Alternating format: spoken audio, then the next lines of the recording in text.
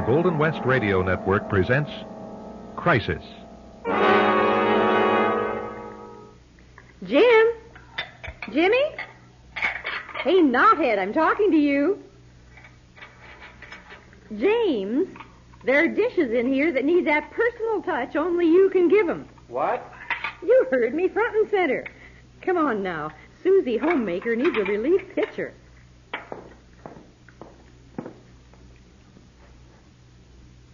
Jim, what are you doing? Huh?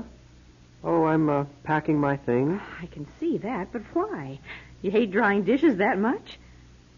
Son, listen to me when I'm talking to you. Not now, Mother. Hey, who do you... Jimmy, are you all right? Let me feel your brow. Got a pretty nasty crack on the head the other day. I know the doctor said you'd be fine in a day or two, but I'm beginning to wonder. I'm okay, really. Nobody gets a fastball alongside the head and comes out fine. Come on, why don't you just stop all this and lie down for a while? No.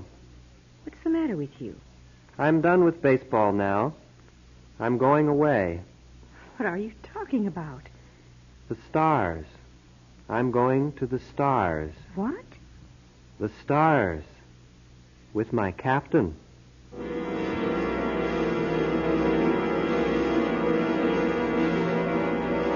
There's a fine line, we're told, between sanity and insanity. And perhaps you and I have at times passed over that line, perhaps not. But if there is a line to be crossed over, what happens? What really happens to those who do not return? Where do they go? Tonight, we take a look at a family that knows what insanity is. What's interesting about this particular family, however, is that only one member of it knows what it can really accomplish. I'll be back with tonight's tale of crisis, written by Neil Reese, titled The Captain.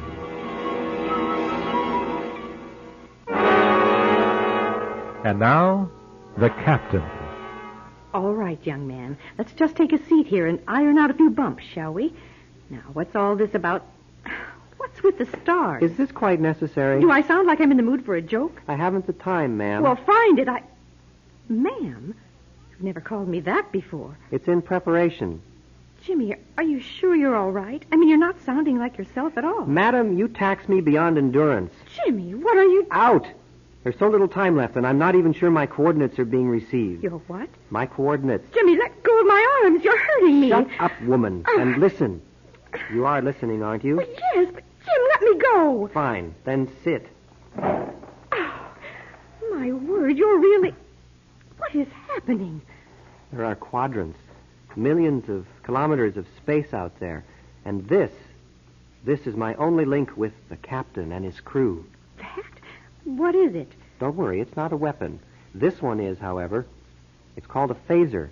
Would you like to see how it works? No, don't, please. But my communicator. This is what is of real interest. This small device, now open, is sending out a signal that will allow the starship to lock on to my coordinates and beam me up. Take me away with the captain. Oh, Jim, I don't Sit think... down. Oh! Now, before I leave, I want to make a few things clear to you. First of all, I want no interference. Not from you, not from anybody. Is that understood? I hear you. Next, I want you to know that I'll not be coming back to this house, What? to this planet. Jim, No, son. not even to this little speck of dust. So you need not search for me because I'll be gone like few have gone before. Why? Why do you want to leave us, son? Quiet. I leave for tomorrow. Tomorrow? For things I've never seen, feelings I've never felt, galaxies, systems, societies. My 5-year mission will be followed by another, and still another. You really want to go, to leave us, don't you? Affirmative. I don't understand any of this. You need not. It doesn't concern you. How can you say that? I'm your mother. I say it because it's true. I'm the one who's leaving, not you. Is there nothing you'll hear, nothing I can say, so you'll know how much we care? We love you. Yes. There is something you can say. Well, what then? Tell me and I'll say it. I will. Say goodbye. Son, you're my baby. I cared for you when... And your father, he Enough. can't get... Out now. Get out of here before I use this on you. The captain arrives soon, and I must... Out! Didn't you hear me? Outside! Leave my quarters immediately! Oh. Look at my hands. What's happening here? I don't know. What am I going to do? The phone. Oh, I can't even remember the number. Come on, Amy, rise and shine. Your baby's in trouble. A bunch of new people over there. Flight call. Aerodynamics. Thank God you're in. Amy? Tom, can you please come home right away? Now? What's the matter, I hon? don't really know. It's Jimmy. He's just... Hey, you guys. Knock it off. I can't hear a thing. All right. Babe, what's this about Jimmy? Tom, please, just come home. Now, right now. I don't know what to do. Please come help. Tom? Yes. Yeah, I'm here. Okay. I'll be home as soon as I can. Just, have you called the police or anything? Should I call them? No. Just come home. Okay. Fast. Okay. I'll be there as soon as I can. You just stay there. I'm leaving now. What is it, Tom? Listen, Pax, tell the boss I'm going out. I'll be back whenever I can, okay? Yeah, sure, of course. Is there anything I can do? No, there isn't. I've got to go. I'll call you later if I can, all right? All right.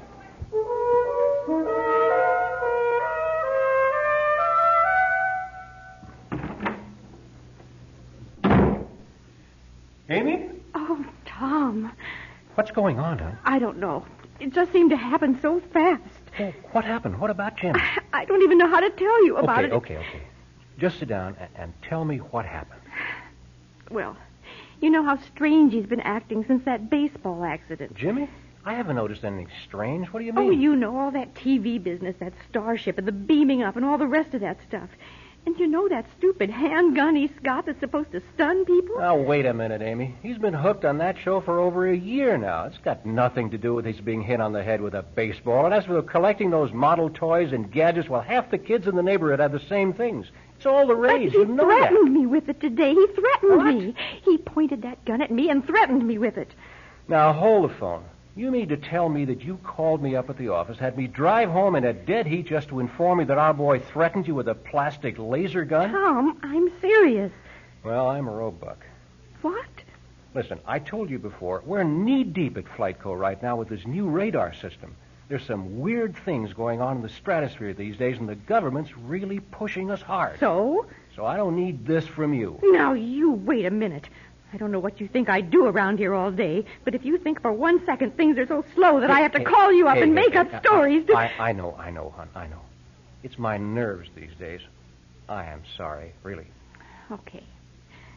But, Tom, if you could have seen his face, I'm telling you, according to his eyes, the way he looked at me with that gun in his hand, I wouldn't have bet a penny that gun didn't actually shoot. He's in his bedroom now? Yes. He just sits on his bed and stares. Look, you just sit tight for a minute, and I'll go up and talk to him, okay? All right. But be careful, Tom. He's really not himself anymore. I'll be back in a minute.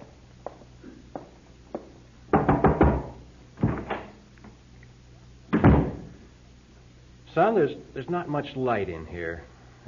You mind if I turn the light on? Please do. You mind if I sit down? No?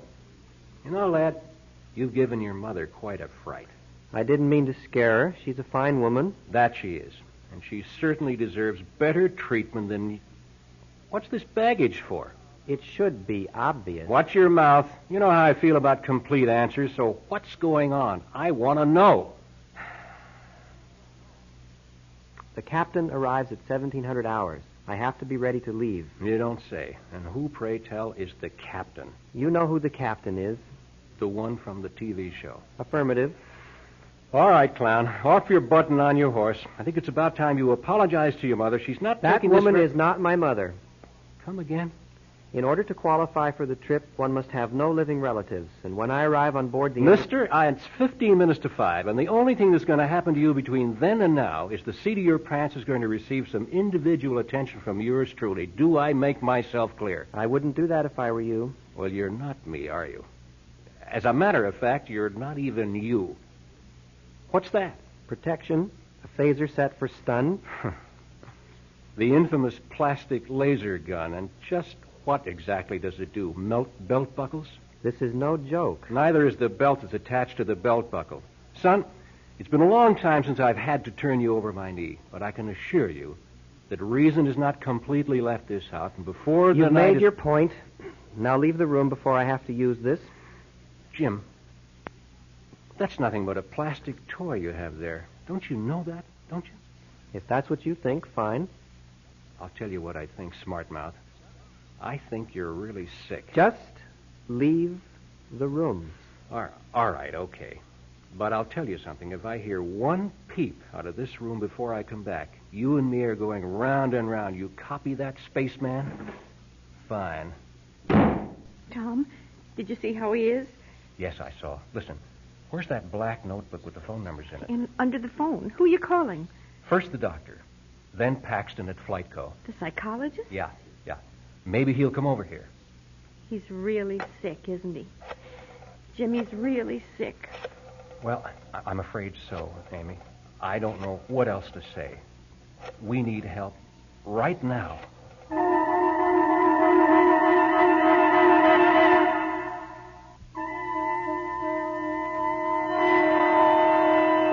Tom and Amy have called for Dan Paxton, a friend of Tom's who works at Flightco in the stress analysis department. He's the company's chief psychologist. They've known him for years, and, like many families will do in times of trouble, they turn to someone who's close, someone who's an old... Friend, what do you think? Well, I'll tell you this much. You need more help than I brought with me in the Plymouth. What did you bring? Just myself, pretty lady. Look, have you given much thought to the possibility that Jim's putting us on? What do you mean? Well, look, it's 5:30 now, and this so-called captain of his never showed up, right? Yes. Well, there you are. When I was in there talking to him, I reminded him that 0 hour had come and gone, and there wasn't so much as a moonbeam in the neighborhood. And he didn't bat an eye. Why would he want to play a trick like that on us? We're his parents. Good point, and a rather obvious clue to this joke of his.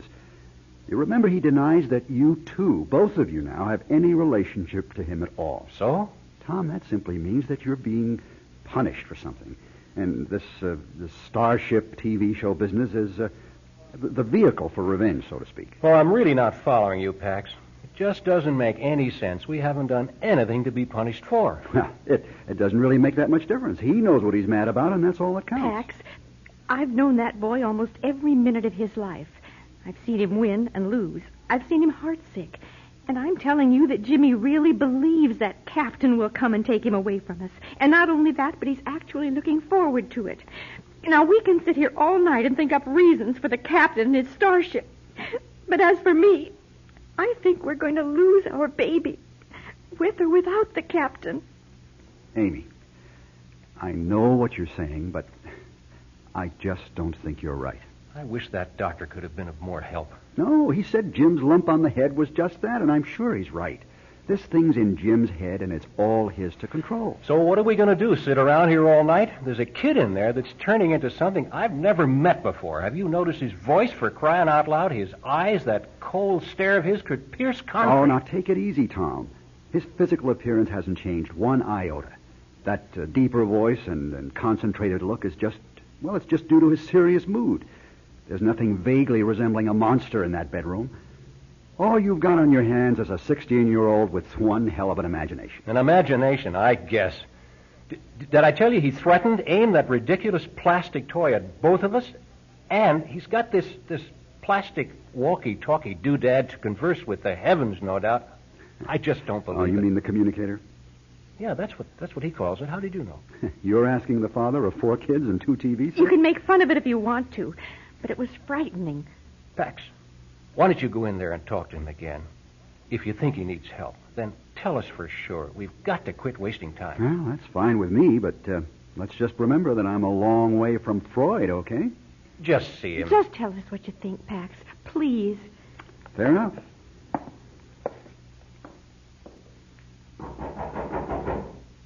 Jim? It's Dan Paxton again. Hey, can I come in? You know, it's not right to put all this on Pax's shoulders. We should be in there with him. We'll go in a minute. Let's let Pax talk to him for a while. He knows what he's doing.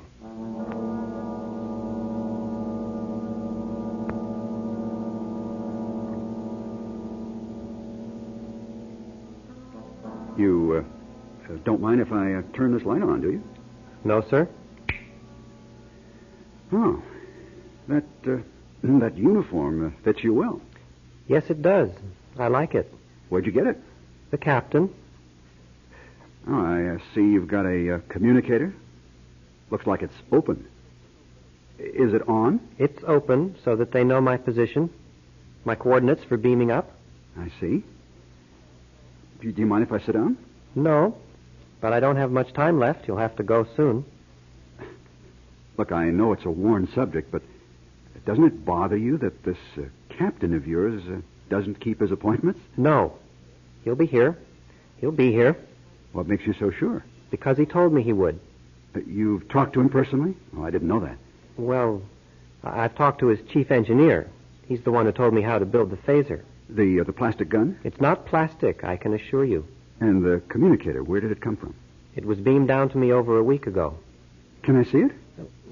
Do you mind? Well, I suppose, for a minute. Well, so where's your captain?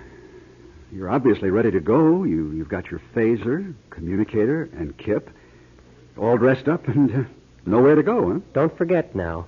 I've still got my phaser. I can make you leave, you know. How do you know it really works? Have you tried it out? No, but I know it works. Just don't make me use it. Do tell. Are you here to make fun of me? No. To try and stop me? No. What are you doing here, then? I'm going with you. What? I'm going to go with you. How do you figure that? Listen. Allardyce? Pax, Univar. What?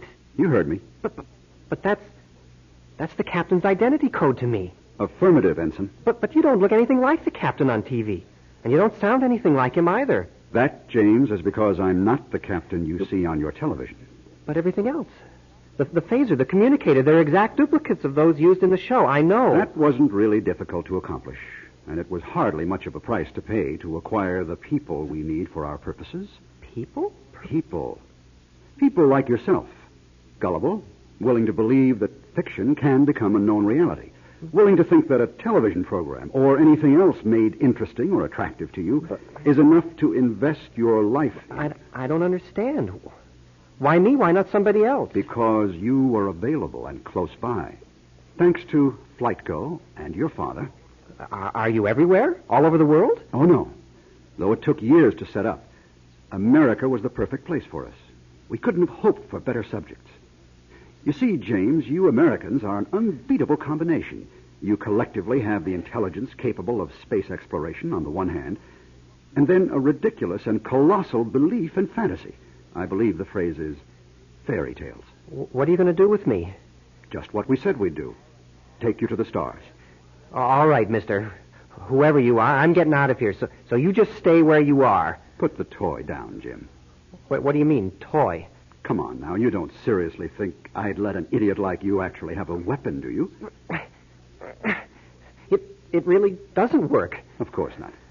I suppose the communicator is just a toy, too? Oh, no. It's been open to the ship all this time, in fact. It's in fine working order. I don't believe it. I just don't believe it. Engineer, this is the captain. Aye, Captain. 2 to beam up. No, I won't go. Mom? Daddy? Help me, please, help me!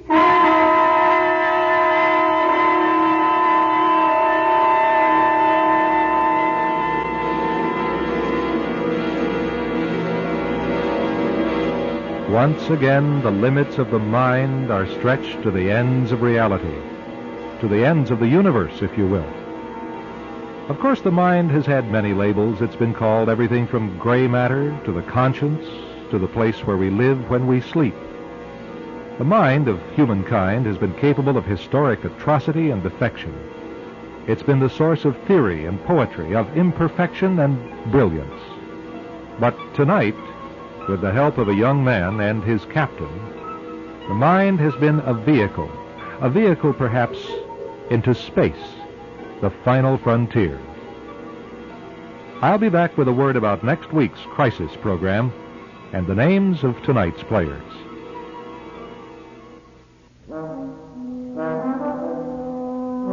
Tonight, Crisis presented The Captain. In our cast were Mark Adler Corbell, Lee Posh, Ron MacDonald, Paul Herlinger, and Bob Robertson. Script by Neil Reese, sound by Jeff Thompson, engineering by Carney Barton, produced at Audio Recording Incorporated. And now this is your director, Jim French, inviting you to be with us again next Thursday night for Crisis.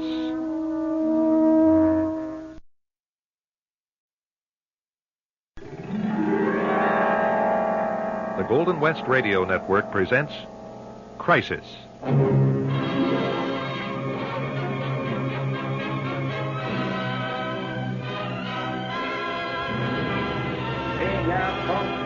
The movie stars home. See where your favorite TV and movie stars live. Get your authentic guide to the homes of the stars. Beverly Hills, where everything has changed and yet nothing has changed from the way it was in the heyday of the movies. The faces are new, the lifestyles even more outrageous, but the world of the curious still beats a path to those fabled few square miles. The magical attraction still endures, luring hopefuls from the cities and towns of the East, Midwest, and South to try their luck in Tinseltown. There, what'd you think of that? Oh, I think it's wonderful, Mr. Bradley. Go on. Oh, that's all I have. But it's good. Yeah, I know. It's from the midwinter issue of the L.A. Times. Oh, I thought you wrote it yourself. Well, I think it's important to get the feel of the story you're going to write. That's why I want to rent an old house in the heart of the film colony. Well, you came to the right real estate office. Mr. Jackson has a lot of listings, and as soon as he gets back, I know he'll be... Oh, here he is now. Mr. Jackson. Patty, will you see if you can find me the appraisal on that broken-down old fire trap out in Doheny that's been boarded up for years? Mr. Jackson, this gentleman is... And tell the salesman I don't want to see our sign on that old dump. It's bad for our image. I'm going to try and get the city to abate the property, but... Oh, excuse me, I didn't see you there. Mr. Jackson, this is Mr. Bradley. He's looking for a house to rent. Well, glad to know you, Mr. Bradley. You want to rent a house here in Beverly Hills? Well, actually, what I had in mind was... You know, every now and then we get a nice rental from someone who's shooting in Europe or someplace. What'd you have in mind? Well, something with a lot of character. You know, maybe an old mansion. An old mansion, huh? Yeah, something like in Sunset Boulevard. You know that movie? Yeah, I know the movie. About how much did you want to pay per month, Mr. Bradford? Oh, I could go up to $200, and it's Bradley. $200? Well, if I have to, for something nice. Mr. Bradford. Bradley. Bradley. Mr. Bradley, let me explain something here. In the last year, when we've had anything to rent at all, the figure has never been under $2,000 a month. Here's the appraisal on the Doheny property, Mr. Jackson. Thank you, Patty. And let me have that. Here. Huh. You say you want a place with character, is that right? Right. You see, I'm an author. I mean, I'm going to be as soon as I write my book. It's going to be all about some of the great names of the Hollywood's past, like Ken Murray and Donald Novus and Patsy Kelly. You're sort of looking for a kind of relic of the old days, is that about it? Yeah, that's it. Come with me, Mr. Bradley. Charlie. Mr. Charlie? No, I want you to call me Charlie. Oh, okay, Charlie. I'm going to show you a true relic of the past glories of Beverly Hills. Where'll you be, Mr. Jackson? We'll be out at the Doheny property, Patty. Oh, you mean the old broken-down... That's right, Patty. And if you'll step out to my car, Charlie, I'm going to show you something you'll never forget. After you. Hey, say, I didn't mean to stare at you, Mr. Jackson, but did anyone ever tell you how much you look like...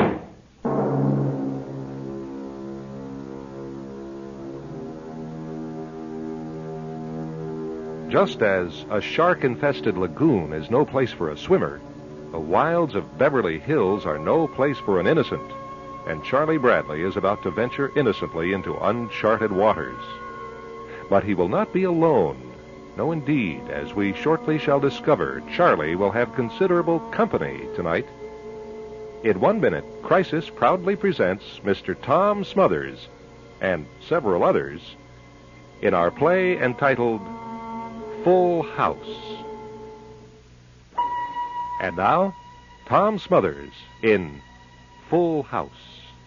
Well, Charlie, she's old and drafty and covered with an inch of dust, all 17 rooms of her, but she's a treasure trove of a glamorous past. A treasure trove of a glamorous past. Hey, gee, that's great. Hey, do you mind if I use that in my book? Oh, feel free. Feel free. And don't worry about the dust and the drafts. It's perfect for what I need. I'll take it. Well, wait a minute. You've only seen the ground floor and the second floor. There's the attic and Well, the basement. I'll check them out tomorrow. Well, okay. Well, let's go back to the office and sign the papers. Well, can you bring them around tomorrow? I'd kind of like to just settle in for the night. You want to stay here tonight? Yeah, sure. But there's no heat. I'll have to get the water and lights turned on. Well, I guess there's still time enough to do that. I'll get right on it, Mr. Bradley. Charlie. Oh, Charlie, and frankly, I wouldn't plug in too many appliances when you do move in. This wiring is pretty old. Well, I'm pretty handy with wiring. Besides, tonight all I'm going to do is just pick a bedroom and curl up with my notebook and start writing. A treasured trove of a glamorous past. Gee, that's really neat.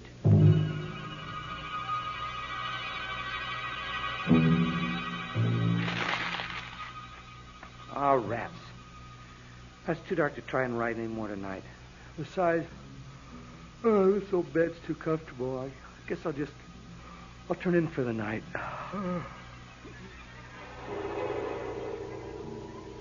What was that? Where are my shoes? Here they are. Someone else is in this house. Holy smoke. There, I got them on. Hello? Hello? It's coming from downstairs. Oh, boy, do I hate to go downstairs. Well, here goes nothing. Stand right where you are, my fine fellow. Huh? Now, if you will be so good as to turn around very slowly with your hands in the air. Yes, very good. Don't point that gun at me. I'm very much afraid I shall have to make use of it unless you do precisely as I tell you. What are you doing in this house? The very question I was about to ask you, sir. Well, I rented this house. A likely story. You cannot rent these premises. As you can see, this place is already occupied. Yeah, but I've got a receipt for the first month's rent. How delightfully naive you are, sir, to think you can bluff me. Hey, wait a minute. Now, you just hold on a minute. I think I know who you are. And I know who you are, my fine fellow. A common thief hoping to snatch what is rightfully mine. But you shall not have it. The Maltese falcon is mine. The Maltese? The good doctor is growing impatient. Very well, sir. You will accompany me downstairs.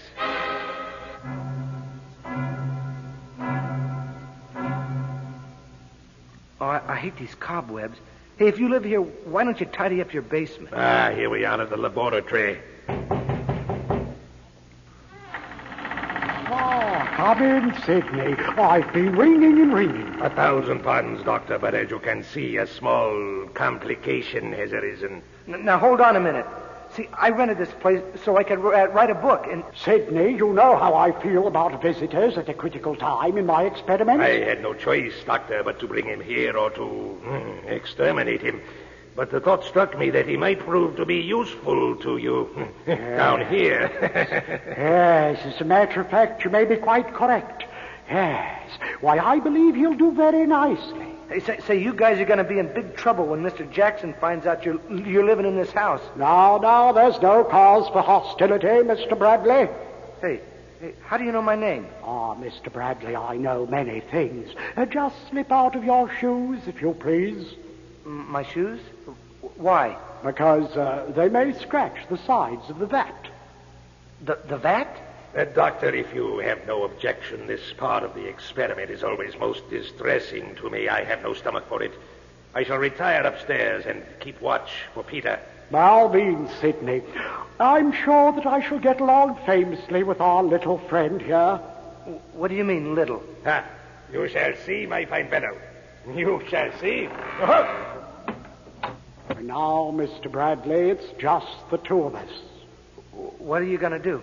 I'm going to give you the priceless opportunity to make your contribution to the causes of science. If you'll stand right here, I'm going to attach these electrodes to your body. Hey, keep away from me. And then you're going to do a little skinny dipping in the vat. That's what you think.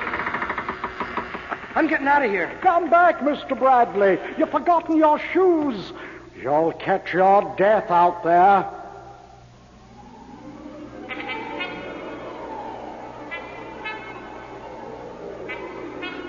Boy, where'd I tell the police about those guys? I gotta find a phone. I sure hope there's someone home next door. How am I gonna explain all this? I thought those two guys were dead. And what's all this fuss over a Maltese falcon? Good evening and welcome to You Bet Your Bird. Say the secret word and I slam the door right in your face. Hey, listen, you're gonna think I'm crazy. You're absolutely correct, and that was the secret word. No, you gotta listen to me.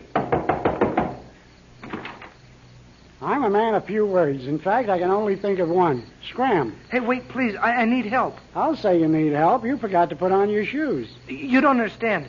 I just rented a place next door, and there's this mad scientist down in the basement and a big fat Englishman with a gun. Well, wouldn't you know it? There goes the neighborhood. Can't you give me some help? Certainly. Take 2 aspirin and call a squad car. Well, couldn't you call me a squad car? All right, you're a squad car. Hey, look, will you be serious with me? How can I be serious with a guy who comes to my door barefoot at midnight and tells me he's got a squirrely scientist in his cellar? But it's true. I happen to know that old mausoleum has been empty for 20 years. Even the termites won't stay there.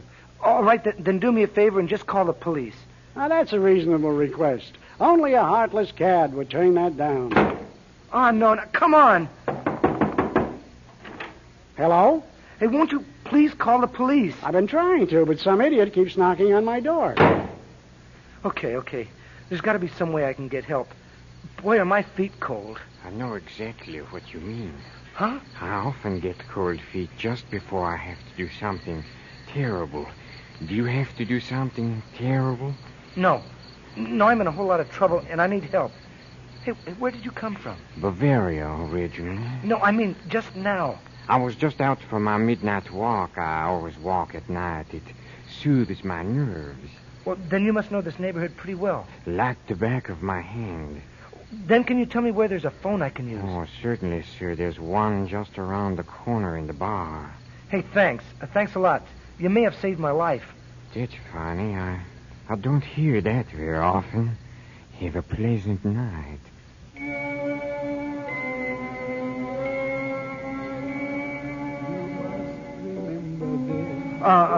Excuse me. Yeah? Is there a phone I could use?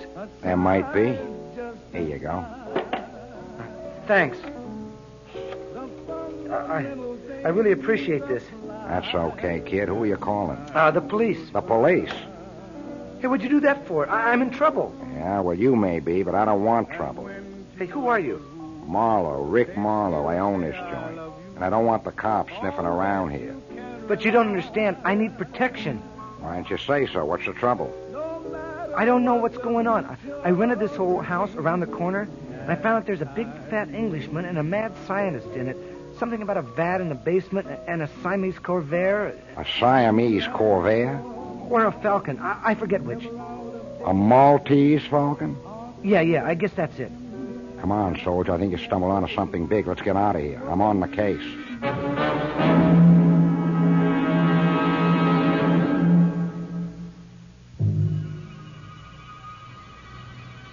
Okay, give. What are you doing in that old shut-up house? Well, I rented it from Mr. Jackson at the real estate office in Beverly Hills. I only wanted some place with character because I'm writing a book about Hollywood, the way it was. Yeah, you and everybody else. Go on. So I was almost asleep tonight when I heard this funny kind of gong. And I went out in the hall, and here was this big guy named Sidney, and he had a gun. And he made me go down to the basement, and that's where this mad doctor has a bunch of experiments in a big vat. I think I was going to be his next subject. Wait a minute. You said something about a Maltese falcon. What about that? I don't know. Except that Fat Sidney thought I was going to try to steal it from him. Uh-huh. So he's got the falcon himself, huh? Okay, let's go in. I hate to tell you this. What? I haven't got the key. I left it upstairs in the bedroom. No problem, Charlie. That's my own personal skeleton key. Ah, Mr. Bradley, you've come back. How decent of you. And you brought company. I might have known it was you, Rick. I recognized your knock. You two guys know each other? Sure, we've been through a lot together. Ain't that right, Sidney? Indeed, Rick, indeed we have. Now, do come in and let me shut the door. I was just about to pour myself a little nightcap. I have only a modest cellar, but I do hate to drink alone. Yeah, well, it's your cellar I want to talk to you about. You got something down there besides muscatel. How delightfully direct of you, sir. There. That's a signal from the mad professor in the basement. Do not move, Mr. Marlowe. As you can see, I have my pistol pointed at your heart. Yeah, and I have my pistol pointed at your heart. Listen, I feel kind of like the odd man here. So why don't I just slip out and you can keep my shoes and we'll just... Don't move a muscle, please, Mr. Bradley, because I, too, have a pistol, and it is pointed at your heart. The professor's getting impatient, Sidney. Quite so, quite so. We seem to have arrived at an impasse. That's right, Fatso. If you move, I plug you. And if you move, I plug you. And if Mr. Bradley moves, I plug him. Yeah, it's too bad. We seem to be one gun short. What we really need is someone to plug the creep here. Don't you call me a creep, you creep. This is quite intolerable. I suggest we all put away our weapons and discuss this like reasonable human beings. Okay, I'm willing. Put your gun down, Sidney. Peter, put your gun down. Why me? Why does it always have to be me to put my gun down first? It isn't fair. Do as I say, Peter. Oh, all right. There. Excellent. You plugged him, Sidney. He was a fool, a weakling. I have no respect for weaklings, only for the strong. Now, Rick, let us conduct our business. I am willing to pay handsomely for the Maltese Falcon. Yeah, I thought you had it. No, my friend. But it is somewhere in this house. Find it for me, and you will be rich beyond your wildest dreams of avarice. Excuse me, but there's only one place it can be. Down in the basement. How about that, Sidney? Are you suggesting that the good doctor is holding out on me? Come, let us confront him with that notion. That won't be necessary, Sidney. I'm tired of waiting down there in that damp cellar for you to bring up my next experimental subject. So I came upstairs and overheard everything. Doctor, I implore you. As much as I detest violence. Nice shot, Doc. Yes, a pity. But he was about to learn my secret. Marlowe, put that gun down. No hard feelings, kid, but I already knew your secret, which is that you've got the Falcon hidden in the vat downstairs. Wrong, Marlowe. Mr. Jackson. Just stand where you are, both of you. Patty, honey, go take Marlowe's gun. Sure, Jackson. Oh, you're good, sweetheart. You're awful good. Well, will someone please explain? Mr. Jackson, you rented me a house that was already occupied. Shut up, Charlie. I get it now. Jackson was in on the whole deal. He furnished unsuspecting bodies to Sidney, and Sidney sold them to the doctor. And the doctor had figured out a shrinking process. And Charlie was going to be the next Pigeon. Not Pigeon, Marlowe. Falcon. Sidney and the doc were going to palm off a shrunken Charlie as the original Maltese Falcon. I was going to get part of the action. But then you muscled in. I didn't know, Rick, honest. I didn't know. That's okay, kid. And I still don't know. What's going on in this place? Sorry, Rick. You know too much. Jackson, no! Oh, no, Rick. Oh, don't die. Don't leave me. You're okay, sailor. You got what it takes. You'll survive. That's all that counts. No. Charlie, hand me that glass of wine Sidney poured. Gee, here, Mr. Marlowe. Thanks. Well, here's looking at you, kid. Oh, no. Mr. Jackson, I'm really disappointed in you. Well, that's the way it goes, Charlie. Oh, come on. You know, I'm going to report you to the National Real Estate Board. Goodbye, Charlie. Charlie, come on, wake up. No. Please don't shoot, Mr. Jackson, please. Shoot, what are you talking about? We must have been dreaming. Oh, he looks so cute curled up in that big old bed. Patty. Yeah, we let ourselves in because we got kind of worried about you all alone in this big old house. But I guess you're okay, huh? Sleeping like a log. Boy, no, I'm glad you woke me up. Man, I was having the most horrible dream. It was terrible. Well, it was only a dream. Go back to sleep, Charlie, and we'll be in touch. Good night, Mr. Bradley. Good night. Wow. What a dream. Oh, well.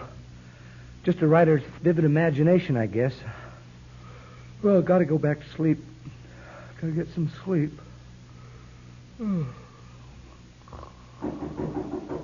Huh? Oh, no, they must have forgotten something. Oh, well, where's my shoes?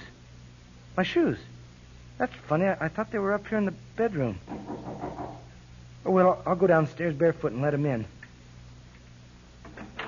Stand right where you are, my fine fellow. Huh? Now, if you will be so good as to turn around very slowly with your hands in the air. No, not again. No, I've already dreamed this. Ah, I am very much afraid I will have to.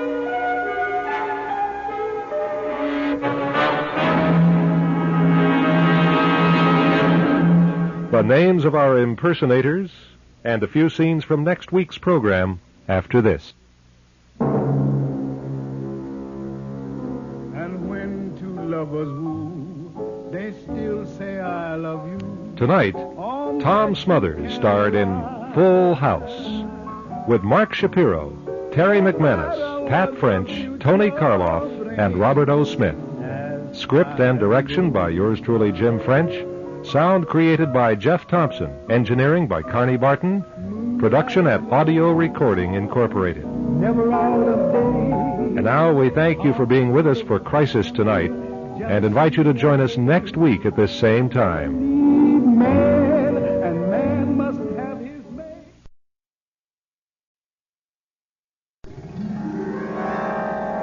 The Golden West Radio Network presents Crisis.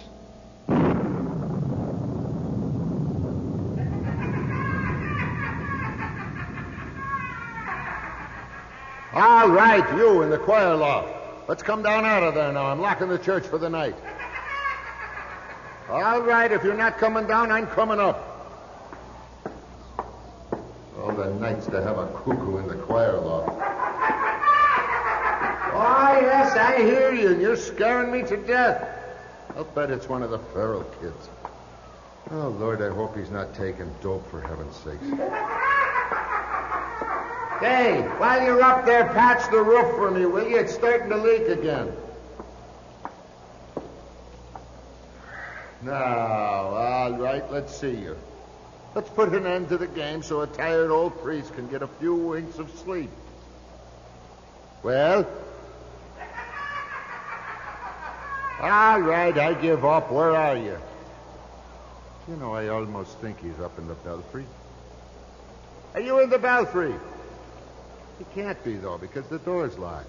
I think it's locked. Locked. No, there he is. You, stop!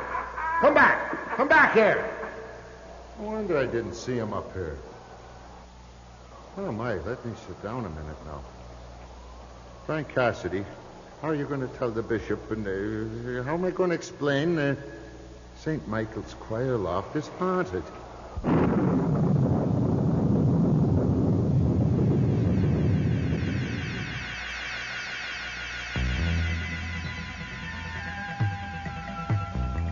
It's hard enough to be a priest these days without having to contend with a haunted church. What with all the natural problems of man's proclivity to sin, the last thing Father Cassidy needs is something supernatural flitting through his old neighborhood church. In a minute, we'll return to tonight's St. Patrick's Day tale of suspense, as Crisis brings you Flanagan's Legacy. And now, Flanagan's Legacy. The storm that raised the shingles on St. Michael's has blown away, and with it the gloom of night, but not the memory of the strange apparition Father Cassidy saw in his choir loft. On the afternoon of the next day, Bishop Coughlin stopped at the rectory for his regular visit and found his old friend and seminary classmate looking drawn. Will you have more coffee, Bishop? I will, thank you, Frank. Now, that's plenty, thanks. Are you feeling all right? And why do you ask? Well, your hand's shaking a little, I notice. Oh, it always shakes. Has for years. Things kind of rough at St. Michael's? Oh, no, nothing in particular, Bishop. And you can forget the titles, Frank. We're alone.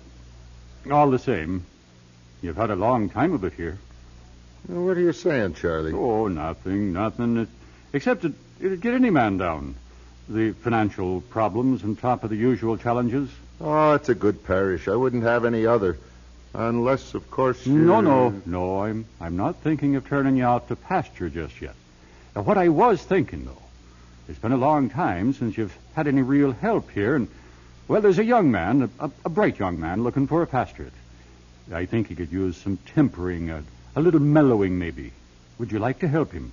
You're saying I'm the one could use the help, isn't that it? Well, it works both ways. His name's Douglas. Has a good business school background at Notre Dame. And does he sing like Bing Crosby? No, and you're not as old as Barry Fitzgerald. Now, look, Frank, how else does a young priest learn? He learns from... An old priest, sure, I know. Maybe it's a good thing after last night. Oh? And what happened last night? Yeah, nothing. The storm and all. What about the storm? Is that why your hand's shaking? No, listen, Charlie, it takes a lot more than a thunderstorm to shake me up. Well, then what was it? It was nothing. I want to hear about it. There's nothing to hear. My eyes, that's all. They were playing tricks on me. That's all I meant. It's nothing. I think you'll like Douglas. Douglas? Who's Douglas? Oh, the new man. Yes. Saturday be all right? He could drop by and have a nice chat with you. Sure. Saturday's fine.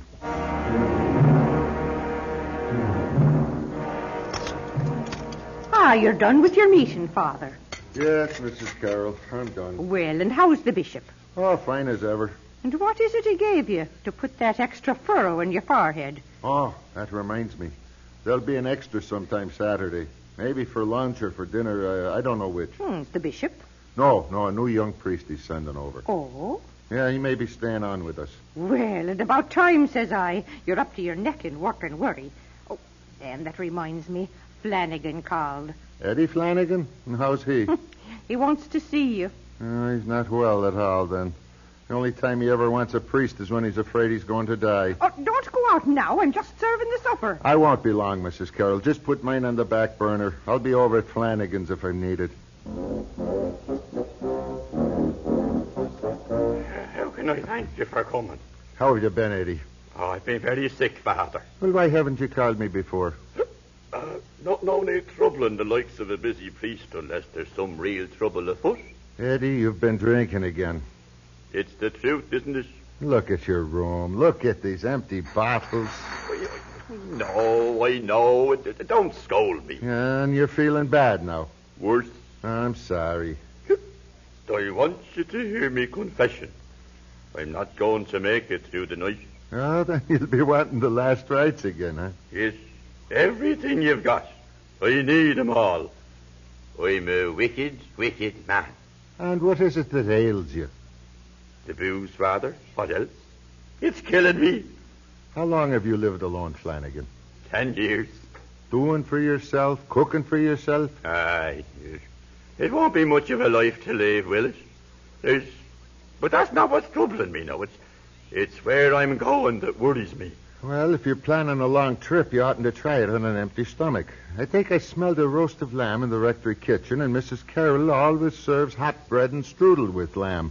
And she's in a kind of a rut, and she always makes too much. No, Father. I couldn't. Well, you're probably smart. Look what her cooking's done to my belly. I just thought tonight... You're the clever one now, aren't you? If you get me to the rectory, I'll be only next door to the church. And the next thing you'll have me in the door, lighting candles like an acolyte. Oh, come on, Flanagan. I'll help you get dressed. Will you be wanting more strudel, Mr. Flanagan? I couldn't hold another bite. Oh, everything was delicious, Mrs. Carroll, as usual. That it was. I don't deserve such food. Go on with you now. There's a nice fire going in the study, Eddie. Let's go relax. Oh, did I tell you we're getting a new assistant at St. Michael's? No. A young priest named Douglas. Oh, now, Father, you're not returning. Me? No. You're sure? Of course I'm sure. Here, take this big chair by the fire.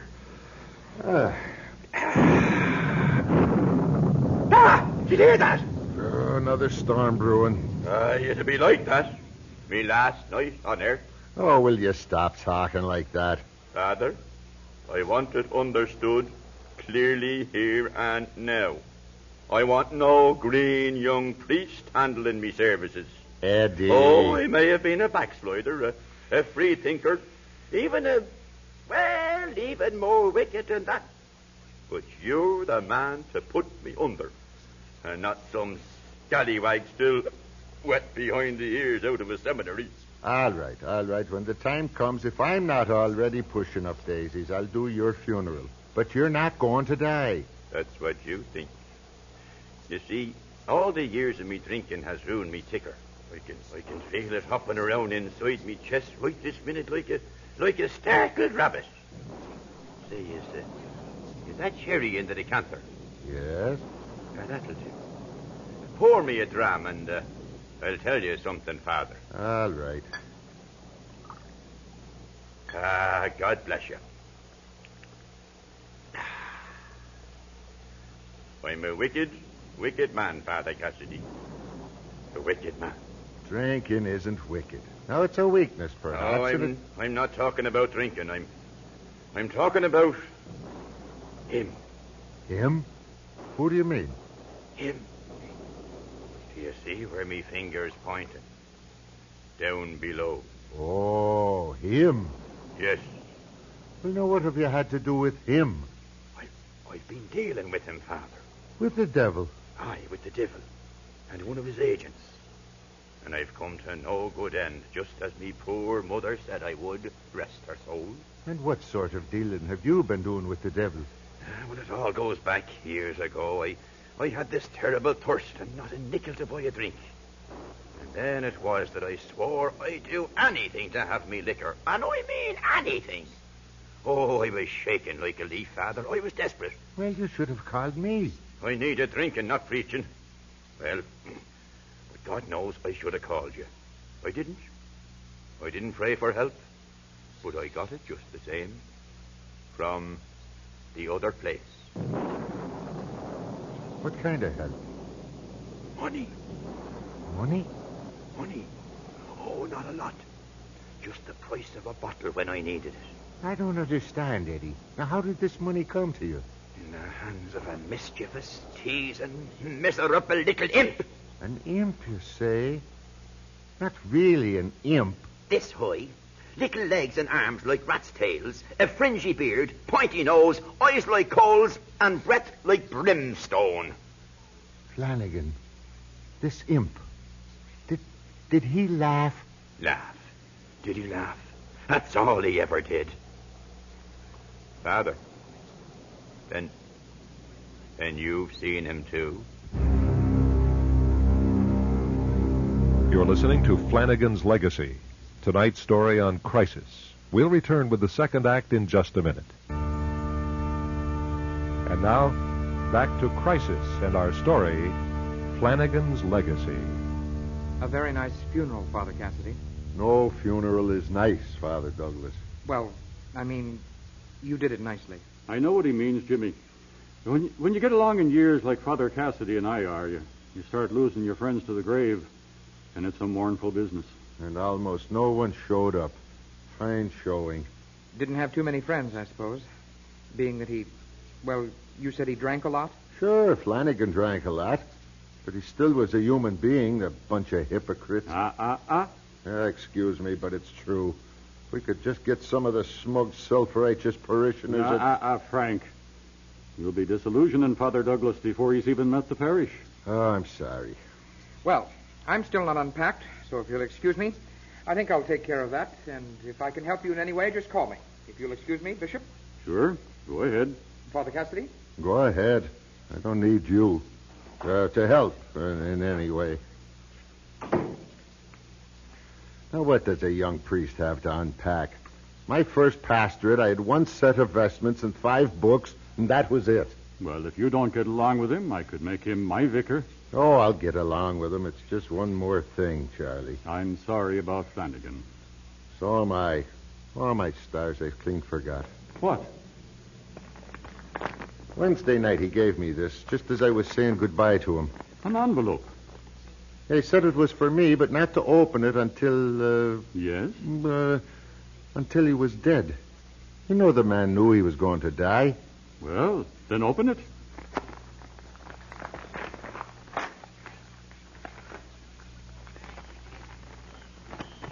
Dear Father Cassidy, being of sound mind most of the time, and having no living relatives that I know of, I hereby leave to you all my possessions. Oh, what do you know? Well, of course, he had nothing so far as I know. Anything he has, I'll turn it right over to the church. No, wait a minute. Now, he just scribbled this out, did he? I suppose so. Well, without a witness, it probably won't even stand up in court. Now, wait now. There's some kind of a mark down here at the bottom, just below the signature, but I can't make it out. Let's see it. You know what it looks like? It looks like a tiny, miniature handprint. Huh? See? It's just a smudge, I know, but... By golly, it does look like a handprint, doesn't it? Only whoever made it would have to be only 2 feet tall. No bigger than a leprechaun or an imp. Did you hear that? Hear what? You didn't hear anything? No, what do you mean? Nothing, Bishop. Nothing at all.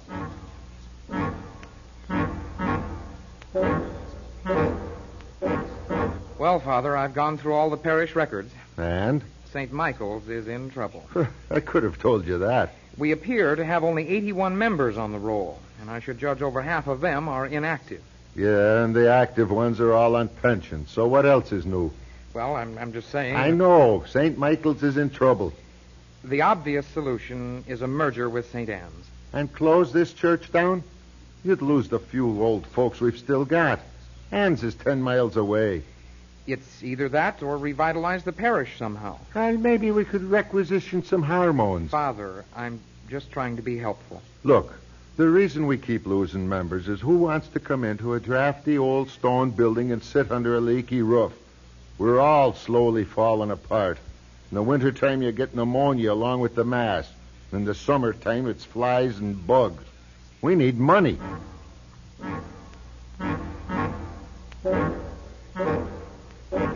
Mrs. Carroll. Yes, Father? Have you seen my reading glasses anywhere? Not tonight. I don't know, what did I do with them? Let's see, I had them in my office next door at the church. Mrs. Carroll, I'll be right back. I'm going to run next door.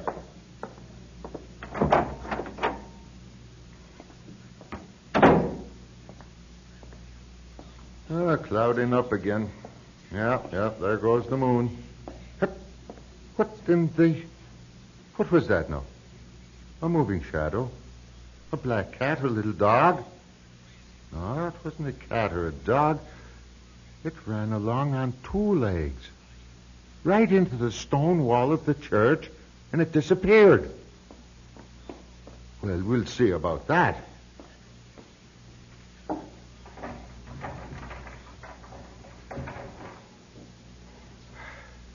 Hello? Well, I'll go turn on all the lights, every light in the church.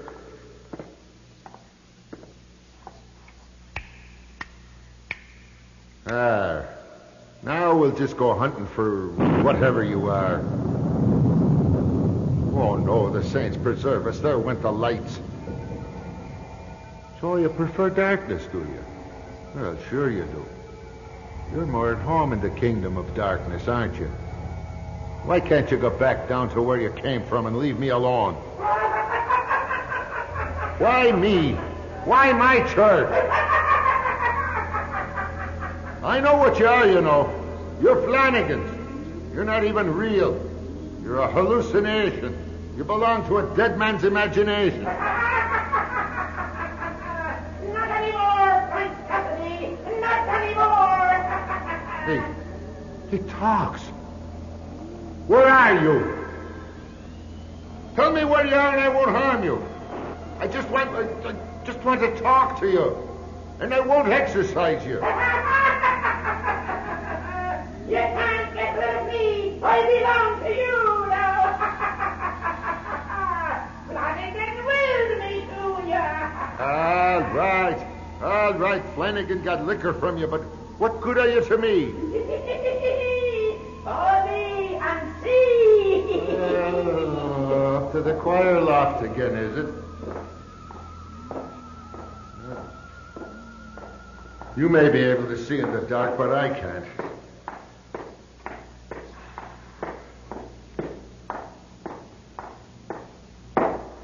There.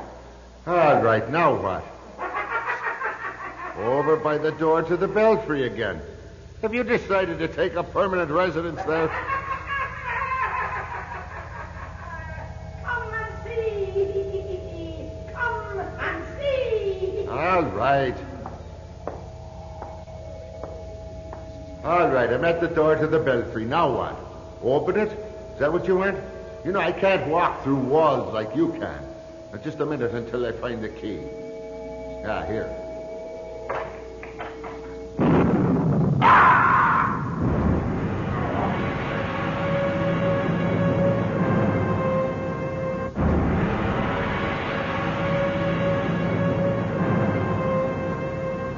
How are you feeling now, Father?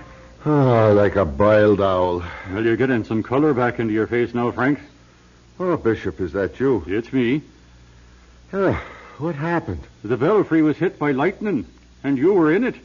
Father Douglas must have found you just a minute after it happened. The steeple took a direct hit, Father. Oh, my, no. I found you unconscious.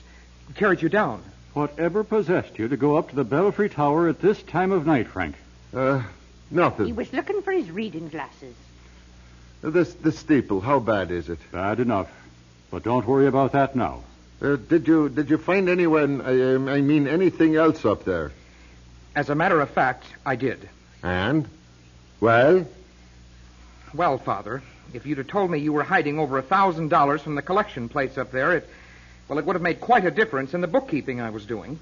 Collection plates? I assume that's where the money came from. All over the floors of the belfry. Silver money, quarters, $50, even dollars. What's the matter, Cassidy? Don't you believe in banks? Banks? No, I've never needed one, but let me tell you, I do believe in leprechauns.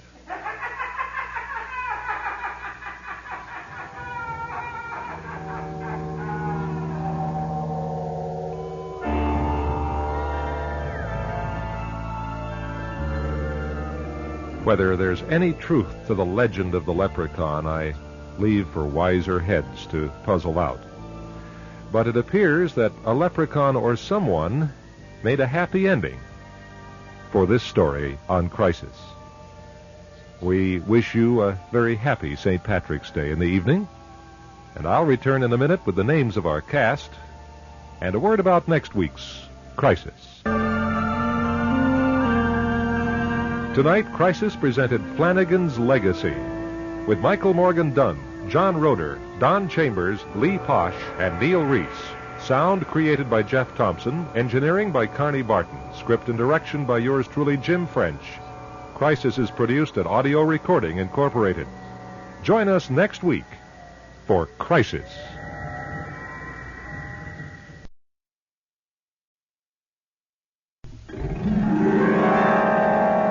The Golden West Radio Network presents Crisis.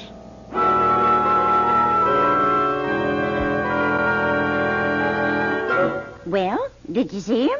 Is that him? That was him. Oh, my dear Minerva. Not exactly your idea of what Charles Strong would look like, is You're it? absolutely positive it's him? Absolutely. Living right here with us at the Franklin. Imagine. Why, he's famous. No, not so much these days, I suppose, but once upon a time, Florence, once upon a time. Yes, there was a time when Charles Strong was the most controversial author. Why, he was banned. Our library wouldn't take a single book of his. And if you were caught with a Charles Strong novel in your possession, it was a scandal. I know, but I thought he died. I thought I read somewhere that he had died. Nevertheless, that terrible, wizened-up little old man who's moved on to the 7th floor is the Charles Strong, the bloodiest mystery writer in America. In his day, that is. Well, do you suppose he'll murder us all in our beds some night?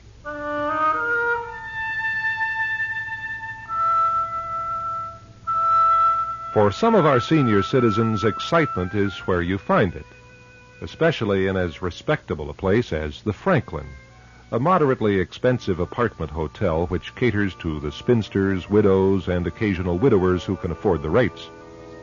Perched on high ground, expensively landscaped, surrounded by elegant old homes, the Franklin is an unlikely place for a horror story, but that is exactly what we have tonight. Our play is titled The Franklin Phantom, and we'll have Act One in just a minute. And now, The Franklin Phantom. To say that Miss Minerva Hastings is a busybody would be unkind, but not far from the truth. Despite her 80 years, her eyes are bright and her hearing is sharp, and if her step is slower than it once was, her mind is as fast and efficient as the works in a well-oiled clock. Oh, it's 3. They're having tea with the Reverend Usher in the solarium. But you haven't told me how you did it, Minerva. Did what? Found out about Charles Strong. Perfectly simple. I help them sort the mail, you know. Yes. Well, for over a week now, mail has been arriving here addressed to a Mr. Arlen, a Mr. Roscoe Arlen. Yes, the man on the 7th floor. Yes, well, most of the mail was big brown manila envelopes mailed from Philadelphia. Oh? These envelopes were all marked with the eagle, pen, and book symbol, the symbol for the Adler Publishing Company. Adler means eagle in German. Well, my stars. And as it happened, one of the envelopes was so poorly sealed, it just fell open in my hands as I was trying to seal it. And I saw what was inside. Well, what? Bundles of letters. Letters? Letters, all addressed to Charles Strong. Oh, yes. Why, you don't say. That poor little old man. Not so poor. Oh, no, I suppose you're right. That sort of trashy novel always did sell, I suppose. Well, I'm surprised they'd let him in. Here? Why, yes, we did have standards at one time. Oh, I dare say if Mr. Cooper knew that his Roscoe Arlen was really the most notorious blood and thunder author since Edgar Allan Poe, he'd be flattered all the way down to his arch supports. Well, I'm off to tea. But, Minerva, what will we say to him? I mean, how will we act? Well, I can't speak for the others, but I intend to go right up to him and introduce myself and say, "You're a fraud and a humbug, Charles Strong. You're just as feeble and broken down as the rest of us here at the Franklin, and I'm not scared of you one bit." Well, Minerva, we're ready for dessert, and not a sign of you know who. I think I'll speak to Mr. Cooper. Here it comes now. Oh, Mr. Cooper! Good evening, ladies. Mrs. Bradbury, you called, Miss Hastings? Yes, I did. Bend down here. I don't want to shout all over the dining room. All right. We have a new neighbor on the 7th floor. Mr. Arlen, I believe he calls himself. Yes, we have. Just moved in. We were hoping to see him at dinner. Isn't down here, is he? No, he's not. We've been watching for him. You don't suppose he's ill, do you? Oh, I don't think so. Where's he from? I can't remember at the moment just where he said he came from. Oh, Mr. Cooper, you, the manager of the Franklin, as efficient a young man as you are, forgetting a thing about any of us, I don't believe it. Minerva thinks he's using an assumed name. What? Florence, I never said any such thing. Shame on you. Why, you did too. Florence, you're flushed. Take your pill. I am? Oh, why? Yes, my pill. Thank you. I wouldn't concern myself too much about Mr. Arlen, actually. He's probably, a little shy. New surroundings and all that, you know. Well, Enjoy your dessert and have a nice evening. Try my foot. Oh, do I still look flushed, Minerva? Huh? Yes, you look very flushed. Why don't you go on up to your room, dear, and lie down? Perhaps I'd better. Yes. I'll look in on you later tonight. Don't forget our TV date. I wouldn't miss it for the world.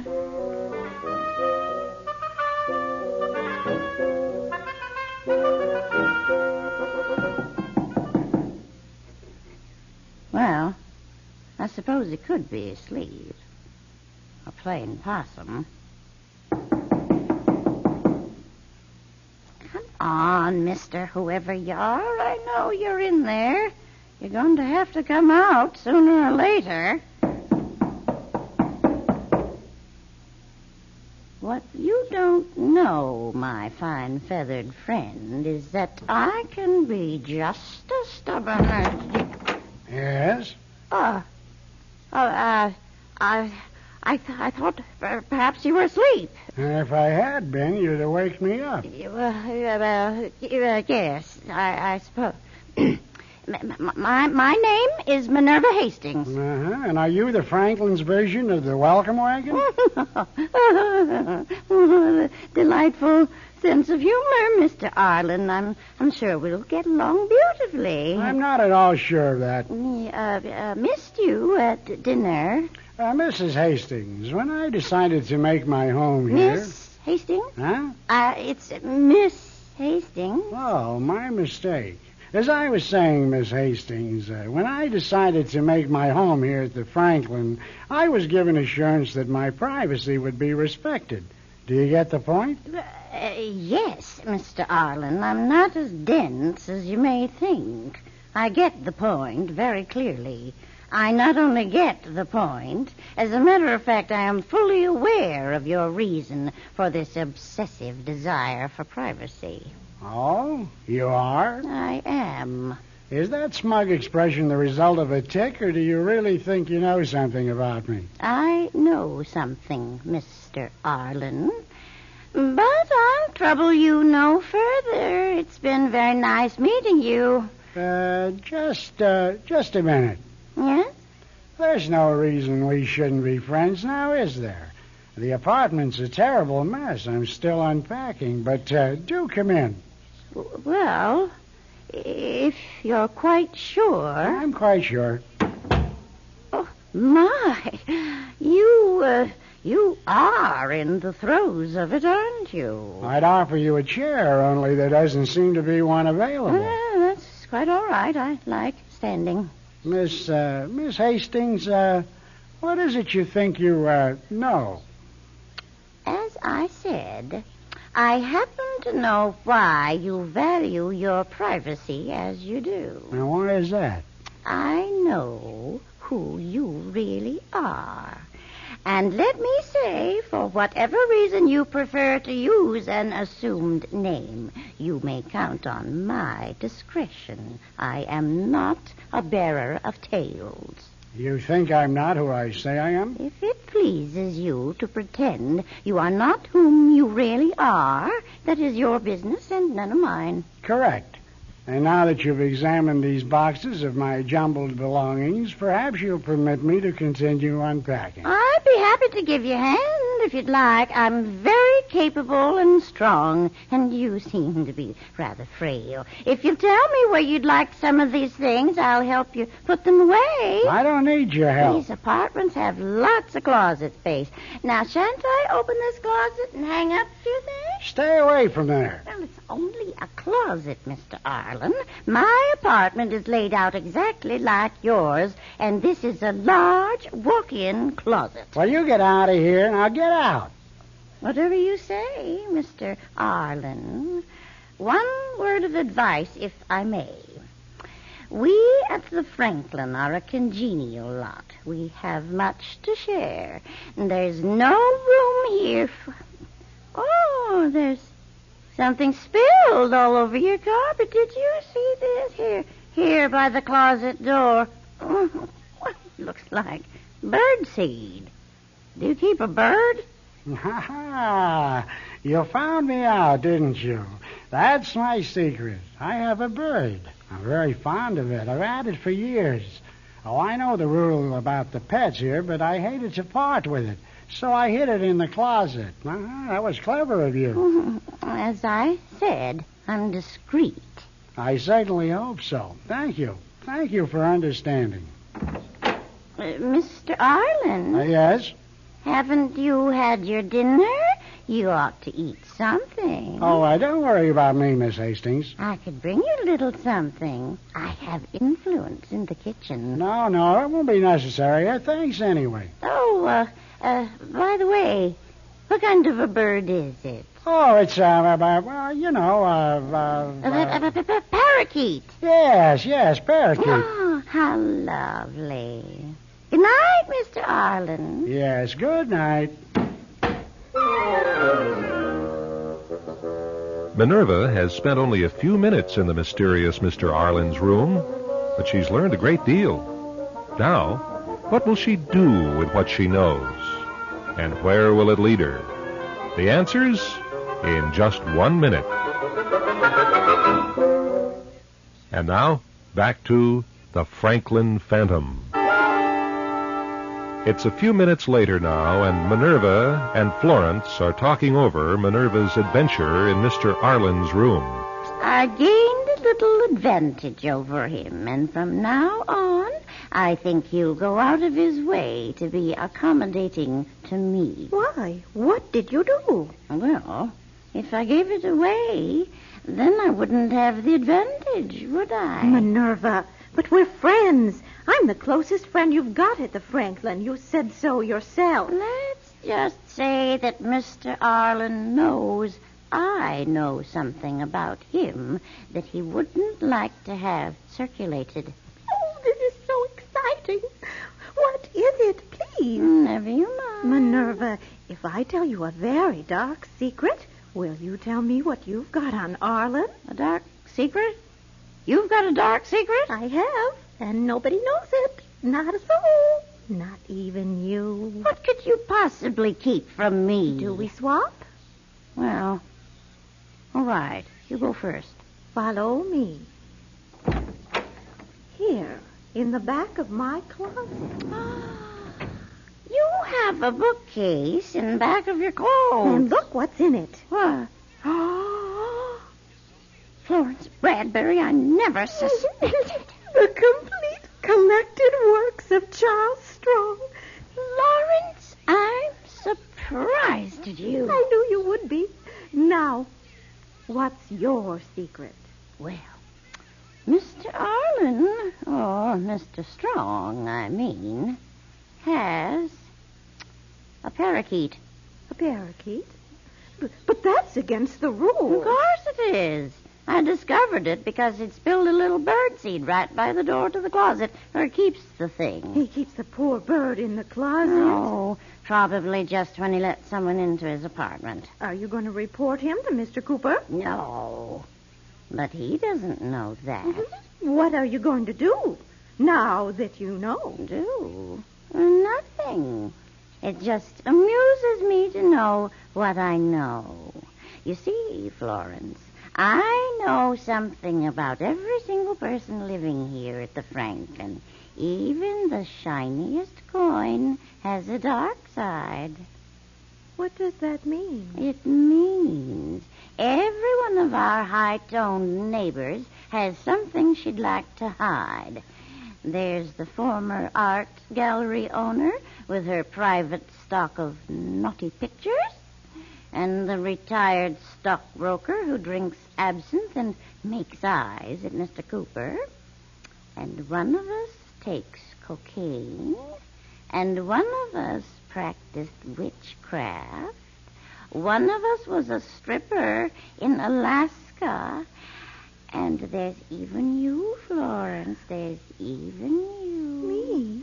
You have a library of sorts, haven't you, dear? Oh, I should never have told you. But you did. Well, anyway, we've missed our TV programs. I'm going home to bed. And tomorrow, I've an idea. I'll be tied up with your favorite author.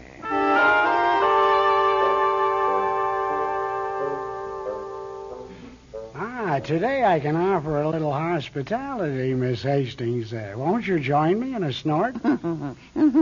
Later, perhaps. Oh, my, you got your apartment put to rights in a hurry. I was up half the night doing it. Oh, then I should leave and let you sleep today. Oh, no. Stay right where you are. I'm glad you dropped in. I've been wanting to continue where we left off last night. You fascinate me, Minerva. Really? Yes, you evidently detected who I really am. You are Charles Strong. Indeed I am, at your service. I knew you were, you know. I knew it even before you moved into the Franklin. My entire scheme to protect my identity blown sky high. How do you do it? Oh, I have ways. You certainly must have. Well, now that you know that the Dean of Low Literature resides among you, what do you plan on doing about it? Oh, nothing, probably. Well, I see that if I'm to have the peaceful dotage I've counted on here, I'll have to enlist you as an ally. Come on, Minerva, have yourself a little snort. Well. And then I want you to meet my parakeet.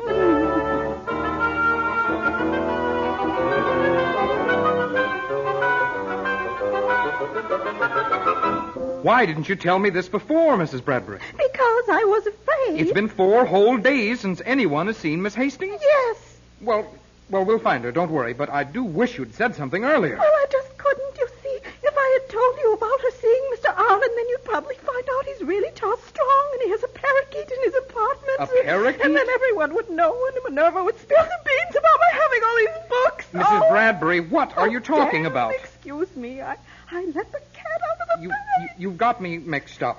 You say that Mr. Arlen is really someone else? He's really Charles Strong. The one who wrote all those books? That's the one. Minerva spotted him, and in fact, the last time I saw her, 4 days ago, she was going up to the 7th floor to see him. That was the last time you saw her? That's right. Oh, my. You don't suppose? I don't know, but he came to the Franklin under false pretenses, if he's really who you say he is. And I'm going to have a visit with him right now and see what he knows about Miss Hastings. And I'm coming with you.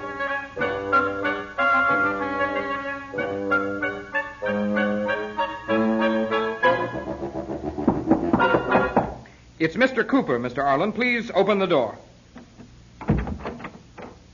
Yes? I'm sorry to bother you, Mr. Arlen, but there are some things we have to talk about. Oh, this is Miss Bradbury, a friend of Mrs. Hastings. You've got it backwards. No, I'm Mrs. and Minerva's Miss. Well, anyway, may we come in? If you're sure you all know who you are, I guess it's all right. I'll come right to the point. One of our long-term residents, Minerva Hastings, is missing. And you may have been the last person to see her. Well, how long has she been gone? 4 days. 4 days, and you're just starting to look for her now? Well, we didn't know she'd disappeared until Mrs. Bradbury here reported it just a few minutes ago. Right on the old ball, aren't you, Mrs. Bradbury? Oh, you keep a civil tongue in your head. And after I bought every filthy book you ever wrote. Huh? And that's another thing. I have to ask you, sir. Are you, in fact, Charles Strong? No, I am, in fact, Roscoe Arlen. I'm afraid I'll have to ask you to prove that. And what's your name? Well, you know my name. I'm Marvin Cooper, the manager. Can you prove it? Well, of course I can prove it, but that's not the issue. What have you done with Minerva? Yes. No. I mean, Mrs. Bradbury, just stay out of this, please. We have a very strict rule here at the Franklin, Mr. Arlen. We do not register persons under assumed names. We do not allow pets. And we don't allow kidnappers. Kidnappers? Where is Minerva? Do you have her? Look here, Cooper. Get this old battle axe out of my room. He's keeping a parakeet. I am not. You are so. Minerva told me. It's in this closet right here. My word. What in God's name have you got there, man? Well, there's no parakeet. As big as cats. Rats as big as cats. Very nice. You know, Hallmark could use you. What is the meaning of this? Your apartment's got rats. That's the meaning of it. I was going to report it. You are Charles Strong. Mrs. Bradbury, be quiet. Now, Mr. Arlen, what are you going to do with these enormous rats in those cages? They're my friends. I couldn't bear to part with them. And who are you, Roscoe Arland or Charles Strong? Both. I wrote under the name of Charles Strong, but my legal name is Roscoe Arland. Oh, I see. Well, under the circumstances...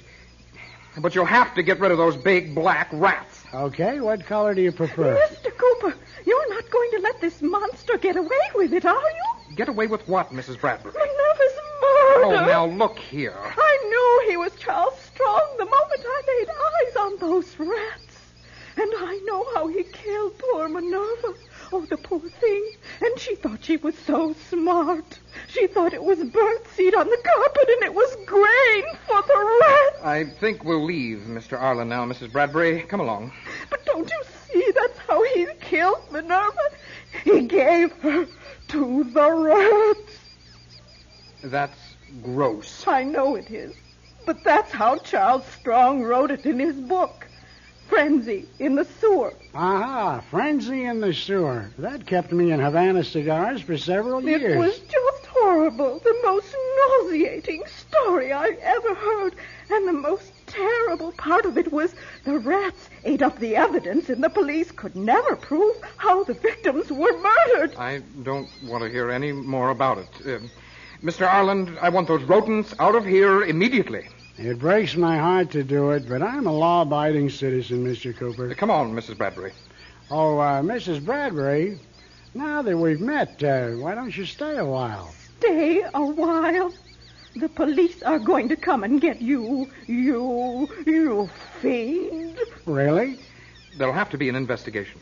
Fine. Bring him in. Love to meet him. You see, Cooper, it's like Mrs. Bradbury says. I have nothing to hide. Absolutely nothing. Right, Rudy? Right, Herman? Right, Adolf?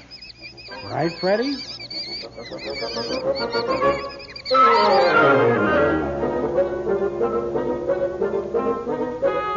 Well, whatever did become of the busybody Minerva? Someone reading the script suggested she was consumed with curiosity, but that seemed too pat a solution.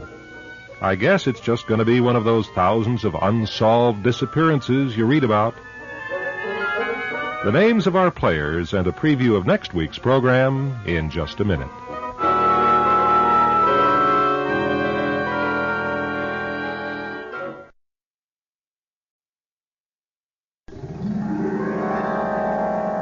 The Golden West Radio Network presents Crisis.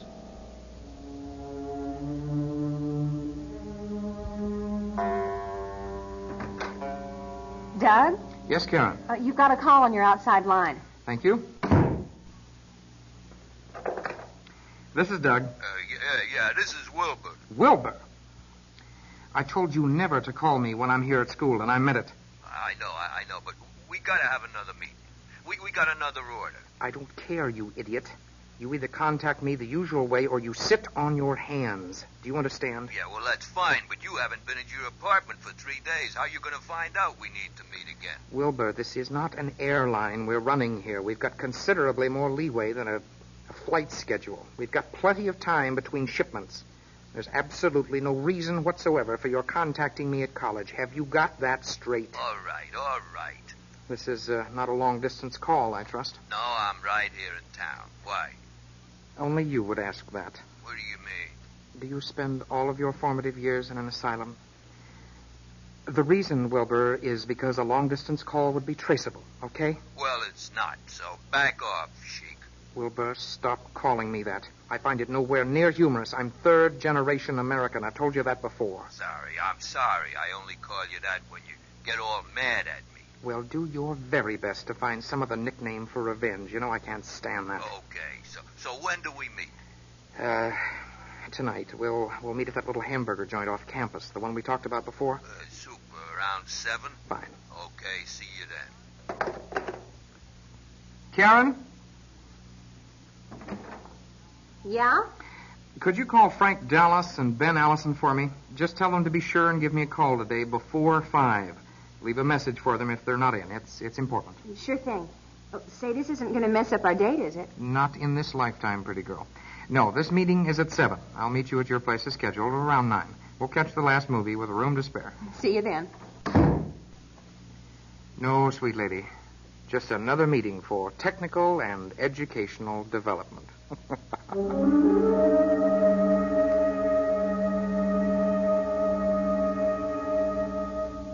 The time is the early 1970s, and our principal character is the student body president of a large university in the western United States. He's a straight-A student. He's well-liked. He's handsome. And he won the election for student body president of the college by a landslide last fall. He won the election during troubled times on the campus. A crime wave like the college community had never seen made law and order candidate Douglas Hashiel a shoo-in winner. He promised to take personal control and responsibility for the campus police force, and the crime rate lowered dramatically. As for another problem on campus, job opportunities for university graduates, he formed a private firm with 2 other students and an outsider named Wilbur. This new business arrangement of Doug's was highly successful, but frightening.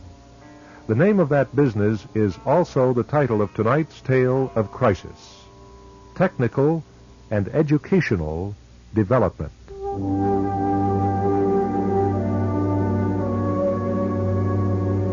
I'll be back with Act 1 in just a minute.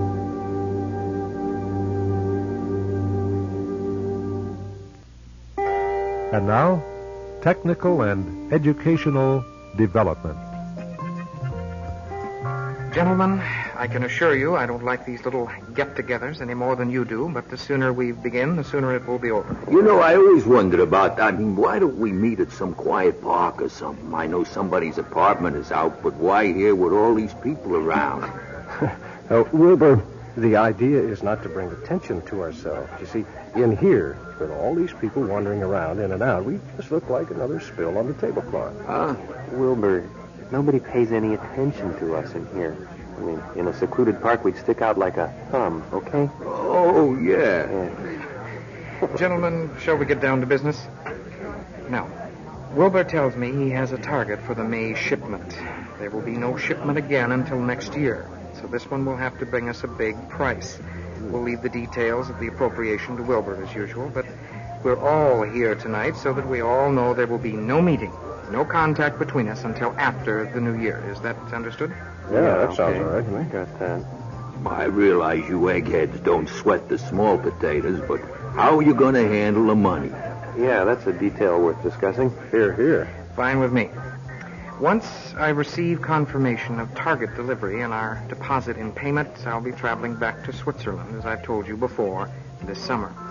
Now, once there, I'll withdraw our account and have it delivered back in the States through, well, shall we say it won't find its way past the customs desk? I can believe that. The cash will be here in town when I return. And once I've got it, I'll divide it according to our share agreement and place it in a rented hotel room, several of them, in 4 different West Coast cities. The rooms will be rented for 5 days. The money will be well hidden inside them. 5 days should give you more than enough time to get there and get your money. So how are we going to know which city and which hotel our money is at? I mean, you said we're going to meet again, weren't you, huh?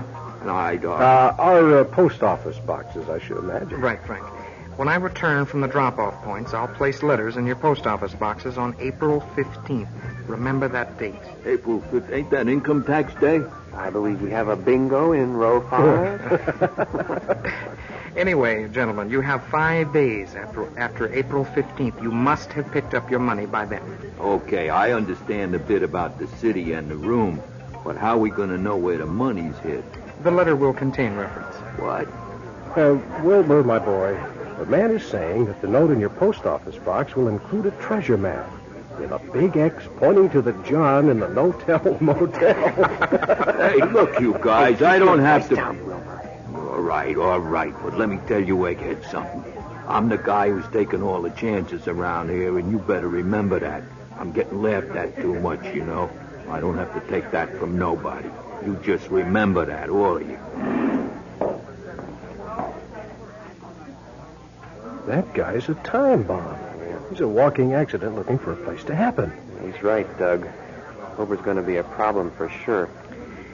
My friends, I can assure you that once we're done with the May target and the money distributed, Wilbur will be something other than a monkey on our backs. You don't mean what I think you mean. Benjamin, I think we can accuse Doug of many things, but being a comic is not one of them. Gentlemen, a toast. To money, more money, and last but not least, the May target. To the May target.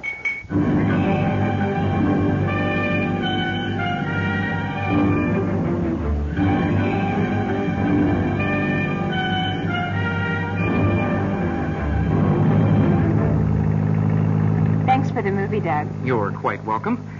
I love a good musical comedy, don't you? Very funny. Yes, I guess it wasn't exactly My Fair Lady, was it? Hardly. Well, can you imagine that? An American businessman turning into a vigilante.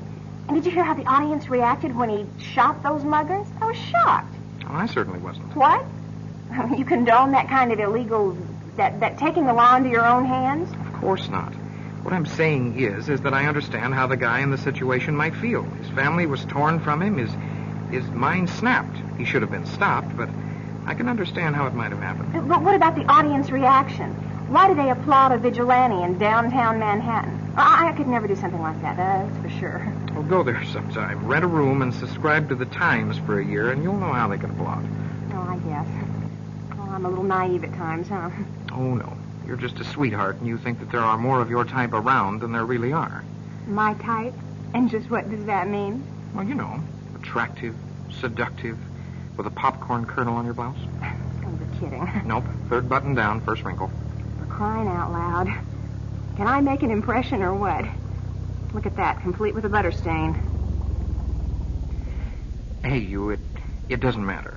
More than popcorn and butter, you're with me, and for this, I am quite happy. You know, you're a nut. Now, that's the pot calling the kettle puce. Puce? Have you got anything in a beige? You have a room around here? Yes. Go to your room. Sure you go in? That's...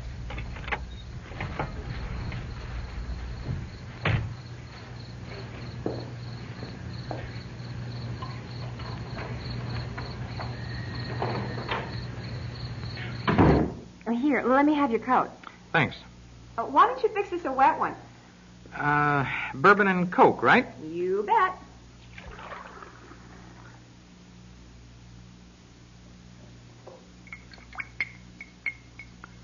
There. This ought to do the trick. What'd you have in mind? A toast to us.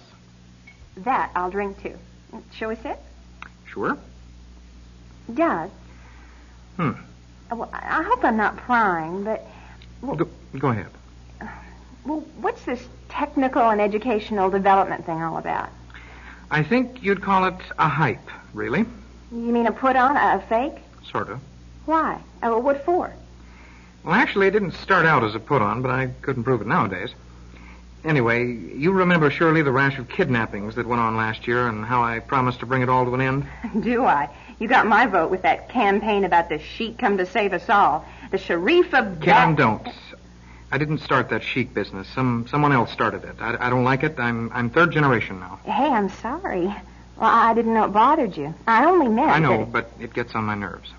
Well, so the crime wave stopped. But what's that got to do with technical and educational development? Well, next to the crime problem, the unemployment situation for graduates was the biggest hassle. No kidding. That's how I ended up as your secretary. Nothing open on the outside, not even part-time work. Well, I got to thinking about it and decided, with some friends of mine... You mean Frank Dallas and Ben Allison? Right. We decided to put our heads together and see if we couldn't help find these kids a job. Had much luck? Not job one. Couldn't even find any for ourselves. Well, where does Wilbur fit into tech ed? How did you know about Wilbur? You don't have to get mad. I just How did you know about Wilbur? Take it easy, Doug. How? Oh, it's just that before I put your private line back on the hook this morning, when I got back from telling you about the call, you sort of shouted the name out before I hung up, okay? I don't like that one bit, Karen. I don't like you listening in on my private conversations. Now, hold on. I never listen in on anybody's phone calls, and you ought to know me better than that. Well, look, I've got to go now. I'm sorry. It's just that this has been a particularly long day for me. You You understand? Not really, but I'll certainly get that coat for you. Crisis is presenting the story titled Technical and Educational Development. We'll continue in just a minute. In my day, they called people like Doug Hashiel a BMOC, Big Man on Campus. And certainly no one better fits that nickname than the handsome student body president.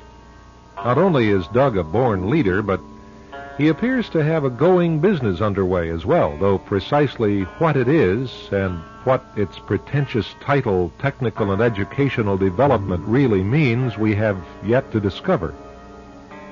It's the next day now, as Doug enters his office in the Associated Student Body building on the university campus.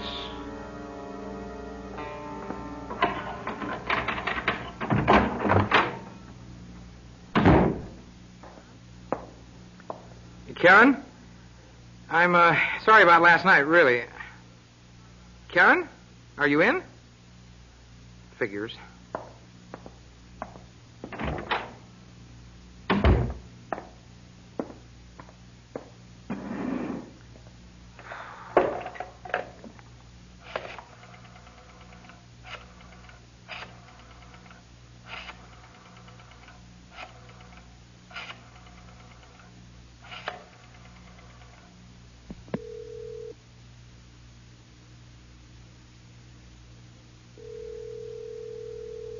Yes. May I speak to Wilbur Peterson, please? Karen? Is that you? Hello? Oh, Wilbur. Oh, is this you, Doug? Yes. Listen, Wilbur, how far along are you with the May target? I go with it tomorrow.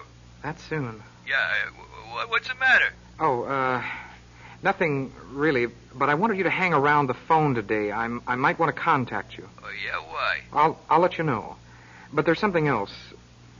Are you sure the May target is going to get us our biggest price yet? Don't worry about that. This is without a doubt a surefire winner. I've never seen anything. Wilbur, I'm never interested in the specifics. You know that. All right, Sheik.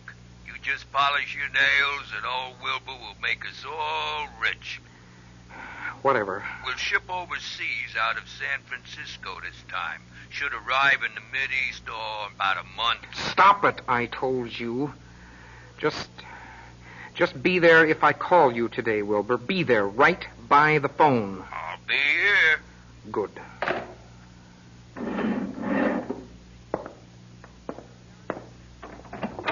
Karen? Karen, was that you?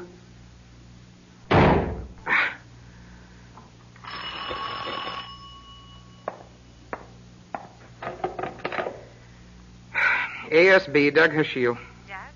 Oh, Karen. Yeah. Karen, I'm really sorry about last night, really. I know. We just got edgy, that's all. I think that stupid vigilante movie had a lot to do with it. You're right. Hey, you didn't come in today, did you? Do you feel all right? No, I'm fine. The final's coming up, you know. Don't remind me. However, I will be open for some snappy conversation again tonight, if you're still game. You know, just you and me. Candlelight and popcorn stains. I'd love it. Good. How about 7-ish? You've got yourself a date. Fine. Bye-bye.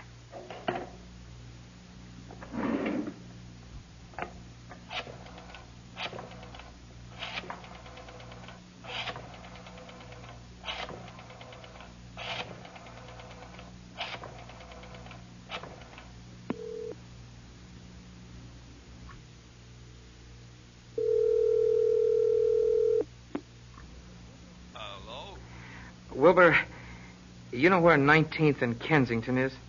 Yeah. Meet me there tonight, around 6:30.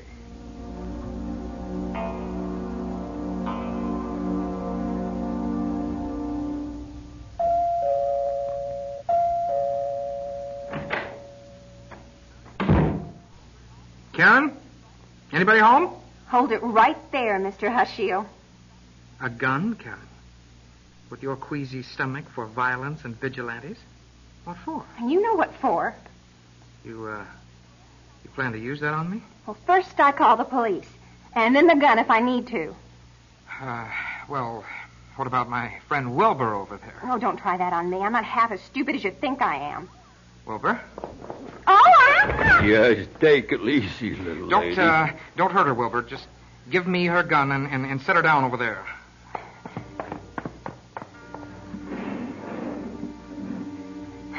I'll never get away with this. Well, not only will we get away with this, we've been getting away with things like this for months, you airhead. I overheard you talking to Wilbur this morning, you know. And though it didn't take long to figure out, I still couldn't believe it. Well, you can believe it now, can't you? But be that as it may, I thought you might have listened in, and hence our friend Wilbur made an appearance with me here. You left before we hung up the phone, didn't you? That's right. So now, you're a real problem for us, right, Wilbur? Sure enough is. I can't believe how stupid I was. All the kidnappings, all the girls missing from the campus. The man named Ted. Ted. T-E-D. Technical and Educational Development. You, Wilbur, Frank Dallas, and Ben Allison. Together. All together, collectively. You're all Ted, the kidnapper. Oh, very good, Karen. And you're quite right, of course. But even though Ben and Frank and I represent the TED organization, the ones that ship young women overseas, Wilbur here, he's the real... Oh, well, you're all nothing but slave merchants for overseas potentates. A third generation American indeed. You've got plenty of old world ties and some incredibly sick customs. Again, correct, Karen. But we look at it quite differently, don't we, Wilbur? Should I put her to sleep like the other woods? By all means, Wilbur. But take it easy. You must remember your broken arm. That cast you wear could do more damage to the merchandise than the merchandise can bear. The what? The merchandise, Wilbur. Don't you suppose our Eastern potentates would pay good money, a lot of money, for a red-headed secretary, Wilbur? Oh, yeah.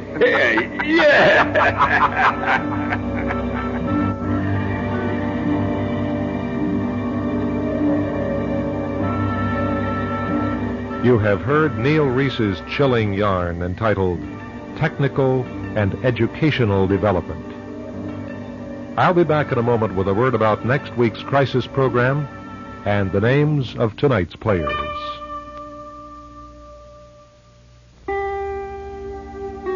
Tonight, Crisis presented Technical and Educational Development, an original play by Neil Reese, featuring Neil Reese as Doug Hashiel, Deborah Adair as Karen, Mark Wayne as Frank, Mark Adler-Corbell as Ben Allison, and Norm Bobrow as Wilbur. Direction and production by Jim French. Sound was created by Jeff Thompson, engineering at Audio Recording Incorporated by Carney Barton. We invite you to be our guests again next Thursday at 7:05, when again, the Golden West Radio Network brings you Crisis.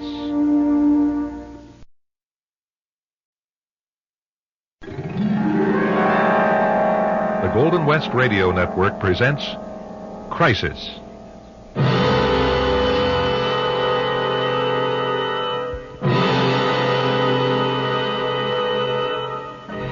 One procedure followed in most businesses today is the policy of solving every problem at the lowest possible level. When this policy is working well, the result is swifter elimination of problems, better utilization of mid-level management, and more efficient manpower all the way around. In theory, then, a problem in a research lab of an automobile factory should never become the concern of the president of the company. If a technician has a problem, his supervisor should remedy it. It would be a rare case indeed for a researcher, say, to take his problem to the president of the firm. But our story tonight deals with just such a rare case. It's very good of you to see me, Mr. Carson. Frankly, Cobb, I'm intrigued. My secretary tells me you've been phoning my office for 3 days and you won't tell her what you want to talk to me about. I'm not a crackpot, Mr. Carson. Oh, I hope not. Hate to have a crackpot down in research. Well, it's just something that only you can handle. You flatter me, Mr. Cobb. Now suppose we get to the problem. Well, I'm in the teardown lab. Uh-huh. You know what we do there. When a car comes in off test, we tear it apart piece by piece, right down to the smallest components, and check for fit, wear, stretch. I know what the teardown lab does. Go on. All right. Well, I discovered something about a week ago. At first, it didn't mean anything to me, but then I collected all the data I could and double-checked it. So I know it's really correct. Mr. Cobb, what are you talking about? All right. I'm talking about the new 288 engine we've been building since 1974, okay? What about the 288? Well, you know the reburn cycle that cuts the emission levels so low we never needed catalytic converters? Yeah? Well, I'm sure you realize this reburn cycle superheats the exhaust gas flow. I'm not an engineer, but I'm aware we've got a hotter exhaust port than other cars, so what? Well, Mr. Carson, are you aware of the fact that close to 2,000 288s have been involved in wrecks? Now, look, I'm trying awfully hard to follow you, but you're making it a little tough. First, you were talking about exhaust temperature. Now you want to talk about accident figures? Okay, here's what I'm saying, Mr. Carson. I'm saying that when you put exhaust gases that hot through the alloy we use in our exhaust manifolding, you get an ablation effect. Ablation? It's a wearing off. The heat turns part of the metal surface into a gas. So? Well, the gas particles are under 1 micron in diameter, so they'll pass through our filtering material. So what? You're saying this gas is dangerous? By itself, no. But when this gas reaches the inlet filter in cars equipped with air conditioning, and it meets the coolant, it turns into a gas known as bipyranine. Bipyranine, okay, so? Well, bipyranine is a nerve gas, Mr. Carson. It paralyzes the brain, it stops reflexes, it freezes your mind. There are 250,000 of our cars equipped with the 288 engine and factory air conditioning running around on the streets of America. And when the temperature is just right and all the windows are up, these cars can become gas chambers. What? There have been 513 fatalities in those 2,000 accidents, Mr. Carson. Now, wait a minute. Let's not jump to conclusions. I insist we shut down the 288 line. Shut it down? Yes. That is our basic engine. It's killing people. Says who? What's your job description, Cobb? I'm in the tear-down analysis team. You're not a chemical engineer? Not now, but I was for the U.S. Army. 10 years in chemical warfare. And you want me to, in effect, shut down the whole V8 assembly line? And suppose I don't? But you've got to. Or stop equipping those cars with air conditioning. Or put a different alloy in the exhaust manifold. All right. Let's not get excited. I'll have a study done and... A study? You've got to recall every 288 with air. Advertise. Warn people. Are you out of your mind? Because if you don't, Mr. Carson, I will.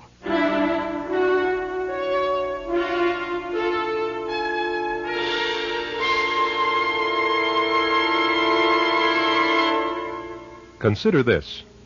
You are the president of a multi-million-dollar auto manufacturing company, and suddenly an employee you never heard of threatens to undermine your whole empire.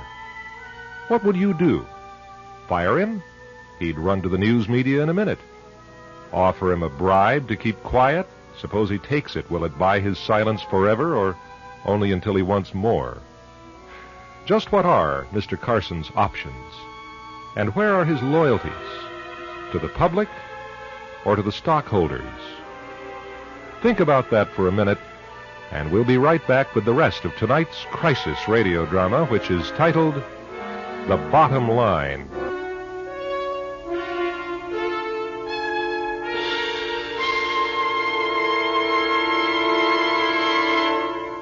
And now, Crisis stars Mark Shapiro in The Bottom Line. Mr. Cobb, I appreciate your concern. Believe me, we're going to follow through on this. I hope you will, sir. And tell me, who else helped you on this research of yours? Who else knows about the, what do you call that gas? Bipyranine. Yeah. No one. You've told no one? No. Your supervisor? Of course you told him. No, sir. Nobody else knows about it. No one at all. Oh, that's kind of hard to believe. You mean you came direct to me? Didn't let on to another soul what you found out? That's right. Why? Why? Yes, why? Because I knew what might happen if the story got out. I see. It could hurt the company, sir. Yeah, you might say that. Well, I commend you for your loyalty, Cobb. What's your first name? Lloyd. Lloyd P. Cobb. Well, Lloyd, you already appreciate the delicacy of the situation. Oh, yes, sir. I know I can count on your discretion a few days longer while we run this thing down and do the right thing. Oh, you can count on me. Great. Oh, Lloyd. Yes, sir. You mean you never even told your wife about this? Oh, no, sir. I don't have a wife. I'm a bachelor. I see. Well, again, thanks for your loyalty. I'll be in touch. Thank you, sir. Why, that dirty little bootlicker. Virginia, come in here. Yes, Mr. Carson? Got a heavy day tonight? No, sir. Good. By 8 o'clock tomorrow morning, I want these things. I want the Department of Transport figures on auto accidents by make since 1974. Got that? Yes, sir. And I want a book on poison gas, nerve gas, a special kind, B-pyranine. How do you spell that? I don't know. Get it? Yes, sir. And I want a printout on how many units we've sold with the 288 engine and air conditioning. Yes, sir. Going too fast for you? Now, I also want cost analysis to work a per-unit figure on a manifold change on the 288. Manifold change 288. Yes, sir. And then I want everything we have on that guy that just walked out of here. Cobb. Lloyd P. Cobb.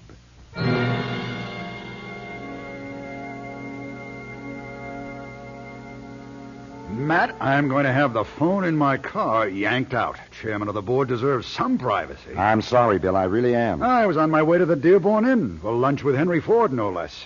I knew his granddad, you know. Yeah, I know. Lunching with our competitors, huh? Now, what is so all-fired urgent? And it better be good. It's not good. It's bad. It's so bad I can't handle it by myself. It takes a Bill Haywood touch. Don't butter me up. You've been running the show better than a year now, and things haven't suffered from my being kicked upstairs. Bill, I need your thoughts. Yesterday afternoon, a guy named Lloyd P. Cobb walked in this office and threw me a bomb. Who is Lloyd P. Cobb? Works for us in the tear-down lab. What the devil was he doing in your office? He was here to inform me that every car we build with a 288 engine and air conditioning is a potential killer. What are you talking about? He worked for the Army Chemical Warfare people before we hired him. And he claims the heat from the exhaust ports on the 288 changes part of the manifold into a poison gas when it leaks into the air conditioning system. What? He also suggests we've had more than our share of fatal accidents in cars with the 288 engine. Well, I hope you threw the bum out. You see, he was right. The horse feathers. No. I've got the figures. It's a wonder Nader or someone at DOT hasn't glommed onto him before now. Since 1974, when we brought out the new 288 engine, 1,805 of our cars have been involved in accidents. Yeah, but how many have we built? To the end of last month, 161,000 and some. A ratio of about 1 in every 89 cars has been wrecked. That isn't so out of line. Now listen to this. You know when 96% of the accidents happened? In the months of July through September. Huh? What does that tell you? That the overwhelming majority of accidents happen in hot months when the air conditioning would be on. And almost all of these accidents happen in the hot summer states. So you're saying this proves this Cobb's theory? There's more. Over 500 people died in those wrecks. From poison gas? We don't know. Of course you don't know. Nobody would check a fatality beyond the injuries in the accident, I suppose.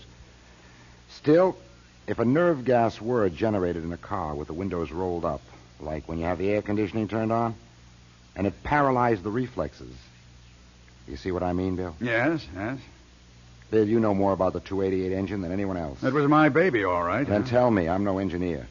Could the exhaust be hot enough to, what did he call it, ablate the manifold? Ablate it? Yeah, the answer is yes. It could? Yeah, darn right. We projected an engine hour's lifespan on the 288 manifold of about 3 years or 50,000 miles of driving before the manifold would start to get loose on the block and have to be given a new gasket. That's due to the wearing away, ablation. Then you knew about it? About the ablation effect under high temps? Sure. What about the poison gas it generated? Heck no. Then, Bill, we're between a rock and a hard spot.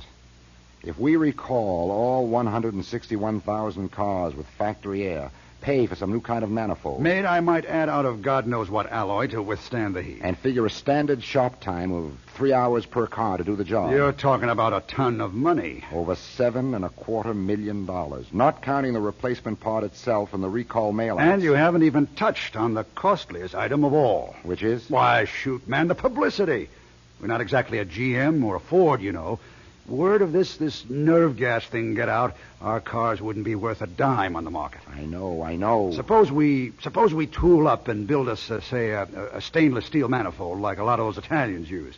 Then our replacement cost goes somewhere into the $150 range. Times 161,000 cars is, my God, $24,150,000. So you see, it's out of the question. But we've got to do something. Yeah, you're right. What? What was that wonderful old Nixon phrase? Stonewall it. Stonewall it? Matt, when you know you're guilty of sin, you got only two ways to go.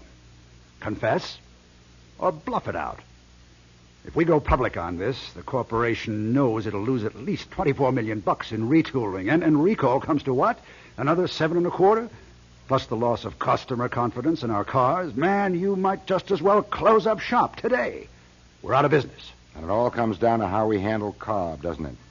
Sure looks like it to me. I've got his file right here. File? What good'll that do for you? Thought maybe I'd find something. To blackmail him with? Don't be ridiculous. I can try to bribe him. No good, Matt. He only makes $18 a year with No good. You could hand him 1,000, 10,000, 100,000, and you'd still have him walking around like, like you said it yourself, like a bomb. Then what the devil do I do? I'm going to lunch, Matt. Bill! Word of advice, son. The fewer people who know about any of this, the easier to clean up the mess. Bill, counsel with me. Okay, Mr. Company President. When I was in your chair there, no matter what happened, no matter how I felt or what my personal feelings were, there was only one thing to consider. The bottom line. When the chips are down, Matthew, you do what you have to do to keep a healthy bottom line. I'm going to lunch with Henry Ford. Maybe he'll slip and tell me what the new Granadas will look like.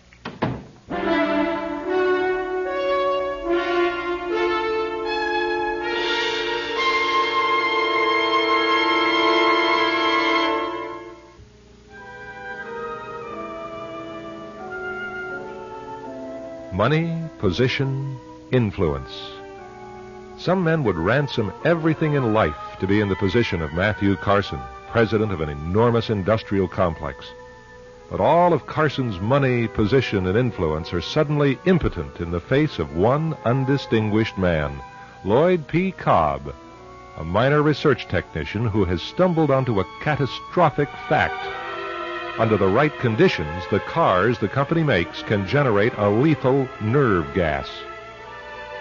3 days have passed, days in which Matt Carson has agonized over the problem and steadfastly rejected the one solution which keeps presenting itself in his mind. Get rid of Cobb. Permanently. You don't look well, Mr. Carson. I don't sleep much, Virginia. I'm sorry. Well, that's okay. Take it here at my desk. Mr. Carson's office? Oh, yes, Mr. Hayward. One moment, sir.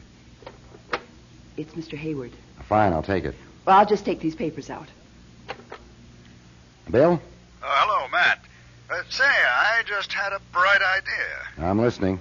Well, with the weekend coming up, I thought maybe you'd like to take our mutual friend for a little boat ride on Lake Michigan. I won't be using the yacht this weekend. You mean Yes, that's right. I know you've been looking for some way to entertain him. Look, Bill, I could never do anything like that. Well, I don't know what you're talking about.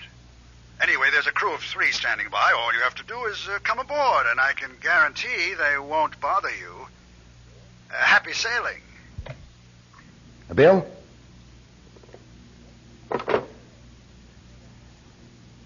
Virginia? Yes, sir? I was just going out with these papers.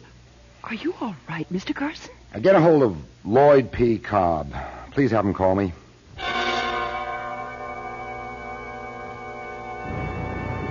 I can't believe it. I just can't believe it. What's that, Lloyd? Well, me being here on the Hayward yacht. Well, in view of your contribution to the company, it's certainly the least we could do. Geez, it's getting dark. Yeah. You know, this far from shore, it must be like being on the ocean. Very similar, yes. Mr. Carson. What is it? Well, I was wondering, Have you decided what the company's going to do about that exhaust problem I brought to your attention? Why, yes, as a matter of fact, I've made a decision on that. May I ask what it is? Yes, Lord, you're entitled to know. Let's walk over here to the stern rail. Sure. Whatever you say, sir. Yeah, this is good. You see, Cobb, a man in my position hasn't as many options as you might think he has. I mean, the president of a big company might seem to be the boss, but he isn't. The real bosses are the stockholders. You have to deliver a strong bottom line or you're out. You know what I mean? I think so. Now, you came to me with a terrible situation. The products we build and sell are harming people. We had no idea, of course, but there it is. Something's got to be done. Lloyd, do you know how much it would cost us to recall every car that has had that problem and fix them? Over $24 million. Man alive. I don't know whether you own any stock in the company, but if we lost that kind of money, frankly, we'd be down the tube. You see, the company has already extended to 3 big banks for millions. I didn't know. No, of course you didn't. But you see, when you came to me, Lloyd, you put us in a box. You were in possession of information that could destroy us. The livelihood of 36,000 men and women depends on this company keeping its head above water. And the stockholders with their savings in our company, they deserve a return on their investment, don't you think? Well, sure. So you see, Lloyd, what I'm trying to tell you is there's no way we can pull in those cars. There's no way we can let the public know what you know. We can't. Then what are you going to do? We'll make a running change on the 288 manifolds. We'll start using a different alloy as soon as we can find one that meets the price of the old one. That's all we can do. But your cars killed people. Cars don't kill people. People kill people. No, I mean innocent people. People who died just because they used their cars the way the handbook says to. I can't help those people. I can't bring them back. Who knew about your lousy poison gas? Whoever dreamed it? I'm really sorry you're taking this attitude, Mr. Carson. Yeah. Yeah, and I'm sorry you ever stuck your nose in where it didn't belong. What are you going to do with that? His gun? You're so good at figuring things out. Oh, you wouldn't, Mr. Carson. You wouldn't do that. Get over by the rail. Please, what are you going to do that for? I don't want to do it. What choice do you give me? I'm fresh out of options, Cobb.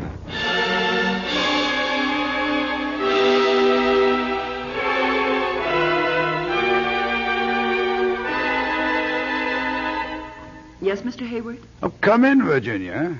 They're still out in the waiting room. Oh, you give him some coffee and snacks? Yes, sir. Oh, then let him wait. I want to read this to you. All right. W.K. Hayward, chairman of the board, etc., expresses his shock and sorrow over the accidental drowning of Lloyd P. Cobb, research scientist, and Matthew B. Carson, president of the corporation, aboard the company yacht in Lake Michigan yesterday. As a witness to the tragic accident, Mr. Hayward stated that Mr. Cobb lost his footing and fell overboard while attempting to retrieve his hat, and Mr. Carson plunged into the frigid water in an attempt to save him. All attempts to recover both victims' bodies were prevented by the darkness and the rough water.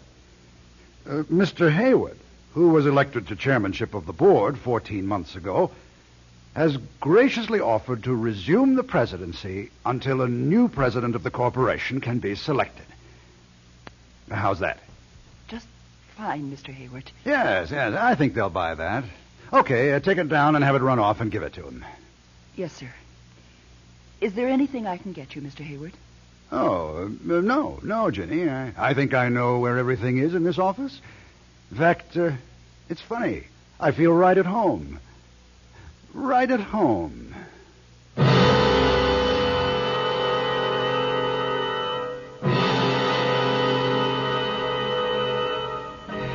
A prudent man leaves nothing to chance, no loose ends.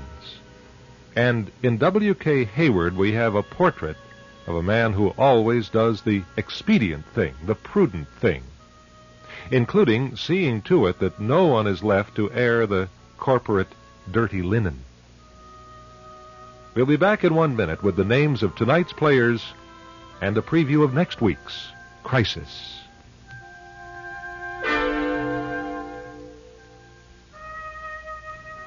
Tonight, Crisis featured Mark Shapiro as Carson, John Amendola as Cobb, and Paul Herlinger as Hayward, with Pat French as the secretary. Sound created by Jeff Thompson, engineering by Carney Barton at Audio Recording Incorporated. The Bottom Line was written and directed by yours truly, Jim French, who invites you to join us here next week for Crisis.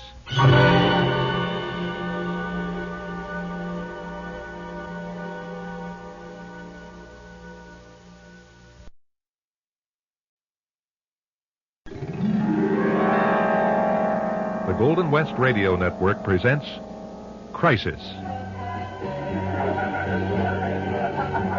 Andy, will you relax? And you might try smiling. You'll look as if it's painful to dance with your own wife, for heaven's sake. Enjoy yourself. Well, you know I can't dance. You could if you'd try. I didn't want to come to this stupid reunion in the first place. Oh, how well I know. Hi! Well, for Pete's sake, hello! That's Don Baker. You remember him? Well, say hello to him. What you say, Don? Is that his wife, you think? I don't recognize her at all. Long time no see. Yay, class of 67. Listen, Shirley. Where are you sitting? I said, where are you sitting? This mob. Where are you sitting? Where's your table? Hey, Shirley, I'll be back in a minute. I'll be over by the table. Oh, that husband of mine. He simply hates to dance.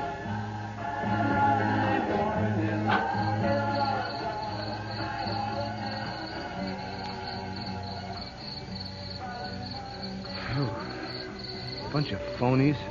Andy. Huh? It is Andy Latimer? Yeah, who is it? I can't see you. Oh, someone you wouldn't remember. It's so dark out here, Hey, where are you? Just over here. Hey, wait till my eyes get used to the dark. Just shut your eyes. That'll help. Yeah, I will. Listen, who is it? You wouldn't remember me, but I remember you. Okay, let me guess. Let's see, were you in my class? Yes. We went out? Once. Once? Only once? Well, don't try to remember. It doesn't really make any difference. There, I'm better now. I can see in the dark. Hey, where are you? Hey, no kidding, where are you? Hey, come on, are you hiding from me?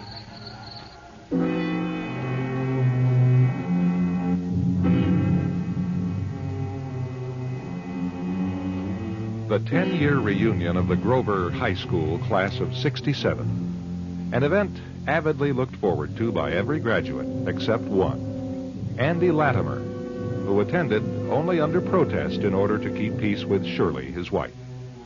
The graduating class was large, and it took the biggest ballroom in town to hold the festivities. The old nostalgic music was played, paper streamers and balloons were everywhere, and the punch bowl was very popular. There was every reason to be carefree and happy, but for Andy, the evening was an ordeal, until he fled the crowded ballroom for the darkness of the terrace outside. Hey, where did you go? Come on, you gotta be out here somewhere. Try shutting your eyes again, Andy. Huh? Where the heck are you, anyway? Well, it's all right, Andy. I'm just in the shadows. Boy, I sure can't tell where. Lean against one of the columns and close your eyes. Okay. They're closed. That's better. You see, I'm not dressed for the dance. You know, your voice is so darn familiar. Did I see you inside tonight? Oh, no. I've just been out here watching. Yeah, I don't blame you. Only reason I come was Shirley had her heart set on it. Hey, you know Shirley, my wife? Shirley Green? She was class of 68. I know. Okay, now listen. This is silly. I'm going to open my eyes and see who you are. Don't, Andy. Not yet. Now, if somebody came out here and saw me leaning against this post with my eyes shut, talking to myself, they'd take me away. Hey, here you are, Andy. Here he is, Shirley. I found him. Who's that? Oh, hi, Don. Well, what are you doing out here, Andy? Well, I was talking with... Yeah? I came out here to get some air, and I was talking with this girl from my... Come on now. Where are you? See, they think I'm nuts. She was right here just a second ago. Andy, there is nobody on the terrace except you and Don and me. Now stop acting crazy and come on back inside. The party's waiting. Our crisis drama tonight is titled Reunion and stars Mr. Tom Smothers. We'll return in a minute. And now, Crisis. Well, come on, Don. Tell us what you've been doing with yourself these 10 long years. Well, you know, I went to state, and then my dad invited me to come with his company, repping for Eastern Trucking Outfits, so... The thing I hate about reunions, what the heck, why not? Small So I went with the company, and then I got... People don't really have that much in common after 10 years. Franchise venture in Besides, Morgan. I don't dance. So Maxine and I hate stuffed shirts. People sizing you up, trying to figure out how much you make. But you know how women are. Shirley wanted to go, and she bought this new long formal dress, so we went. Couldn't keep my mind on anything they were saying. All I could think of was the girl outside on the terrace. I knew her. I just couldn't think of her name. But I almost had it. And she was wearing this perfume. Gardenia perfume. Andy, come to the party. Uh-huh. Don's looking for an investment. Oh, that's all? You in that line, Andy? What line? Investments. Me? No, I'm afraid not. Well, but you run into things all the time. What are you doing, Andy? Oh, I'm in the employment service. I just thought, with all the jobs he knows about, he might run into something you might be interested in. Well, tell me about your family. As soon as I walked out there. We haven't started. Why don't I know her? But her voice and that perfume, it means something to me. But what? Where did I know her? At school? Yeah, must be. I took her out once. What is she doing out there in the cold? I gotta stop thinking about her. It isn't fair to Shirley, but who is she? Why can't I remember? All I can remember is her voice and that gardenia perfume. Listen, excuse me, will you? Honey, more punch while you're up? Anyone else want more punch? Just a weensy bit for me. Andy, while you're up.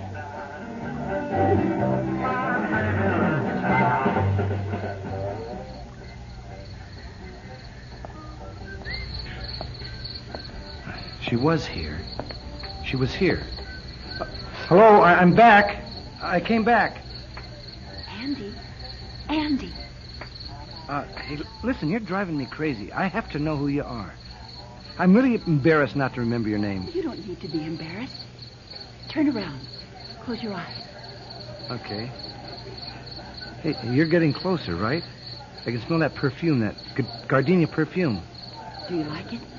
Yeah. Give me your hand. Then you are real. For a while there, Adrian. Adrian! Then you do remember. You've been teasing me, Adrian. No, I haven't. Yes, you have. I've been trying to find you. Where you been? Oh, around. Hold my hand tight. Where are we going? For a ride. I've got my car. Come on. I've never ridden with you before. Yeah, I know. I never can find you. Well, I'm here. Yeah. Here's the car. I'll open the door for you. You're gallant. What does that mean? It means you're sweet. Not as sweet as you are.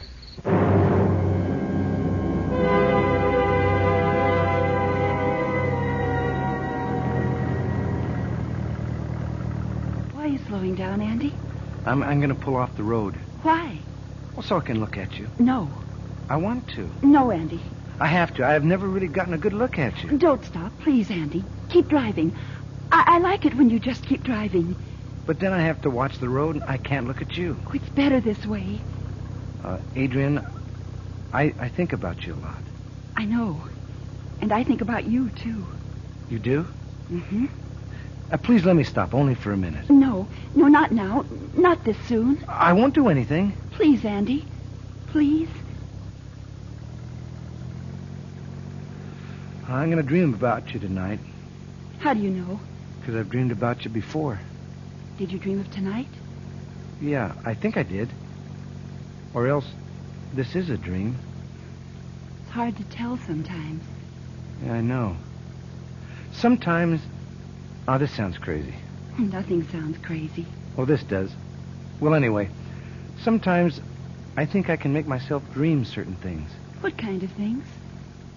Well, I dreamed of you before I ever met you. How do you know? I just do. I dreamed there would be this girl named Adrian. This beautiful girl named Adrian, and, Well, go on. no. Go on, Andy. Well, that she would like me. Like you? That she would love me. That's not just a line. That's really true. I don't know what to say. That's the sweetest thing a boy has ever said to me. But I only dreamed it. But you wanted to dream it? Yeah. Dreams do come true sometimes, Andy. You're my dream come true. Am I? Adrian, I gotta stop the car right now. Oh, no, Andy, please. Oh, Adrian, look at me. Kiss me. Andy, what is the matter with you? Huh? What are you doing out here on the terrace? What? Well, my heavens, I ask you for a refill, and I find you out here. What goes on inside your head, I'll never know. Now, come on back inside. What will Don and Maxine think?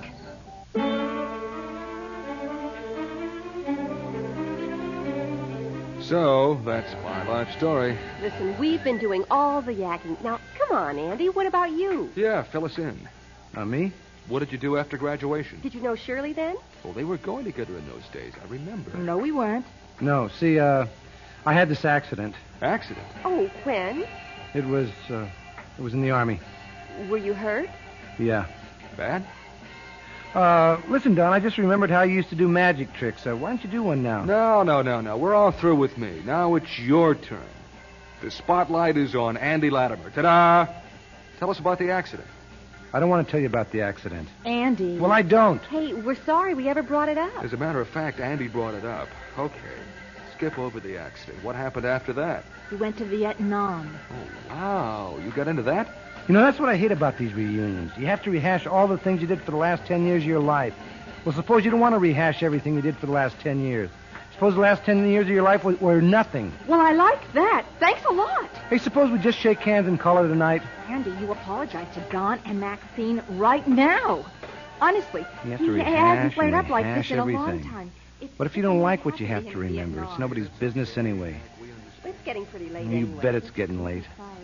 Well, sure, let's get together. Nobody means anything they say anymore. People are afraid to say goodbye, just plain goodbye. Nobody's honest enough to say, we've had enough of you the rest of our lives. Well, I am. I'm getting out of here. I'm getting out of here right now. Strings or something. Anyway, I never did get caught. Andy, you're not just going to turn and walk away. My heavens, he is acting weird tonight. You just have to forgive me, Maxine.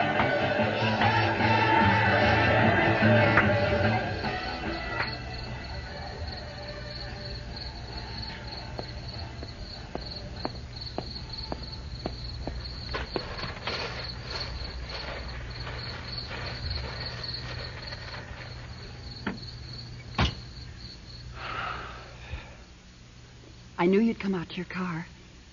Adrian! I was hiding here. Do you mind? Mind? Are you crazy? I just can't believe you're really here. Well, I am. But every time I've tried to get really close to you, you slip away from me. Do I? You're like a dream. No, I'm not. See? I'm just as real as you are. Adrian. Oh, Adrian. All right, hit the deck, you guys. Incoming. Huh? Andy, down. Hey, Pete Adam, you okay? Yeah, I guess so. What were you doing? Writing a letter. Well, forget it. You can do that later. Boy, they got our range. Yeah, keep your head down.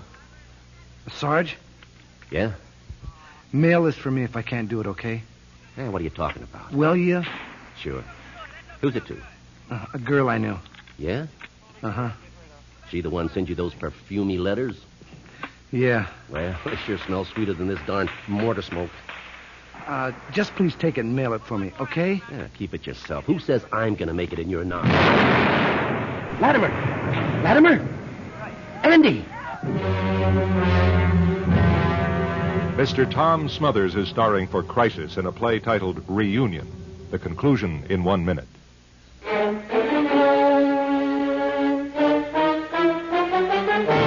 Now, the final act of Reunion. Don't you just love it here? They fixed up the ballroom so pretty. Sure. Listen, where is he? You know he's okay, so don't worry. I can't help it. I understand perfectly. Whenever Don used to be 10 minutes late, I'd worry myself sick. Andy's not a great dancer, that's all. Maybe he's happier outside walking around. Sure, he'll be back. Like, where's he going to go? Some people just don't care for reunions. I know I always dreaded this. This reunion? Well, I put on a little weight since high school. Haven't we all? Hey, look, here's Andy. See, your man came back after all. Oh, Andy, what did you get to anyway? Well, I just went out for some air. Come on, partner, sit down. Yeah, things have just started going good. I wish you'd learn to relax. He will. Give him time. It's just that, well, I never cared much for reunions. But why, Andy? Well, they bring back too much unhappiness. But you don't have to dwell on that part of it. I know what you mean, Andy, but we all have to go through experiences that aren't, pleasant. Life's like that. It's no bed of roses for any of us. Oh, I know that. And you know how lucky we are. How? That we're all together. I mean, all here for the reunion. The great old songs. And the memories. Yeah, I guess you're right. Well, I propose a toast. Hear, hear. A toast to the glorious past. I'm glad it happened, but I'm glad it's behind us. I'll drink to that. So will I. Andy? What if I can't turn loose of the past? You've got to, Andy. You've got to, yes. Come on, darling. Raise your glass. We're all here together. Isn't that something to drink to? Yeah, I guess it is. There you go. Thank you, Andy. There now. Andy's finally joined the party.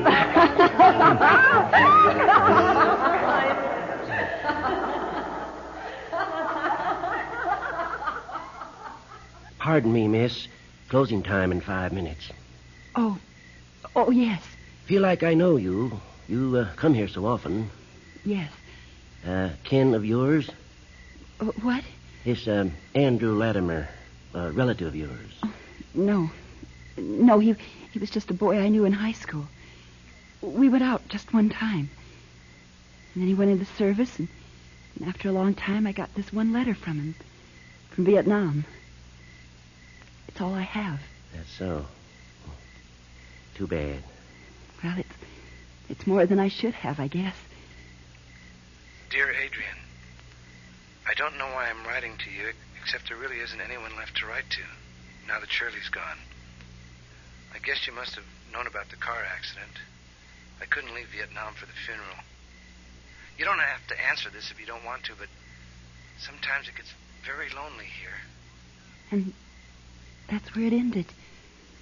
His sergeant mailed it after Andy was killed. Sad. Like that other young couple from high school. What was her name's? Baker. Don and Maxine Baker. Killed in a car accident.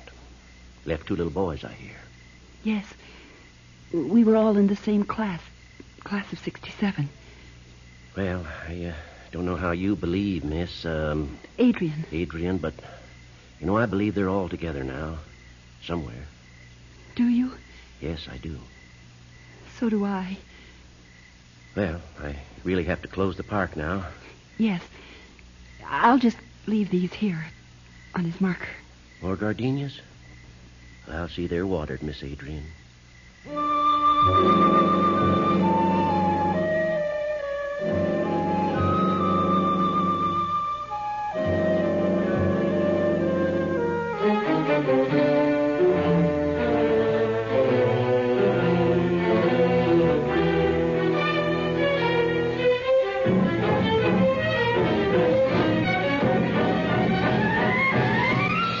A word about next week's program and the names of tonight's players in just a minute.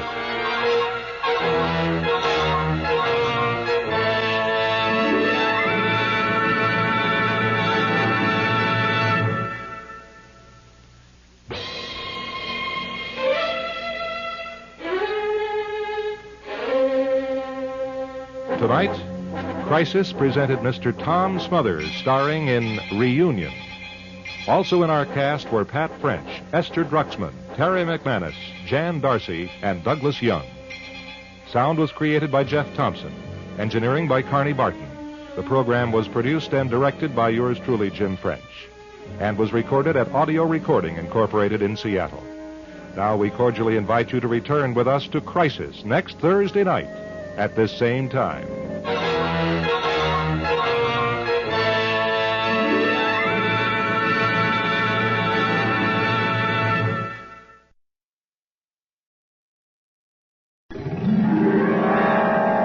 The Golden West Radio Network presents Crisis.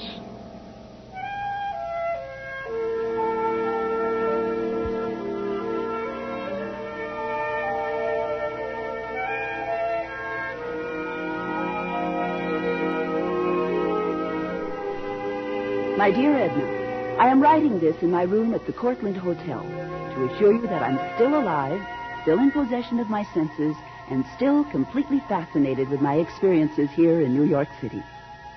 New York City. How the very name of it thrills me. Your telephone message was waiting for me when I came in just now. Sister dear, you really mustn't waste your money on long-distance phone calls. I know you are troubled that I've asked you to mail me the money from my savings account, but I want to put your fears to rest. I am perfectly safe. I know exactly what I'm doing and in no danger whatsoever. I shall explain my need for this money in another letter very soon. In the meantime, please humor your older sister and dispatch the $12,000 immediately, care of this hotel.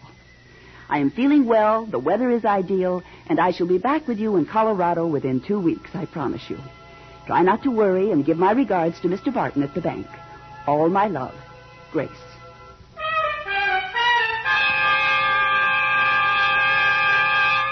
It never makes the headlines on page 1, but it is a tragic fact that New York City claims thousands of crime victims every year. Victims not of violence, but of greed.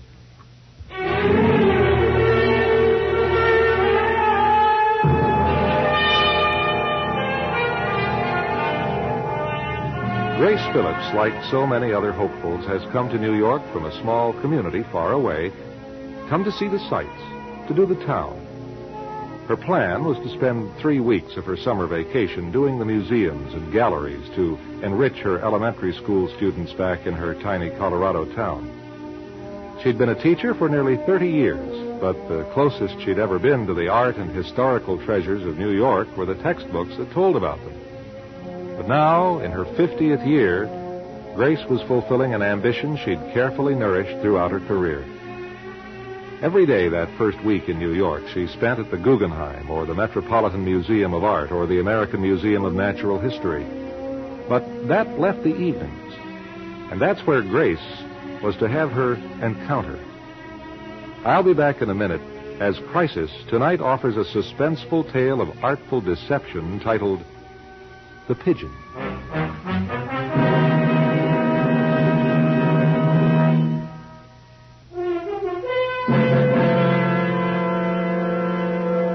My dear Sister Edna, it all began on my first Friday in New York.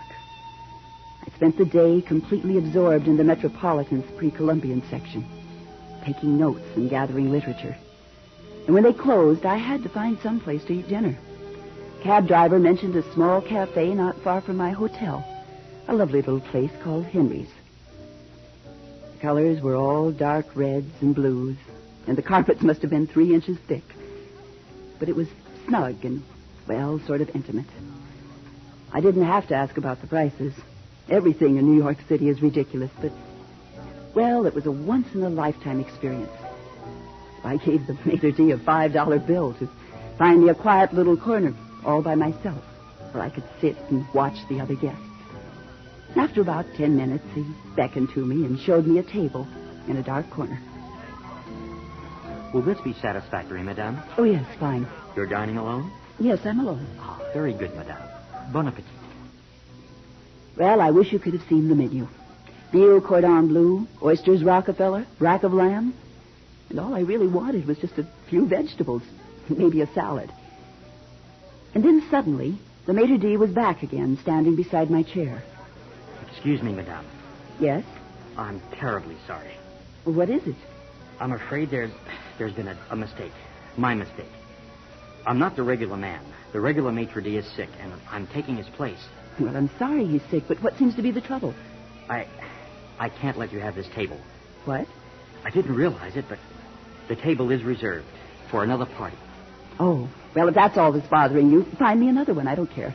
I'm so sorry. Here. Just a minute. Oh, I'm sorry, Mr. Atwood. It was my mistake. But the lady will be moved to another The table. lady will stay right where she's sitting. Well, I don't mind at all, really. Well, I do. This isn't my table. I just usually eat here. I don't have an option on it. I told her, Mr. Atwood. Really, it's all right. Just find me something else. I won't hear of it. But you see, Mr. Atwood, we don't have another single anywhere tonight. Well, Hugo, you've really put us both in the spot, haven't you? I'm terribly sorry, sir. Oh, for heaven's sake. Look, I'll just leave. That'll settle the whole thing. My dear lady, were you alone? What? Here at the table? Were you going to eat alone? Well, yes. Yes, I was. And so was I. Not by choice, but by habit. Would it be too presumptuous of me to suggest that we share this little table? Well, I suppose that would be one way to solve it. Wonderful. Hugo, get a chair and another place setting. Oh, yes, sir. Right away. And I'm terribly, terribly sorry, sir. Well, they brought another chair, and he sat down facing me. His name was Kent Atwood. He was tall, over 6 feet. He had a shock of white hair and a tanned, rugged face. His build was, I suppose you'd say he was the tennis type. Gradually, the maitre d' assembled a place setting for him and brought a new candle centerpiece for the table. Poor maitre d' was still apologizing when Mr. Atwood quietly slipped him some money. It must have been a big bill. Hugo nearly melted when he saw it. Finally, we gave our orders, and Mr. Atwood sat back in his chair. He smiled at me. A kind sort of smile. So, you're from Colorado. Oh, marvelous country. Yes, it is. And it's Miss Phillips? That's right. Oh, what brings you to New York? The museums. I teach 6th grade. Oh. I receive credit for seeing the exhibits. But I've made the trip, credit or no. You're having a good time of it, then? Marvelous. Oh, where have you been? The Metropolitan Museum. Oh, yes. And? Well, that's all I've done. But this is only my first week. Oh, I see. And how long do you plan to stay, then? I have 3 weeks. Well, no doubt you'll be seeing the Guggenheim and the Museum of Natural History. Oh, and there's one a lot of people miss. The Cloisters. Have you ever heard of it? No. Medieval art. Fabulous place. It's at Fort Tryon Park. You know where that is? No. Well, I'll get you some directions. Mr. Atwood, you're probably much too busy to bother with an itinerant schoolmarm from the back country. Well, by heaven, I hope I never get that busy. You apparently eat here regularly. Oh, it becomes a habit. Well, actually, it's a very good restaurant. And I take it you're a very good customer. Well, they try to make me feel at home. Sometimes they go a little too far, this table business tonight. Well, I do feel like an intruder. My dear Miss Phillips, you're not intruding. In fact, this is the nicest surprise I've had all day.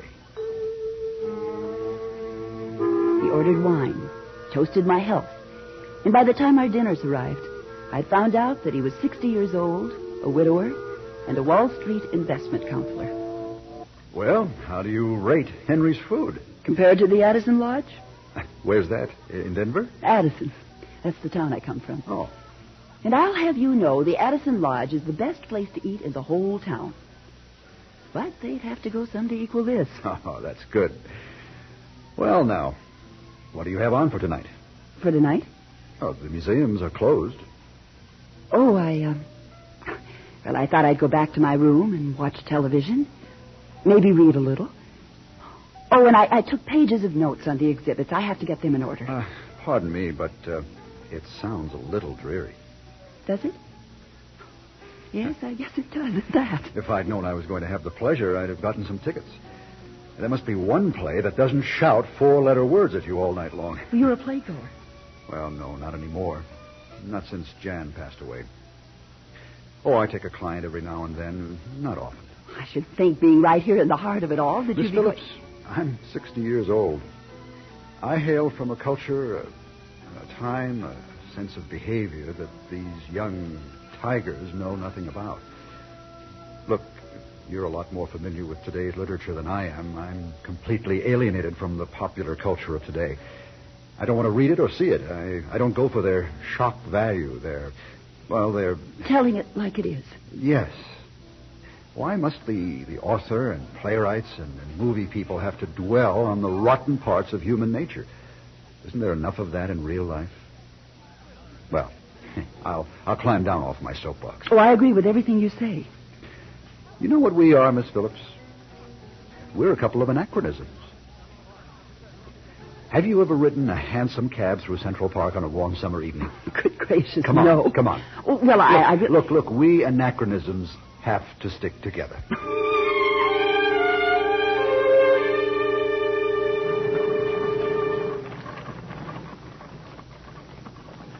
My heavens, Kent, you certainly have let me ramble on. I've practically showed you my old snapshot albums. I've loved hearing it, Grace. About your sister Edna, your childhood, your teaching. Beautiful. Now it's your turn. Must I? Not if you don't want to. Well, it's not quite as happy a life as yours. Well, born in Missouri, father a farmer. Mother died when I was 8. Managed to get through the university. Dabbled in real estate. Got lucky. Got busy. Got married? Yes, that too. Luckier there than I. Yes, I was lucky. Jan was everything to me. We don't have to talk about it. Tell me about your... No, I want to tell you about it. Strange. You're the first person I've really wanted to talk to since 1969. That's when Jan passed away. Oh, well, what do you know? Right back where we started from. Yes. It's been a beautiful evening, Grace. For me, too. Well, I'll get us a cab and take you to your hotel. Oh, you really don't have to bother. I know I don't have to. I want to.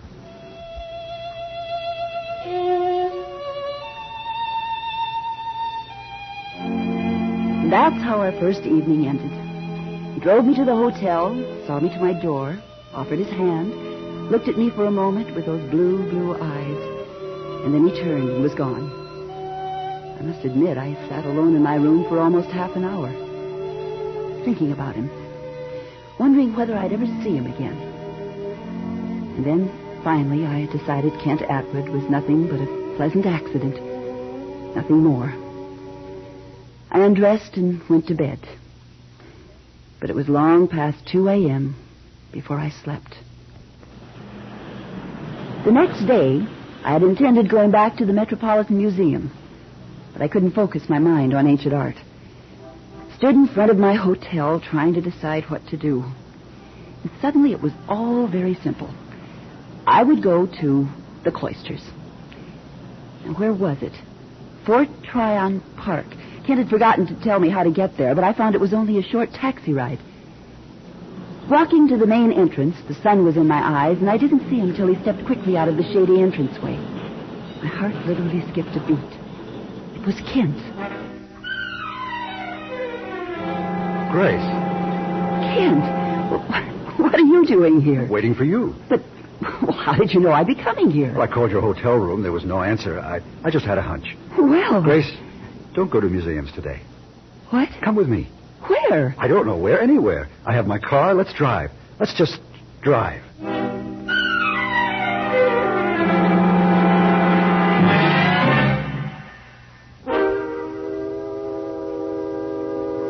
Kent Atwood led me to an expensive black car at the edge of the park, and we drove in silence for several minutes.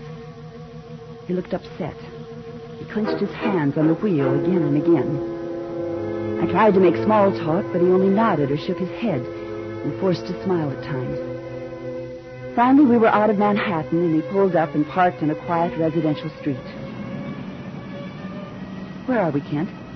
Westchester County. Oh? The Hudson River is about a quarter mile over that way.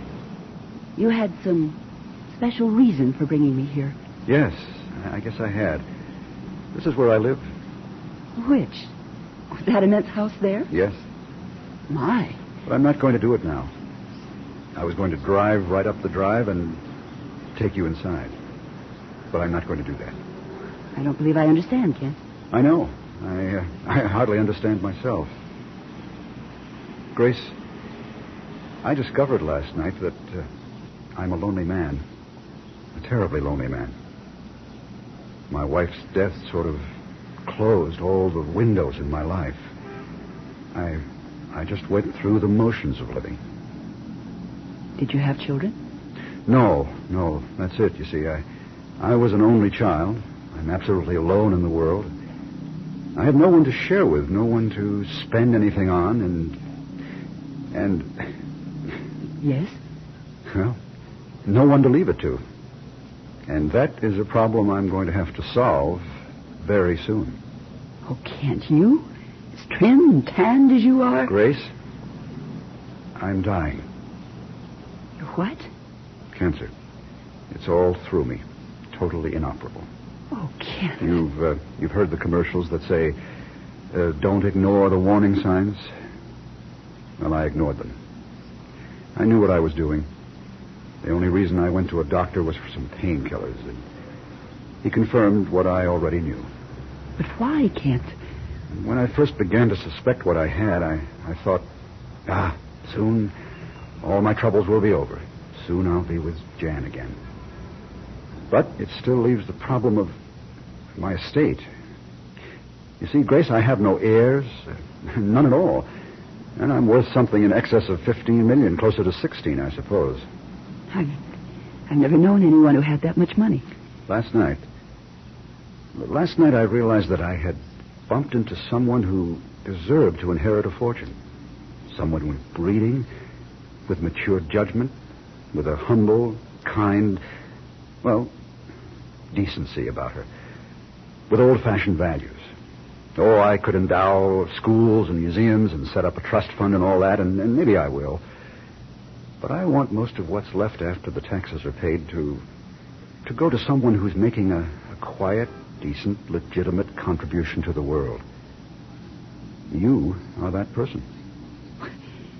You don't even know me. That's true. I don't know you. But I haven't much more time, Grace. Grace, I want you to marry me. Marry you? Yes, tonight. Today, as soon as you can. Why, Then it'll be all yours, Grace. And it won't be poured into the sewer or thrown around by some bunch of irresponsible young... Kent, listen to me. Hmm? People don't get married to save a fortune. They marry for love. I'm flattered that you pitied my spinsterhood, and I'm sorry for your loneliness. But to rush into marriage without... All right. How much time do you need? A week? Take a week. I'll still be up and around. Take 2 weeks. Only say you'll do it, Grace. Then everything that's mine will be yours.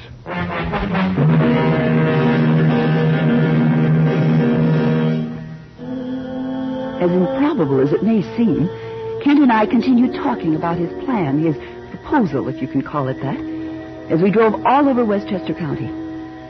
He enumerated his holdings, described his personal philosophies. And for my part, I suppose I opened up secret parts of my very conventional life that nobody, perhaps even you, Edna, ever knew. When it grew dark, he drove me back to my hotel. And I knew he expected some kind of answer. Well, Grace? Kent, give me 1 week. 1 week? All right. I promise you I'll give you my answer by this time next week. Despite my feelings for Kent, I spent the next few days checking up on him. And what I learned satisfied me completely. I was convinced the proposition was safe. And for my part, I was prepared to go to him with my agreement. You're making me a very happy man, Grace. But you really know so little about me. If we join our resources, how do you know I... Perfectly simple, my dear. You merely transfer your savings into my account at Chase Manhattan Bank. Oh? Well, they're a fairly reputable institution. Oh, and of course, you're entitled to see my bank book. Of course, I have accounts in several different banks. In fact, to tell you what, when you have your savings here in New York to prove to me what you have, I'll match it with cash from my account. How's that? Well, it's really not necessary. Oh, but it is. For all you know, I'm nothing but a con man. Well, all right, Kent. But all I have to my name is $12,000. 12? All right. I'll bring an equal amount with me as soon as your money arrives.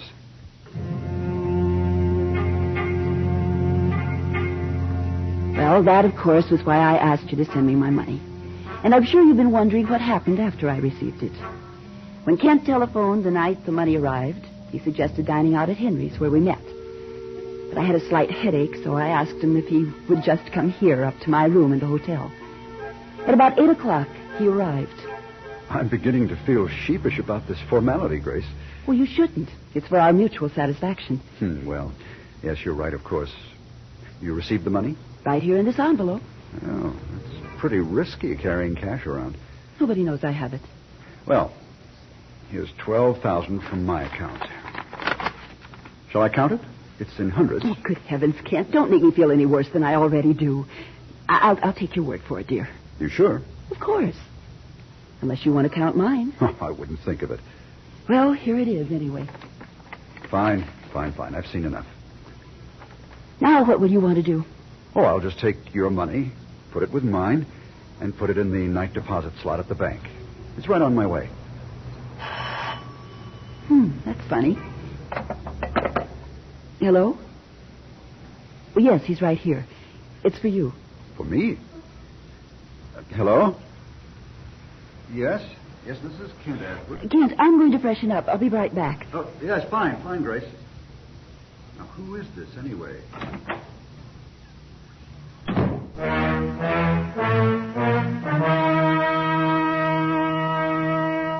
The call was from the New York Police Bunko Squad. I told them all about Kent Atwood, how I'd spent several days checking up on him, and I found out the car he drove was rented under another name. The house he said was his belonged to someone else. They even tied him in with Hugo, the head waiter at Henry's. So when Kent took the call, I stepped out of the room with all my money. And his. The Chase Manhattan Bank tells me they don't have any accounts under the name of Kent Atwood. I asked them. Told them I wanted to make a deposit in his account. But since there is no such account, well, I have no choice but to put it in my own. So please deposit the enclosed cashier's check for $24,000 to my account at the bank. Will you, Edna? And say hello to Mr. Barton and tell him I'm having such a wonderful time in New York. Your loving sister, Grace.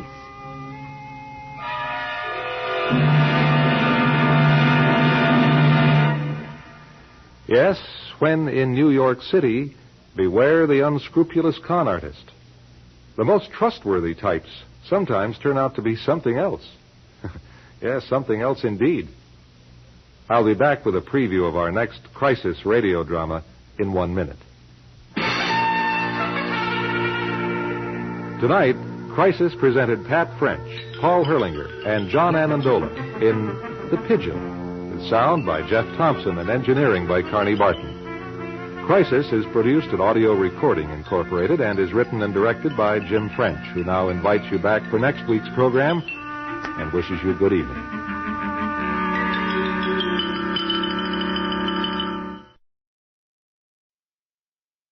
The Adventures of Harry Nile. The lunch, it was good, Senor Nile? The lunch, it was terrific, Jose. Ah, bueno.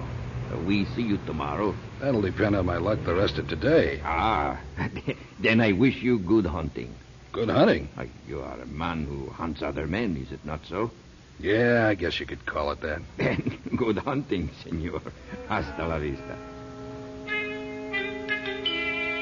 The only trouble was, at the moment, I didn't have anybody to hunt. And on that sunny day on Olivera Street, I didn't much care. But I knew I'd be hungry again around nightfall. So I headed back to the office down by the car barns, in the hope that Manny, the tailor, would have good news for me. Manny not only picks horses and carries numbers, but he also has a telephone, which he lets me use for the business, when there is any. Manny's shop is downstairs. My office is upstairs. We make a lovely pair. Hey, you Schlemiel, where you been? Having lunch, do you mind? You ought to bring a lunch pail like I do. You wouldn't miss so many calls. Hey, I got a call? Right here. I wrote it down. Crestview 6897. Did you get his name? Did I get his name? We're in the money. We're in the money. Huh? Mr. Edmund Turner. Well, you know, Mr. Edmund Turner is only one of the richest men in L.A. Yeah, well, then what's he doing calling me? Listen, you want I should interview your prospects, too? That costs you extra. Okay. Give me the number. Yeah. Edmund Turner. Now, why is that name so familiar? He's in the movies. He's a big producer. Don't you read the papers? Hey, you mind if I shut the door? And that's how it began. Looked like the easiest case in the world. Not even a case, just a little bodyguard job. Not even a bodyguard job. More like a chaperone job. The hours were short and the money was long. Well, it just shows you can't take anything for granted. Not in L.A. Not in 1940. Not if you're a private detective named Harry Nile.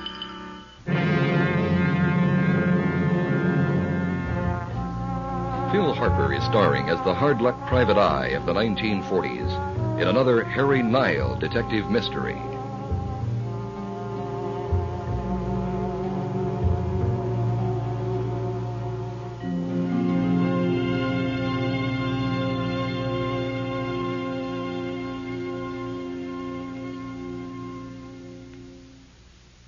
And now, The Adventures of Harry Nile.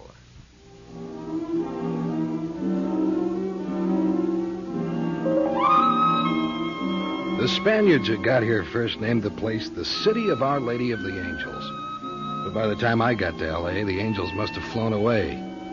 The All Year Club tells the tourists that it's all orange groves and movie stars. The Southern California Chamber of Commerce will mail you pictures of sunbathers at the beach and the Tournament of Roses parade. But living where I do, in my office, down by the car barns, I don't get out much, except on Sundays, when I take the big red P.E. trolley down to Long Beach for a stroll on the Fun Zone Pier. And just like most Angelinos, I've never even seen a movie star. That is until several hours after I got that phone call from the producer, Edmund Turner. And that's where this whole big firecracker got touched off. He wanted to see me in his office. Me. Smelled like money. Lots of it. So I gambled $5 on a taxi ride to Studio City. The offices ran for a block down a palm-shaded street. The orange stucco arches must have been Hollywood's idea of a Spanish castle. After getting nodded at by 3 secretaries who didn't approve of my old brown suit and my gray felt hat, at last I'm ushered into the office of Edmund Turner. Mr. Nile. At your service. Have a chair. Thanks. You smoke? Care for a cigar? Try one of these. Thanks. Havana? Cuba Rico. You like it? Take another. I will. May I ask you a very blunt question, Mr. Nile? Sure. How good are you? Pretty good. You see, I deliberately chose you because of your obscurity. Well, I qualify. But I must pursue the point. Can you do what I need to have done? I don't know. You haven't told me what you want. I want you to prevent a kidnapping. Who's the victim supposed to be? My little girl, Cerise. Oh. Well, why are you afraid she'll be kidnapped? Because that's how they work. They don't just kill you, not at first. They take the thing you love the most. Then, if they don't get their way... now listen, hold on. You better start over. You talking about a gang, an organization? Certainly. I never heard of it working that way. You mean your daughter's been threatened by them? I've been threatened. Well, how much are they demanding? They don't want money. They want to stop me from finishing the picture I've been doing. It's all about organized crime. It's the hottest thing ever filmed. It'll blow the top off the whole syndicate. Oh, I get it. Only, I'm surprised they didn't make the snatch and then demand that you scrap the picture. Oh, they're very subtle, very clever. But they've got me cornered. My daughter means more to me than anything in the world. But this picture can help wreck organized crime. It can clean out racketeers and crooked cops. Nile, it's got to be released. So I have a plan. I want you to guard Cerise 24 hours a day for the next 3 days. The picture opens Friday in Los Angeles. They'll try to get her before then and force me to cancel the premiere. Mr. Turner, let me ask you. Why didn't you call the police in? I intended to at first. But then I thought, how's this going to look in the papers? As if I'd rigged the police protection for a publicity stunt. Oh, yeah. I see. And as for hiring any of the better-known private detectives or bodyguards, that's just what the mob would expect me to do. So they could get to them and bribe them to look the other way at the proper moment. You see what I mean? Yeah. So that's why I deliberately went for someone obscure. The last person the mob would ever think I'd use. Excuse me, I don't mean to be rude, but your very lack of a reputation made you the right choice for me. You understand my thinking? Oh, sure. Sure.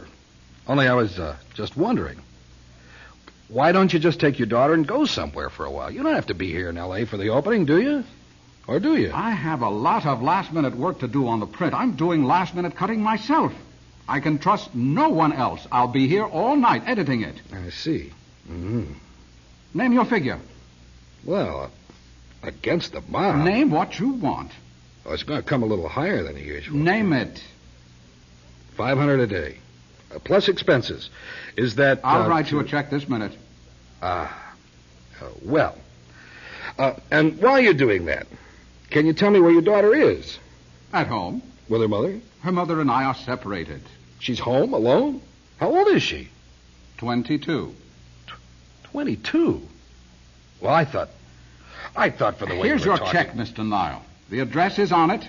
I suggest you get there immediately. Show her this check. It'll identify you, and she'll let you in.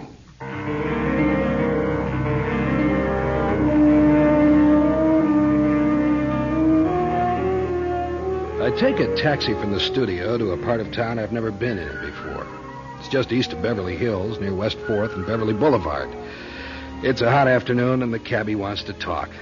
But I'm sitting in the back of that DeSoto with cold chills and sweat like ice water. And it's not the flu. It's an old enemy of mine called fear. Listen, I know why Turner didn't blink when I named my price. He knows. And I know. I could be dead in a couple of hours trying to keep the syndicate boys from snatching his daughter. When we get to the address, I tell him to drive on past and let me out a block away. I pay him off, and then I start back alone down the sidewalk, waiting for any sign that the boys might already be there. But I get to the Turner's house, which is a big one, and nothing's happened. So I push the doorbell and I wait. At last, someone eyes me through the little window in the door, and I hold up the check. After another few seconds, she lets me in. And I'm thinking, this is crazy town. This lovely black-haired girl with the deep, wounded eyes is maybe the most beautiful woman I've ever seen. Her dad's a famous producer. And his own daughter should be a star. Hello. Don't you think we better close the front door? Oh, yes. You're Cerise. My name's Harry Nile. I'm the guy your father hired. I know. Do you have a gun? Yes. Are you good with it? Good with it? You mean, do I hit what I aim at? Yes. Usually. Hey, look, you can relax now. No, I can't. Sure you can. Let me do the worrying. First thing I want to do is go through the house from top to bottom, check all the doors and the windows. All right. And then? And then we settle down for the night.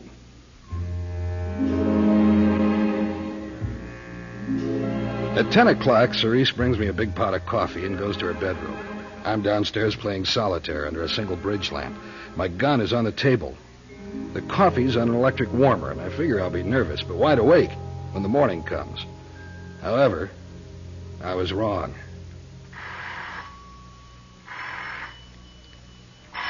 Somewhere out of a foggy dream, a telephone is ringing. Sun streams through the French doors. It's morning. Hello? Mr. Nile, everything all right this morning? I think so. What do you mean you think so? Just a minute, Mr. Turner.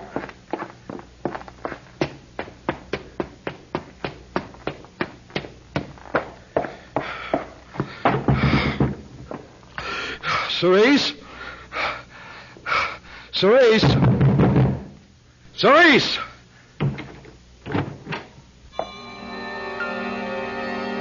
The room looked like a cyclone had blown through it. The bed was torn apart, chairs and lamps toppled over, a closet door was open, and the curtains were blowing at a wide-open window.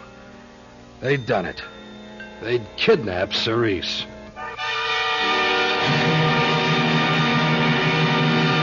Harry Nile will return in a minute. Now, back to the adventures of Harry Nile. I never felt so foolish in my life. All I had to do was lay down my life protecting a beautiful 22-year-old girl from being kidnapped, and they'd done it while I was asleep. Asleep. Safe. While the daughter of my client was fighting for her life upstairs 40 feet away. I'm not blaming you, Mr. Nile. I think you did your best. The coffee didn't do the trick. I can't believe it. I've never dozed off on a surveillance case before. I should have known. I should have known. Known what? The syndicate. Nothing stops them. Ever.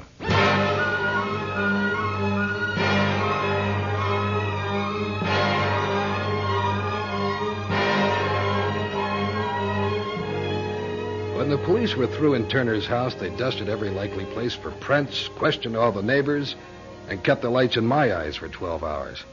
After all, I was a suspect. But finally, they turned me loose. I had no place to go. It was strictly a police matter now, and I knew better than to mess with them. Turner was staying on at the studio, so I went to him and got his permission to go back to his house and try my own investigation. I had the key in my hand at the front door when the door suddenly opened.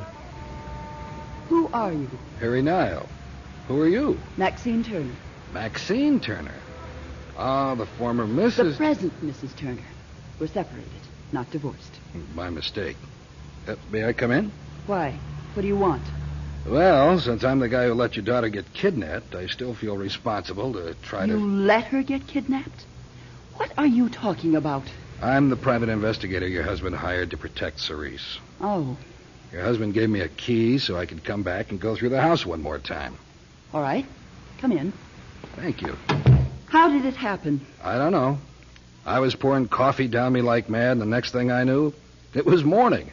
And they'd slipped in and taken her away. The coffee? Yeah, that's what I thought. I told the police. They laughed a lot at that. Yeah, and I don't blame them. There was nothing in my coffee but coffee. Then what do you hope to find? I'll be honest, I don't know. May I ask what brought you back here? I just wanted to be here in case there was any news. Where do you live now? In Santa Barbara. Ah. Have you seen your husband since this happened? No. Ah. Mm-hmm. Are you still in his employ, Mr. Nile? I never even cashed his check. I gave it back to him yesterday, right after he came over in the morning. Then your presence here is... It's on the house. Very generous. Why did you and Mr. Turner split up? I think that's between Mr. Turner and myself. No, it really isn't anymore, Mrs. Turner. Your daughter is kidnapped, and I think any question is fair at a time like this. Don't you? Well, if it adds anything to the case, Ed and I found we had very little in common after 25 years. Well, how come? I don't know how come. Ask him. He loved his work more than he loved me. That's too bad. Yes, I thought it was too bad, too. This new picture he's just finished. Have you seen it? No. I hear it's pretty sensational. I hope for his sake it will be. He's still making changes on it, he says. That's very typical. Really a dedicated worker, that husband of yours. Mr. Nile, I don't see how this conversation can help bring my daughter back. If you want to be of help, fine. But, well, you must excuse me now. Certainly. And you've helped me quite a lot. You really have. I can't see how. Oh, by the way, where will you be staying while you're in L.A.? I have a sister in Glendale. Could I get her address, just in case? I suppose so. I'll write it out for you. Here's a pencil. I have one, thank you. This is the only place you and Mr. Turner had? What? Oh, I was just wondering if you had a cabin somewhere. Palm Springs, Arrowhead. We have a beach house at Malibu. Here's where I'm staying. Oh, thanks a lot. I'll walk you to the door. I know my way out of this house. Thank you.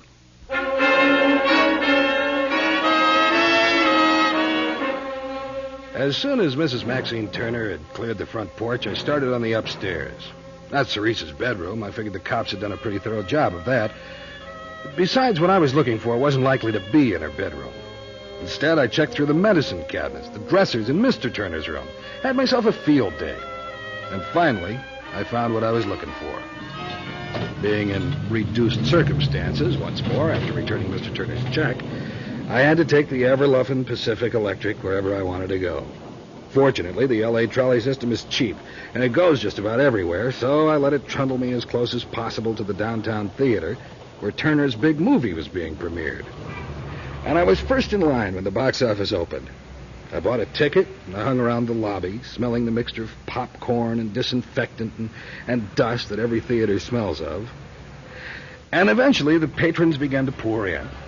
Most of them were buzzing about the sensational kidnapping of the producer's daughter. Some even bought late editions of the Herald Express, which had a huge photo of lovely, dark-haired Cerise on the front page. I was no different from the rest of the moviegoers. I could hardly wait for the show to begin.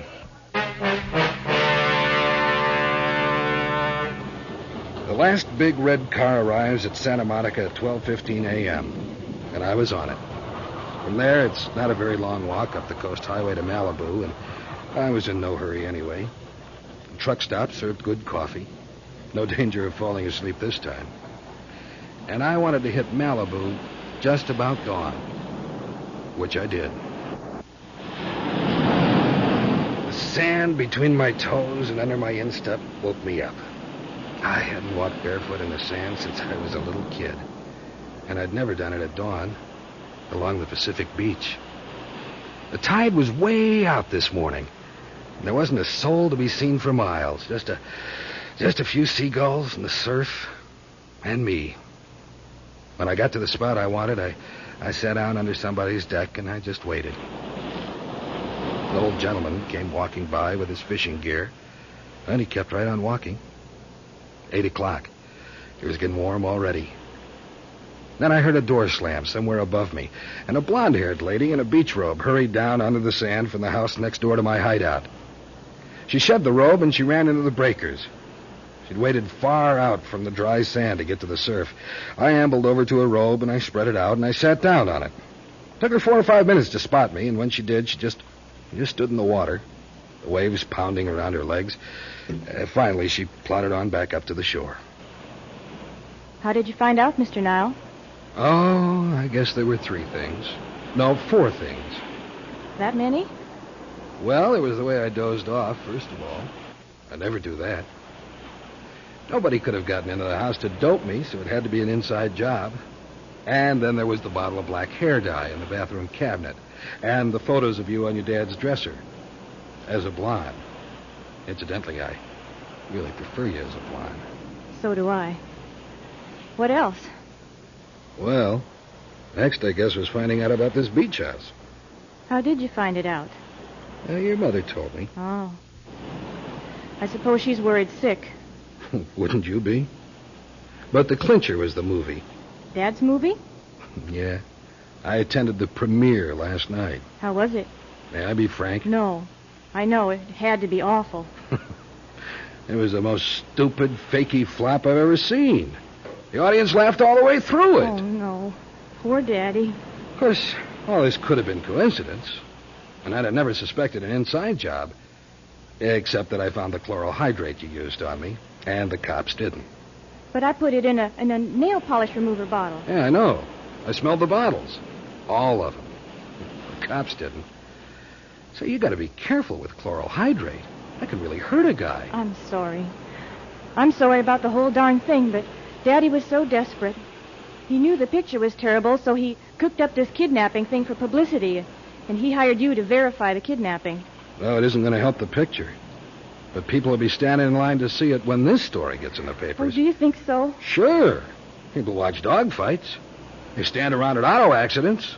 Can I have my robe now? Oh, sure. Excuse me. And what do you do now? Arrest me? No. First you cook me up some eggs and bacon. And coffee. Without the knockout drops.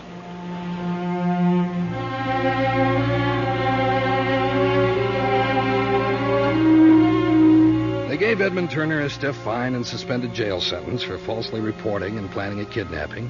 And Cerise was convicted with him, partly on my evidence. They think Turner is through in the movies.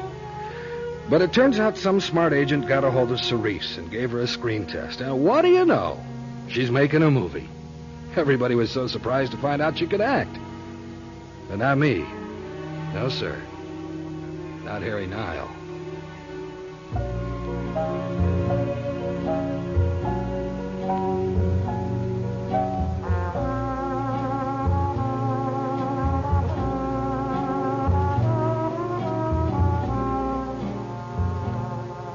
Tonight, Norm Bobrow was heard as Jose and Manny, Rudy Perez as Turner, Beverly Badgett as Cerise, and Pat French as Maxine Turner. The Adventures of Harry Nile are created and produced by Jim French and feature Phil Harper in the title role. The program is produced at Audio Recording Incorporated in Seattle. Join us next week for another Harry Nile detective mystery. Jack Spencer speaking.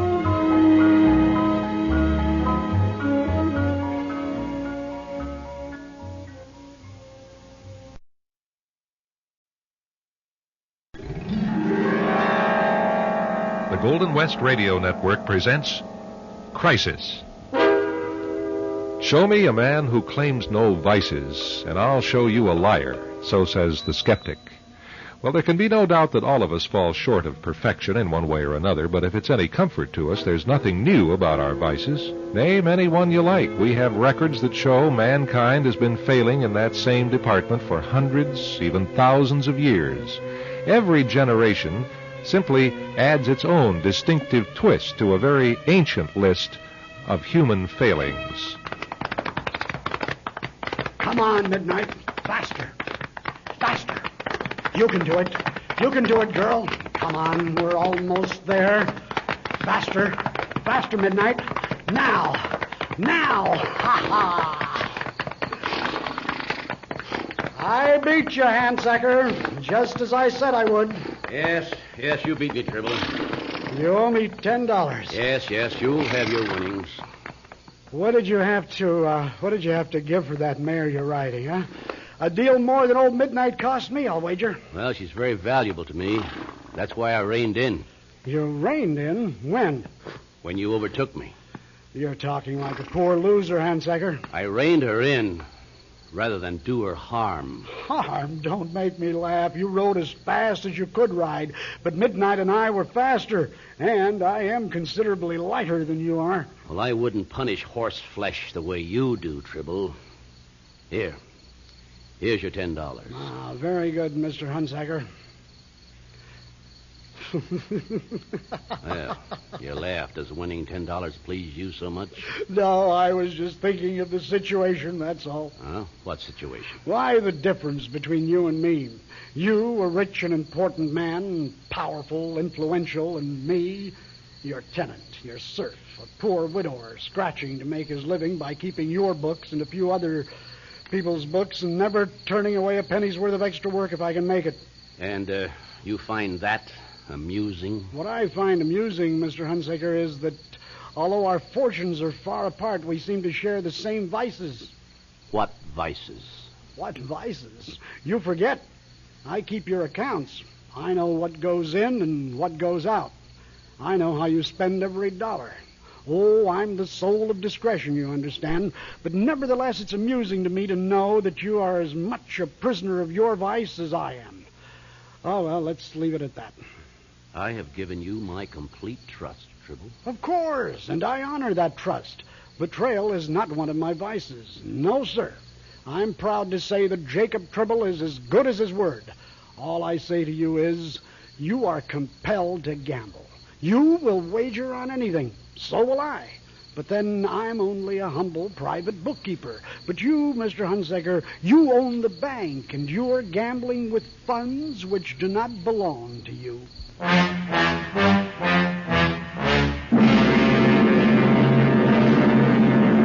Our story, A Betting Man, continues in 1 minute. Now, Crisis brings you A Betting Man. Daddy? Daddy, I know I'm not to interrupt. Well, that's right, Katie, my dear. Not while I'm trying to finish my accounts. One little mistake in my arithmetic, and I... But, Daddy, I've just been out feeding Midnight, and there's something wrong with her. Well, her breathing is strange, and she seems to be bloated. Oh. Daddy, did you run her this afternoon? Run her? Oh, I may have let her have her head a little. And the water trough was empty. Well, she's acting as if she'd been run too much and then took too much water. Oh, she'll be all right. Now let me get back to my figures. Yes, Daddy. Oh, by the way, Kate, my dear, come here. Yes? Look here what I have for you. Do you think you can put this to good use at the Emporium? For a new dress and some ribbon and such as that? $10? Daddy, where did you get it? Oh, can we afford it? Yes, we can afford it. Now, you take it for being such a sweet girl. But so much. Well, where did it come from? Why, from a grateful client. A little bonus, as you might say. Oh, you must be a wonderful bookkeeper. I know you are. Yes, well, you take this down to the Emporium tomorrow and see what it'll buy. Oh, Daddy, thank you. You're welcome, Katie. Now, why don't you let me see if I can finish these books tonight for Mr. Hunsaker? Mr. Hunsaker. Is he very rich? Is he very rich? Well, if you add up all the mortgages he owns, including ours, and all the interest being paid to him, not counting what he takes out of his banking business, you might say that Mr. Hunsaker owns this town, and about half the people in it. Ugh, he's so fat and ugly. What kind of a man is he? What kind? Mr. Micah Hunsaker is no more saintly than any of the rest of us, and probably no more of a sinner either, for that matter. The chief difference with Mr. Hunsaker is he is able to enjoy the luxury of deciding what to do with his money. Most men don't have that luxury. Every penny we can earn is committed, but the rich have options. Oh, I'll see who it is. One of your bowl, I'll bet you. Oh, Daddy. Good evening, Kate. Daniel MacArthur. I'm sorry to be calling so late, but I was riding past on the way from seeing a patient, and I... A patient?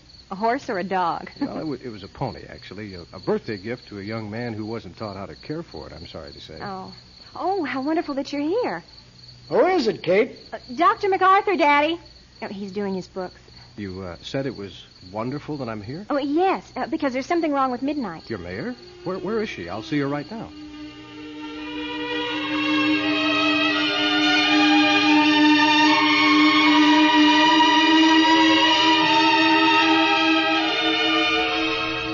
And that's about the best I can do for her tonight, Mr. Tribble. Well, you kind of spend so much time with the old girl, Doctor. Only I have a feeling it's not the veterinarian that's so devoted. Sir? Well, that horse doesn't require bedside nursing. Could it be there's another attraction hereabouts? Daddy. Well, you're perfectly right, Mr. Tribble. It's purely a joy for me to be here because of Kate. You have a wonderful daughter, sir. You must be very proud of her. Well, that I am, my friend, that I am. And I aim to keep her around for a few more years. Daddy? I don't blame you in the least, sir. No, not in the least. You see, Dr. MacArthur, I'm a widower. Katie's mother passed on 4 years ago this summer, and, well, Kate and I sort of comfort each other. She's the cook, and I try to be both mother and father to her. Of course. We need each other, is what it comes down to. I understand that. Daddy, for heaven's sake, he didn't ask for my hand. Why, Daniel and I are just friends. Isn't that right, Daniel? Just friends? Yes, Kate. I'll be whatever you want me to be. There, you see, a level-headed young man in a vital and respected profession. A good friend to have. But just a friend, for now. Correct, my dear?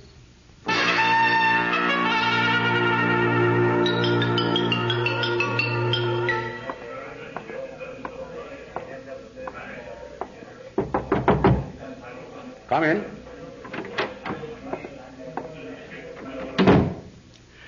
It's me. Oh, Tribble. Yes, here, I'll take the books. Everything's in order. Oh, that's fine. Well, I'll be going. You look tired, Tribble. It's only 10:30 in the morning. Well, I worked on your books until late last night, and I walked to town this morning. Oh? You didn't ride Midnight? She's got something the matter with her. Yes, I expect she has. Look, sit down here, Tribble. Tribble, I'm disturbed at a remark you made to me yesterday. What was that? About my gambling with funds, other people's funds. That is slander, Tribble. I didn't mean anything by it. It's a terrible thing to say. My banking affairs are completely separate from my personal affairs, and Funds I may use for speculation, wagering, or my own. Is that clear? Yes, sir, but I didn't mean anything by it. All the same, I've been doing some serious thinking, Tribble. I've decided to relieve you of the responsibility of doing my accounts. Huh? You... It appears that you have taken a personal interest in how I spend my personal funds. And I cannot tolerate that. What I spend for my own recreation is nobody's business but my own. But you ran it through your books, sir, as a loan. What difference does it make? It makes no difference to you. Not anymore. I shan't require your services after today, Tribble. I see. All right. Oh, and there is one other thing. A matter of bank business, Mr. Tribble. You were 2 months in arrears on your mortgage payment. Why, I've been 2 months behind for over a year now. You've always been willing to carry me. But no more, Tribble. No more. The bank is obligated to carry out sound business practices. I'm afraid if your payments are not brought up to date immediately, the bank will have no choice but to foreclose. Now, wait a minute. This can't be. Why, yesterday afternoon we were racing our horses together, betting together, and now... And now our positions are once again clear. You are the debtor. I am the creditor. But you're cutting me out. How can I pay the back payments when you cut me out? How indeed? Now, wait. You're a sporting man, Hunsaker. Suppose we say double or nothing. A cut of the cards. I'll either owe you twice the value of the mortgage payments or I'll owe you nothing. And what good would it do me to have you owe double what you owe now? You can't repay me as it is. But there must be something of mine that you'd take.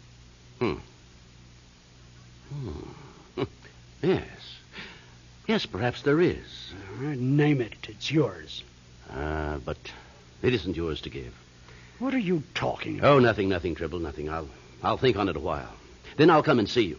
In the meantime, we'll let things stand as they are. Then the books and the mortgage? You will continue to do my accounts, and I shall continue carrying your mortgage until we come to terms.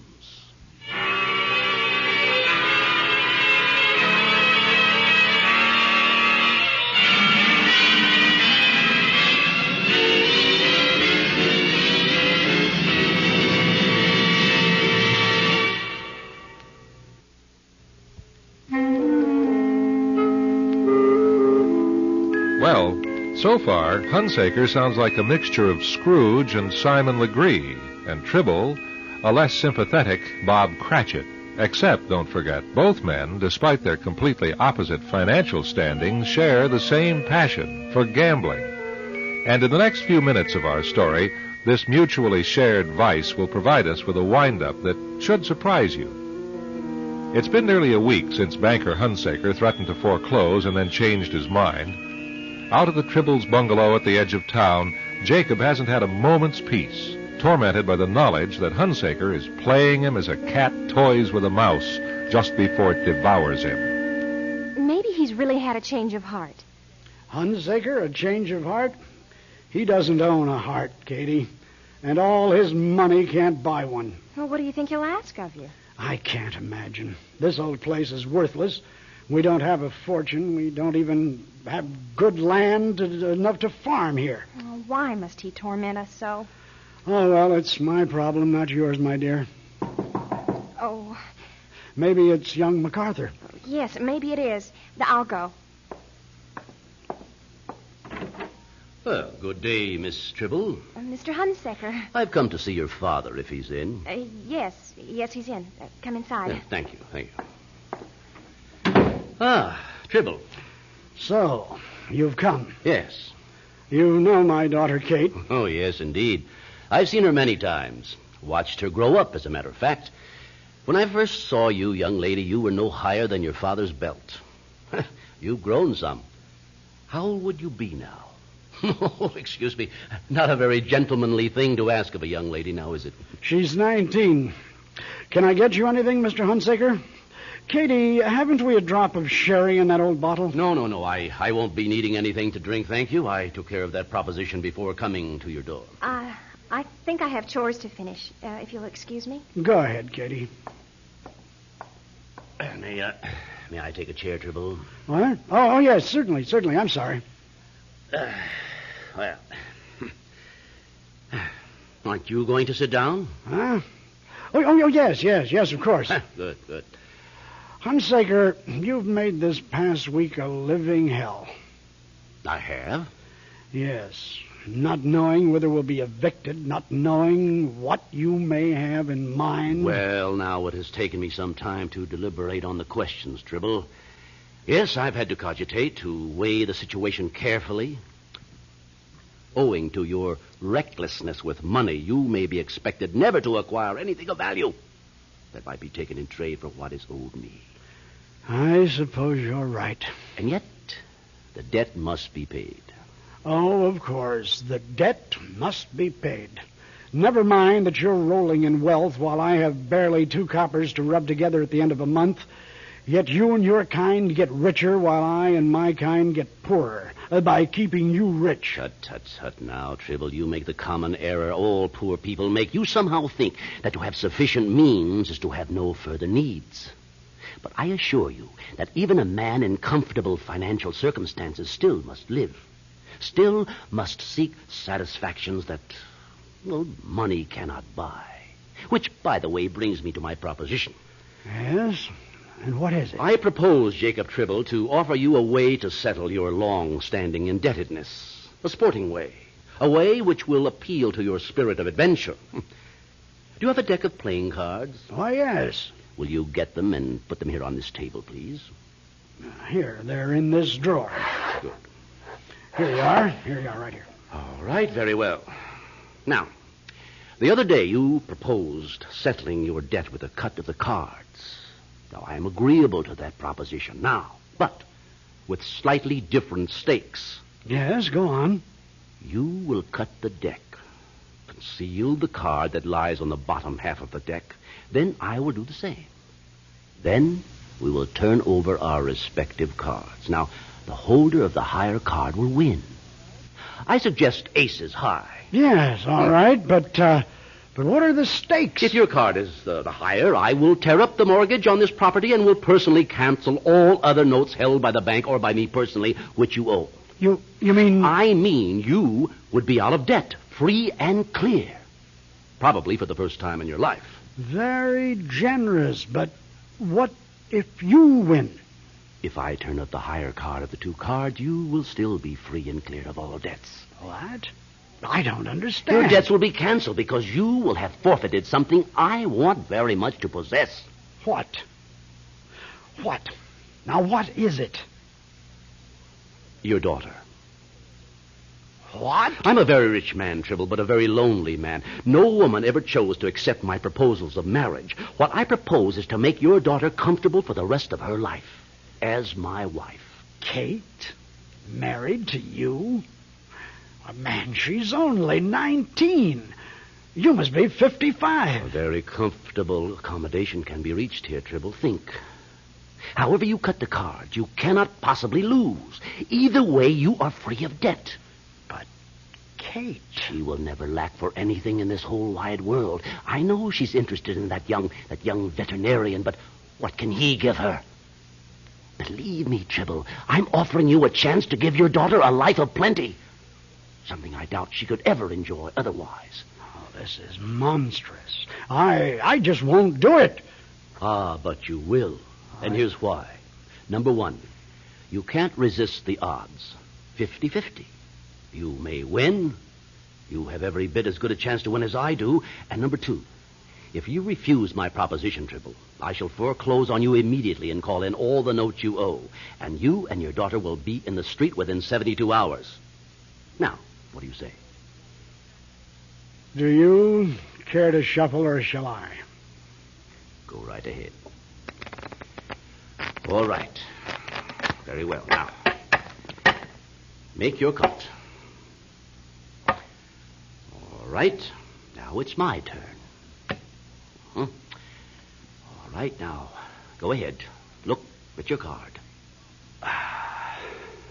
The 9 of diamonds. The 9. Very well. Let's see what I have. Well. The ace. The ace of hearts. How appropriate, Tribble. Very well. I am a man of my word. You shall have Kate as your wife. But as her father, I'm entitled to make certain conditions. Well? As you know, Kate will be broken-hearted. She will get over it. It'll take time to prepare her for the marriage, unless you wish a weeping wife. How much time? 6 months. 6 months? 6 months from today, Kate will be yours. She must be prepared for this, Hunsaker. What's 6 months out of a lifetime? Well, very well. And during this time, you must not attempt to see her, to court her, or call on her. What? If I were you, and I mean this for your own good, I would bend every effort to lose some weight. You should attempt to look like a younger man, for her sake, as well as your own. In 6 months' time, you could do it. Well, perhaps you're right. Very well. Let it stand. In 6 months, I shall be slim and trim and ready to claim your daughter.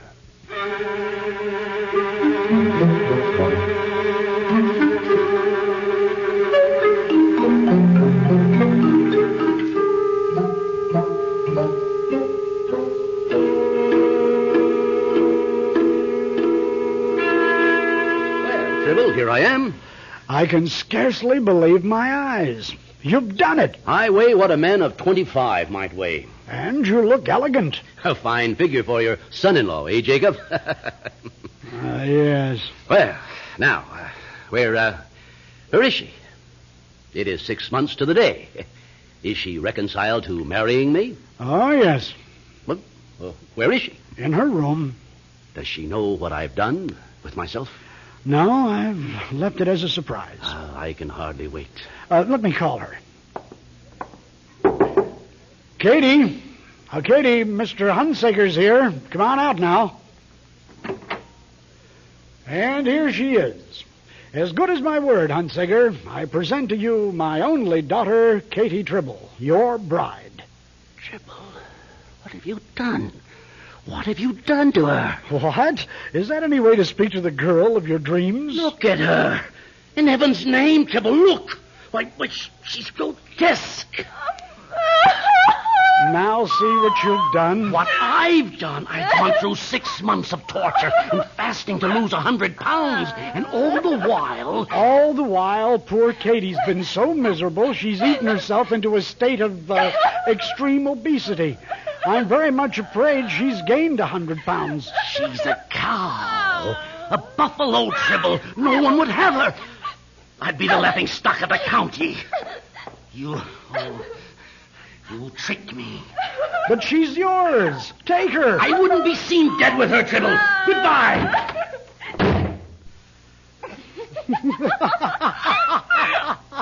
All right, Katie. He's gone. Now you can go back to your room and take those bed pillows off and spit out that cotton in your cheeks, and let's get on with the real wedding. Oh, Daddy, do you mean it? Well, can I tell him? Of course you can tell him. Tell him you'll be Mrs. Daniel MacArthur as soon as you two can arrange it. But you better not let him see you like that. Oh, Daddy. And you won't change your mind? Kate Tribble, don't you know I am a man of my word.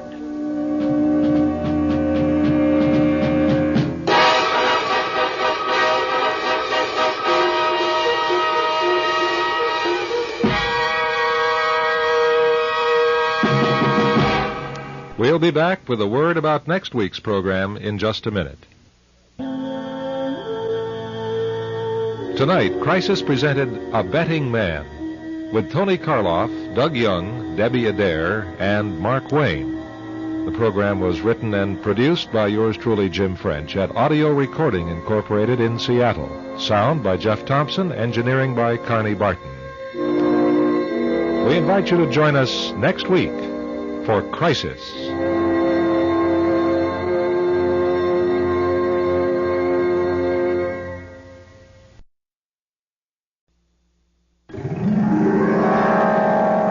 The Golden Modern West Radio Network presents Crisis.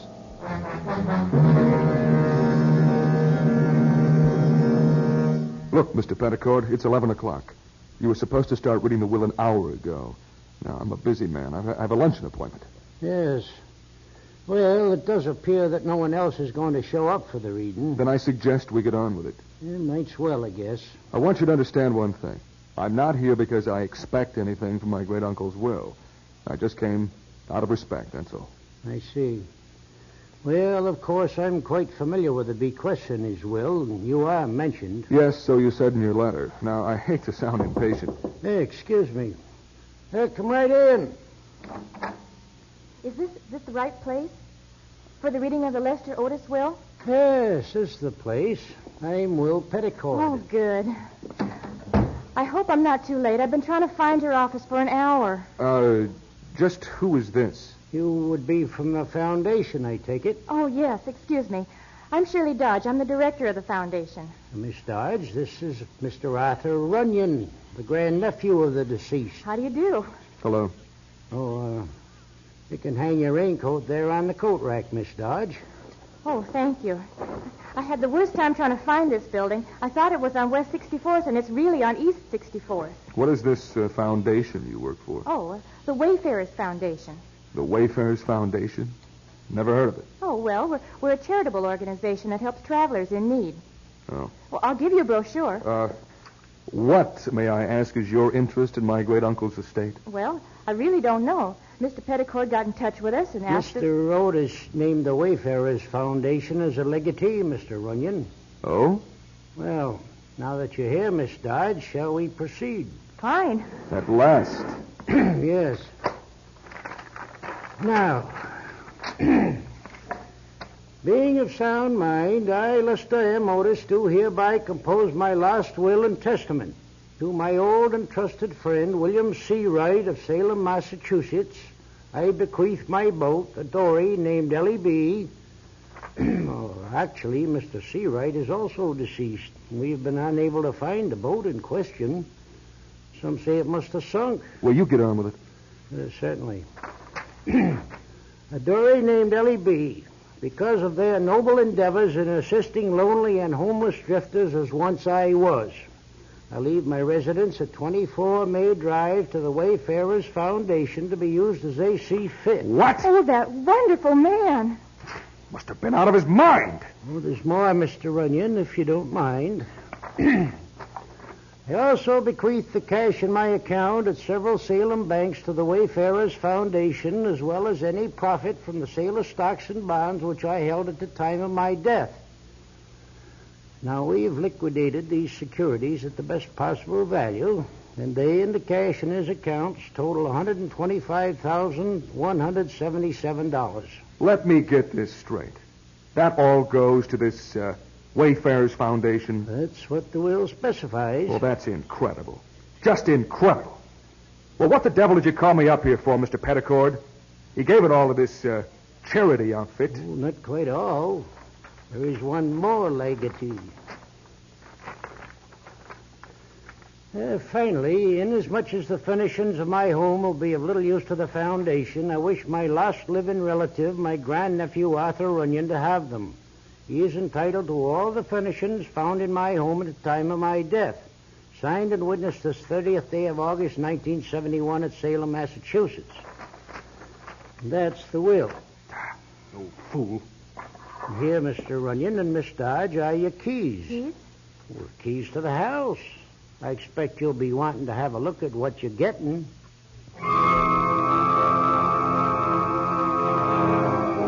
To say there was no love lost between Lester Otis and his grandnephew Arthur Runyon would be putting it mildly. And now that Runyon knows his legacy is a house full of musty furniture, whatever family ties he may have felt for the old man have come undone completely.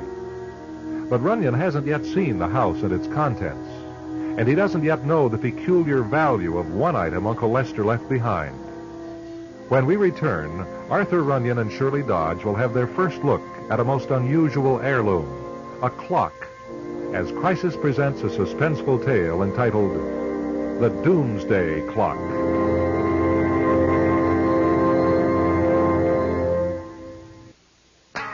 And now, the Doomsday Clock. You mean you haven't seen this house since you were little? That's right. Make me some kind of a bad guy? No. Only Yeah, it does make me a bad guy. Well, not really. Look, the old guy didn't like kids. He never had any of his own. Never even got married. So don't make me feel guilty because I never cozied up to him. Well, I didn't mean to make you feel guilty. Here's the front door. So, this is where he lived. Yep. This is a very historical old estate, you know. No, I don't know. Well, it is. It's in a historical guide to famous buildings.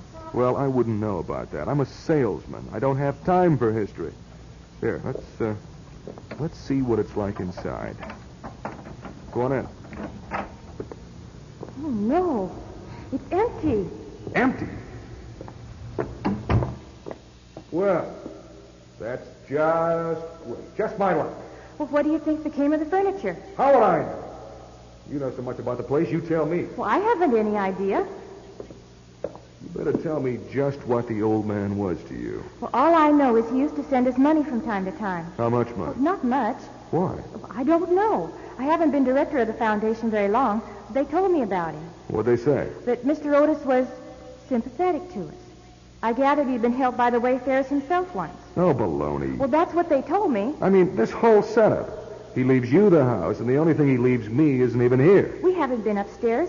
Maybe there's furniture upstairs.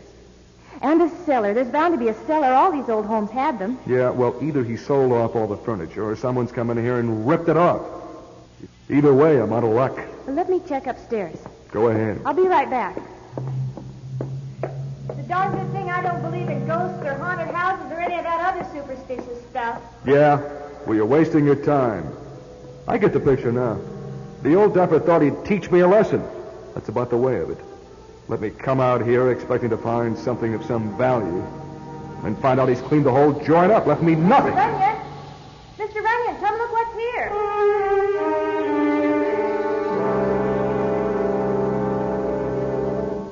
This is the oldest grandfather's clock I've ever seen. You mean this is all that's up here? Well, I looked in every room. But, Mr. Runyon, this has got to be valuable. It's an heirloom. Well, look at it. 7 feet tall. Thing must weigh a ton. And all handmade. In England, naturally. Hand-painted face, carved case. Oh, this is a treasure. It really is. What am I going to do with a grandfather's clock? Well, if it were mine, I'd restore it. I'd keep it and hand it down to my children. I haven't any children. I'm not going to have any. Oh. Well, I'm sure some antique gallery would give you a good price for it. How good? It's a shame, though, that it's passing out of your family. Well, I suppose I could find room for it over at my place. Can't even budge the darn thing. Thanks a lot, great uncle. Thanks for nothing.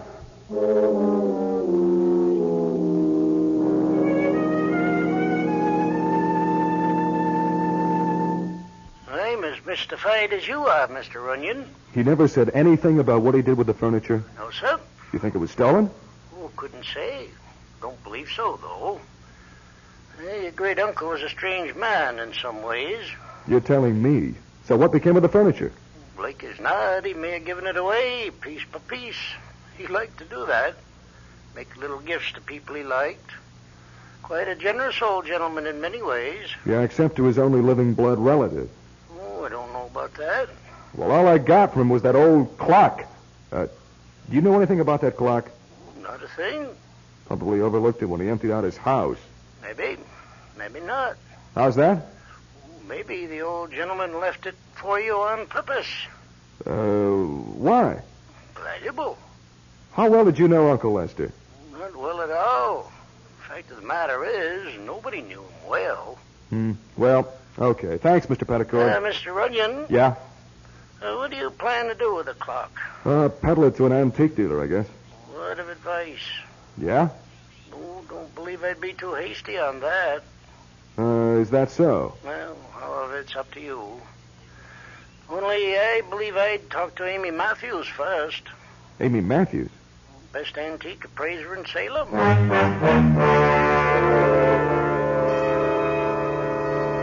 Well, Mrs. Matthews, what's the verdict? Well, there's no doubt about it. It's genuine. It's genuine? Yes, I'm positive. Genuine what? A genuine doomsday clock. Oh, a doomsday clock? Oh, yes. And what is a doomsday clock? Oh, just a name that applies to this type of clock. They were made in the latter part of the 16th century, until the church put a stop to it. Why would the church be interested in a clock? Oh, superstition of the times, I suppose. All we really know today is that these clocks were made to be kept in one family and never to be owned by anyone except a descendant of the first owner. Well, that's weird. There were never very many of them sent here to this country.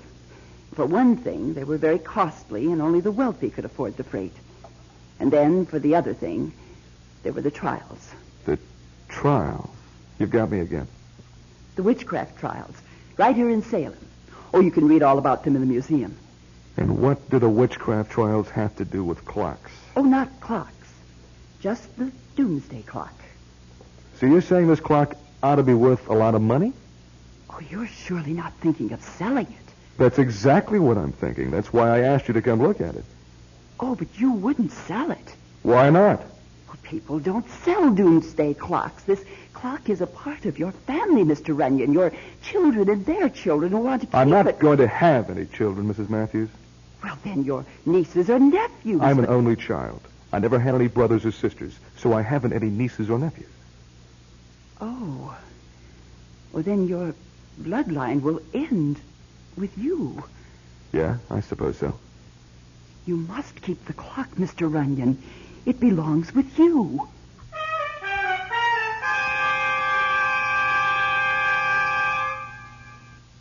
And now, we return to the Doomsday Clock.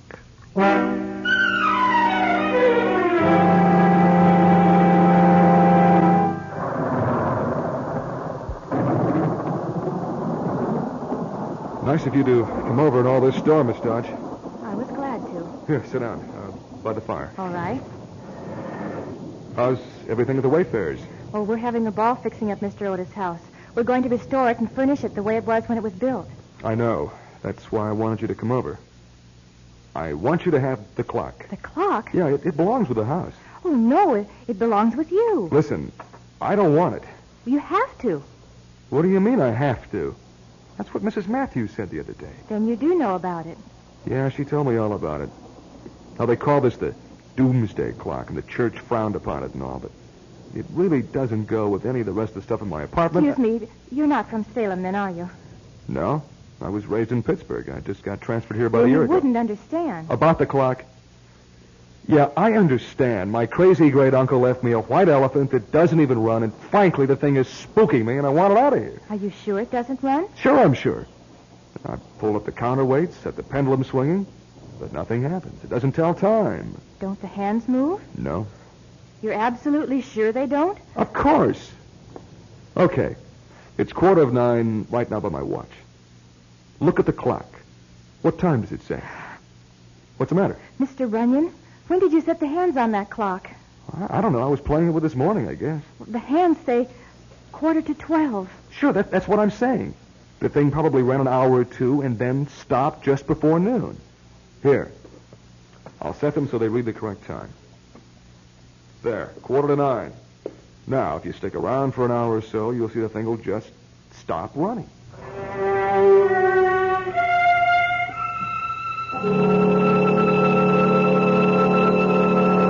Arthur, you really are a human being after all. Why, just because I pop popcorn and own a lot of Captain Marvel comic books? Well, that and the way you pretend to be so serious all the time and so money-hungry. Why, when I first saw you in Mr. Petticoat's office, I thought you were going to bite my head off because you didn't inherit all your uncle's money. He's my great-uncle, and I was going to bite your head off. Only then I thought how pretty you are with your head on. Well, I'm glad we finally got over that phase in our relationship. Oh, and what phase are we entering now? I don't know. A nice phase, whatever it is. Oh, what time is it? Has it been an hour yet? I bet it's been 2 hours. Let me turn the light on. Yeah, my watch says it's 11:05. And what does old Doomsday Clock say it is? Huh. Well, that's funny. Look at that. 11:45. Again. Why does it do that? Oh, Arthur. Well, if I do keep it, I'm going to have to get a clock repairman in here. Yes, get someone to fix it. Tomorrow.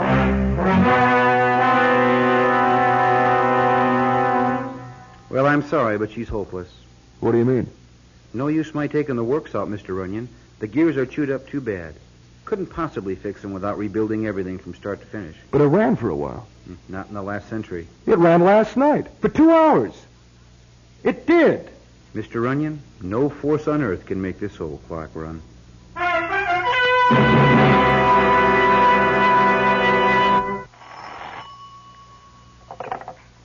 Hello? Arthur?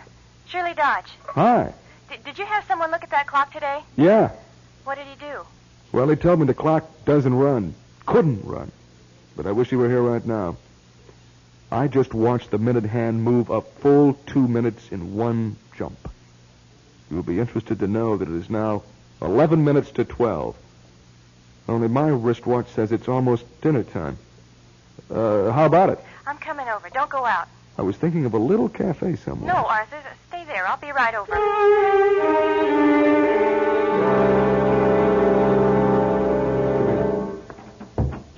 Where are you going? The clock. What does it say? Hey, listen. I think the thing is really going to run. It's erratic, but now the hands say 5 at 12. Arthur, listen to me. I've been talking to Mrs. Matthews about that Doomsday clock. Yeah? Do you know why the church banned them in the 16th century? It's because they thought they were the work of demons.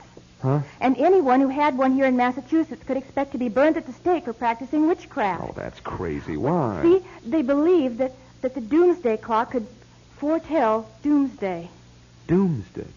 I don't get it. But don't you see? That's why your great-uncle got rid of all his furniture before he died. He knew Doomsday was coming. Oh, repent. The end is near, like that, huh? Yeah, he really was a nut, wasn't he? Arthur, look at the clock now. 2 minutes to 12, so? Are you sure he was your real great-uncle? Are you sure you weren't adopted or something? Sure, I'm sure. What are you getting at? Because, according to Mrs. Matthews, the Doomsday clock foretells every generation's passing. And when the hands both point to 12... Oh, that's ridiculous. That's the most far-fetched old wives' tale ever heard. Listen to it. It's striking 12. Very simple. I'll just go over and stop it from striking. I'll stop the hands. I don't want to move. All right. Stop the pendulum from swinging. I can't stop it. Shirley, it just keeps on. Kick it. Shake it. Pull it apart. Look out! Don't pull it over. It's rocking. Oh, no. It's tipping. Arthur!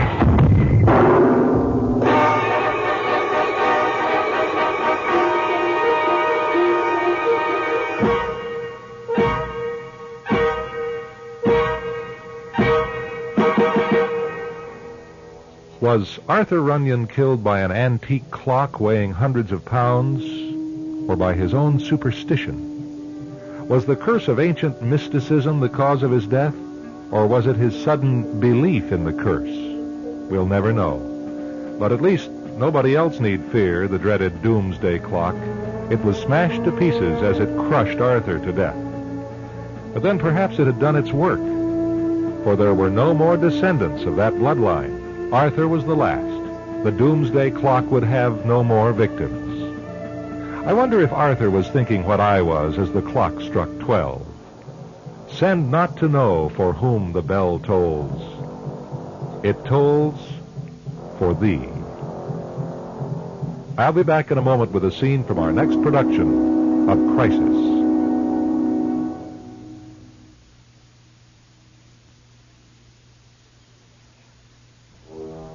Tonight, Crisis presented The Doomsday Clock, featuring Terry McManus, Beverly Badgett, Pat French, Bill Swain, and Chuck Wolf.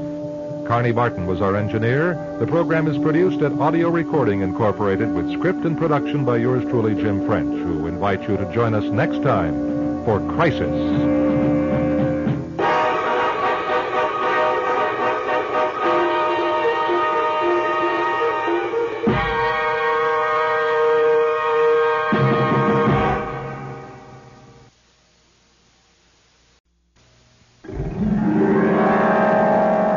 Golden West Radio Network presents Crisis. Oh, I hate this. tell me when we get across. Oh, come on, Jerry. Open your eyes. Look at the wildflowers down the canyon. Oh, I will not. I hate high places, and then we have to ride on this rickety old cable car. Well, that's the only way across the canyon from the highway to the lodge. Look, I didn't know about this when I talked you into coming with me. I won't enjoy a minute of this whole weekend knowing I have to ride back on this thing. Sure you will. And besides, if Hal Champion's staying at the lodge, this will be my one chance in the world to meet him and audition for him. I wish I'd never told you what Mrs. Rice said. Are you kidding? When I meet Mrs. Rice, I am going to get down on my knees to her for telling you about Champion spending the weekend at her lodge. Oh, why couldn't they have just built a bridge? For an unemployed actor, a weekend isolated with a famous movie director in a tiny mountain lodge could be the break of a lifetime. But to Richard Daniel and his wife, Jerry, it became a nightmare. Jerry, I've known your family all my life. You know how this makes me feel. But, my dear, if you know where your husband is hiding, I insist you get him to give himself up now. But I don't know. You know what this will do to the lodge. We'll be ruined. Ruined. A man has been killed, Jerry.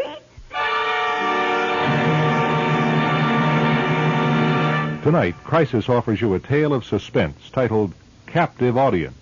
We'll have Act 1 right after this message. And now, Captive Audience. Our story begins, as so many stories do, with a coincidence. One afternoon, Richard Daniel was between engagements. His agent hadn't called in weeks, and the clothing store where Richard worked when he wasn't acting had hired another part-timer to take his place. So there was nothing for him to do but read Variety and pray for the phone to ring. The part would be perfect for me. I even look like him. The Duke of Windsor? Well, with different hair, you know, the little pouches under the eyes. I hate to mention it, but the Duke of Windsor was an Englishman. What did you say, my dear? You think I'm not English? How absurd. Listen, it says right here that Champion will not cast a major star in the role. He's looking for someone new. Who is it that says that? Variety says it. No, the man who's casting the picture. Champion, the director, Hal Champion. That's the name. That's who Mrs. Rice was talking about. Mrs. Rice? Well, she used to live in our block when I was growing up. She called yesterday, and we had the nicest talk. And she mentioned Hal Champion? Yes, I completely forgot to tell you. Mrs. Rice is now running a little mountain lodge somewhere up near Yosemite, and she was in town buying provisions or something, and she called Mom, and Mom gave her our number. Yeah, but so what has that got to do with Hal Champion? Well, I'm getting to that. Hal Champion is going up to Mrs. Rice's lodge to spend the weekend.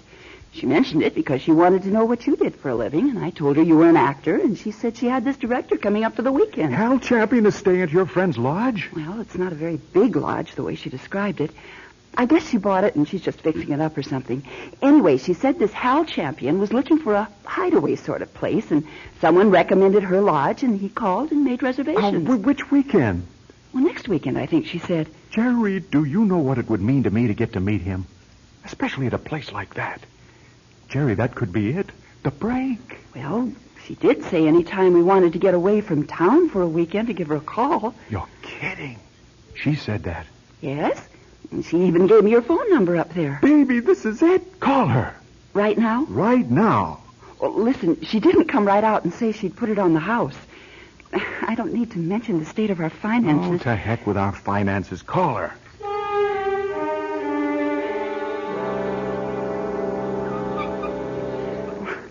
I never told you what Mrs. Rice said. Are you kidding? When I meet Mrs. Rice, I'm going to get down on my knees to her for telling you about Champion spending the weekend at her lodge. Oh, why couldn't they have built a bridge?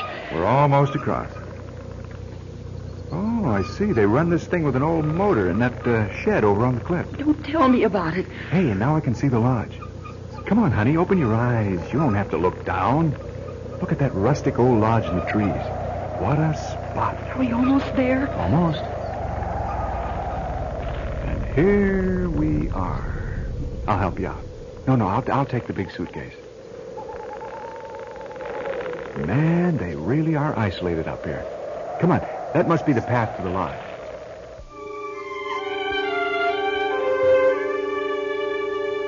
Geraldine, let me look at you. I haven't seen you in 10 years. You always said you were going to grow up and marry a movie star. Well, I did. Well, not a star, Mrs. Rice, just a struggling actor. Oh, By the way, is he here yet? Oh, Mr. Champion? Yes, he got here about noon. Haven't seen him since. He's just kept himself in his room. He came all alone? All alone. We have only 2 other guests, besides Mr. Champion and you two. You'll meet him at dinner. Enjoy yourselves now. We eat about 6.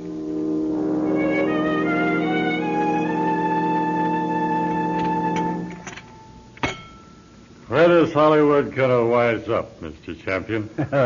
I'm sure a lot of moviegoers are asking that, Mr. Thacker. I am not a moviegoer, and that's what I mean.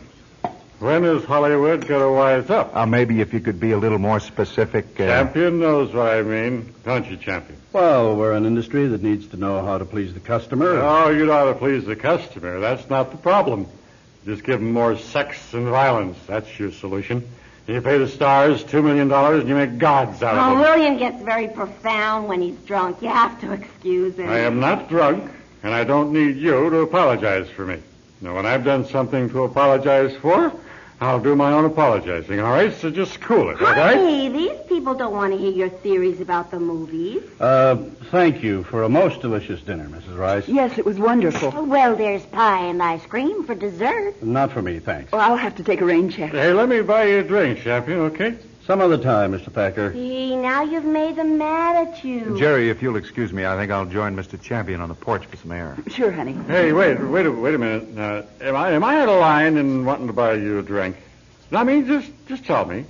Now, can a common, ordinary, everyday citizen buy a big movie director a drink or a candy? Because if I'm out of line, then I'll apologize like Lorraine says. Don't you know when to shut up? Now, come on. Let's not spoil a wonderful weekend. You know, if I was a man, I wouldn't take that for 1 second. Come on, Mr. Champion. That's all right. That's okay. Oh, Lorraine, she's right. If I was a man, I wouldn't take that for 1 second. Which is to say I'm not a man. Is that right, lover? Huh? I'm not man enough for you, huh? I've seen better. Yeah. Jerry, are you coming? Oh, I'm going to help Mrs. Rice clear the table. You go on. I'm fine. Mr. Thacker, why don't you and Mrs. Thacker try a good, fast game of table tennis down in the game room? Mrs. Thacker? How about that? Mrs. Thacker. You think I'm man enough to play a game of table tennis with you? I hope you don't think I'm out of place in speaking to you like this, Mr. Champion. Oh, that's all right, Daniel. No, I think I've offended you. Oh, no, I'm happy to meet you, and I'm glad to know you're interested in the Duke of Windsor role. I'm just upset about the way the weekend turned out. I'd heard this lodge was remote enough to get away from the persistent actors and obnoxious drunks. Well, to be frank, I'd hoped to do some writing, but the mood is pretty well shattered by now. I'm sorry. Look, if I could just test for the role. At this moment, Mr. Daniels... It's Daniel. Yes, well, at this moment, I'm considering another man for the part, very strongly. Oh, I understand. An Englishman? Yes, as a matter of fact. Brilliant actor. Now, I'm going to turn in. Good night, Mr. Daniels. Great. Just great. Thanks a lot, Thacker. I owe you one for losing me this.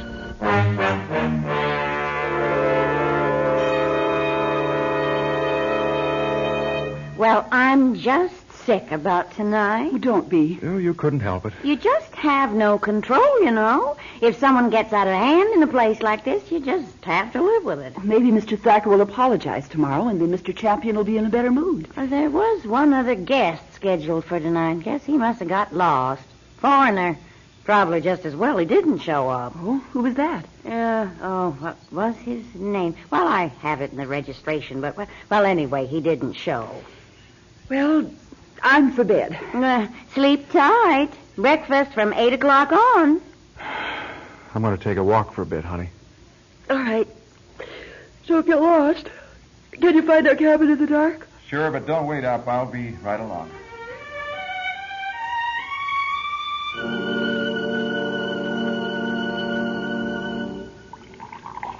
Well, here comes another customer. I thought it was just going to be Mr. Champion and me. How'd you sleep, Geraldine? Good morning, Mrs. Rice. Mr. Champion? Good morning. Have either of you by any chance seen Richard? Your husband? Well, no. Well, I haven't seen him this morning. Last night we talked for a couple of minutes out on the porch. Well, after that he said he was going to take a walk. I went on to bed and I must have gone right to sleep. And this morning, I woke up and he hadn't even been to bed. I don't like the sound of that. Could he have taken the cable car across the canyon for any reason? I thought I heard it running late last night. You did? I didn't hear it. No, he wouldn't have had any reason to do that. Oh, I'm afraid something's happened to him. Will someone please call a doctor? Mrs. Thacker, what's the matter? It's William. He's halfway down the canyon. Underneath the cable car, he doesn't move.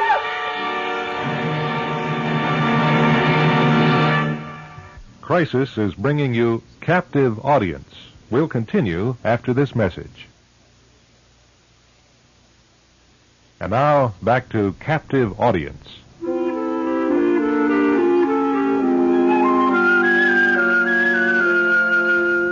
The early morning tranquility of Mrs. Rice's Mountain Lodge retreat has been broken by the news that Richard Daniel has been missing all night. And now William Thacker is lying down the canyon beneath the cable car crossing. It's moments later now as Hal Champion, Mrs. Rice, Richard Daniel's wife Jerry, and Thacker's girlfriend Lorraine hurry to the cable car landing. Wait a minute. Where's the cable car? Look, it's out there in the middle. It must have stalled. Will somebody please do something? He may be dead down there. So I did hear the cable car start up last night. Now, look, I've got a big coil rope out in the shed, out in back of the lodge. Now, if we tied one end of it to this stanchion here at the cable car platform, I believe one of us could make it down there to where he's lying. I wish I knew where Richard is. Yes, we could use another man right here about now, but I guess I'm elected to go down the rope. Phone the authorities, Mrs. Rice. I'll go find the rope.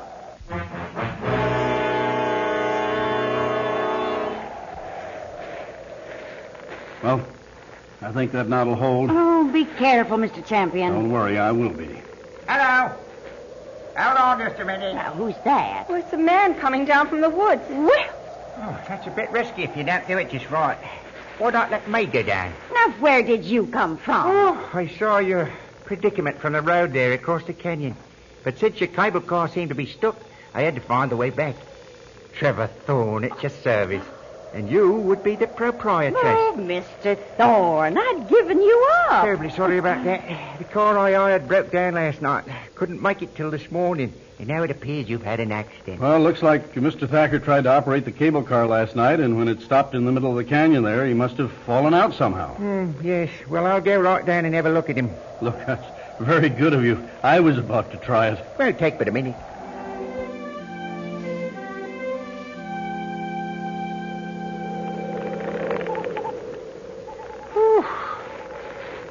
Well, poor chap. Oh, no. I'm very sorry to say he's dead.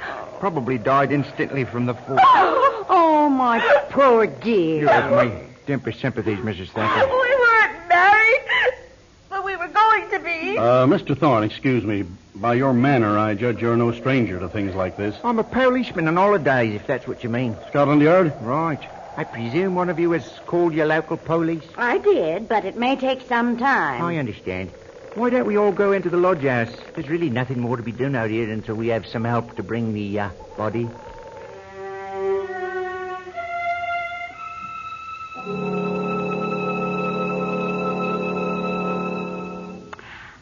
Let me pour you all some coffee. That would be most welcome, Mrs. Rice. And perhaps you might introduce yourselves. Oh, well, you've met Mrs. Rice, our hostess. Charmed. And Mrs. Daniel. And Lorraine. I'm afraid I don't know your last name. Bond. Miss Lorraine Bond. Miss Bond. And I'm Hal Champion. You needn't kiss my hand. Oh, an old world custom. Forgive me. Now, just to organize things, even though, of course, I have no jurisdiction here at all, I wonders if you might answer a few questions for me. I'll turn my notes right over to your sheriff when he gets here. That's awfully nice of you, Mr. Thorne. Not at all. No, it's been just the five of you up here overnight. Well, no, there was a sixth person. My husband, Mr. Thorne. Oh, and where did he spend the night? We don't know. He said he was going for a walk last night before turning in. I went right to sleep, but when I woke this morning, he still wasn't back. Had Mr. Daniels known the deceased before coming up here? I know. We met here last night for the first time. You're quite certain of that, Mrs. Daniel? Yes. Yes, of course I'm certain. I'll admit, ever since we found Thacker's body, I've been wondering about Daniel. Jerry, I've known your family all my life. You know how this makes me feel. But, my dear, If you know where your husband is hiding, I insist you get him to give himself up now. But I don't know. You know what this will do to the lodge will be ruined. Ruined. A man has been killed, Jerry. We haven't established that a crime has been committed, Mrs. Rice. But I would like you to recall just exactly what you were doing last night, Mrs. Daniel. After I helped Mrs. Rice clear the dinner dishes, we talked, and then I went to my room. And where was your husband? He was talking with me out on the balcony. And then he came to the room, but he said he wanted to take a walk before going to bed. So he left, and I went to bed and went right to sleep. I see. And you, Mr. Champion? Well, after I talked with Daniel, I went to my room, sat up writing until about midnight, and I went to bed. Sometime after that, I'm sure I heard the motor on that cable car start up. What exactly did you and Daniel talk about? Daniel's an actor. He asked me to test him for a picture I'm doing. And what did you tell him? I told him I'd just about decided on another actor. How did he react to that? Oh, he was disappointed. Well, listen, if you're thinking Richard had anything to do with Mr. Thacker's death, you're Just right. exploring, Mrs. Daniel. Why don't you realize something must have happened to him? Well, he may be hurt, too, As soon as we have help here, we'll search for him. Meantime, Mrs. Rice, your activities last night, please? Why, after I got the kitchen straightened up, I went to bed, like I always do. I see. And this morning? This morning? Well, I got up and made breakfast, like I always do. Uh-huh. Thank you. Now, Miss Bond, was it Bond? You were sharing quarters with Mr. Thacker? Yes. William was drunk. Well, nobody's mentioned it, but it's true. I was sort of mad at him, and I told him to go walk it off. And he did? He left the room. I didn't know where he went. In fact, I went to sleep. I woke up, and he hadn't come in, and that's when I went looking for him. Yes. Tell me, Mr. Champion, you say you heard the cable car engine start up? Yes. Mrs. Rice, could Mr. Thacker, in his inebriated state, have started the cable car by himself? Well, I suppose he could. The engine's just an old truck engine, you know. Key's right in it. Anyone could just push the button and pull the lever and start across. But how long a journey is it across the canyon? How long does the one-way trip take? About 4 minutes. And how long would you estimate you heard the cable car motor running, Mr. Champion? I couldn't say. Have no idea. Did you hear anything after it stopped running? Such as what? Such as a man yelling for help. No. No, I'm sure you didn't. Because, in fact, Mr. Thacker was already dead when he took his trip in the cable car. Yes, Mr. Thacker was killed by a blow to the back of his head. Loaded into the cable car, the car was started and sent out until it was dead over the deepest part of the chasm, whence the motor died. From lack of petrol, it had run out of gas, as you say. Now, wait a minute. If Thacker were already dead, how'd he fall out of the cable car? His body was no doubt balanced on the car's safety railing. Then as the motor of the car reached the midpoint and stopped, his murderer started to swing the car back and forth by its cable from the cliff here by the lodge. A bit of that, and the body toppled right out. Oh, that's horrible. Who would want to do anything like that to William? I think you know, Mrs. Bond. What's that supposed to mean? If you want to find the killer, find her husband. That's crazy. Richard had no motive to kill Thacker. What about last night at Oh, dinner? now that's just ridiculous. Thacker was drunk and obnoxious, but Richard could control his temper, and he wouldn't kill anyone. Quite correct, Mrs. Daniel. The motive was much plainer than that, I'm afraid. You don't mean to tell me you think you've solved this thing? That is precisely what I mean to tell you. Thacker was killed because he represented a serious threat. A threat? To whom? Do you want to explain it, Miss Bond? I don't know what you're talking about. Surely you knew Mr. Thacker's profession. In fact, Mrs. Rice knew his profession. Didn't you, Mrs. Rice? I think he said he was in real estate. Indeed he was. He held the mortgage on this lodge and was threatening to foreclose. How many months were you in arrears, Mrs. Rice? That doesn't happen to be any of your business. But it would explain why you killed him, wouldn't it? Some Scotland Yard detective you are. Oh, but you did, you know. You're hefty enough to club him down, load his body into the cable car, then swing those cables until his body fell out. Oh, how can you say such a thing? Because when I kissed the hands of all the ladies, only yours had grease embedded in it and smelled of petrol. Petrol is hard to get rid of. Takes several washings, eh? Oh, no, Mrs. Rice, you're the one all right. You see, the foreclosure notice was folded up in Thacker's coat pocket. when I went down to view his body. That's not fair. It was Daniel who did it.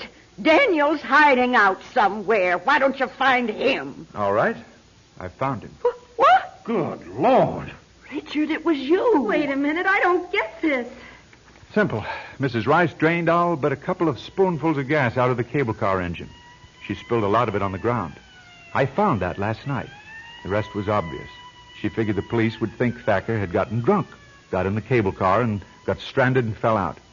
But the police wouldn't have ever kissed your hand, Mrs. Rice. Daniel, you fooled me completely. Where'd you get those clothes and that makeup? I had them with me. You did? Sure. I would have found some way to audition for you as an Englishman this weekend. When Thacker died, I improvised. Pretty good, too. Daniel, come around to my office Monday morning. You just might get your screen test. Thanks, Mr. Champion. Say, you want to come on out and help me to get the cable car going again? I think the real cops may want to ride over on it.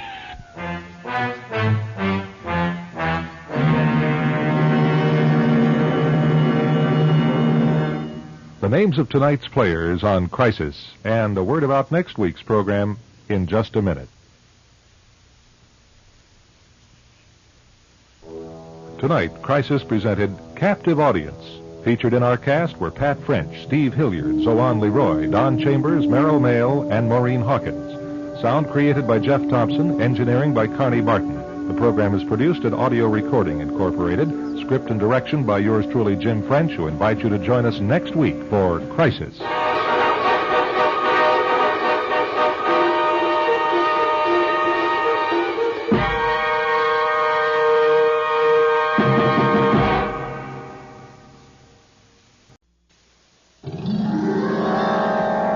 The Golden West Radio Network presents Crisis. The last time I took a long trip by car, I realized that our freeway system can be both a blessing and a curse. Of course, freeways allow you to drive at a good clip for just about as long as you might want to without stopping or even slowing down. But on the other hand, this kind of travel completely eliminates one of the most delightful aspects of crossing this country of ours. The small towns. You only know they are there when you see them named on those big green and white signs hung above the freeways. So most of us, intent on getting somewhere else as fast as we can, roar right past the exits that might deliver us to a charming shady street, a village lane, and most importantly, a quiet way of life that has disappeared from the planet except in a small town. Our story tonight begins and ends in one of those small towns. It's just about twilight. A row of elm trees planted by some considerate planter back in the early part of the century drop their branches over an old sidewalk buckled by tree roots and frost heaves. And back from the sidewalk, across 25 feet of grass and shrubbery, nestle the old frame houses. These were built with that archaic feature once known as verandas, wide front porches, meant to give shade to a family on hot evenings, long before air conditioning came in. Our story begins, then, on a veranda. You getting chilly? No. Don't want to catch cold. Are you cold? No, not yet. Surprised the skeeters haven't started in on me. Well, then go on in if you want to. Oh, I'll stay out a minute or two more. Till it's dark. Say. What? Well, who's that out there across the street? Over across the street, you see? She's walking along like she's trying to find a house number. Oh. Got her suitcase with her. I don't know. Never seen her before. Probably visiting the Wheelers. Wheelers are expecting company out from Chicago, Bert was telling me. Well, she's certainly looking for something. Yeah. Well, suppose one of us should go out and help her. I will. See who it is she wants. I will, Mother.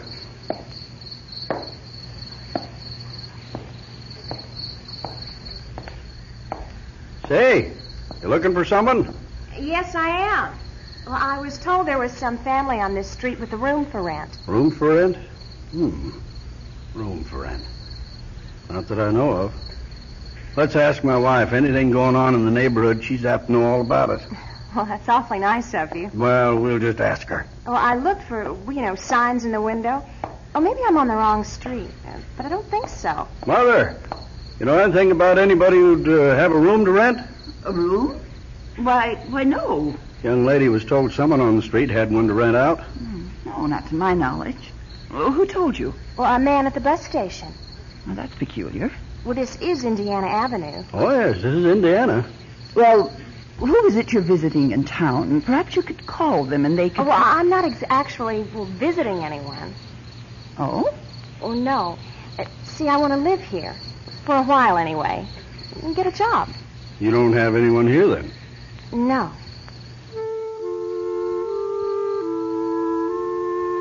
Yes, well, you can see what's going to happen next, can't you? Mother and Dad will invite the girl in, and they'll discover she hasn't had her supper, so they'll feed her, and she'll wind up staying the night. Now, if that's all there was to our story, we could all be excused and just go read a good book. But there's more. As I said, this was just the beginning. There is a middle, and there will be an end. And I invite you to stay around and hear it because it's the kind of a story that couldn't happen anywhere except in a small town. And seldom even then. More in a minute.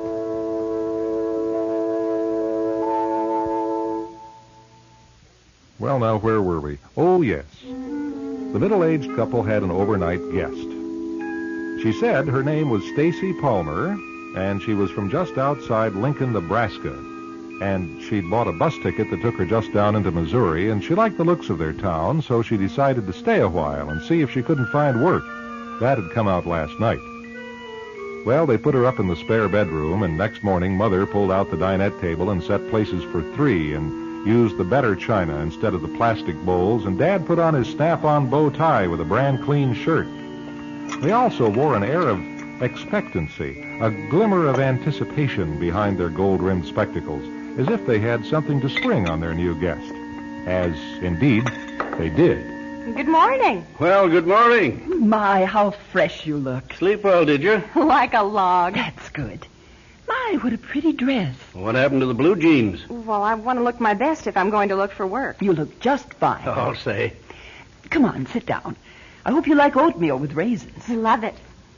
You sit right here, Stacy. Mother and I sit on either side. Thank you. Now, I really appreciate this.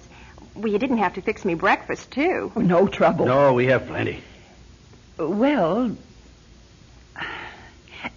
Father, will you say grace? You mind if we say grace? Oh, no, of course not. We just say it silently. Amen. Amen. Amen. Now, you dig into that oatmeal. And while you do, you might give a thought to something Mother and I were talking about last night after you turned in. Oh? We were thinking, if you don't happen to have some other place in mind, well, just for the time being, of course. And that is if you found the room to your liking. Oh, well, I love the room. Well, being that you're new in town and... would you like to stay with us? Just for the time being, I mean. Town's only 6 blocks down. All the stores, except for out at the new shopping center. Well, you catch the bus right up at the corner. What do you say? Well, I'd love it. Just love it. Oh. And I'll pay in advance. Pay? Well, how much will it be? Why, we hadn't talked about charging anything. Oh, especially till you get a job. Oh, but you see, I have some money. Oh, really, I'm not starving. Why, we wouldn't charge you to live here. You see, we... Well, let's just say it'd seem good to have a fine young lady in our home. Yes. But you don't know me.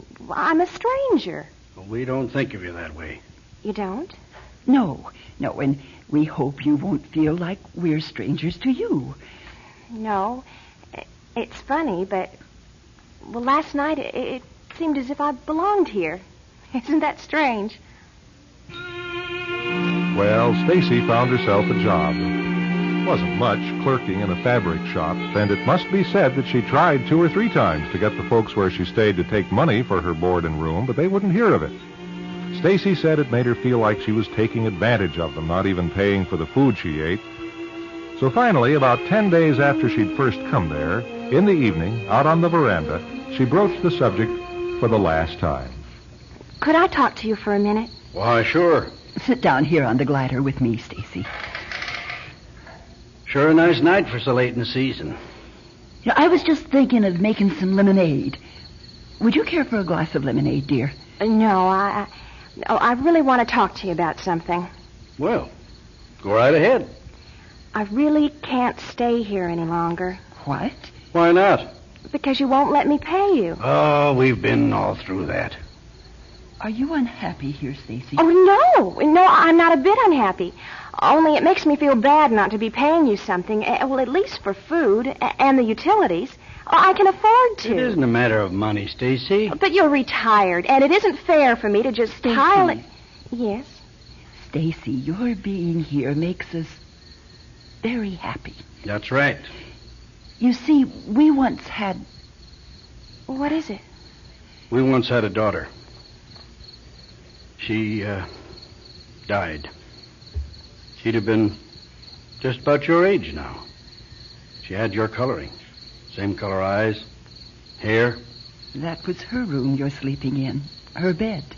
Oh.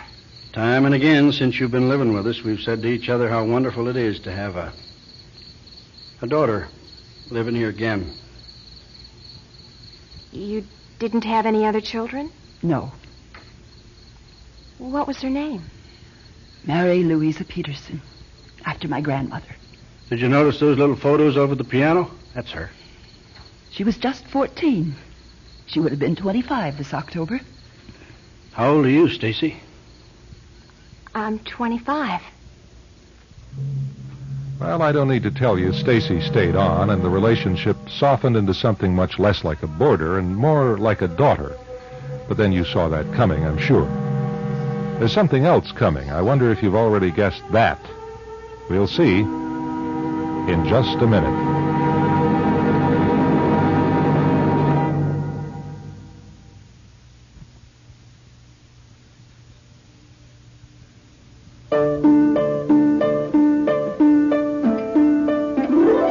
In those small towns, Christmas is really Christmas. The merchants decorate trees outside their stores, and the homes mostly have snowmen outside their doors if the weather cooperates. In this particular Christmas time, a fresh 4 inches had fallen on the night the Petersons had done something they hadn't done in the 11 years since Mary Louisa died. They had an open house. And by 11 o'clock, the guests had all left, with the exception of one, a young man who had spent most of the evening looking at Stacy. Come on, let me help you with the dishes, Mrs. Peterson. Oh, I wouldn't think of it. Now, you go talk with Dad, Richard. Mr. Peterson, I think he's gone to bed. Yes, he did. Said it was past his bedtime. Well, then, I'm just going to do up these few dishes so I won't have to face them in the morning. Oh, I'll help, Mother. Oh, darling, you're just too good to be true. Why don't you and Richard go in the front room and get to know each other? No, that's a good idea. In fact, what about the veranda? Oh, it's freezing cold outside. Well, I could use a breath of air. I'll get my coat. Oh, let me get it. Well, it's in my closet, in the back bedroom, or the one with the fake fur collar. Oh, I'll find it. Be right back. Oh, he's a fine young man. Oh, he's been so kind to us ever since... He was in her class at school. Richard? What's his last name? Adler. My, he used to mow our lawns for 50 cents. What does he do now? Oh, he's on the police force. He's a policeman? Mm-hmm. Well, that's funny. He doesn't look like he'd be a policeman. It was a childhood ambition. He used to pretend he was a policeman always. I used to hear him making a noise like a siren when he'd ride his bike down the street. Then he went into service and got into the military police, and when he came out, boy, the police department snapped him up just like that. He's a detective now. Is that so? You know, I think he's taken a shine to you. I noticed him looking at you all through the party. You did? Well, I didn't notice. Oh, a policeman sees terrible things, dear. Even here in a nice little town like this. It's hard on them. Well, what I mean to say is it makes them Well, they can't be as sentimental as a normal person. Do you know what I mean? Oh, I suppose. I would surely not envy the girl who is married to a policeman. You read all the time about how their marriages fall apart. It's the cruel kind of things they have to see in their work that does it. I'm sure. But I'm not about to marry a policeman. That's one thing I know. Oh, I wonder what's taking him so long in there. Oh, I should have gotten my coat myself. Is this the coat you meant, Stacy? What? Oh, yes. Yes, thanks. Here, let me help you on with it. Oh, thank you. There you go. Are you sure I can't help with the dishes? No, I'll have them done in no time. Well, shall we brave the elements? All right, for a couple of minutes. Well, don't get too cold out there, dear. No, Mother, I won't.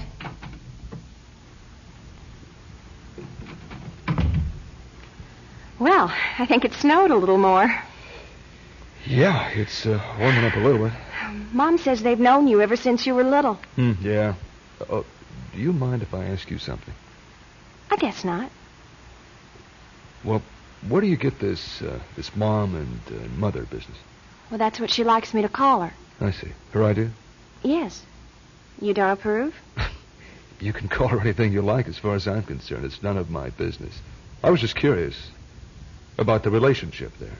Why don't you just come to the point, Detective Adler? Oh, she told you? Yes, she did.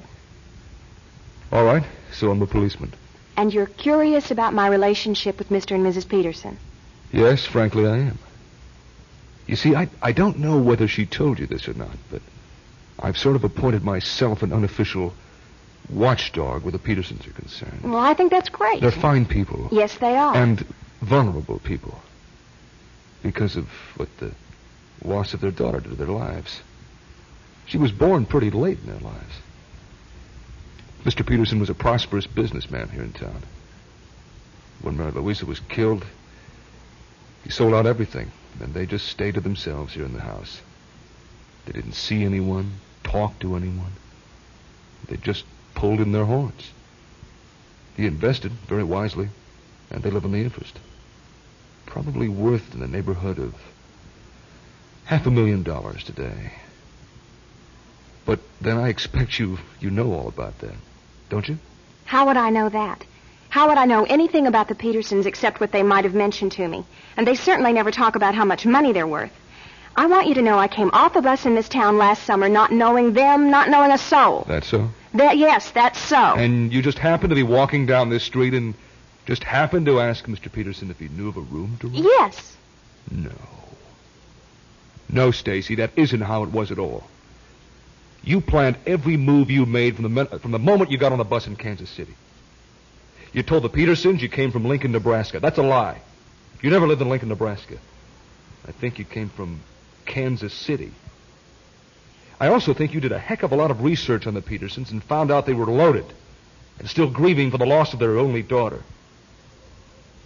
So you figured out how to slip into their lives 11 years later and gradually take the place of their own child. Object, inheritance. That is absolutely wrong. Oh, is it? Then explain what I found in the back bedroom just now. Exhibit A. Clippings from the local paper dated 11 years ago with a big story about the death of Mary Louisa and a picture of her. Exhibit B. A page torn out of the phone book with the Petersons' address circled. How dare you ransack my room? Exhibit C. A bottle of hair bleach and a spare pair of contact lenses to transform black-haired, brown-eyed Stacy Palmer into a blonde-haired, blue-eyed counterfeit of Mary Peterson. You even lied to them about your age. You're 2 years older than Mary would have been. You really had some nerve, didn't you? But it's starting to pay off, isn't it, Stacy? They're already treating you like a daughter, and you're calling them Mom and Dad.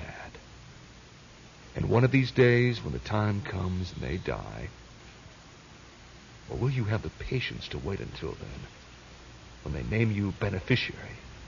Will you help nature along just maybe a little? I don't want to listen to your filthy mouth anymore.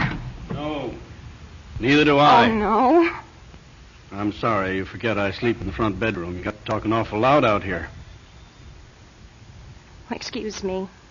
I'll go back and clear out. Just a minute. Let me in the house, please. I'll be gone in 5 minutes. Just hold on. Stacy, are you saying that what Richard says about you is true? I'm terribly sorry, Mr. Peterson. I've done a lot of checking, and I'm afraid I've got the proof. I didn't ask you, Richard. I asked Stacy. Well, Stacy? Yes. It's true. Dad, what's the trouble out here? Stacy, child.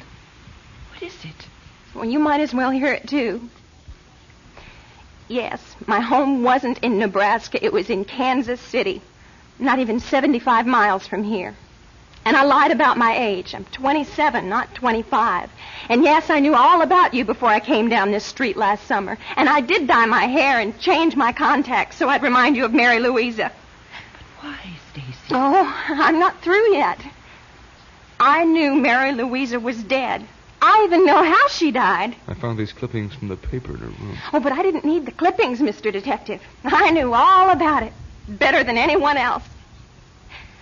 I was 16 years old, driving my father's car after an all-day beer bust. And I took a shortcut down the county road. And there was this girl on her bicycle, all alone. And I was going too fast, and she rode in front of the car, and well, I didn't stop. I was too scared, so I drove on home, and then I heard that she'd died. And that's what I've been living with for 11 years. May I ask why you came back here to us? For 11 years, I've lived with this. And then last summer, I said goodbye to my old life and pretended to just happen to be in this town on your street. Why? Was it like Richard said, for the money, for an inheritance? No. Of all the things I ever wanted in the world, it was never money. All I ever wanted was to give you back your little girl. So the only thing I could do was to give you myself. To give you back someone to love. Stacy, you do understand you've confessed to a crime. Yes, I know. I'm going to have to ask you to come with me. Yes, I'll come with you. Just give me 5 minutes to pack. No. What? No. You go on down to the police station, Richard. Father and I will drive Stacy there. Won't we, Father? Yes. Yes, by thunder. And then we're all coming back here. Back home. Well, now you're entitled to know how it all came out. Stacy stood trial in the county courthouse and drew a heavy sentence, which was suspended in view of the evidence supplied to the court that she'd planned to dedicate her remaining years of her youth to the task of making the Petersons' lives richer. And who do you suppose supplied the crucial evidence? Why, Mother and Dad Peterson. Who else? I'll be back with the names of tonight's players and a word about our next crisis offering.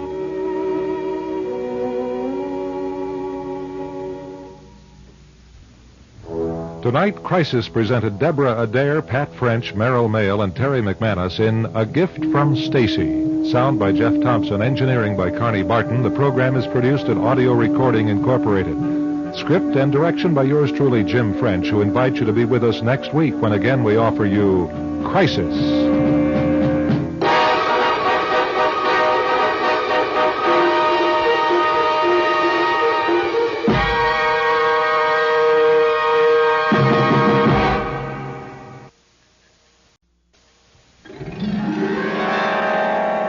The Golden West Radio Network presents Crisis.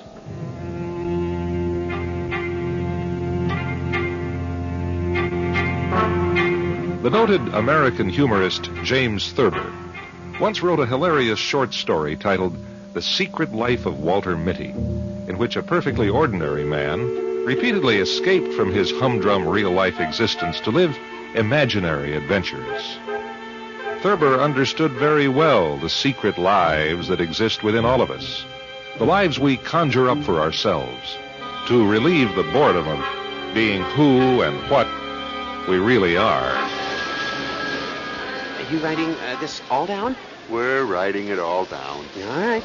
I, Eugene C. Marsh of 2784 East 119th Street, hereby confess to the killings known as the Velvet Glove Murders. You got that? We got it.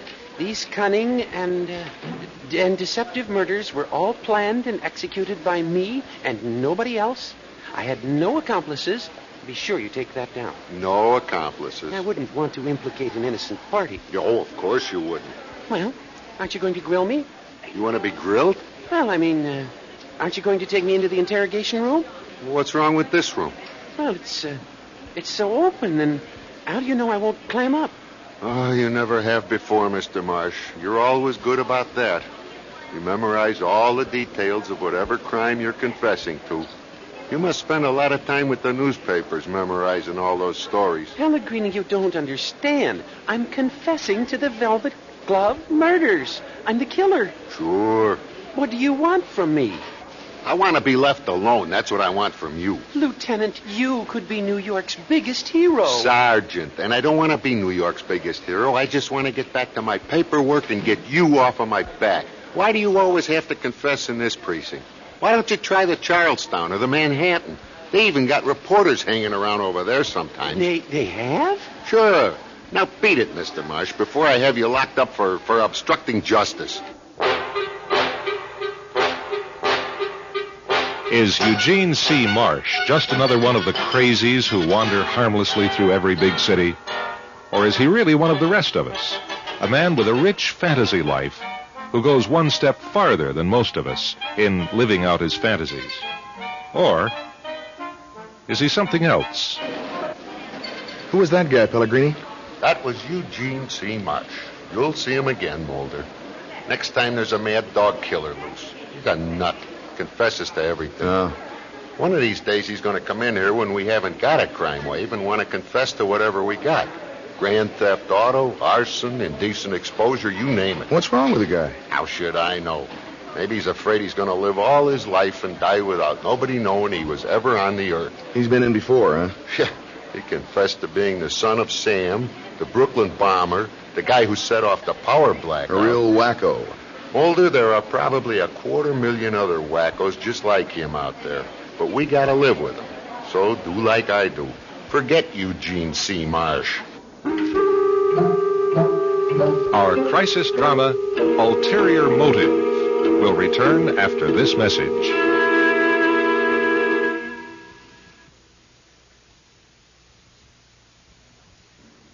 And now, Crisis.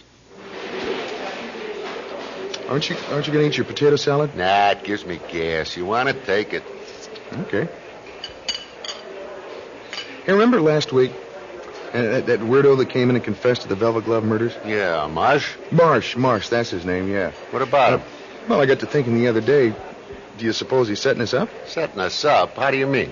Well, suppose he really wasn't crazy at all. Suppose he really does knock someone off one of these days and comes in and confesses and we don't take him seriously? Yeah. Like the boy who cried wolf? Yeah, you already thought of that, huh? Yeah, I'm afraid so. First time he confessed, he said he was the Brooklyn bomber. Well, we check him out real good, naturally.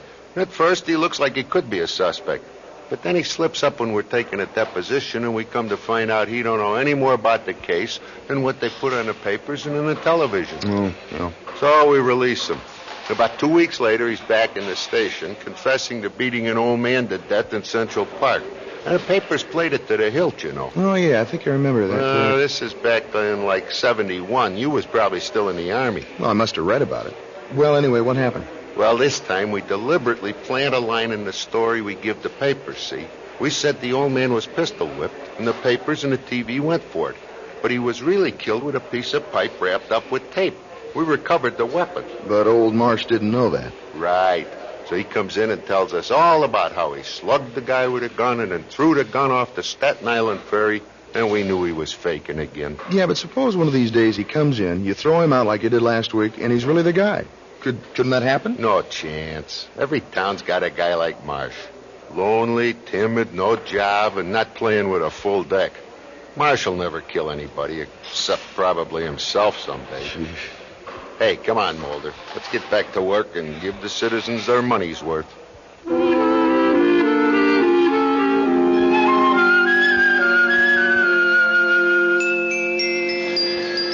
Hey, Mulder. Huh? This is Mrs. Caulfield. She wants to report a suspicious man outside her residence. You handle it, okay? I'm snowed under. Sure, Sergeant. Thank you so much, Sergeant. Yeah, you can just tell the whole story to Officer Mulder. Thank you. Thank you. Won't you sit down, Mrs. Caulfield? Well, all right. I know you're all so busy, but I am a citizen, and I'm so terribly afraid. You've seen a suspicious man around your house? Yes. Last week one time, and again this week twice. Tuesday night and last night. What was he doing? Just looking up at my house. I live on East 114th, and the neighborhood's just gone completely to pot. I'm afraid to step 1 foot outside. Yes, ma'am. What was this man doing besides looking? Did he show a weapon? Did he make any threatening moves? Well, no, but mercy, what would a law-abiding man be doing loitering around in front of the same house night after night, unless he was up to no good? Well, what would you like us to do? Well, I'd like you to get him away from there. Arrest him. But we can't arrest him unless he breaks the law. I told you he's loitering, and that's a misdemeanor. Well, I'll tell you what we'll do. We'll alert the officers in your district to watch for the man, and if they see him, they may want to question him. Now, can you describe him? Describe him? Well, yes. Yes, I think I can. Of course, my eyesight isn't what it used to be, but I'm sure of one thing. He wears a hat. A hat? Yes. Well, haven't you noticed in this day and age very few men wear hats anymore? Except older men. No, why do you say that? Well, this is not an older man, and I say it because of the way he moves around. He's quite tall, I believe. What race? Why, white, I suppose. Okay. And his build? Now, that's hard to say. He always wears a long sort of overcoat. And this is at night, when he comes? Always at night. Mrs. Caulfield, is there any reason that a stranger might want to watch your house? No, not at all. I'm just an old woman. Now, can you do something about him? We'll certainly try.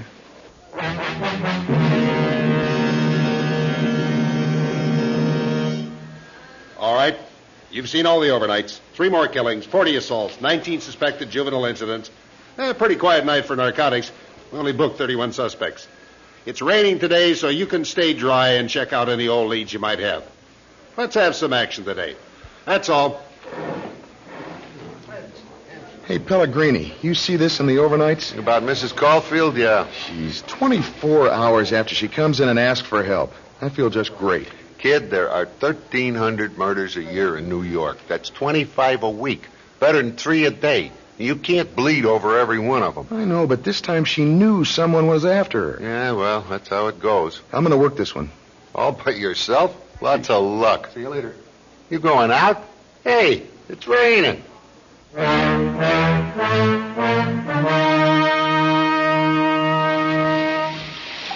Pellegrini here. Hi, it's Mulder. Well, where you been all day?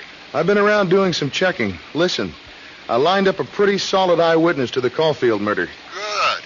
A kid delivering papers saw a man coming down out of her house just about the time she would have been killed. He give you a description? Yeah, a lot like Mrs. Caulfield said. Did he see where he went to? And he was on the run, headed north. Yeah? Sergeant, the old lady was loaded. Yeah? That had to be the motive. Inside her place is like a museum. The killer must have been casing it pretty good. If you stand in a certain spot down on the sidewalk, you can see into a bedroom window, and that's where her wall safe is. It was standing open. Nothing in it but papers, no cash. Yeah, well, check it out. See if she's got a cleaning woman. That's your best shot. No. Huh? I'm following up on the man. Sarge, give me Marsh's address, will you? The fruitcake? Forget it. Just a hunch. Marsh is a crazy, but he's not a killer. Just give me his address, okay? Yeah, I'm getting it. Yeah, here. 2784 East 119th. Thanks, Sarge. But you're wasting your... 2784 East 119th. Only 5 blocks north of here.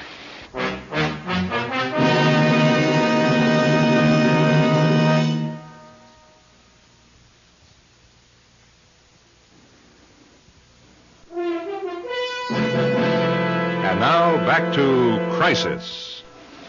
Mulder, what are you doing with Marsh? He confessed. Of course he confessed. He confessed to killing Abraham Lincoln if you asked him to. Listen to me, Sarge. The description fits. The hat, the tall guy, the overcoat. Mrs. Caulfield lived only 5 blocks from Marsh. What'd you do? Go over and ask him if he'd like to get his name in the paper? Ask him. Marsh? Hello, Lieutenant Pellegrini.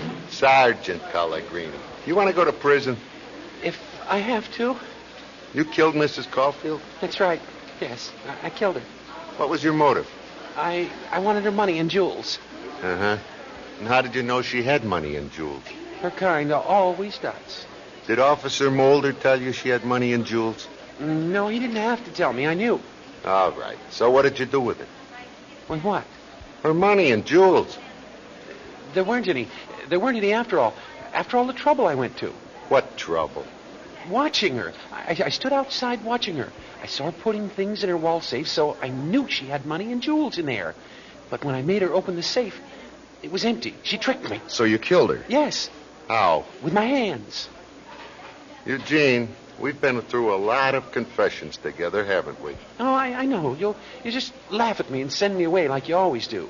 It's all right. I expect it. Mulder, book him. You mean it? I mean it. Murder one. What he just told about the murder we never gave out to the press. He's our man.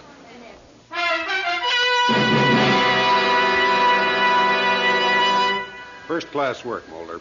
Well, thanks, Captain Mears. Cap, if Mulder had listened to me, Marsh would still be loose. I told him that guy was a nut. Just want to make sure this thing is airtight now. The DA's got a bunch of young prosecutors who won't go to court unless we hand him the case on a platter. I'm going back to Marsh's flat and go over with a fine-tooth comb. I got the warrant 10 minutes ago. I really ought to go along and help you, since I almost blew the case for you. Let Mulder go it alone, Pellegrini. You can wrap up the paperwork since you spent yesterday afternoon at Coney Island. Ha!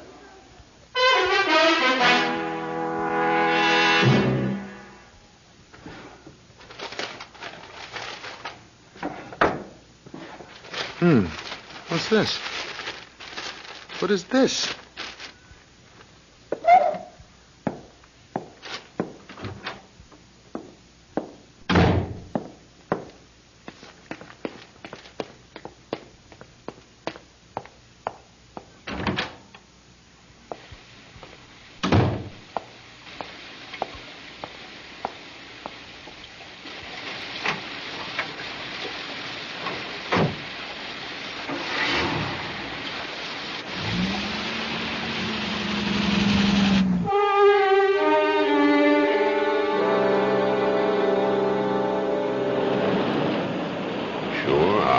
I remember it was only, 2 days ago? Yeah, 2 days ago, because that's when the rain started and business was zilch that day.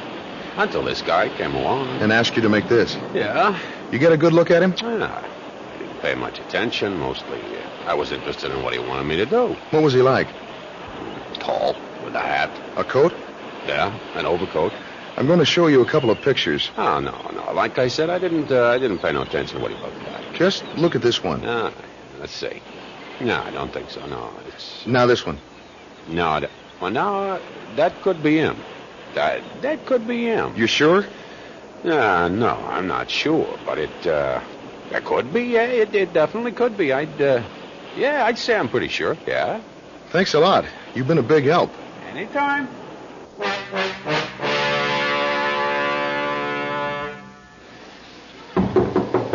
Yeah, come in. Mulder, you're back. You get some evidence? Yes, sir. I think I did. Well, that's good. No, it isn't. What do you mean? Have they transferred Marsh uptown yet? No, he's still here.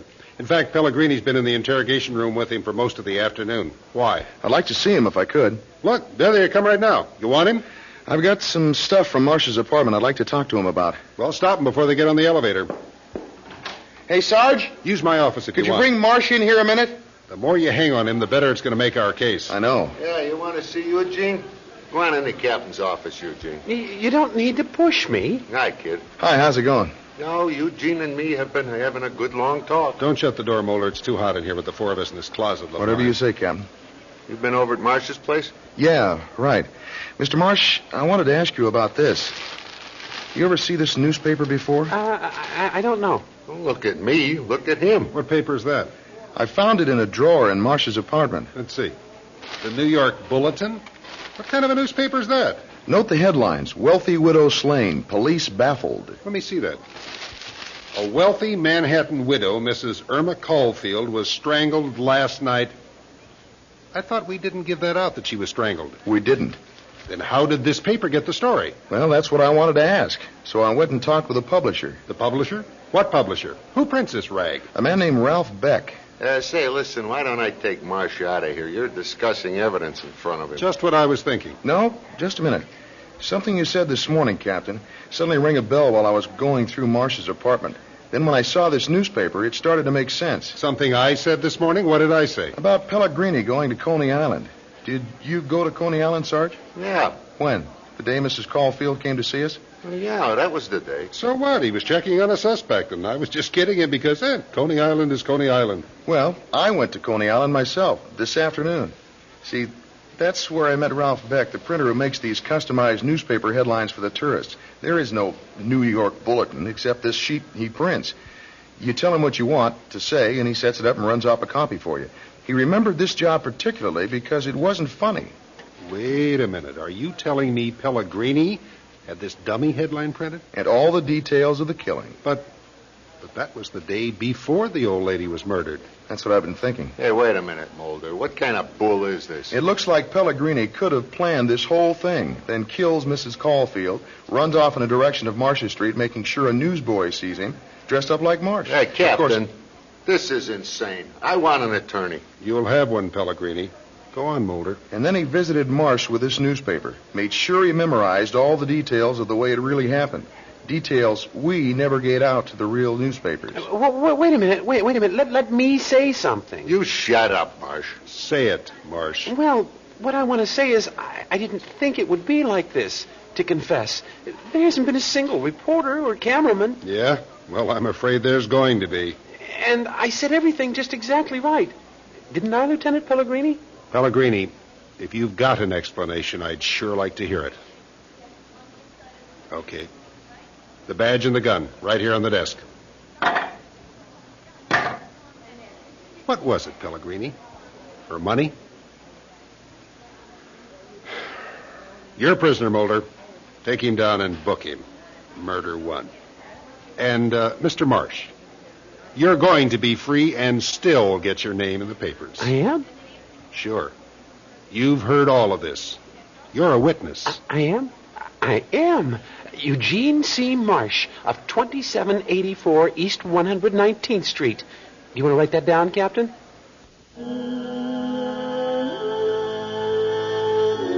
Yes, all of us are dreamers. Each of us lives, as Thurber put it, a secret life, detached from our real one, much more exciting, filled with danger and adventure. But it is well to know when that secret life threatens to dominate, to take over and destroy our real existence, however mundane. I'll be back with the names of tonight's players and a word about next week's Crisis.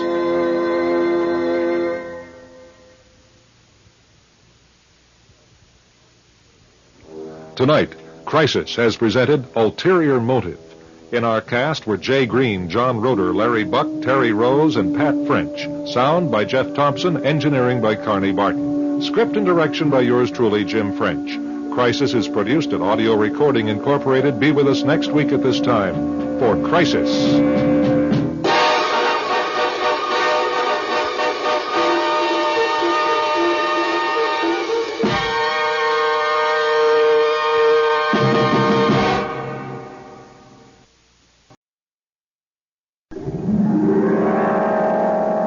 Golden West Radio Network presents Crisis.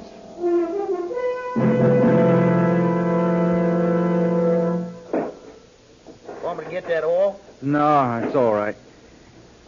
Say, there a good place to get something to eat around here? Not too expensive?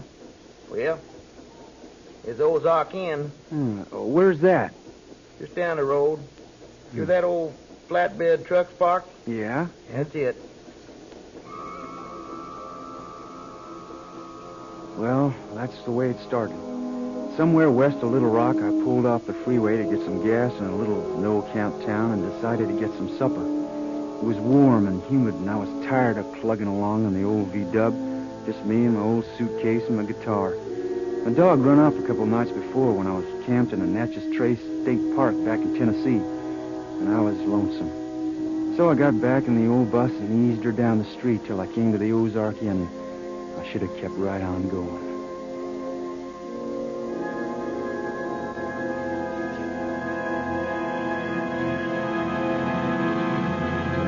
And so begins the strange tale of a vagabond named Gary Adams, a disappointed minstrel on his way back from a personal Waterloo in Nashville, Tennessee.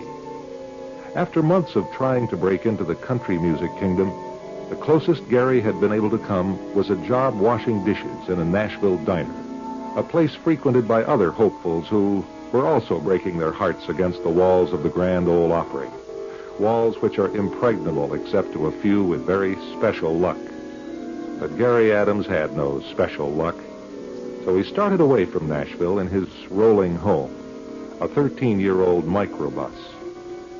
What happened next is our story for tonight, a tale of suspense titled Side Trip.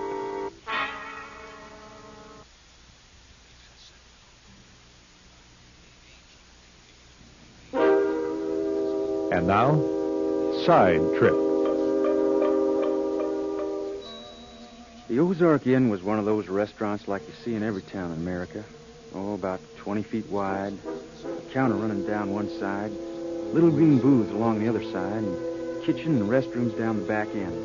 A couple of fans turning slow, neon signs, coffee urns. You seen one, you seen them all. I found an empty booth and sat down to rest on the back. I was looking at the menu, trying to decide between breaded veal cutlets and chicken fried steak when a waitress came over. You all by yourself? Why, yeah. Matter of fact, I am. You want to take care of that little problem? This booth is reserved for 2 or more people. Huh? You can't sit here. You gotta sit at the counter. See the sign? What sign? There on the wall. It's not my idea. It's just the rule. Oh, hey. No big deal. I'll move. There's lots of room at the counter. Yeah, I see. Say, excuse me, brother, if you don't mind, I'll just join you here, and then we could both sit in the booth. How's that? Oh, fine with me. Is that all right with you, sister? Don't make nothing to me. I just work here. Go ahead. I guess we can both sit down. I overheard the conversation. Seems a man ought to sit in a booth if he's a mind to. Been traveling? Yeah, a little. Going far? Well, I don't really know. Oh, excuse me, brother. Let me introduce myself. Lem McNally is my name. Well, howdy. I'm Gary Adams. Pleasure to make your acquaintance, brother. You a preacher? I have that honor, yes. Y'all want coffee? Oh, I've forgotten all about you. Yes, coffee's fine. Yeah, black. Cream and sugar, if you please, sister. We got a 75-cent minimum in the booth. Oh, well, I sort of figured on having dinner. Yes, I'll have something, too. I'm sure it'll come to at least 75 cents. Fine. Don't make nothing to me. I just work here. You live around here? Why, no, I'm just like yourself. Just passing through. Well, where's your church?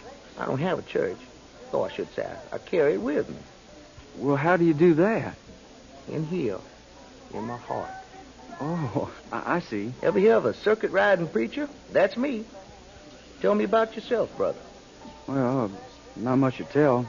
Haven't done much. Not yet, anyway. Been up in Nashville since spring trying to break into show business. Oh? What is it you do? Sing, write songs. Why, that's wonderful. You know the Lord loves music. Make a joyful noise unto the Lord, all ye saints. That's scripture. Well, I haven't done any good in Nashville. Well, that's a pity. So now you're heading back home? No, not really. Bound for Texas? Well, I thought I might try it, yeah. Mighty big state, Texas. Yeah. Know anyone there? Nope. Well, I happen to be heading there myself. Huh, that's so. Maybe we could travel together. Well, how you mean? Why, I believe I saw you drive up in a little blue bus. Yeah. I thought if you had the room. Well, yeah. Yeah, there's room. Sure, you can come along. Well, bless you, my boy. Bless you.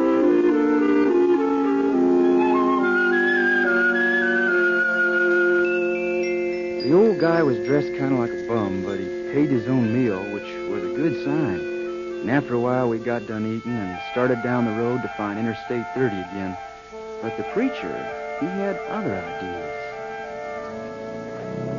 If it's all the same to you, seeing you're in no hurry, why don't we stay off the freeway? Oh, why is that? Well, for one thing, it's an awful pretty country between here and Texarkana. Oh, yeah, but it's almost dark anyway, and we won't be able to see any of it. And that's the other thing.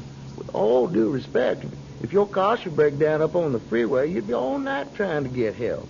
We'll go through any number of little towns if we stay off the freeway. Yeah, well, I see what you mean. Well, okay, Reverend. We'll do like you say.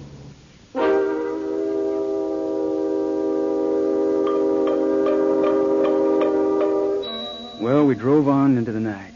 Drove through places like Birdsell, Bluff City, and Dill's Mills. We'd been on the road for maybe an hour when I began to feel funny.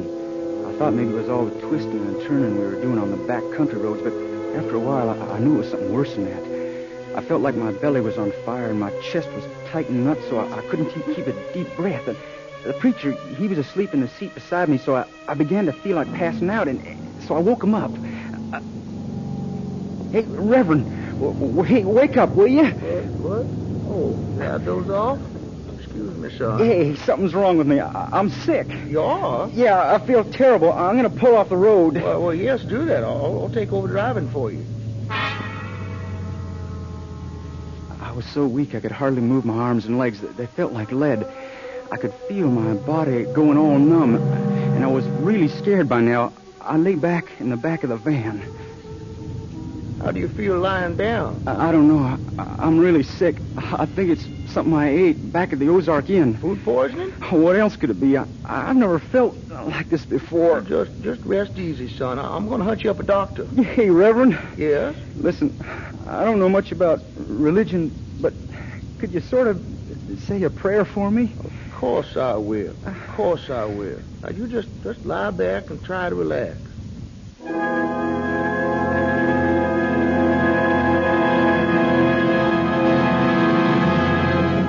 I shut my eyes and waited to see what would happen to me next.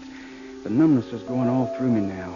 I couldn't feel my legs or my arms, and I figured when it got to my heart, that'd be it. It'd all be over. I could feel it creeping up my spine, spreading around my ribs. I wanted to cry out, but I couldn't make a sound.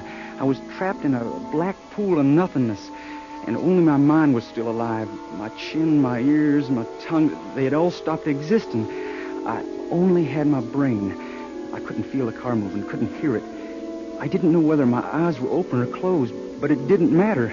I knew that besides everything else, I was blind. Whatever had happened to me, it was killing me. Inch by inch, I was dying.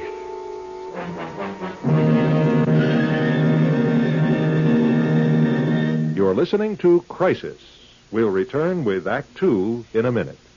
And now, Act Two of Side Trip.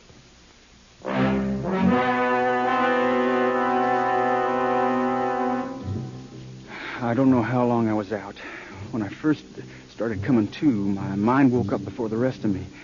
I remember just being, not knowing whether I was dead or alive, lying down or standing. I couldn't feel any part of my body, couldn't hear or see. At first, I thought I was still in the back of my V-dub.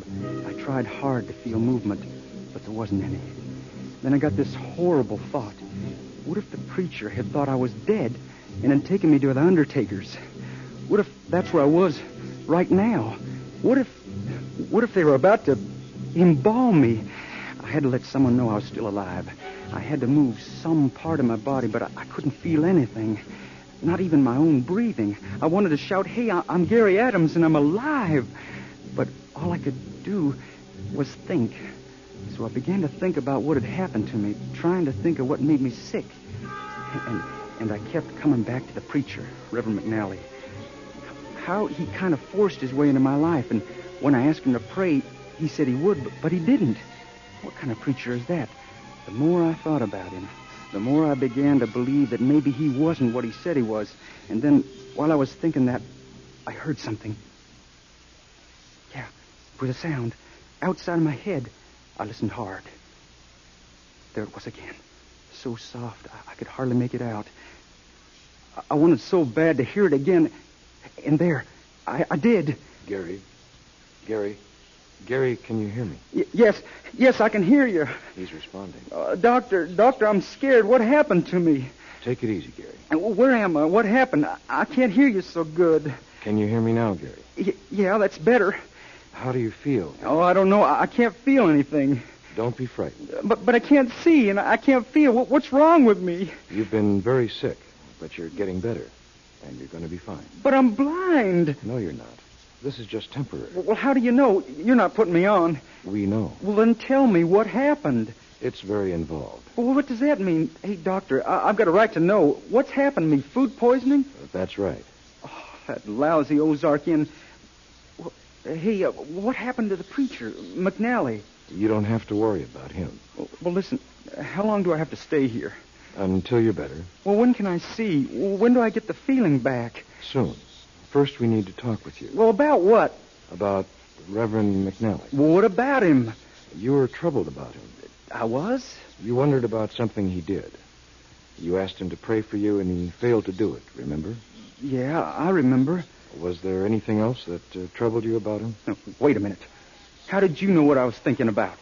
I never talked about that. I only thought about it. Can you read my thoughts? You shouldn't be troubled about that. Who are you? You're a doctor. Like hell. Where am I? Be calm, Gary. What? You'll be all right. You're going back to sleep now. No. And when you wake up, you won't remember any of this at all. No, I don't want to go back to sleep. I want to wake up and open my eyes and get out of here. I got to get out. Get out.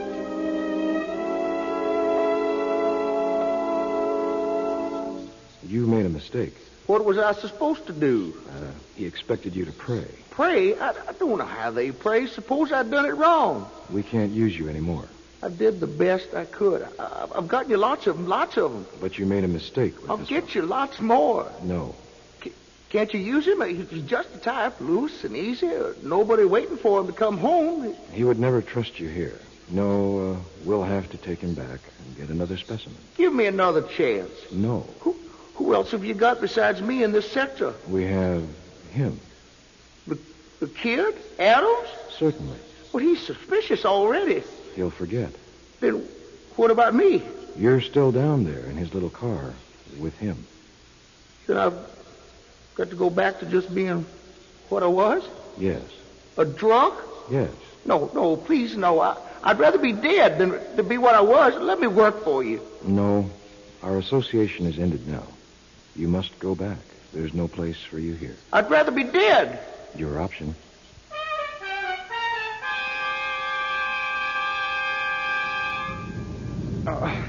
Where am I? Easy, son. You're right here in the back of your own little bus.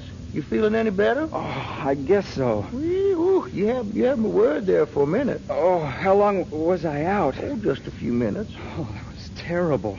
I don't want to ever go through anything like that again. I don't know what hit me. And then, while I was out, I had like a dream. What did you dream? Well, I don't know. I forget, but it was terrible. Hallucinating. Well, you feel strong enough to sit up here in front now? Well, maybe in a minute. You tired of driving already? Oh, I just thought after you gave me such a scare, I might could find me a little whiskey. Sure could use it. You know what I mean?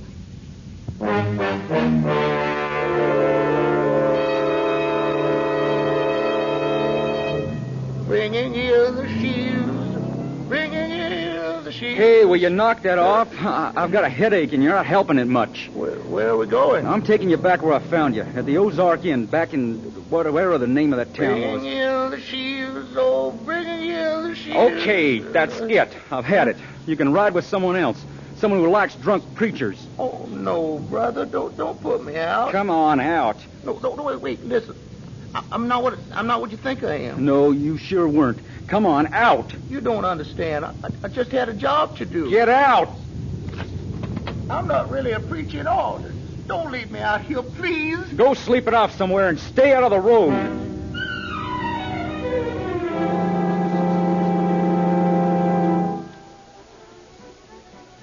Well, good morning. Back again, I see. Yep, that's right.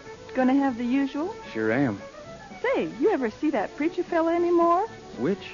You know, the fella who came in and sat down at the booth with you. The very first time you was ever in here. You remember? Oh, him, yeah. I heard he got killed down south here. Drunk. Got hit by a car. You don't say. Yeah. He used to come in here every day and hang around and then go up to some stranger and sit with him. Just the way you do now. Looked awful strange at first, until he explained what he was doing. Just trying to convert folks, same as I do. Say, who converted you? Me? Why, the preacher did. Reverend McNally. Say, here comes a stranger right now. Yes, sir, he's heading right for a booth. Well, go to it, sister. Say, you gonna be alone? Yeah? What you got in mind, honey? The sign says this booth reserved for 2 or more guests. Oh? Say, just a second, sister.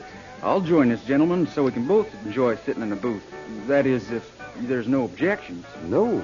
Come ahead. Coffee? Yeah, cream and sugar. I'll have mine black. Sure you don't mind my sitting down here with you? No, that's all right. Yeah, traveling a long ways? Yeah, got a long ways behind me and a long ways in front, I guess. Well, what part of the country are you from? Oh, just about everywhere. Really haven't got no home to speak of. You wouldn't be heading down Texas way. Yeah, that's where I was going. I'm going that way, too. Tell you what, you can ride with me if you like. I got an old V-dub bus out there, but it'll get us where we're going just the same.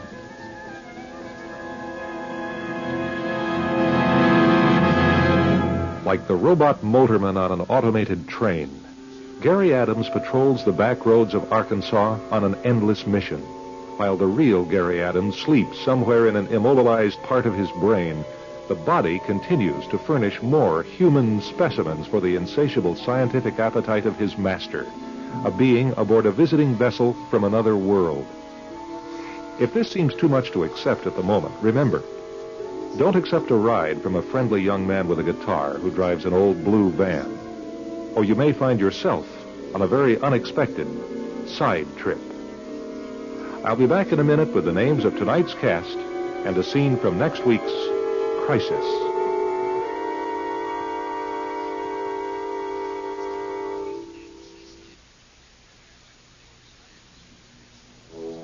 Tonight, Crisis presented Side Trip, featuring as Gary Adams, Pat Fraley, with Jay Green, Ann Tracy, Rainer Ray, and Albert Clark. Engineering by Carney Barton at Audio Recording Incorporated. Script and direction by yours truly, Jim French, who invites you to join us here next week for Crisis.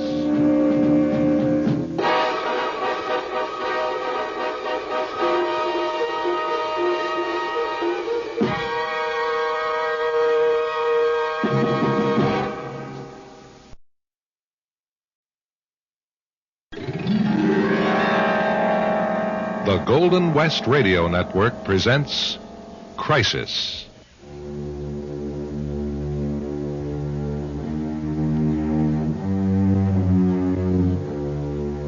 There's something about a foggy night, call it superstition if you like, that takes the sharp edge off reality. Familiar things appear strange, and unfamiliar places can be baffling. Look here, Footy, we must have taken the wrong turn. Will you relax, Ian? For heaven's sakes, we've come exactly according to the old man's instructions. Then why aren't we there by now, lifting a pint of porter and singing all the old songs instead of mucking about in second gear out here in the blasted fog? We're not more than a mile away from it right now. You what? You don't know. You said you've never been up here in this part of Huntington. Well, I haven't, but I can follow the old man's directions all right. Look here, if I could find my way back home in a shot-up bomber with nothing but stars to steer by, why... Never look out!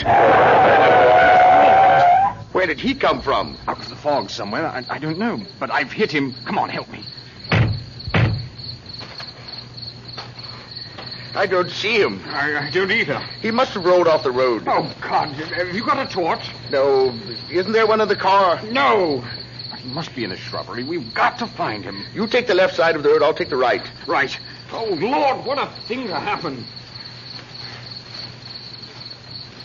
Anything on your side? No, not yet. Can't see 3 feet ahead of me in this fog. I wasn't going that fast to have knocked him very far. God knows I had my eyes glued to the road. Crikey, Ian. I've killed him. You know that? No, I don't know it yet. As a barrister, you ought not to take such a thing for granted. Don't tell me what I ought to do. Just find the man. I'll tell you one thing. He's not on this side of the road. He isn't on my side. That's impossible. Under the car? No, I looked. Then where is he?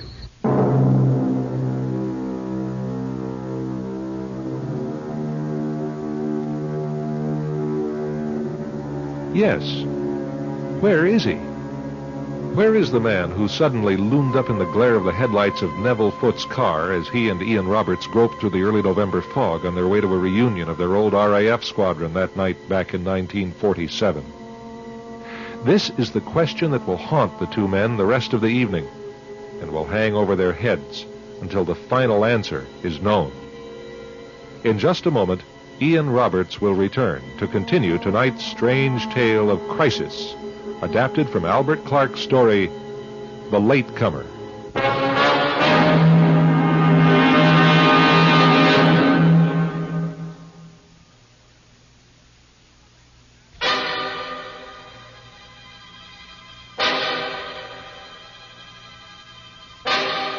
It was our first reunion. In 3 years since the war, we'd gone our separate ways. I'd got back on the faculty of a small public school where I'd taught before going into the RAF in 1940. I really would have been glad to put the war behind me. When the letter came from the old man, Squadron Commander A.E. Hawk, and then the note from Neville Foote, with whom I'd flown some 40 missions, well, I decided to go. Foote, as we called him, had gone back into law and was doing quite well in London with a firm of solicitors.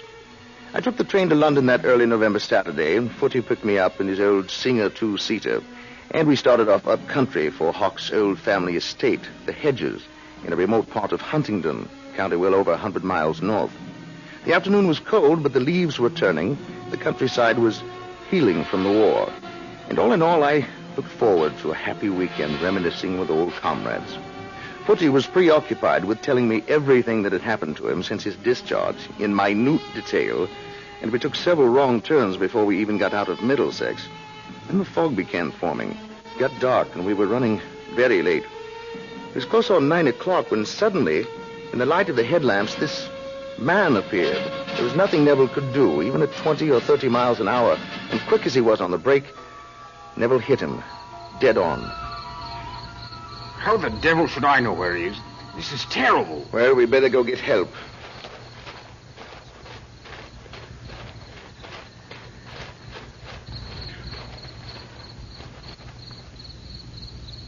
There's just a chance, you know. What chance? That he was only stunned. He could have been so scared that he picked himself up and ran across the fields. I suppose. Did you get a look at him? In half a second, not much chance was there. He was wearing a mac. I saw that much. Brown, wasn't it? Yes. And a cap. I suppose so. Look, Ian, this puts me in a devil of a spot. Well, it was purely accidental. You couldn't have been doing more than 30. I can vouch for that. No, you don't understand. The old boys I work for, terribly conservative, have to be, you know. I suppose. They won't tolerate the slightest breath of anything, sensational. And they have their eyes on me. One of them's getting on in years, and the partnership's bound to open up in a year or two. And I'm doing everything I can to get it. Once a partner, you don't know where you might end up. Even Parliament someday, you see. So what I'm saying is, well... What you're saying is it would be embarrassing to have run down someone. Well, good Lord, don't put it that way. No, I understand. Actually, I think you take me for some kind of criminal. Well, shouldn't we at least report it? Look, dash it all, man. It's my whole bloody future that's at stake. How was I to know some bloody fool would stagger out in the middle of a country lane in the thick of a pea souper and get himself knocked over? Besides, where is he? Yes, that's what bothers me. Where is he? We drove the rest of the way to the Hedges in strained silence. I suppose in those few moments I'd lost respect for Neville Foote, and he knew it. But he expected me to overlook it and go on as if nothing had happened, and I found that hard to do. We pulled up in front of a big house that presided over grounds that looked imposing, and parked among a dozen or more other cars. We could hear the party even out in front, and as Neville got out, he walked around the front of the car to have a look. There. Have a look at this, Ian. Incriminating evidence? No, that's the point. Not a scratch. Radiator straight. Mudgau's got a bit of a dent in it. Well, that's been there for years. Yeah. If I'd done the fellow any real damage, don't you think they'd have a bend in the car or a dent somewhere? If you say so. Now listen here, Ian. Absolutely no good will come of mentioning the incident. Unless the poor bloke's still alive back there. He isn't. Good Lord, all I'm saying is that we did all we could. It was his fault. He'll be found in the morning. I'm begging you, Roberts. Oh, come off it, Footy. Let's go in and try and have a good time.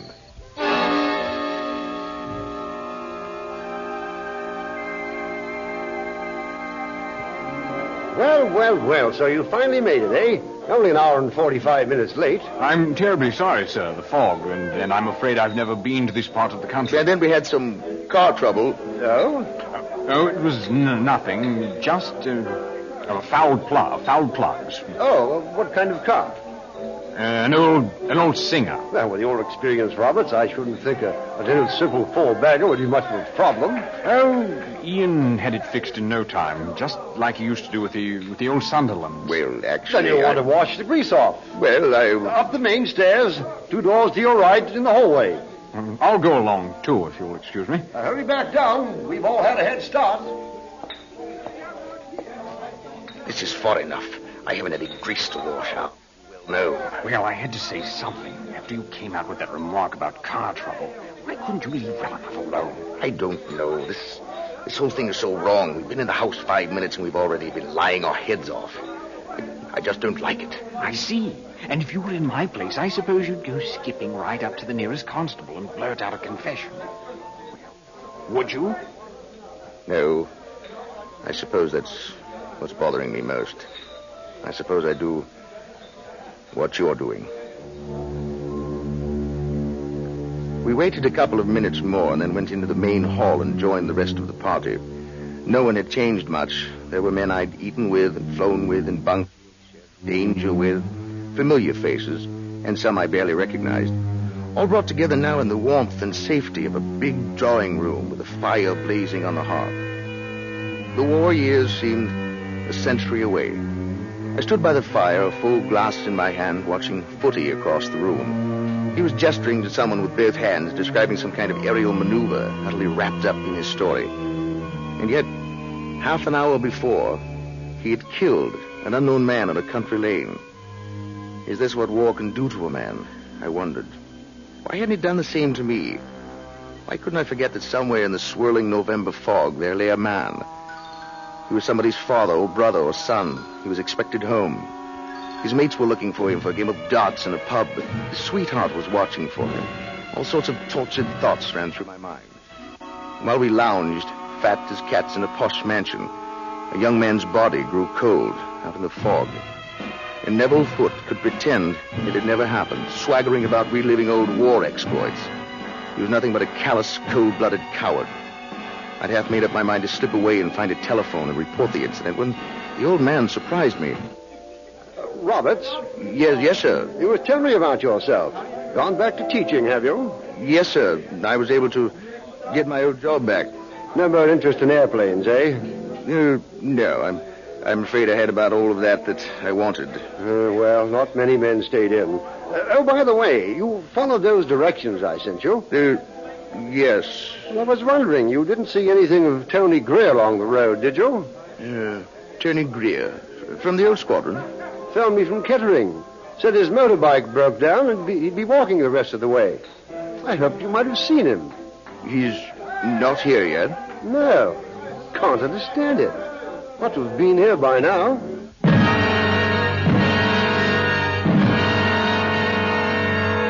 Of course. Suddenly it all fit together. The young man in the brown raincoat. I excused myself, moved across the room toward Neville. I had to tell him now. He had killed a man from our old squadron, a man who was on his way to this very reunion.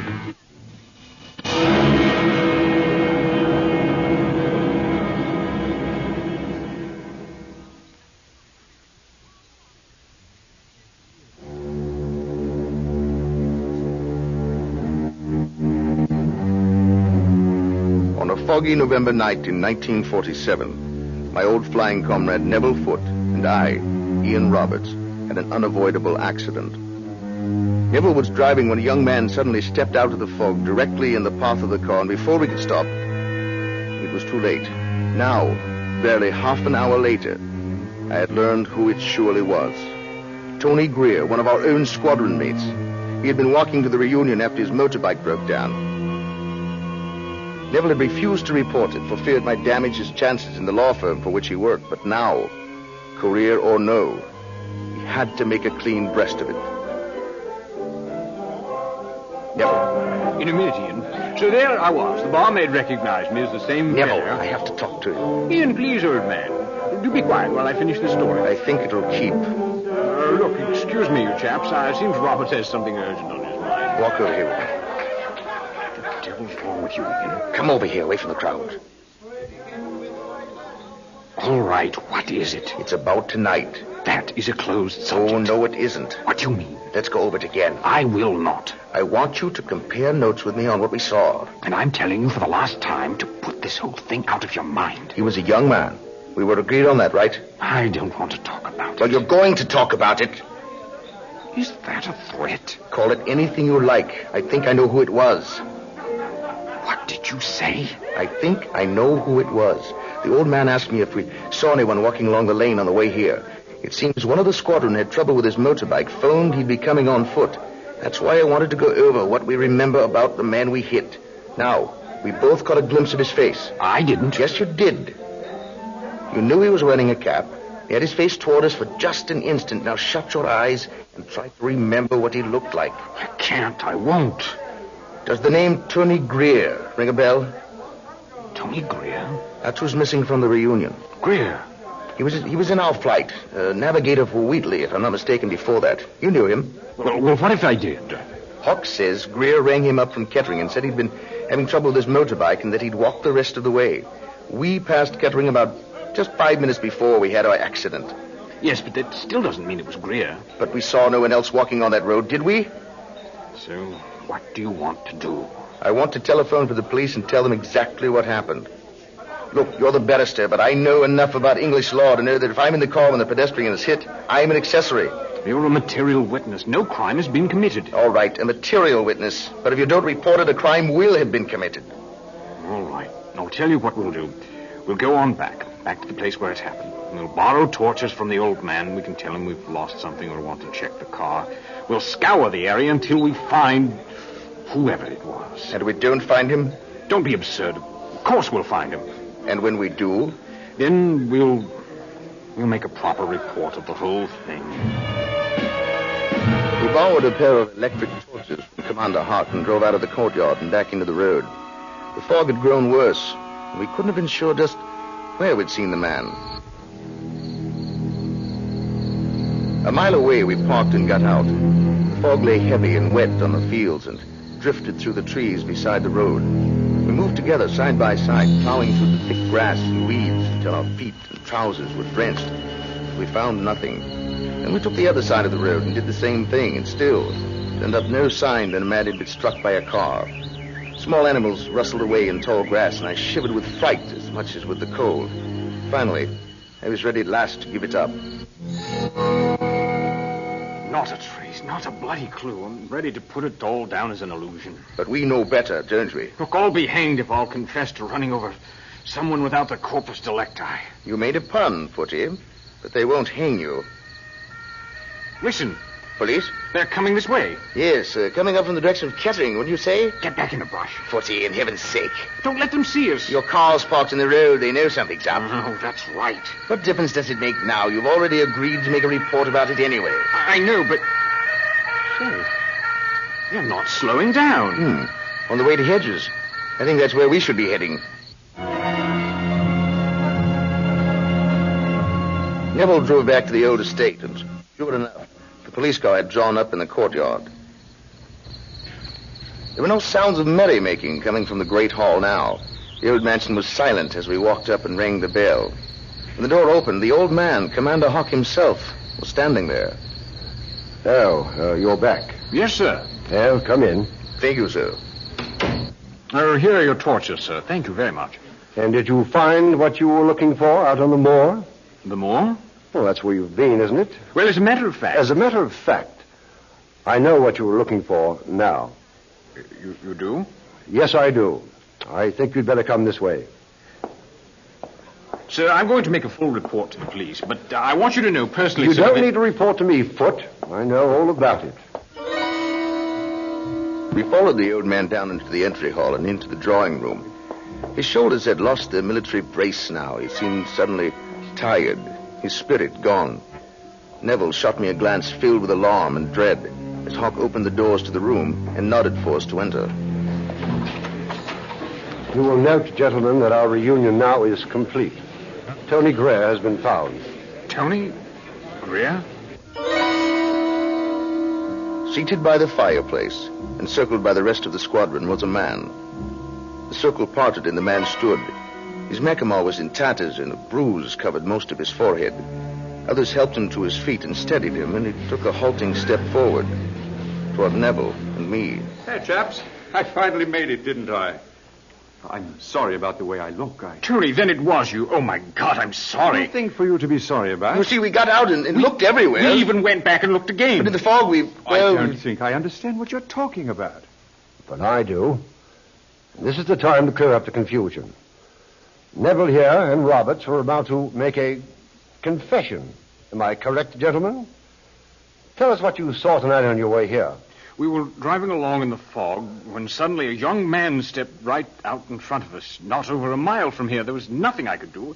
I didn't have any idea who it was. Tony, we stopped, we went back, we looked everywhere. We had no idea it was you. Me? It wasn't me. It wasn't you? Then how did you... What happened to you? You recall that Tony telephoned me from Kettering? Yes. That he'd had trouble with his motorbike? Tell him what kind of trouble, Tony. Well, I was riding along the road, the same road you were on, when suddenly this man jumped out in front of me. What? I swerved to miss him, lost control of the bike, landed in the ditch. When I got back on my feet, he was gone. Just like what happened to you. So I pushed the bike back to Kettering and phoned to tell the colonel I'd be a little late. But then you saw the same man. I must say, sir, this doesn't clear up the confusion. It makes it worse. The man you both saw in Foot's car and the man Tony saw on his motorbike were one and the same. Who is he? Well, I'm sad to say he's a devoted relative of mine. He's been quite attentive of late. But I had no idea he would put in an appearance tonight of all nights. Yet I should have known. The man you have met on the lane from Kettering to the Hedges, gentlemen, was my father. Your father? Yes, he inherited the Hedges from my grandfather and promptly ran himself several £100,000 into debt. And shortly after I left home for the flying service back in 1925, he decided to put an end to his difficulties by throwing himself under the wheels of the Northampton stage, which used this road for many years. And on some nights like these, especially, I think, when the Hedges is lively with young people as it is tonight, he returns. And he recommits his tragic act. Over, and over, and over. I suppose he will be doing so for eternity. Now, if you'll excuse me, I'll go and give my thanks to the constable for collecting Tony and bringing him here. Meanwhile, please let the reunion continue.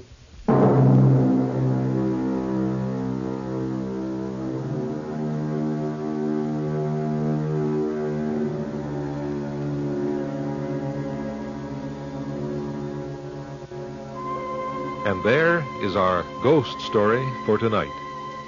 In a minute, I'll be back with the names of our players and a few scenes from our next crisis attraction.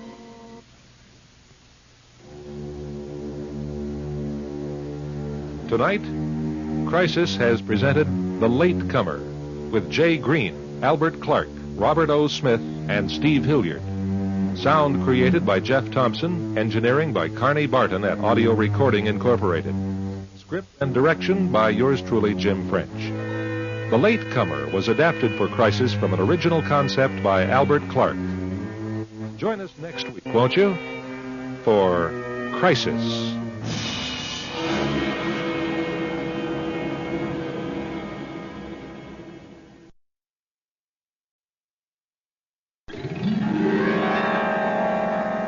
Golden West Radio Network presents Crisis.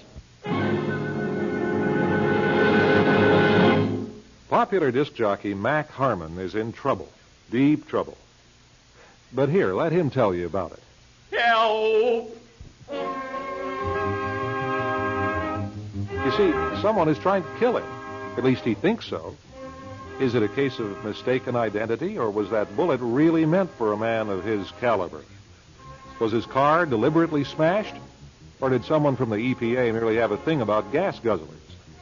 In a moment, we'll bring you Act One of I Used to Go with a Girl Like That, a crisis comedy written by Tony Aries and starring Robert E. Lee Hardwick and Jack Morton.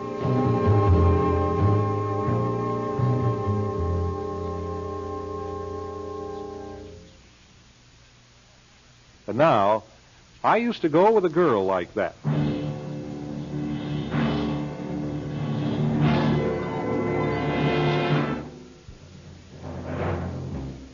Mac Harmon, fearing for his life, is headed for the police station. But in the meantime, Sergeant Denny Brennan is being confronted with a real problem. Yes, ma'am? Officer, my baby is missing. Your baby? Yes, Penelope. Oh, how long? Oh, she's about this long. No. I mean, how long has she been missing? Oh, 2 days. Well, give me a description, and I'll turn you over to missing person. Well, she was wearing a pink bow, and her tail was shaved. What? Do you think she's kidnapped? Now, wait a minute. Is this missing person by any chance a dog? Well, technically, yes.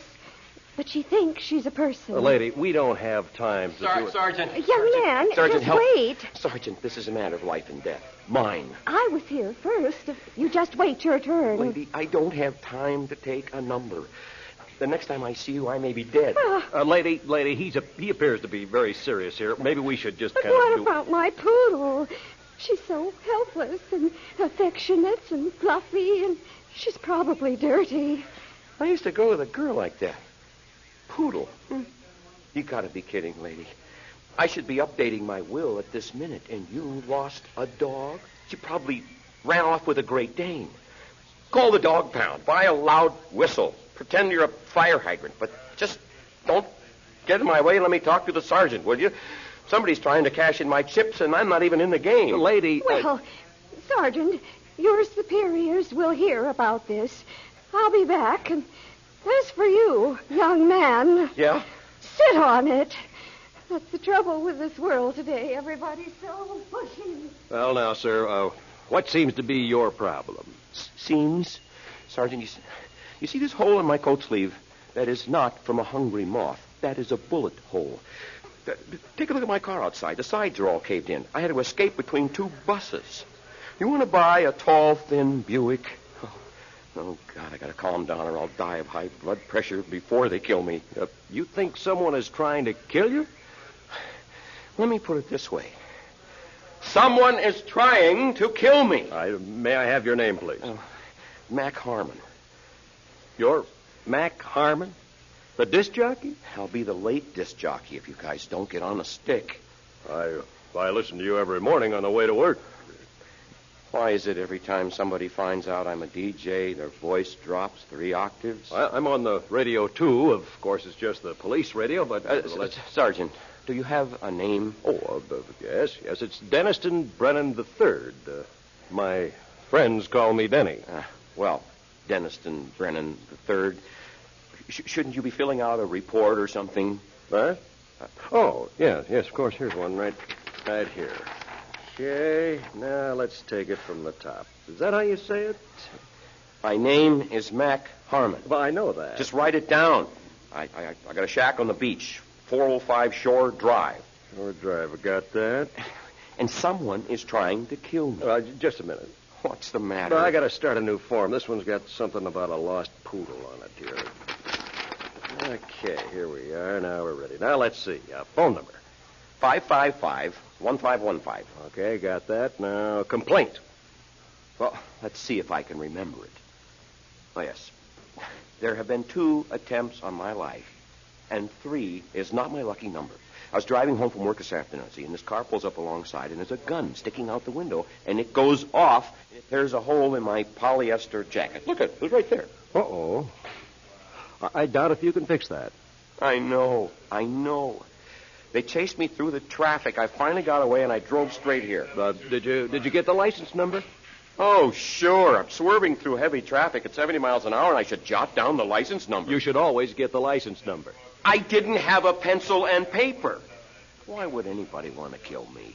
I mean, sure, I play some crummy music, and my jokes are rotten, but couldn't they just send me a nasty note like everybody else? Crummy music. You don't have to write that down. Well, we'll be in touch, Mr. Harmon. What? In touch? I mean, that's it? Well, there's no more room on the form. I don't believe this. Well, I'll tell you what. We don't want to detain you, so... Detain me? We'll send someone out to your place later to get all the details. You got all the details, except the inscription on my tombstone. Now, calm down, Mr. Harmon. Look, it's a nice hot day. You go home, relax, go for a walk on the beach. The way things are going, I'd step on a landmine. Okay. Maybe you're right. I'm terrified. But I'll go home. I'll walk on the beach in the hot sun. I'll shake and bake. You promise to put somebody on this case? I promise. Denny, I believe you. You don't have to hold your hand over your heart. Look, whoever comes out, look for me on the beach. If he sees somebody buried in the sand, tell him to make sure I'm breathing, okay? I'll see you around, Denny. Mr. Harmon, one more question. Yeah. Gee, may I have your autograph?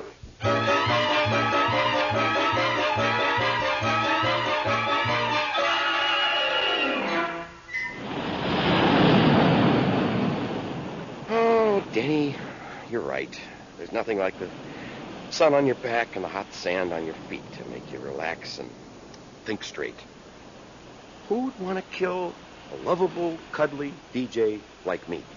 No. You guys, watch out with a frisbee. Popular disc jockey killed by exploding frisbee. Oh, this is not my day. What next? Radio star drowns in freak tidal wave. Hey, where'd you come from? Oh, here, kitty. Here, kitty, come on. What am I doing? I hate cats. Get out of here. Shoot. Yeah. Psst. Here, kitty. Kitty, you here, Tilly? Wait, cat. You belong to her? That tall, ravishing thing heading this way? Here, kitty. Here, kitty. Gotcha. Oh, thank you for catching her. She's always running away from me.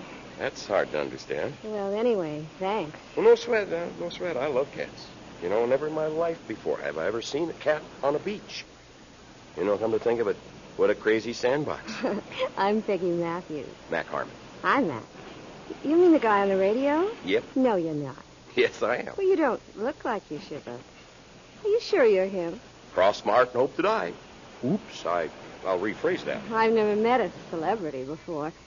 Could I walk with you? Where'll we go? Oh, anywhere. Isn't it a beautiful day? For some people. Look at the sun shining on the cliffs. Let's head over that way. Come on, Tilly. I'll carry her. Sand's hot. You like my new bikini? Yeah. It's 2 sizes too small. Yeah. Where'd you get the scar? The scar? There, on your thigh. Oh, it was an accident. I'd forgotten all about Were it. you hurt bad? No. Oh, good. Are you married? Not anymore. One day she called me a tedious bore. Not only is that untrue, I said, it's redundant. Anyway, it all worked out. She fell in love with a Xerox salesman, and they ran off together. Wow. But that's enough about me. What does Peggy Matthews do? She eats lunch, and she just happens to have a picnic basket in the car. That's great. Why don't you go get it? We'll go up on the cliff where the picnic tables are. Oh, back in a jiff. You wait right there. Hey, how about the cat? I'll keep an eye on her. She likes me. Okay, cat. Now, don't give me any trouble. Hey, cat, come back here. You're not up the side of the cliff. Come down here. Oh, now you've done it, dummy. You're stuck up there. Okay. Here comes Spider-Man. Why don't you use the path like everybody else does? My horoscope this morning was right. Certain situations may prove confusing, but you will rise to new heights. Hey, what's that? There's a picnic table teetering on the edge of the cliff, and it's going to come over. Watch out, cat. Here it comes. It's going to get out of there. Come on, let's jump. Geronimo! Oh, my leg. Mac, what happened? That's my ankle. I landed on my ankle. This is going to look great on my medical form. Cause of accident. Attacked by flying picnic table.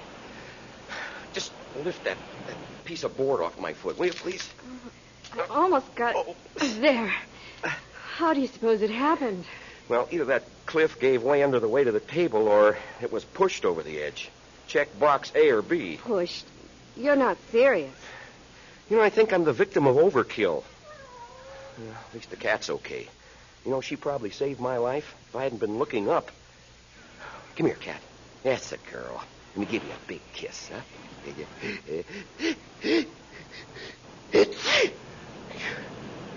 One more thing. I think I found out I'm allergic to cats.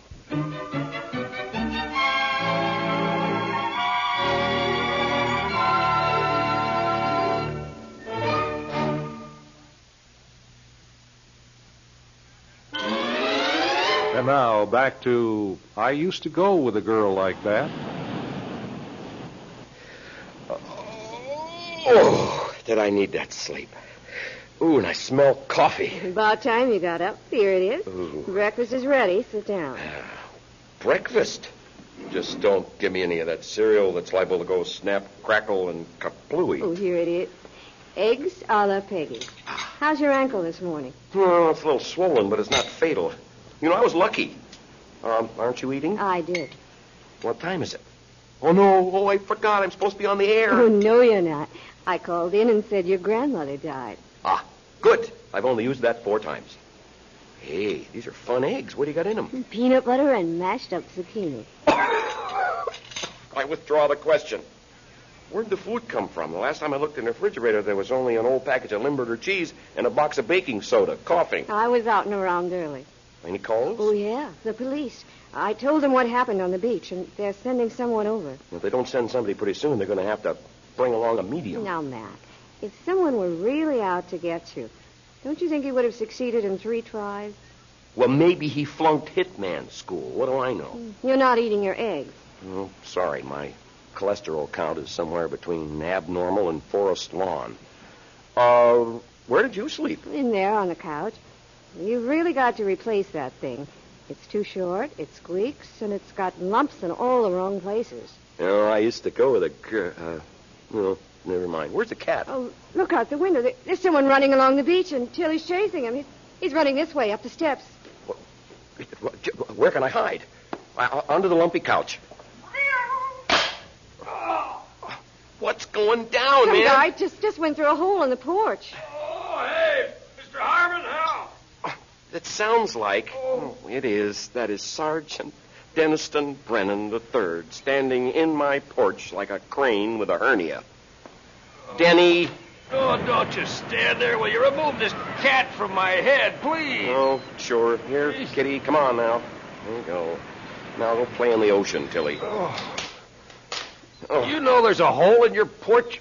No, Denny, hum a few bars. Here, let me help you get your foot out. Ah. There, we got it. Now come in the house, will you? What are you doing here? I've been assigned to your case. Oh, grand. I'm sorry I'm late. You remember that little old lady at the precinct? Yeah, you were running down her dog. You're close, but I veered just in time. Denny, let the disc jockey tell the jokes, will you, please? Hi. Would you like some coffee? Oh, hi. No, thanks. I'm very happy to meet you, Mrs. Harmon. We're not married, Denny. Oh, excuse me. See, I naturally thought, you know. If you gentlemen will excuse me, I'll start the dishes. Nice meeting you. Yeah. Who's she? The cat's mother. Oh. Does she always do the dishes in her bikini? Oh, I hope so. How long have you known her?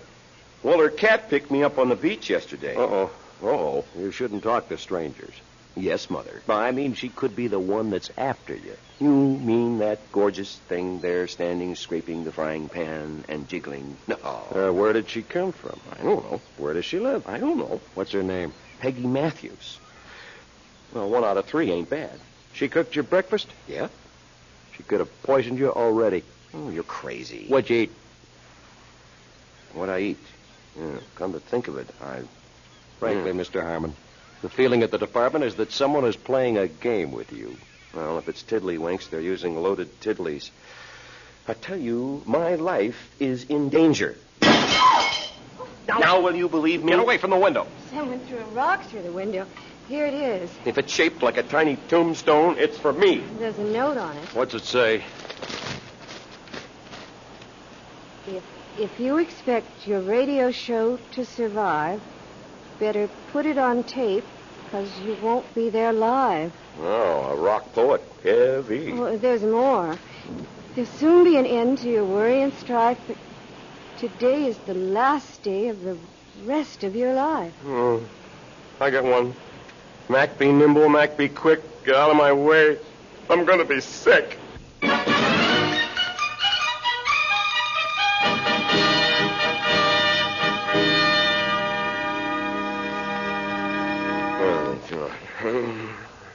Okay, be right there. I must have dozed off. What time is it? Oh, it's dark. Where's everybody? I'm coming. Peggy! Denny! Cat!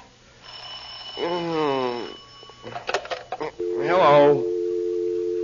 Oh, hello there, dial tone. How are you tonight? You know, you sound a little like my ex-wife. She ran away with a Xerox salesman, you know. I think they went to Pango Pango or Baden-Baden or Walla Walla. Well, it's been nice chatting with you.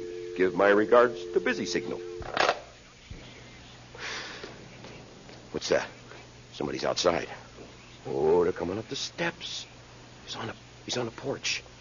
Maybe he'll fall in the hole. He didn't fall in the hole. Who is it?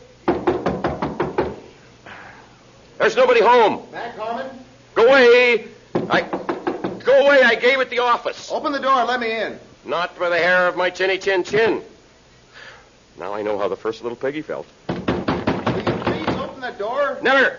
It's important. Never. I'm Officer Penny from the precinct. Denny sent me. I'm on the way.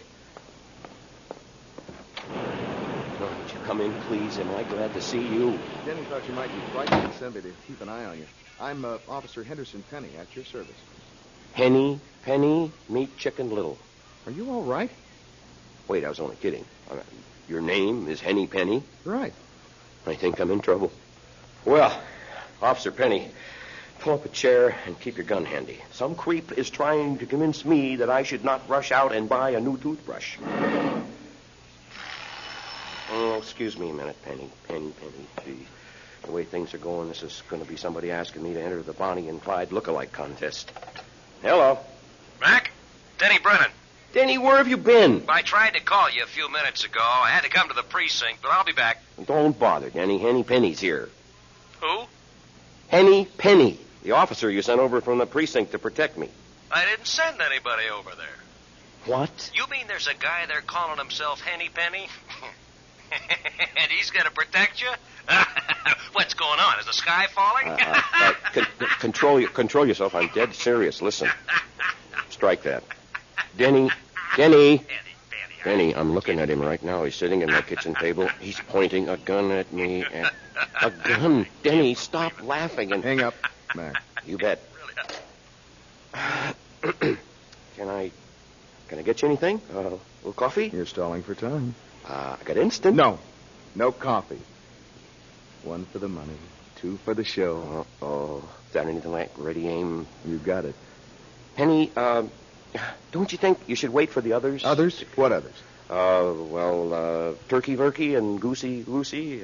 They wouldn't want to miss this. Pretty cute for a man who's about to die. Die? I? Why? Remember your scar? The one on your leg? You were in an accident? Yeah, right. Last year there was this dopey driver on the wrong side of the street. He went through a stoplight and hit me broadside, the crazy idiot. I was the other driver. Oops. My ice cream wagon was smashed to smithereens. Oh, yeah, I remember. All my goodies. Finger bars, crunchy food, melting all over the street. Remember? All crushed and yucky. Oh, yeah. They couldn't stop the music box, man. Can it? Oh, They took away my license. You put me out of business. Well, now it's your turn. Oh, wait. Get this beast off me! Sick of Tilly. It's climbing! Get it off! Tilly, let me help you. Oh, no. Okay. All right, now, Henny Penny, I got the gun. One move out of you, and there'll be a dramatic rise in your belly button count. Hey, Cat, don't just sit there grinning. Go call Denny.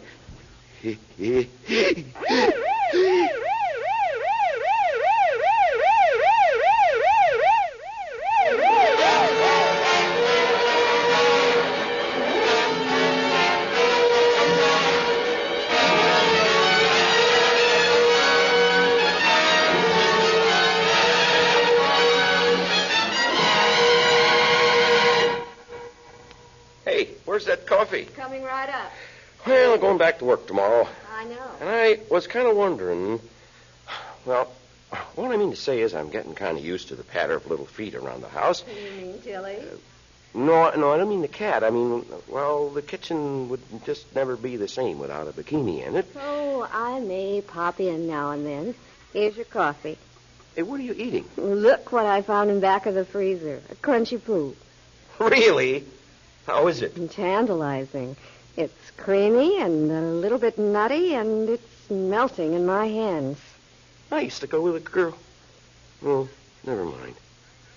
Hey, put that thing down. Come over here.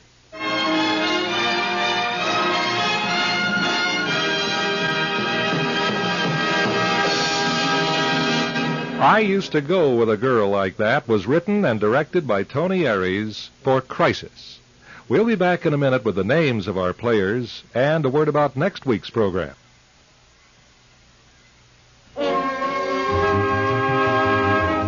Tonight, Crisis presented I Used to Go With a Girl Like That. Written and directed for Crisis by Tony Aries. And starring Robert E. Lee Hardwick as Mac Harmon, Jack Morton co-starred as Denny Brennan, with Marilyn Fairbanks as Peggy Matthews and the Little Old Lady, and Jay Green as Henny Penny. Sound was created by Jeff Thompson, engineering by Carney Barton. Crisis is produced at Audio Recording Incorporated. Join us next week, won't you? This is your producer, Jim French, speaking.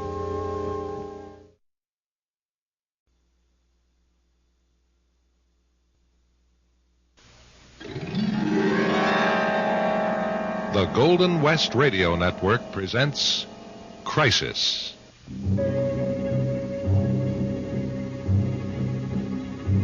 Dear Jean, by the time you read this note, it will all be over.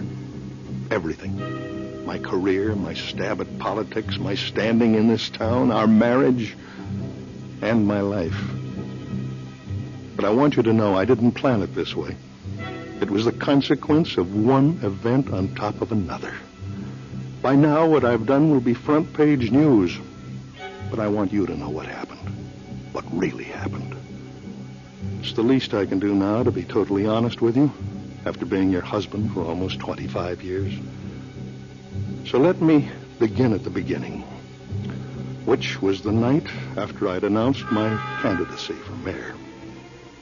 You remember, we'd thrown a little dinner party for some more influential friends. And after the last of them left, you and I had one final drink on the patio before turning in. Here, there's just an inch left in this bottle. All right, Jean, pour it. And let me get out of this tie. You know, I thought it went off quite nicely. Yes, it did. It did. Nice people. Good people. Oh, Lord, I hope I don't let them down. Why should you? Well, it isn't that I think I will. I just... Well, I'm beginning to feel the weight of responsibility now. Jeannie, if I'm lucky enough to win this... Here. Here's to Mayor James G. Hadley, the best mayor the city ever had. I'll get it. Hadley here. Jim Hadley, you old son of a gun. Yeah, who's this? Centerville High, to you we will be true. Where we go, we'll always wear the crimson and the blue. Who is this? Jimmy, you'll never guess who this is in a million years. All right. I give up. Who is it? You and I haven't laid eyes on each other for a long, long time, Jimmy, my boy. But I've been following your career. Oh, you bet. And I see by the papers that you're throwing your hat in the ring. Oh, come on now. Who is this? Gonna reform City Hall, huh? You know what I did when I read that, Jimmy? I laughed. Yeah, I had a good laugh. 'Cause, see, Jimmy, you and I go back a long ways together. Okay. Now, I'll tell you what. You tell me your name, and then we'll... And I remember a lot of things, Jimmy. A lot of things. You may have forgotten. I see. I'm beginning not to care who this is. And I got to thinking, I bet old Jim Hadley would like to know what I know. And then I got to thinking, I'll bet a lot of people would like to know what I know. You're getting a little tiresome, friend. If you'll excuse me, it's late. You see, Jimmy, I saw what you did.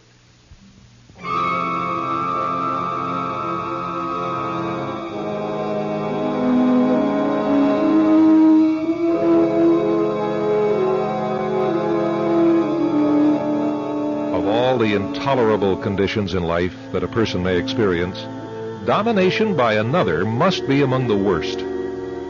Tonight we hear the story of an average man, perhaps a better than average man, and his disintegration. In a minute, Don Briggs returns in the role of solid citizen James Hadley in our crisis tale of suspense entitled, I Saw What You Did.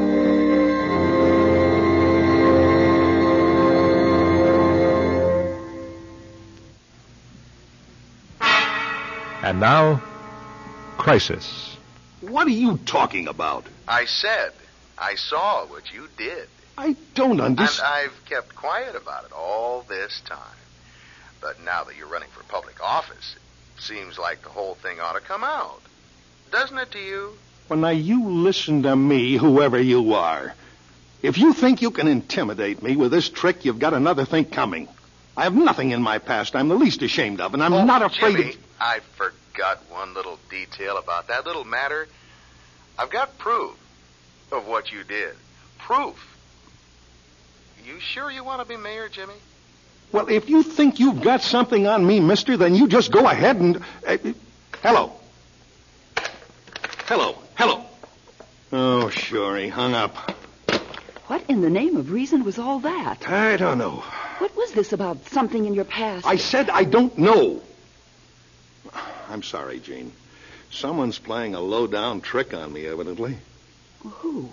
Did he accuse you of something? Oh, he pretends that he knows something scandalous, evidently, about me. Well, I got news for him. There isn't anything scandalous in my past. Was it one of Mendenhall's people, do you think? Mendenhall? Well, you did kind of scorch him in your speech last night. Mendenhall? Oh, would he stoop to such a tactic? No, I can't believe he'd conscience such a thing. Well, what did he say? Well, it was almost like I was a little kid again, being bullied by an older kid. Honey, what did he say? Does it matter what he said? Oh, he said, I saw what you did, whatever that's supposed to mean. James, your hand's shaking. Where was that drink you made me? I think I'll have it. Of course, I thought it was nothing but a crude trick, but that night I lay awake until it was light, racking my brain, trying to think, to remember anything that could have happened in my life that I might have forgotten, put out of my memory, but it was no good. My head was all mixed up. All I could remember was the taunting, knowing sound of that guy's voice on the phone, someone who had something on me. Oh, no, it was all a trick, wasn't it? Yeah, I'd decided that.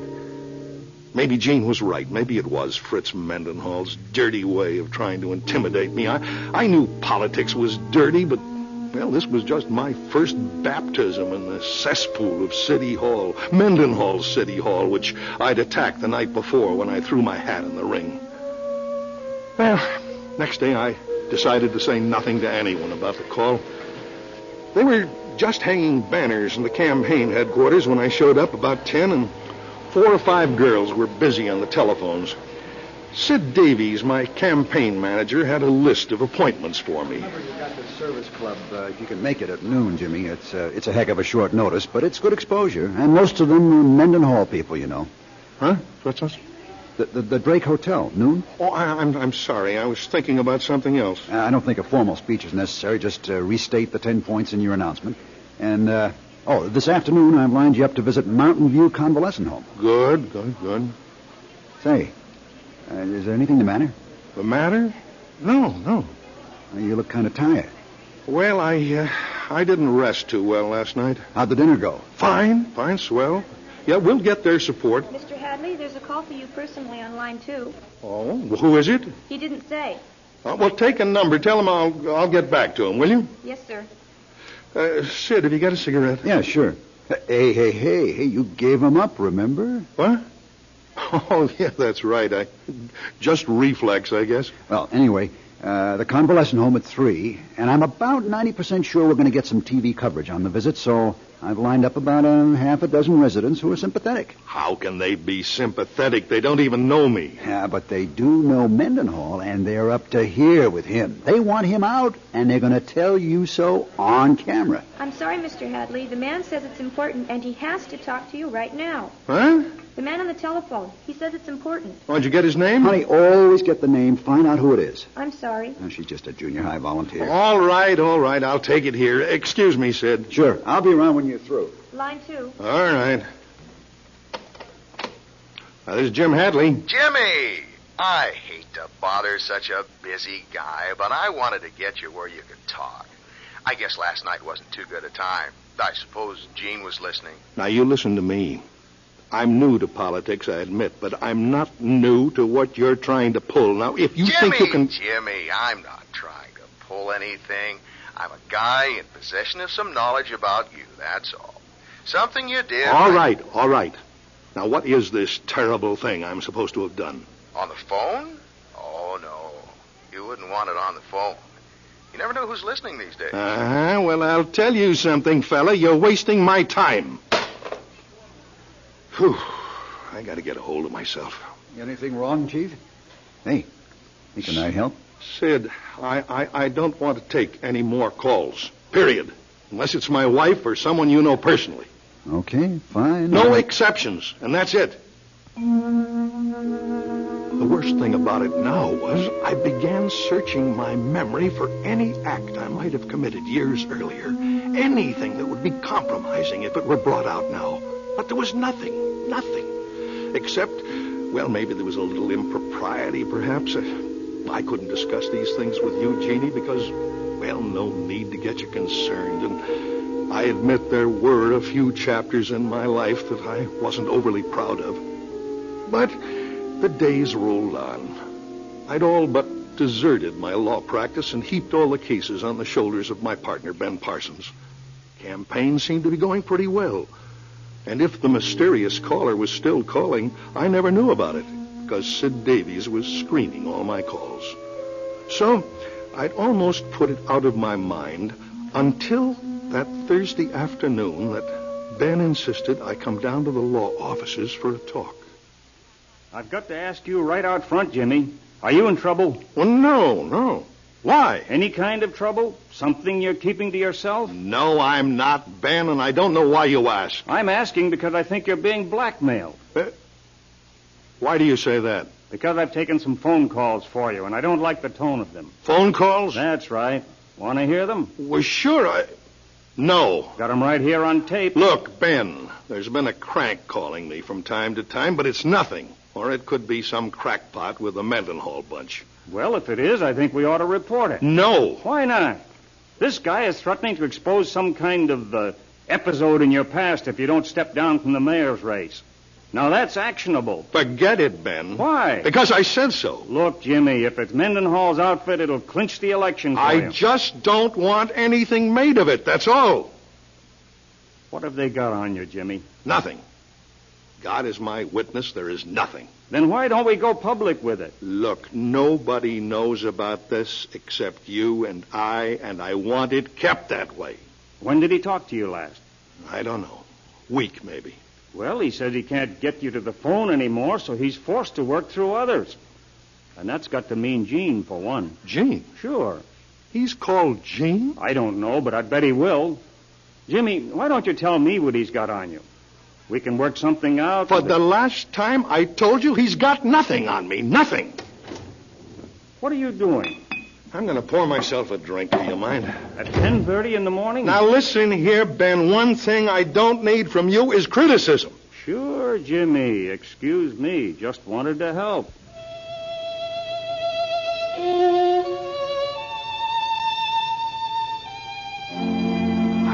I could feel myself changing. Where before I'd been steady and determined in everything that I did, now I was shaky and tentative. I didn't know what I was afraid of, but it haunted and plagued me, and I felt guilty. Guilty of what, though? When I left the office, I headed straight for my car to drive out to a shopping center where I was going to do some more handshaking, and when I got to my car, I noticed something stuck under the windshield wiper. A note. I unfolded it, and my hands were shaking, but I could read it well enough. Dear Jimmy, too bad you won't discuss this like a reasonable man. Now I'm going to have to take further steps. If you think I'm bluffing, just look for me at the shopping center today. I'll be there. Unless, of course, you decide to withdraw from the race. The shopping center. He was going to be at the shopping center. At last I'd be able to confront this threat face to face.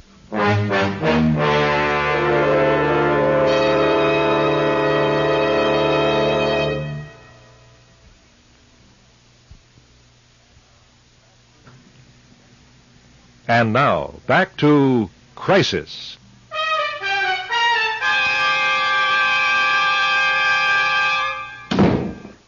Jimmy, what happened?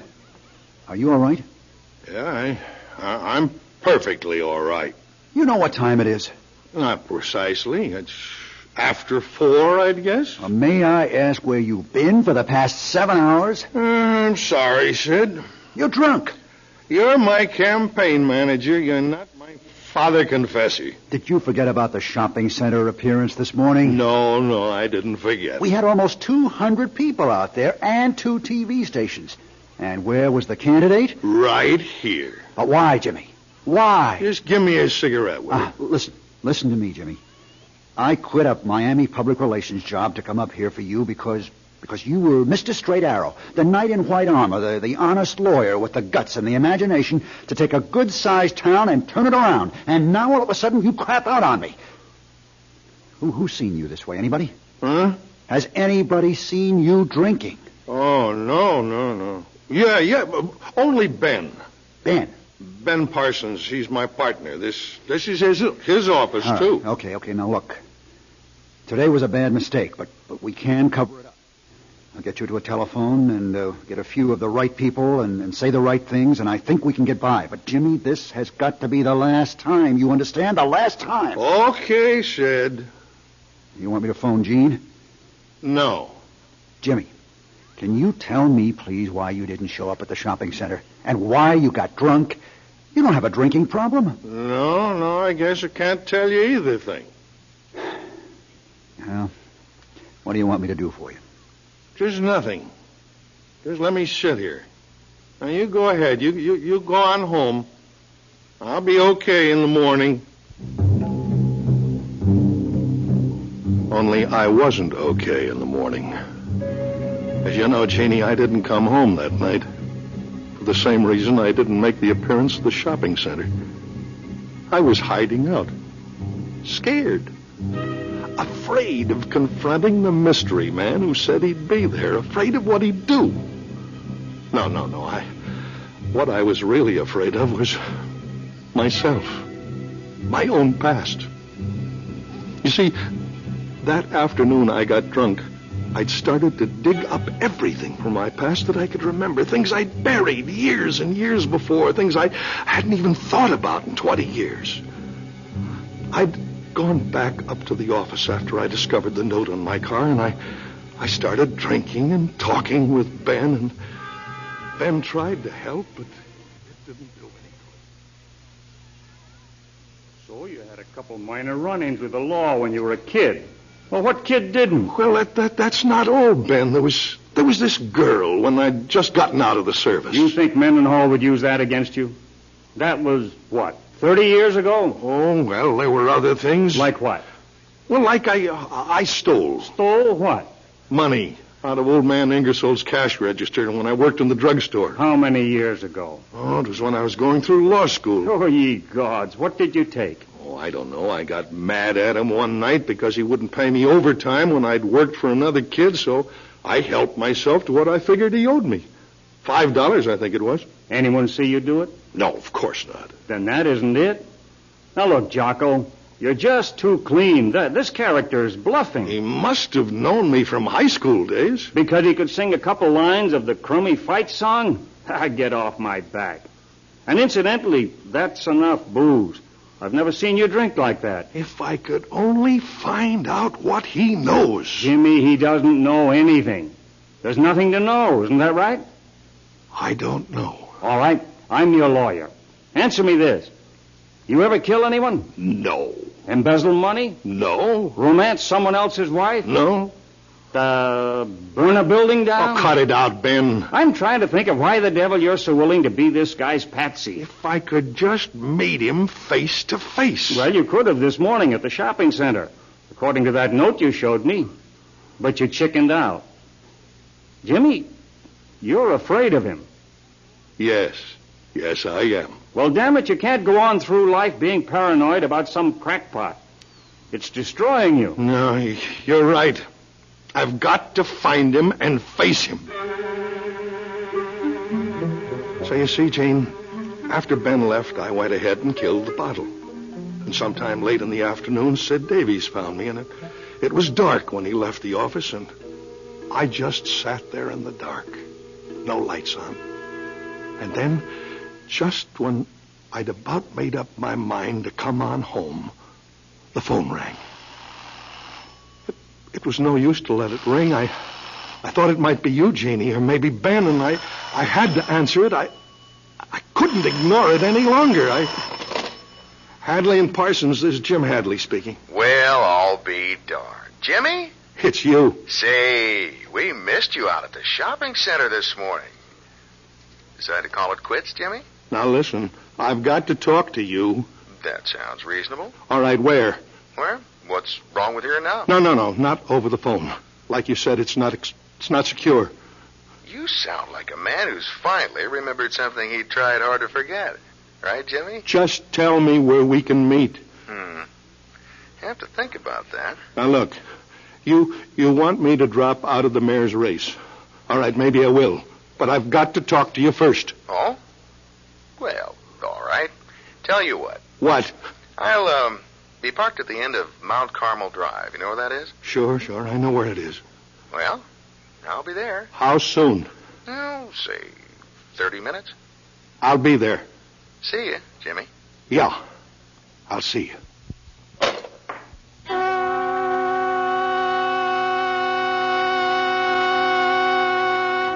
Jeannie, I don't know how to explain the way I felt. Like suddenly there was nothing and nobody left on earth except for myself and the man I was going to meet.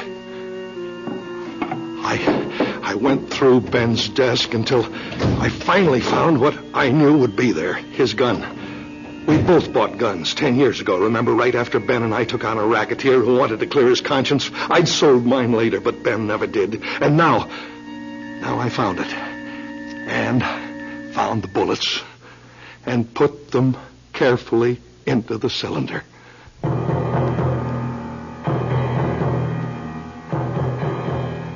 At exactly 30 minutes from the time I talked with the blackmailer, I cruised slowly up to the dead end of Mount Carmel Drive. There was no other car there. Maybe I was early. I parked, shut off the motor and the lights. I waited, and then the lights of a car came up the road toward me. Yes, it was him. He turned around slowly and came to a stop right beside my open window. It was dark, but I could see him getting out of his car. See him walking slowly toward me. I didn't mean to do it, Jeannie. I didn't intend to do it at all, but suddenly I felt transfixed by fear and desperation, so I took the gun, held it with both hands out my car window, aimed it at the dark form coming toward me, and fired.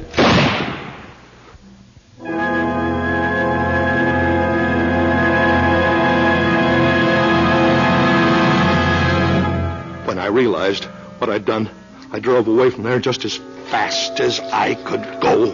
I was crazy with fear and revulsion over what I'd done. I drove. I don't know how long or where, but finally I found myself back at the office. I let myself in, closed the door, and just stood there at the darkness, listening to my heart beat when all of a sudden...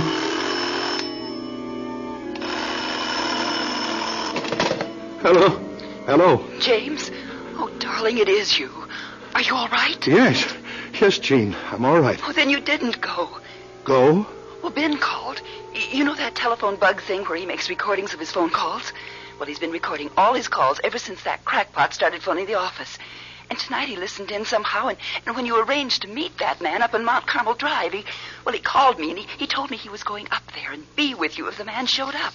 Oh, he was so concerned about you, and so was I. Oh, but you didn't go.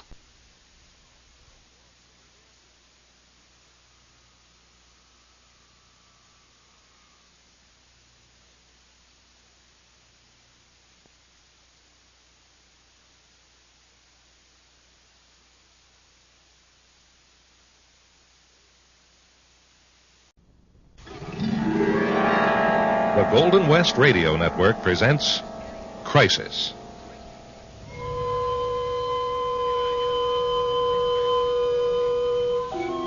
In her 200-year history, America has been many things to many people. To Lincoln, a land in need of healing. To the immigrant, a refuge where lives could start anew. To the poet Sandburg, a land of constantly surprising beauty. But to writer Martin Geyer, America had lost its beauty. The last thing I remember was sitting on a bus stop bench, waiting for the bus, and this young man, well, I thought he was all alone, but he must have had his pals with him, he came up to me. I wasn't sure he was talking to me. Hey, mister, got $1? Excuse me? I said, you got $1? He stood over me, grinning. He looked defiant. Hey, man, you deaf? No, I'm not deaf. I'm ignoring you. Let's see your wallet.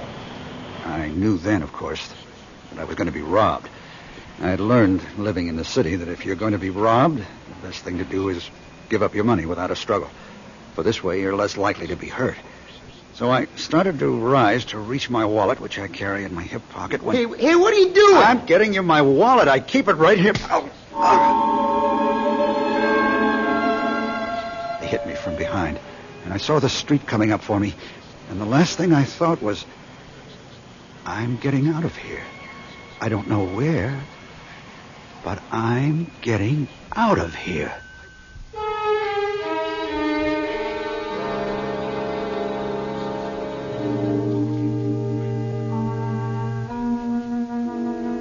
An ugly beginning to a story? Yes. But this is not the whole story. Rather, it's the beginning of one man's odyssey to a place as far removed from the perils of the city as far as heaven is from hell. We'll return in a moment for the first act of tonight's Crisis Tale.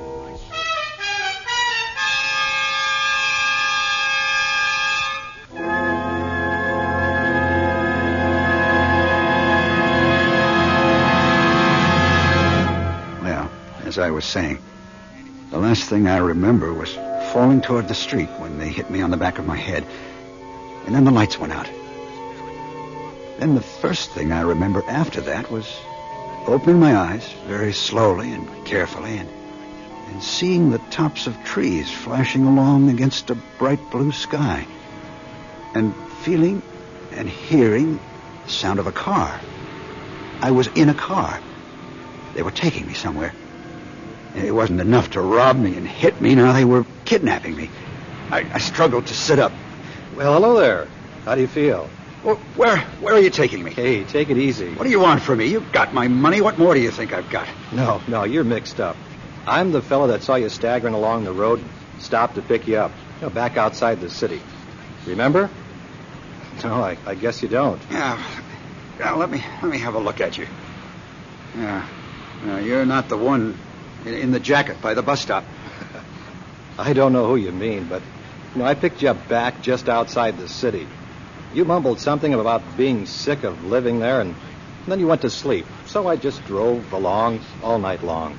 You picked me up? Mm-hmm. How's your head feel? It's, that's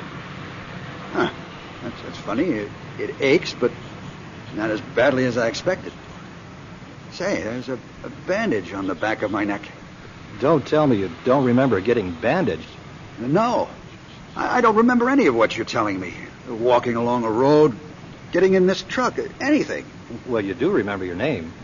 Yes, I remember that all right.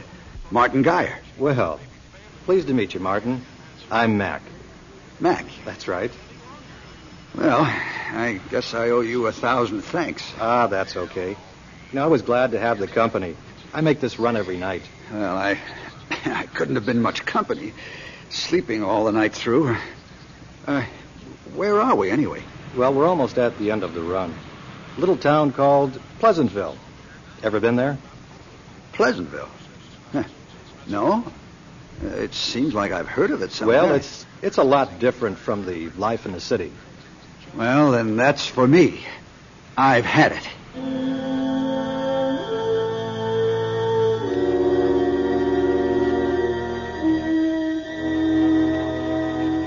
At the time, I didn't even give a thought to the responsibilities I was leaving behind. All I wanted was to get away, get out. As the truck turned off the highway and down a secondary road, I suddenly began to feel free and excited, like a kid playing hooky for the first time. Well, this is about as far as I go. Pleasantville's just around that bend in the road. You think you can make it? Yeah, I think I can. Well, let me thank you for your kindness, Mac. Can I offer you a... Oh, I forgot I haven't got a farthing. Not even a credit card or driver's license or a thing. That's okay. Glad I saw you. You go on into Pleasantville. Well, look, I don't... Hey, anyone wants to know where you came from, you just tell them that you rode in here with Mac.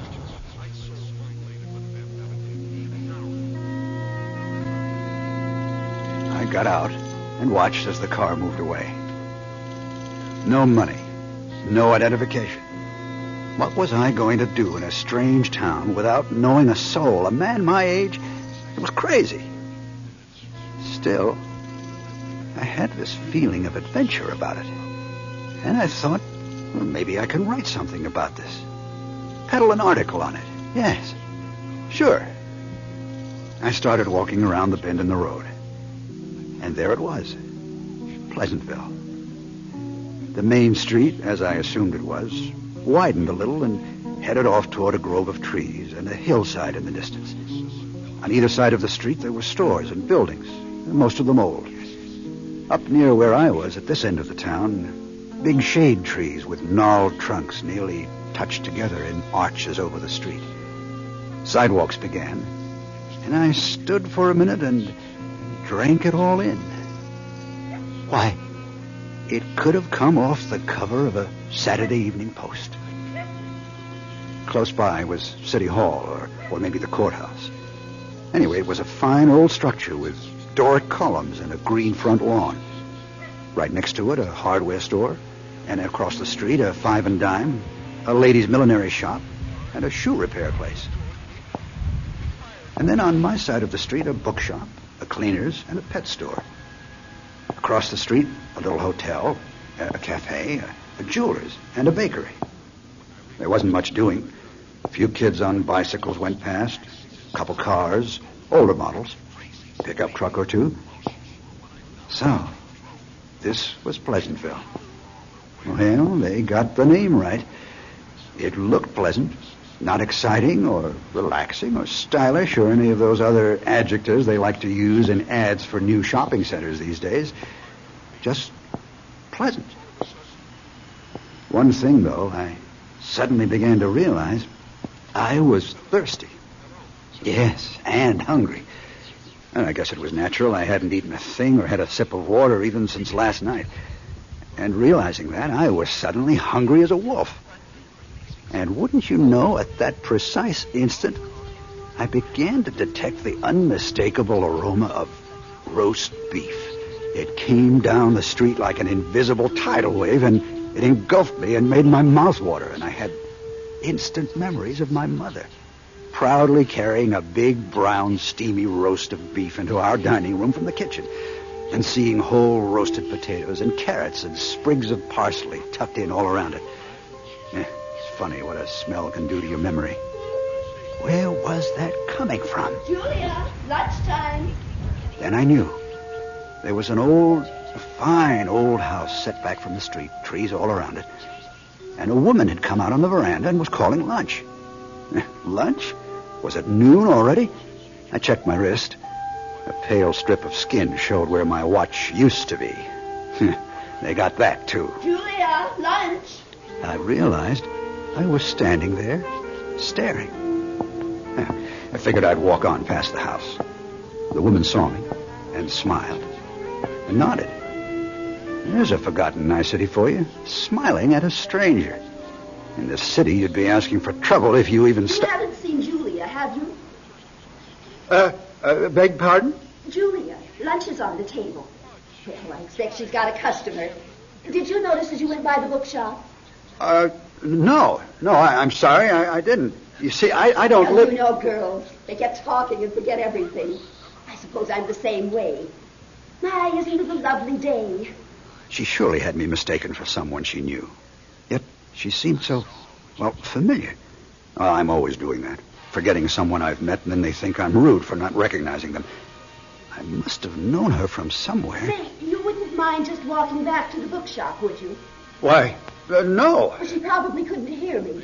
Sure, yeah, I'll be glad to. Oh, never mind. Here she comes. I turned around and saw a young woman coming down the sidewalk from the bookstore.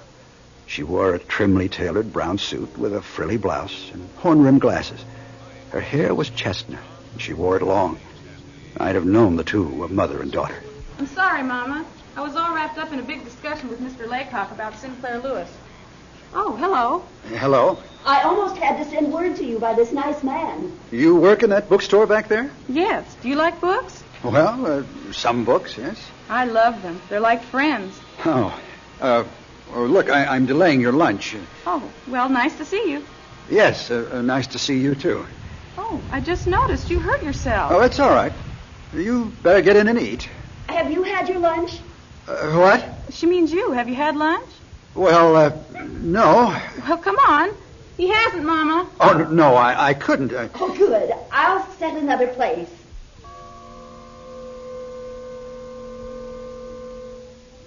A writer. My, we're honored. What have you written, Mr. Geyer? Oh, articles mostly, for magazines. I have had a couple of short stories published. That's wonderful. Oh, nothing very great, really. More roast beef? Oh, no, thanks. Oh, but it was delicious.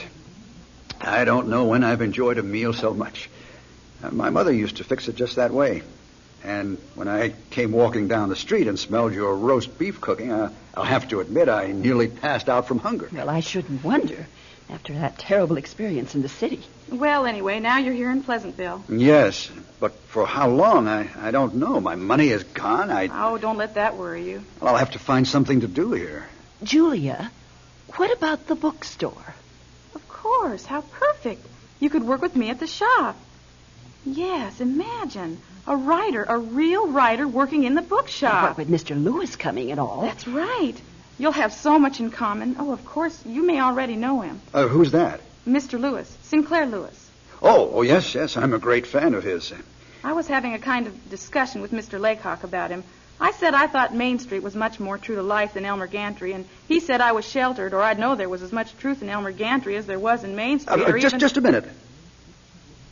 Did you say... I thought I understood your mother to say that Mr. Lewis is coming? I did, and he is, next week. Sinclair Lewis? Yes, isn't it exciting? He's going to autograph copies of his books all day long in our shop. Mrs. Wynne, Julia, you surely mean someone other than Sinclair Lewis. Sinclair Lewis is dead. He's been dead, a good 25 years. I'm sorry, but that's correct. Have some more roast beef, won't you, Mr. Geyer?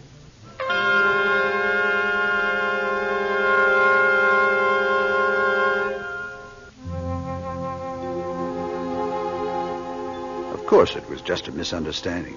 People in a small, out-of-the-way town. But it didn't seem to faze Mrs. Wynne or her daughter Julia when I tried to make them believe that Sinclair Lewis, whom they were expecting to show up for an autograph party in the bookshop, had been dead more than a quarter of a century. Now, we spoke no more of it, and I expressed an interest in seeing more of Pleasantville. So while Julia went back to her books, Mrs. Wynne escorted me to her friend, Mr. Scott, who owned a drugstore. Well, now, let me take a look under that bandage now, Mr. Geyer. Mm-hmm. Well, I think you can do without it now. Oh? It's healing okay, is it, huh? Good as new. Well... Can I get you anything today, Mrs. Wynne? No, I think I'll just visit the frock shop and then go on back home. Oh, I don't know how to thank you, Mrs. Wynne. Well, you're more than welcome. Perhaps the local bank could help me get some funds transferred from my account in the city. Well, if it would make you happier. And if you're hungry again about supper time, it's chowder and cheese sandwiches. Good day, Mr. Scott. Mrs. Wynne? Mr. Geyer? Chowder and cheese sandwiches? That's right, about 6:30. A marvelous woman. Is her husband... Mr. Wynne? I don't know him. I don't believe he lives in Pleasantville. Oh? I see. Well, say, this is a nice drugstore you have here, Mr. Scott. Sort of the way I remember them. Yep. Say, do you care for cherry phosphate? What? Did you say cherry phosphate? Or lime phosphate. You care for them? I haven't had a phosphate in... Why, not since I was a kid in knee breeches. Well, we make a pretty good phosphate here in Pleasantville.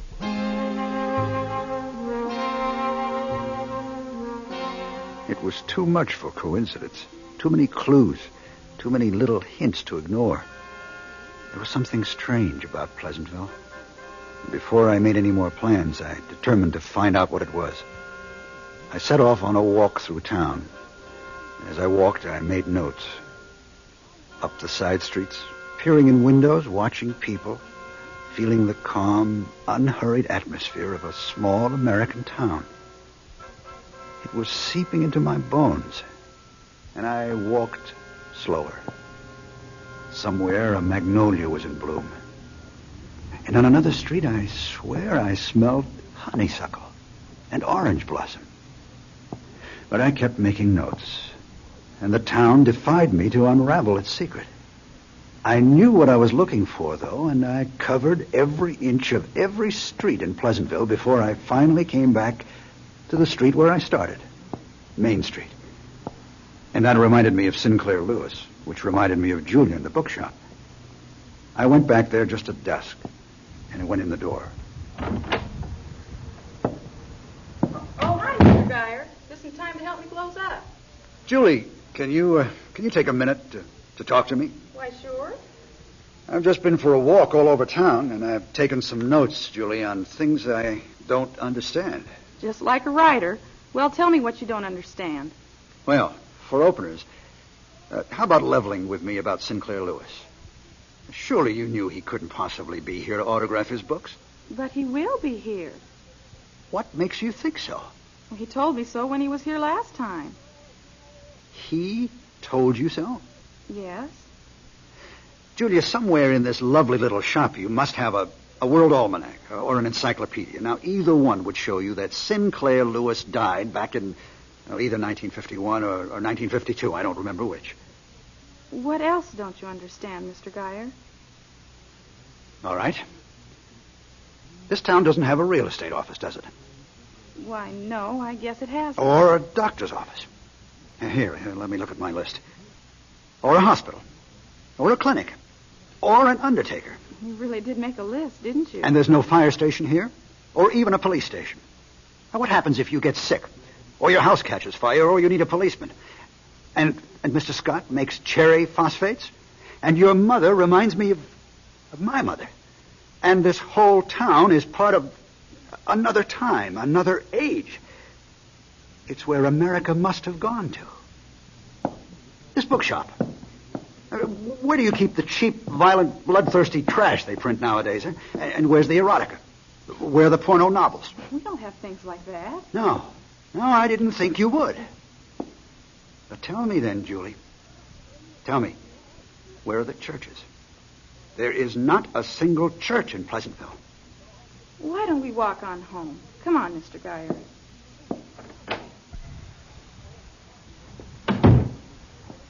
Well, aren't you going to lock up? No, you see... No? Don't tell me. There are no locks in Pleasantville. Now you're starting to understand. Come on, let's walk. Isn't it a lovely evening? Yes. Yes, it is a lovely evening. You'll learn to love it here, the same as we all learned. We all lived in the city, Mr. Geyer, for a while. Then we were able to come back here. I see. I think I see. Julie, who is Mac? Did Mac bring you here? Yes. Did he bring your mother here, too? Yes, we both came at the same time. Why? Was it an accident? Car crash? It doesn't really matter now. And your father? He'll be here one of these days. Ah. Now you know... Now I know, of course. When that kid hit me, that's what did it. He killed me. But I'm not dead at all. No, none of us are. Then this is... heaven? Not yet. We all have a final destination. But until then, we live in Pleasantville. Of course. And we don't need firemen or policemen or undertakers or hospitals. And we trade deeds, not money. But the churches. Where are the churches? Only back on Earth. Only back in the city, where there's division and bigotry and persecution. All of that was man's way. But here in Pleasantville, there's only one way. Now I know. Oh, look, here we are. We're home. Aren't you coming in for supper? Well, I don't know. Julie, I don't know. I feel suddenly as if I'm slipping back. But you can't. I don't want to go. Julie, help me. Mr. Geyer, don't go back. I don't want to leave. I don't want to leave, Julie. Julie.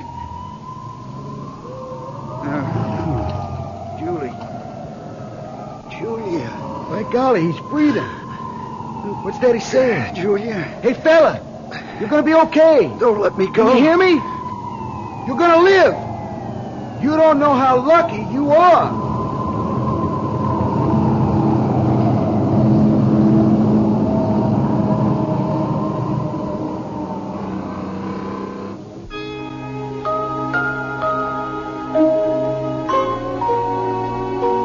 For all too brief a time, Martin Geyer rediscovered the things he had loved and lost. But even in the dismay of finding he had been called back to life in the city, he now has the assurance that somewhere, for him again, will be a visit to Pleasantville. I'll be back in a minute with the names of our players and a word about next week's program. Pleasantville featured Paul Hurlinger as Martin Geyer with Leslie Ann Dugan, Pat French, Tony Karloff, Sam Graziano, and Jay Green. Sound by Jeff Thompson. Engineering by Carney Barton. Crisis is recorded at Audio Recording Incorporated.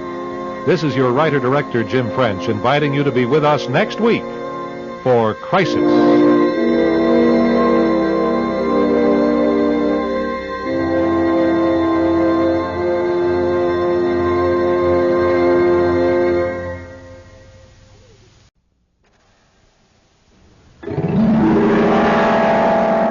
Golden West Radio Network presents Crisis.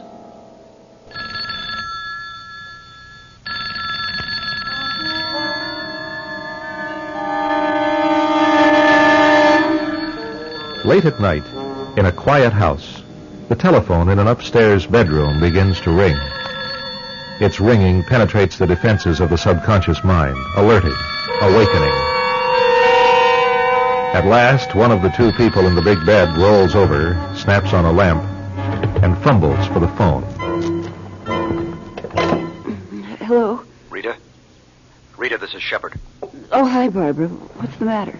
Oh, good. You're alert. We have Code 9. No, that's all right. What do you need? Who is it, Rita? Just a second, Barbara. Go back to sleep, Ken. It's Barbara from the store.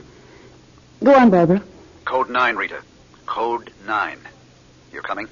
Well, sure I will. Just let me get some clothes on, and I'll be right down. Can't the store get along without you for one night? Don't worry, Barbara. Just hang in there, and I'll be down right away. We're expecting you, Rita. Don't apologize, Barbara. It's all right. I'll be there in 20 minutes. Bye. Oh, what the heck do they want at this time of night? Oh, it isn't that late. It's only 12:30. Barbara's locked herself out, and she has to get back in the store for the deposits first thing in the morning. I'll have to go down and let her in. Who's Barbara? Well, the new girl we hired. I told you. I'll go back to sleep. I'll explain it in the morning. Now, don't worry. I'll be back before you know it. Something is not right in the life of Rita Harrington. Even awakened from a sound sleep, she practices so easily the deception we've just heard. But what is this deception? Who is the man called Shepard? And what is Code 9? We'll return in a minute with Act 1 of tonight's drama of suspense, as Crisis offers you a tale entitled Departure.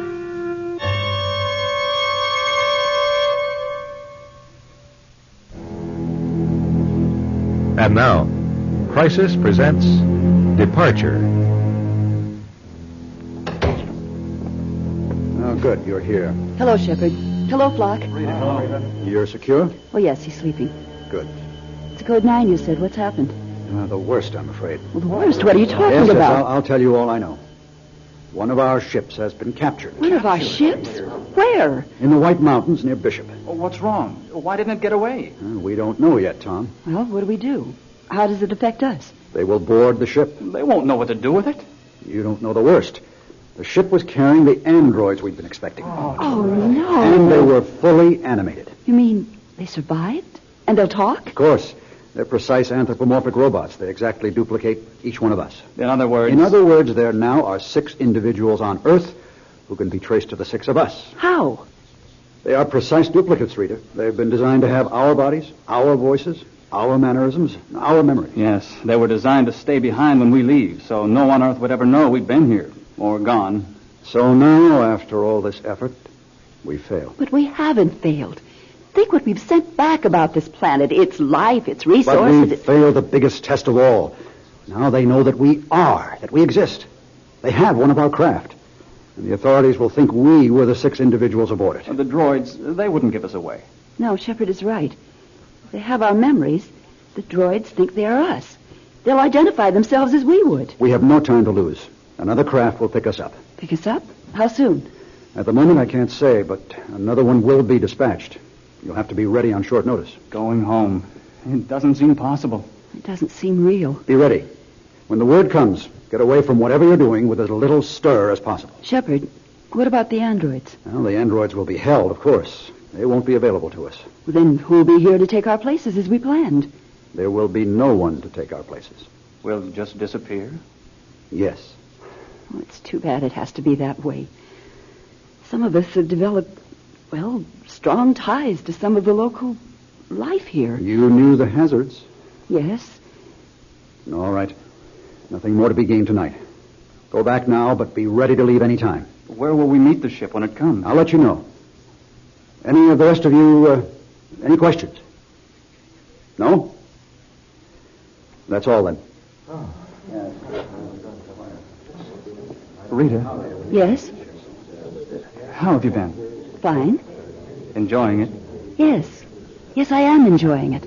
I'm the manager of a store now, you know. No, I mean the marriage. Ken is everything a good husband is supposed to be. And you're everything a good wife is supposed to be? I don't know. I think so. And then it'll be hard for you when you leave. Yes, I suppose it will be, but... But what? It'll be hard for Ken, too.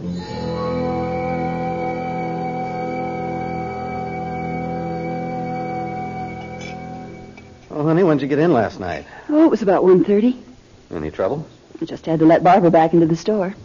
More coffee? No, I gotta run. See you tonight, gorgeous. Yes, tonight. Well, what's that mean? You sound sad. No, I'm not sad. Hey, I love you. You know that.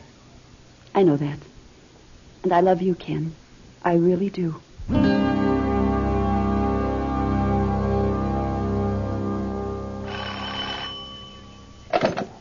Ken Harrington. Mr. Harrington, there's a man named Mr. Samuels out here to see you. Samuels? What about? He said it's personal. Personal? Okay, tell him I'll be right out.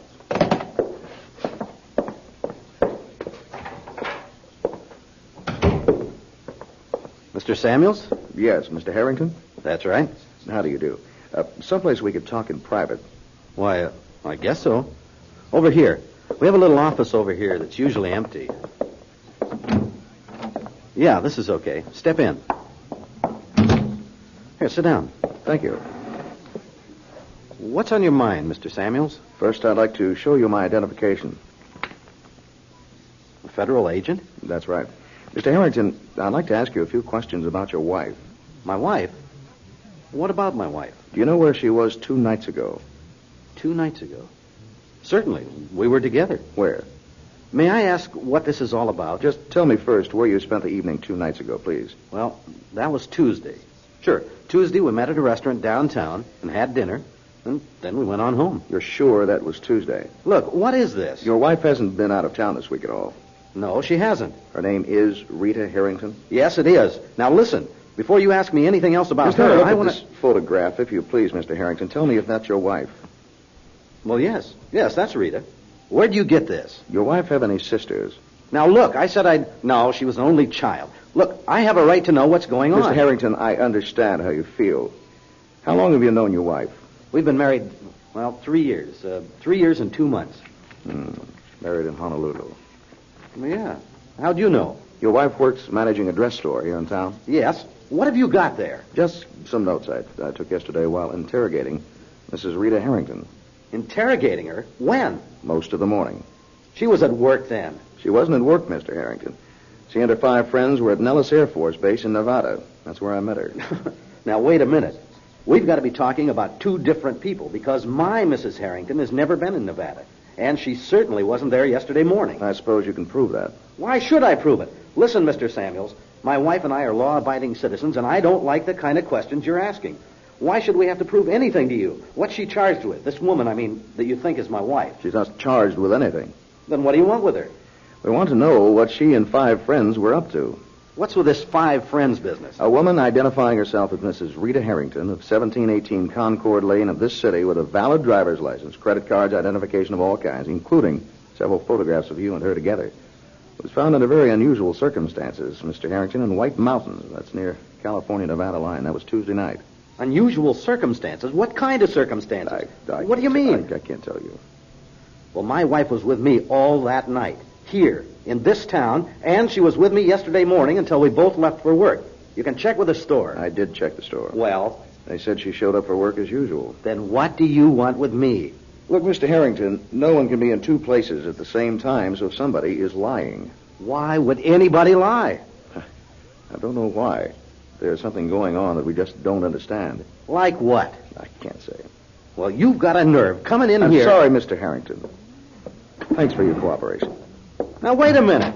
You can't just walk away and leave me in midair. Well, by the way, I don't suppose Mrs. Harrington could have lost her purse and wallet with the ID. No. No, I didn't think so. Well, thanks for your time, Mr. Harrington. Listen, wait a minute. What am I supposed to think about all this? You want to know what to think? Tell you what I think. What? I think there are 2 identical Rita Harringtons in this world. Goodbye, Mr. Harrington.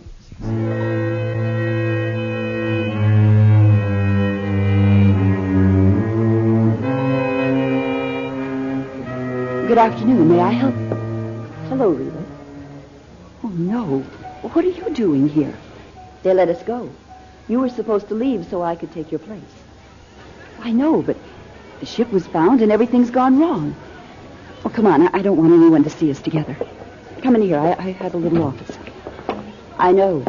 You forget I have all your memories, Rita. Oh, now, what am I going to do with you? Go through with the plan. When you leave, I'll take over being Mrs. Rita Harrington. No! Well, that's why they created me. I know, but aren't you going to ask me what it's like back home? Home? Well, yes. Yes. The colonial war is almost over now. Our side will win, of course. They're very excited about your reports on the life here. Tell me, does one species really feed off another species here? Didn't they program you? Of course they do. You will, too, and I'll like it. Yes, I'm sure you will. I'm going to need money. Oh, yes. Yes, you will, won't you?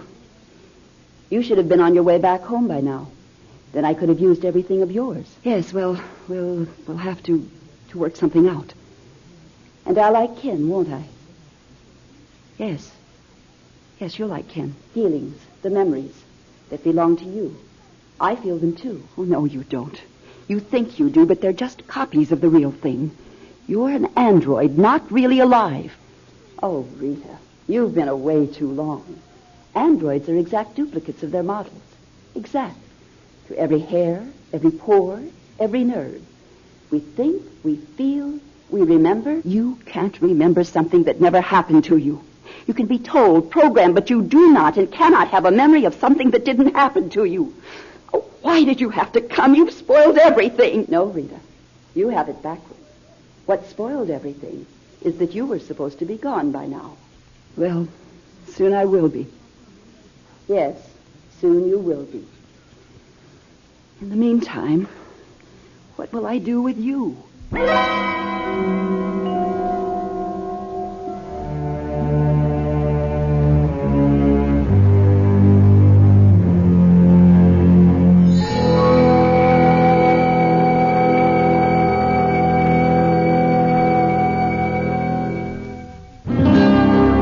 Return to the second act of Departure, tonight's crisis drama. Lean back and close your eyes, dear, and let me rub your forehead. You look tired. You have magic fingers. Hard day? No. Really? Oh, about average. How about yours? Oh, fine. Rita? You never were in Nevada, isn't that right? That's right. Why? Well, the weirdest thing happened to me this morning. What? I had a visit from a federal agent. Oh? What did he want? Oh, don't stop rubbing. It's taking away my headache. What did he want? Oh, he thought you and 5 other people were in some Air Force base or something a couple of days ago. And you were supposed to be in the White Mountains doing something. Hey, what's the matter? My hands are tired. Oh, I didn't mean to upset you. I'm not upset. What else did he say? Oh, just a lot of stuff that made no sense at all. Oh, I'll get it. No, I'll get it. You sit still. Hello? Rita, can you talk? It's Shepard. Yes, go ahead. The androids. They've been released. I know. I had a visit today. Where? The shop. Trouble? Well, at first I thought there would be, but there wasn't. This means we're all going to have to leave sooner than I expected. Tonight, I've got a van. We'll take food and go out into the desert until the ship can come for us. But staying in our roles now that the droids are loose is too risky. Let them take over. So are you ready to leave tonight? No. No. You've got to. I told you be ready at a moment's notice. I'm not going. Rita, you have no choice. The mission is blown. If we get off the planet in the next day or so, we'll still be all right. But when they trace our androids back to us, they'll know they're dealing with a vastly superior civilization. And when they take the ship apart, they may learn enough about our energy source to take a quantum leap ahead. And that's exactly what we were sent here to monitor and delay. So we have to be gone before the droids expose us. I think it's too late. Why? My husband had a visit from a federal agent this morning. Met our 5 friends in the mountains and was asking about them. I'm coming around in the van tonight. Be ready.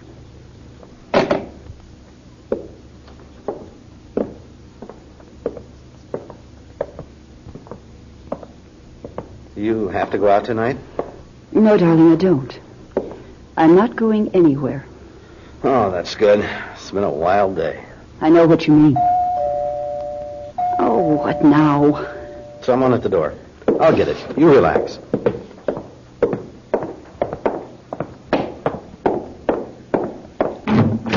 Mr. Harrington? Mr. Samuels. Still working? Yeah. Mind if I come in? Not at all.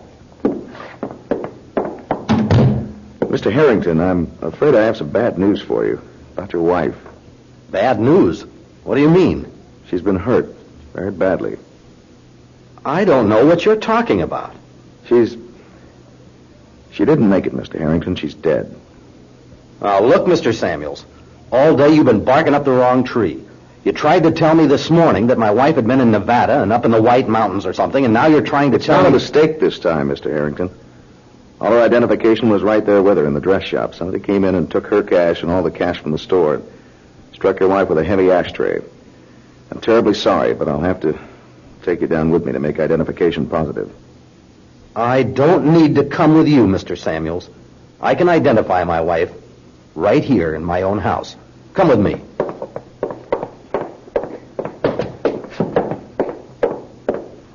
Mr. Samuels, meet my wife, Rita Harrington. Mr. Samuels, how do you do? Now, wait a minute. Wait a minute. Is something wrong? What is it? I don't believe it. But you have to believe it. Look, this is Rita, my wife. And as you can see, she's very much alive. What's the matter, Ken? Mrs. Harrington, a woman with your face and all your identification was killed in the dress shop where you worked tonight. Would you know anything about that? What on earth are you talking about? In my shop? It doesn't make sense to me either, honey. Oh, no. Was it Barbara? No, Mrs. Harrington, it was you. Excuse me, it was a woman who looks exactly like you, and she had your identification. Oh, but that's impossible. Here's my identification, right here. Go ahead, take my purse. There, that's my wallet. It has my driver's license, my Social Security card, my credit card. I see. I mean, I don't see, but I see. Here. Thank you. Now, Mr. Samuels, since you can see that my wife is in excellent condition, you won't be needing me to identify any body, now will you? No, I guess I won't. Well, sorry for the intrusion.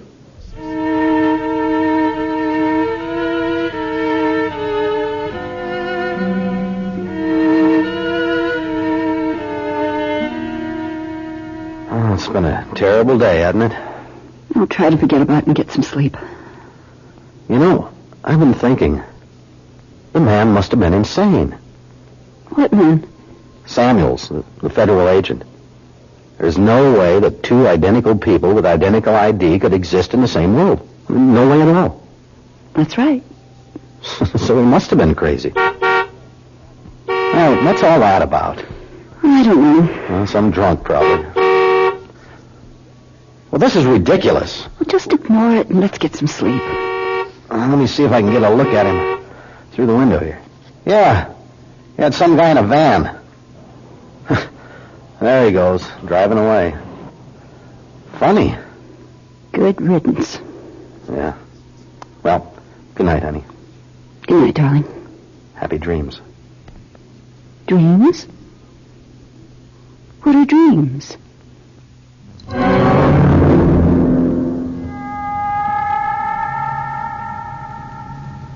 As anyone trained in the science of androids must know, despite their uncanny resemblance to humans in movement and speech, one thing an android cannot do is dream. That seems to be a characteristic reserved for mortals.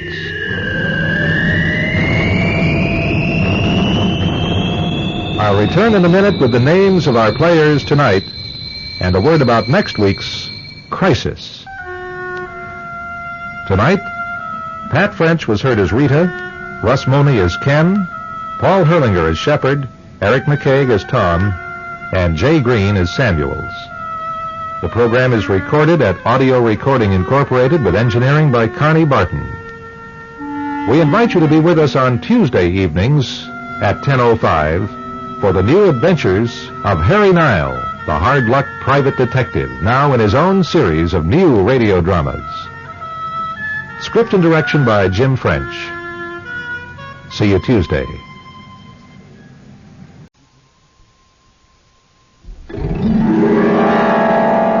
The Golden West Radio Network presents Crisis.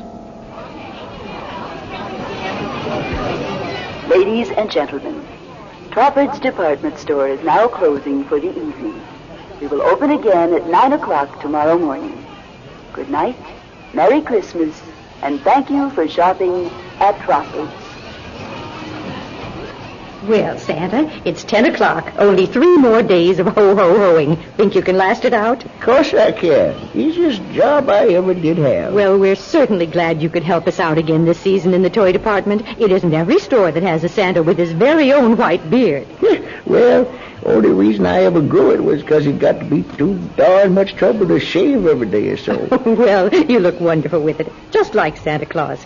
Does Mrs. Jacobson like it? There isn't any Mrs. Jacobson anymore. Oh, I'm so sorry. No, she's been gone 15 years now. My husband passed away not quite 6 years ago. If I hadn't gotten this job managing the toy department, I don't know what I'd have done. Yes. Well, we certainly didn't have much business this evening. The snow, I suppose. Huh? Call this a snowstorm? Nothing like the kind they used to have back where I came from. Oh? Where was that, Mr. Jacobson? Ever hear of Goose Egg, Wyoming? Goose Egg? You have to be kidding. No, sirree. Goose Egg, Wyoming. Just a few miles this side of old Casper, on the North Platte River. I'll tell you, we used to get some real winters there. Why, there was one time... Excuse me, Mr. Jacobson. I've got to close out the cash registers while we talk. Oh, well, you go ahead, Mrs. Wells. I'll just get on home. Mr. Jacobson. Yeah? I just thought of something. Would you by any chance be taking the bus home? Uh-huh. Why don't you let me run you home in my car? I was thinking we could stop by my house on the way for a hot drink and maybe a piece of mince pie. Do you like mince pie? Mince? Nothing I like better. Good. All right, Mrs. Welch, you got yourself a deal. And I'll pay you back. I'll tell you the story of Macumber and his miracle tonic. Best Christmas story I know. And it all started in Goose Egg.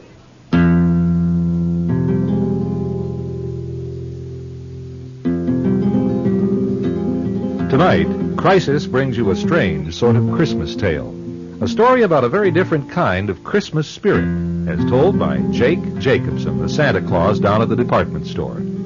In just a minute, Macumber's Miracle Tonic.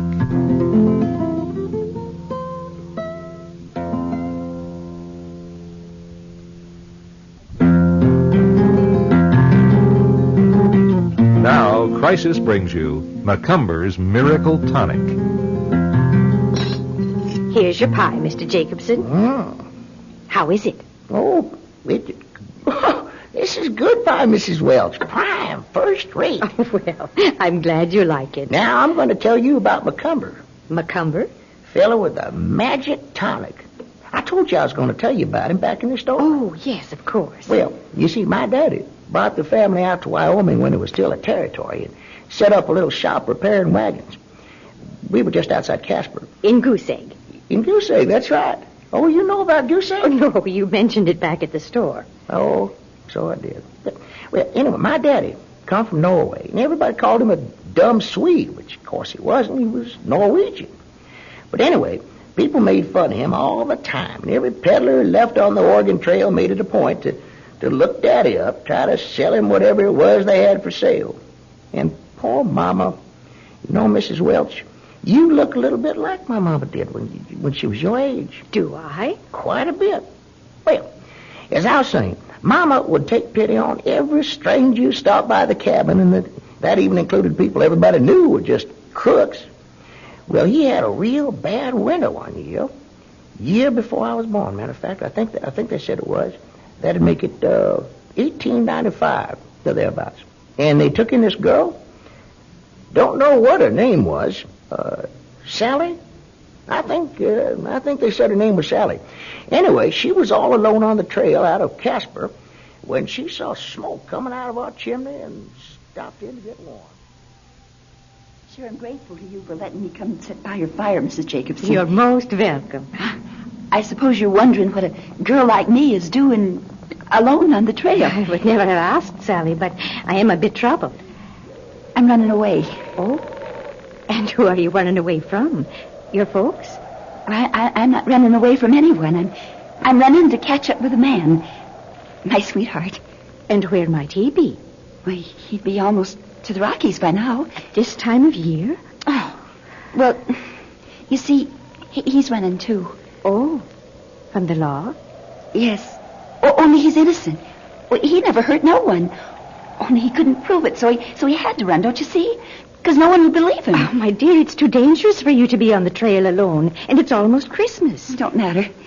Well, nothing to keep me in Casper no more. And my place is with Jonah. Well, how do you expect to catch up with Jonah?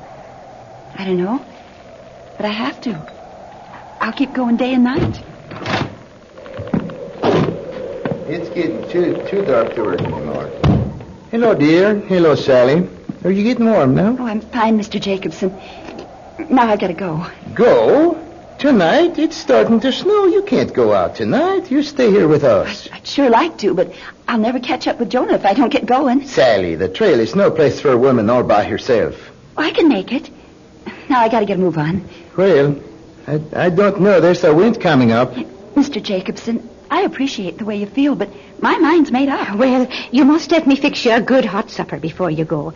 And I'll make something for you to eat on the trail when you get hungry. You're awful nice to me.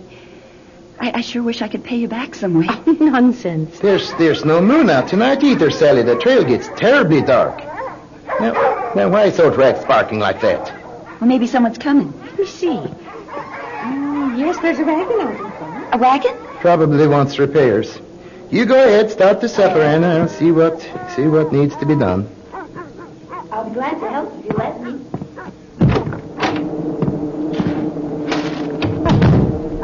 Quiet down, Rags. Hello? Hello? What can I do for you?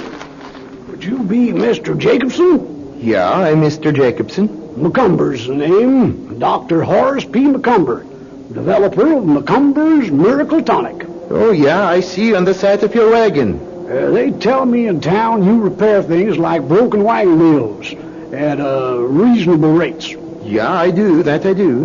Well, my left rear wheel has taken to wobbling. Let me have it. Let me have a look at it. Yeah, it's loose all right. Can you fix it? Oh, sure. Are you in a hurry? Well, I want to get over the Rockies before the winter storms set in. There's a lot of folks out there who'll be needing to stock up on the Miracle Tonic.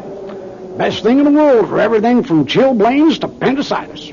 Well, just drive your mule around back. There's a place for animals and a shed for the wagon. Then if you haven't had your supper, why don't you come inside? Well, that's how Macumber and Sally met up. Dad, he worked on into the night repairing the wagon wheel. Mama made a good hot supper. Sally, she was smart enough to figure out a way to wingle a ride west in Macumber's wagon. Where do you get your Miracle Tonic, Mr. Macumber? That's Dr. Macumber, and I make it myself. What's it made of? Ah, my dear, that's the secret. A combination of beneficial herbs and roots brewed from a recipe entrusted to me on his deathbed by the great chief of the Ojibways, a tribal medicine handed down from antiquity.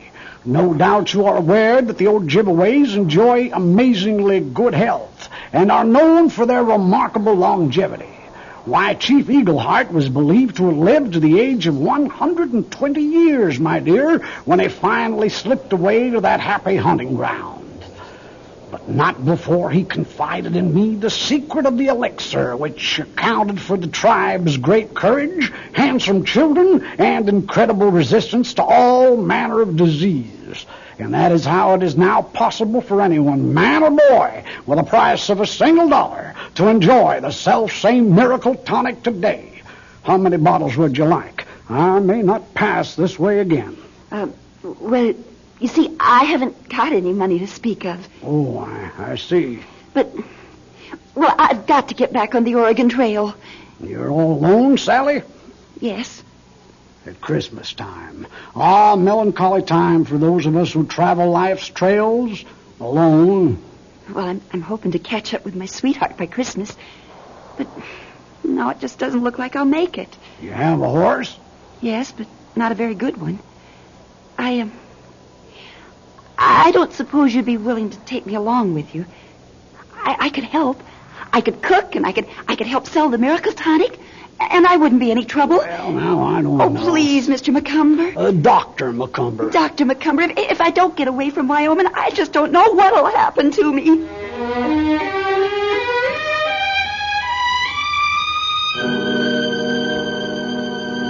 Well, old Horace Macumber gave in, and next morning, soon as Daddy got the wheel repaired, Macumber and Sally set off down the trail in the wagon. Macumber's mule in the traces and Sally's sorry old mare tied on behind. 3 days before Christmas it was, and threatening weather, and neither one of them knowing what they was about to run into. That poor girl. Was she warm enough? Well, I don't reckon anyone was ever warm enough in a Wyoming winter in those days. But the worst was yet to come, like they say.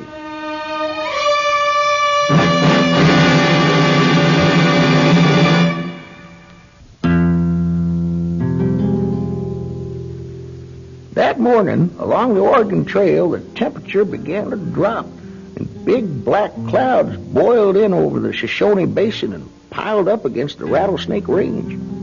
Now, Doc Macumber's wagon was pretty snug. It had a big wooden tailgate with crates of tonic bottles lashed to it, blankets and bedrolls and cooking gear inside. It even had an Edison talking machine, the kind that played cylinder records through a big Morning Glory horn. But even with all that truck inside, it was bleak country they was traveling through, lonely country. Can't we go any faster? You'll have to ask Salome. Salome? My mule. Oh, can't you make her move just a little faster than she's going? Nope. This is just about her regular speed. I'll never catch up with Jonah. Tell me something, Sally. Is Jonah expecting you? Well, sure he is. He knows I'd come to him no matter where he'd run off to. Well, if he's running from the law, you think he wants a woman slowing him down? But I wouldn't slow him down. I could ride fast as any man. I could show you. Oh, it's starting to snow again. Yeah, well, that it is.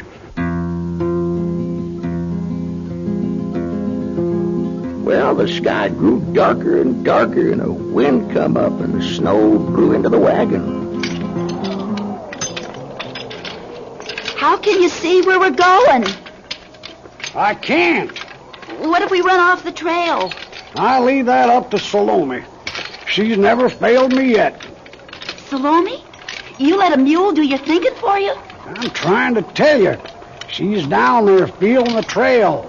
We're up here in the wagon. The snow keeps up, there isn't going to be any trail. Hey, where you going?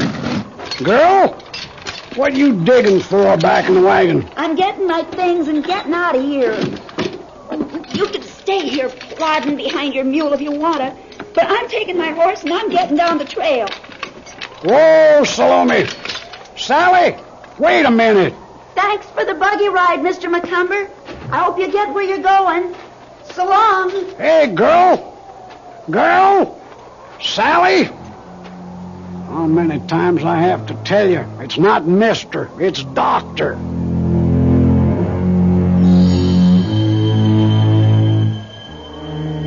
Sally untied her horse from behind the wagon and rode off into the snowstorm. Macumber, he started up again. But now the trail was completely blotted out by the snow, more every minute. 4 or 5 hours went by. Salome would put her head down into the blizzard, feel with one hoof, gradually ease forward, then feel with another.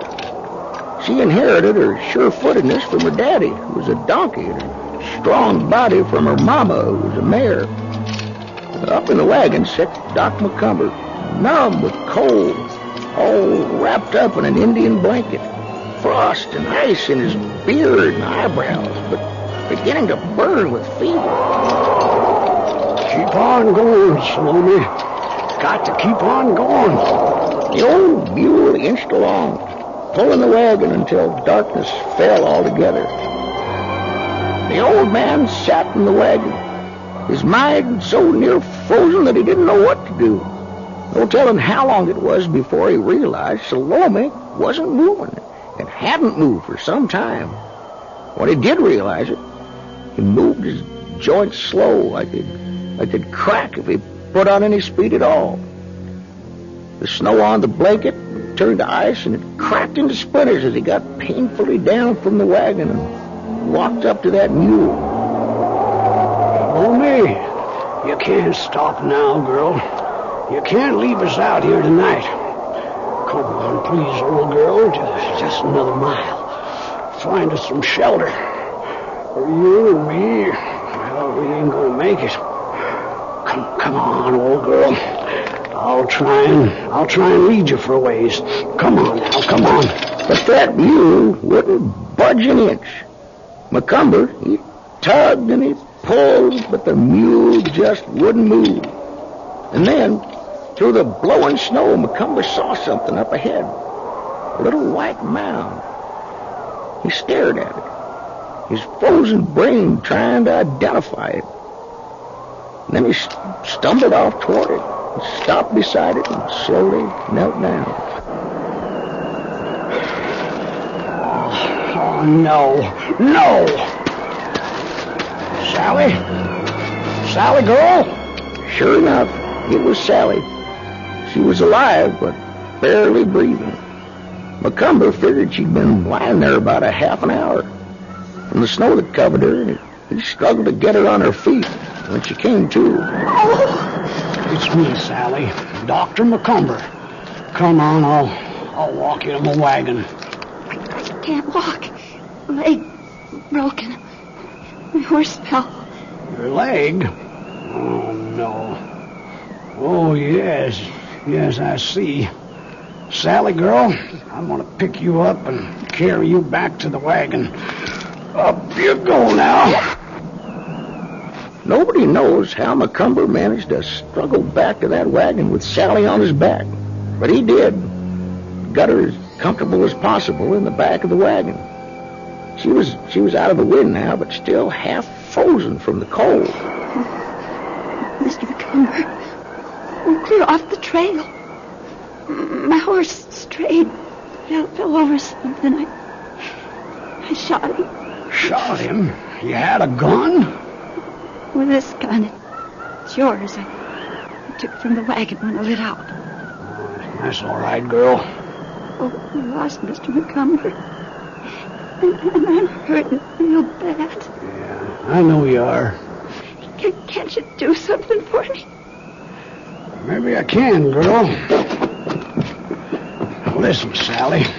Sally, girl, now, you drink a bottle of this. What is it? It's my tonic. Macumber's Miracle Tonic. What do I want with that? I want some coffee or brandy. Yeah, I know you do. We can't get a fire started in this wind. Now, you got to get something in your stomach. Go on now, drink it. All right. Well, how do you like it? I don't know. Where are you taking the crate? It's all I've got between us and the blizzard, girl. It's been a long time since Salome had a drink. You're not giving the mule this stuff. It's all I got is the tonic. You know what you are, Mr. Macumber. You're crazy. You're plumb crazy.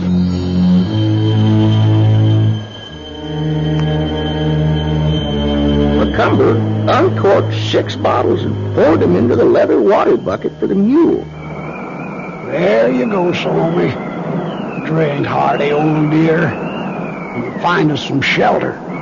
Well, the mule stuck her frost-covered nose into the bucket and jerked it back out again. She nickered and tossed her head. She laid her long ears back and shuddered. Then, after looking a long time at the haggard face of the old Macumber, she gingerly stuck her nose back into the bucket and began to lap it up. Back in the wagon again, Macumber and Sally lay shivering, burning up with fever. The wagon's moving. Yeah, I can feel it. Let me look. Oh, no. No. What is it? Oh, Sally, girl, I've really done it now. Poor old Salome. She's weaving back and forth in the traces. She can't stand up. You made her drink the tonic? It's all I had. What's in this stuff anyway? Well, you know I can't tell you that. It's a trade secret. Now, listen here, old man. We're going to die out here. What did you put in this tonic? It's a tribal secret of the old Jimmaways, entrusted to me by... Oh!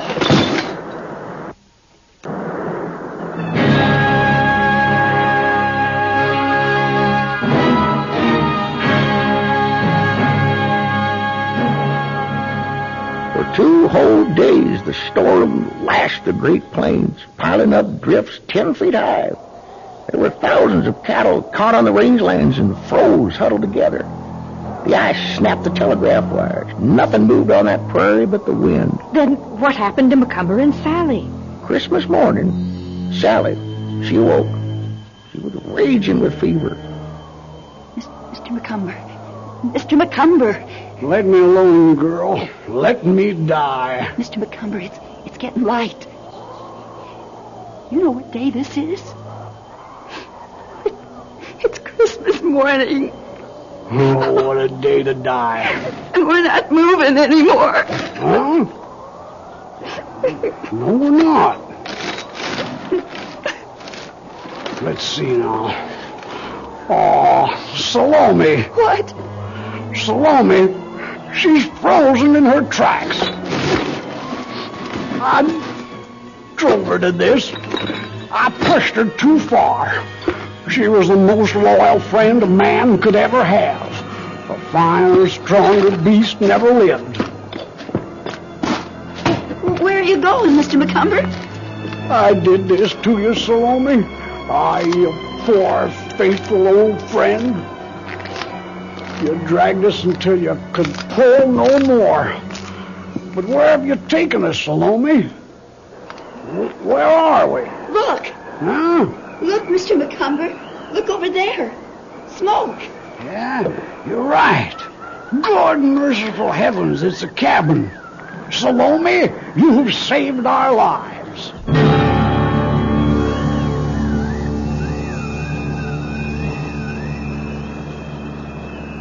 With his last ounce of energy, Macumber helped Sally down from the wagon, and together they plowed through the snow over half a mile to the door of that cabin, now almost covered with drifted snow.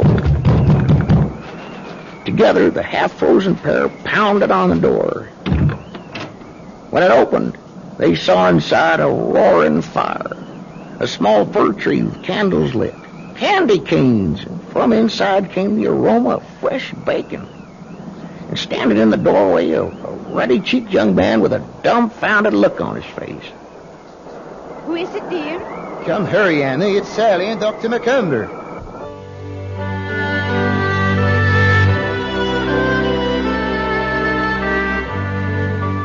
So you see, under the influence of Macumber's miracle tonic, a miracle did happen. That poor old mule had made a big circle out in the wilderness of Wyoming. It brought them right back to Papa's door. Oh, that's a wonderful Christmas story, Mr. Jacobson. I trust Sally and Dr. Macumber survived. Oh, sure they did. Not only that, but when the storm was over, they went out back to the wagon and fed the last bottles of that miracle tonic to Salome. And she survived to enjoy many more Christmases with Dr. Horace P. Macumber. Or at least, that's what I remember Papa told me.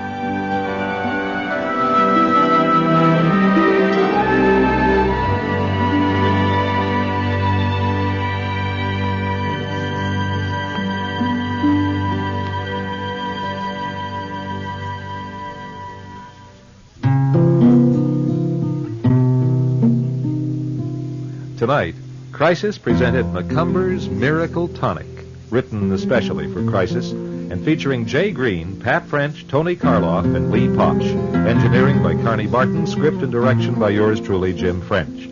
Crisis is produced at Audio Recording Incorporated. Be with us next Thursday at 10 for Crisis, and join Harry Nile at this time Tuesday nights for detective action from the 1940s. And now, a Merry Christmas from all of us on Crisis.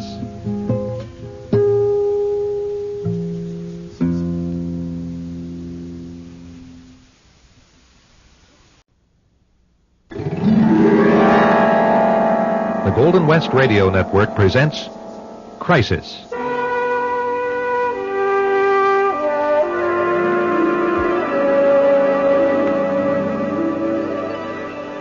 Now, children, I must go in. Oh, why, Mummy?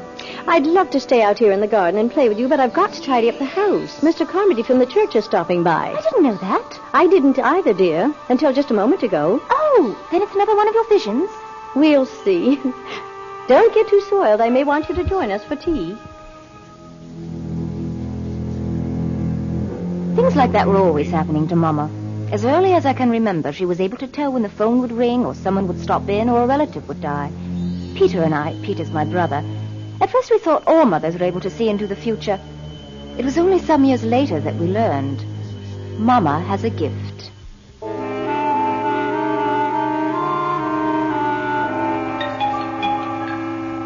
It's called clairvoyance, the ability to see things which are unseen to others, also called second sight, and more recently, precognition.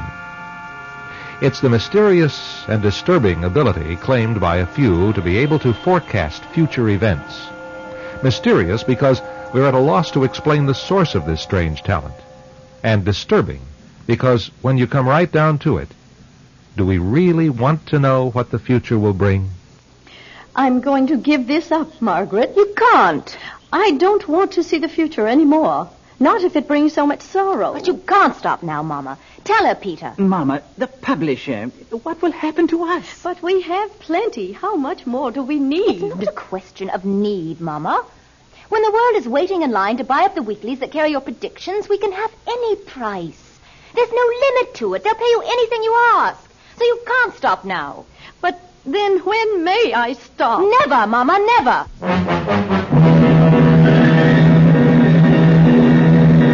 Our story, Mama Has a Gift, stars Theda Berkeley, Victoria Carver, and Eric McCaig, and continues in just a minute. And now, Crisis presents Mama Has a Gift.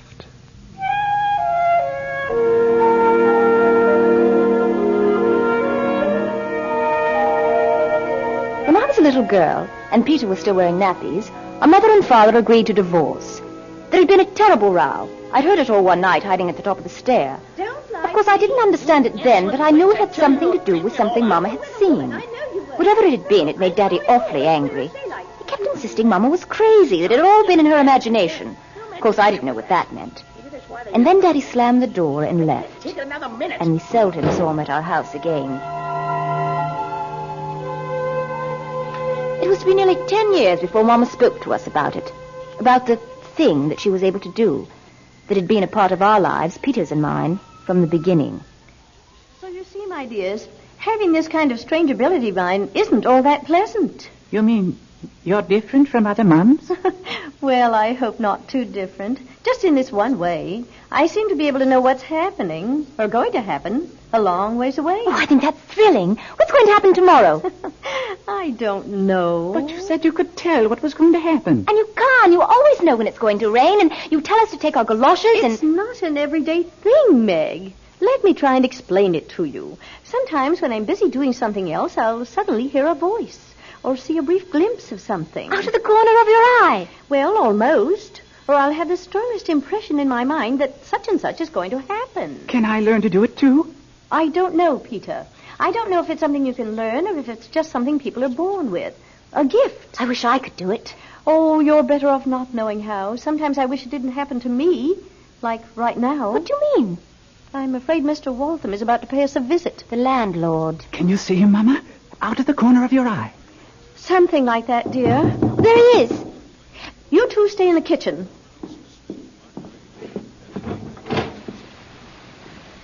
Good evening, Mr. Waltham.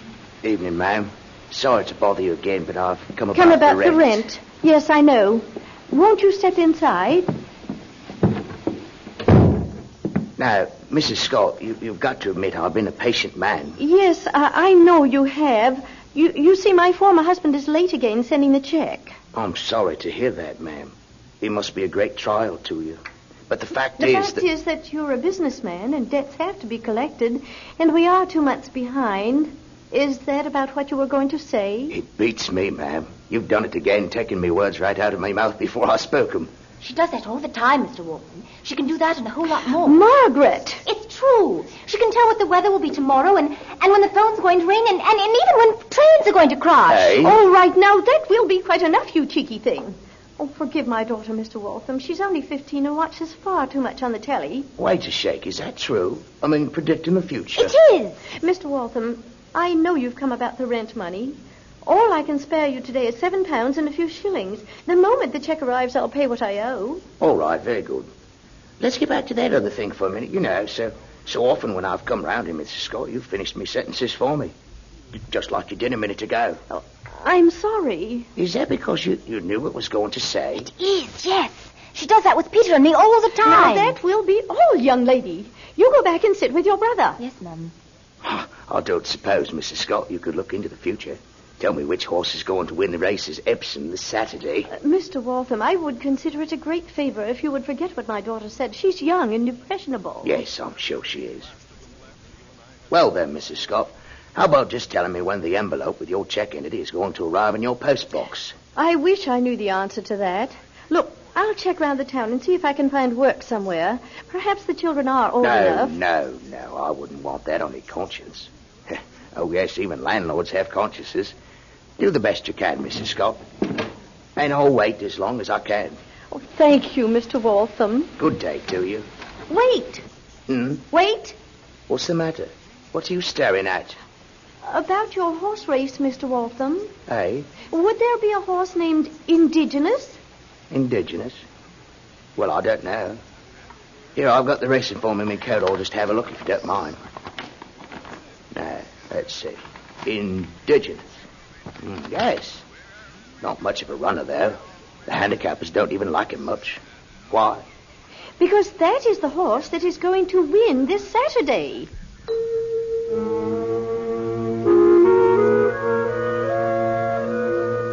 I'll never forget that Saturday night. We'd all forgotten about Mama's prediction, and I was getting ready to meet my boyfriend, Orville, when there came a knock at the door like the crack of doom. Oh, I'll get it. It might be Orvie. No, it's not anyone for you. It's for me.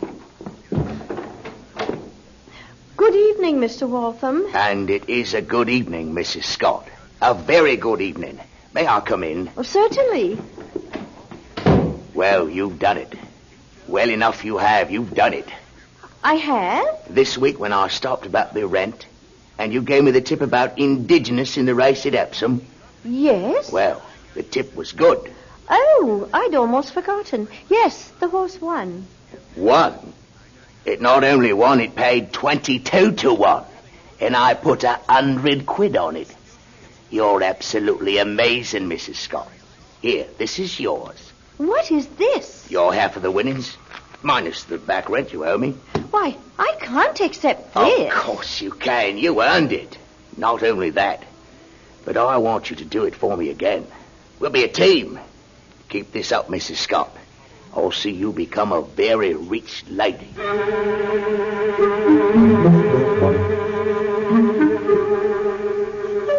Peter and I had never seen so much money in our lives.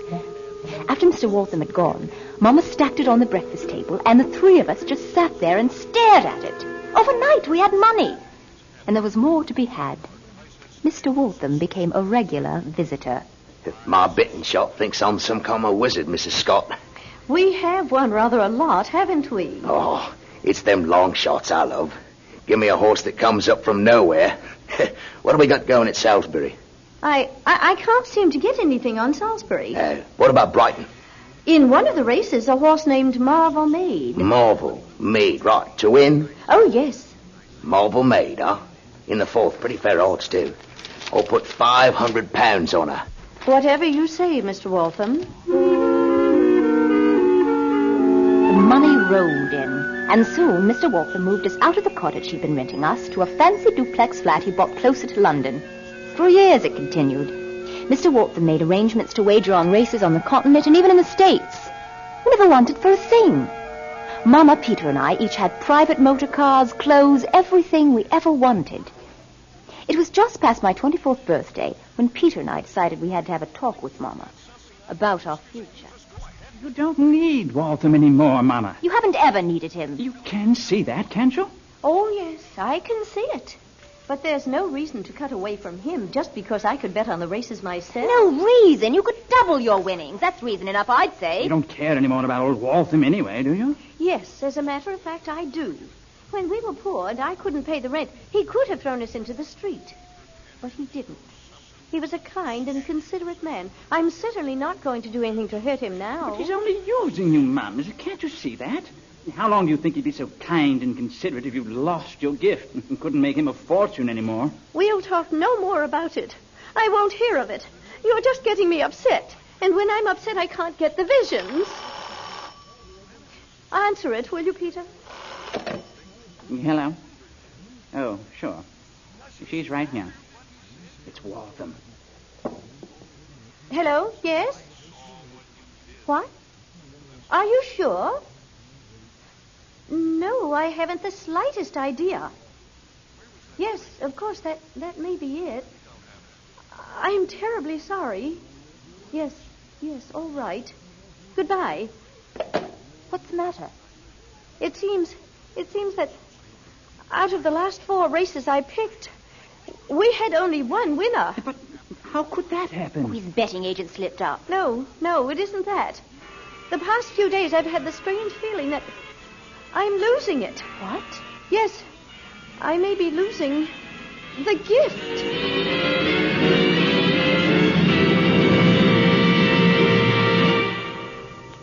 And now we continue with the second act of Mama Has a Gift.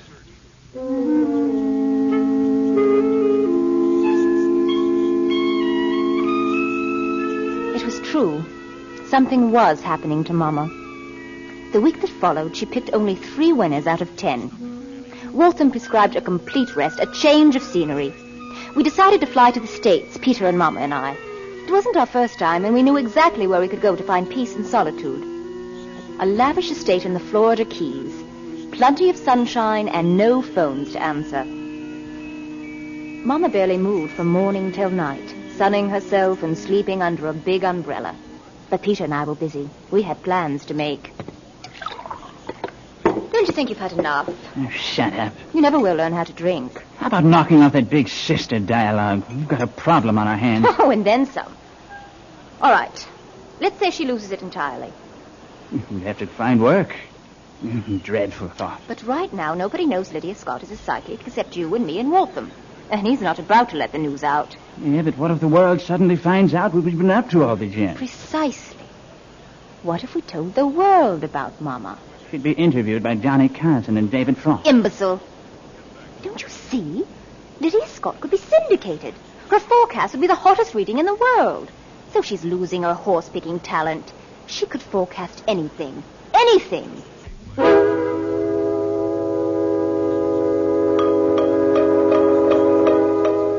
While we were in Florida, Peter and I accomplished 2 things. We broke Mama's secret pledge to Waltham, and we did it in a big way. On the front page of the country's biggest weekly newspaper, a scandal sheet with a circulation up in the millions.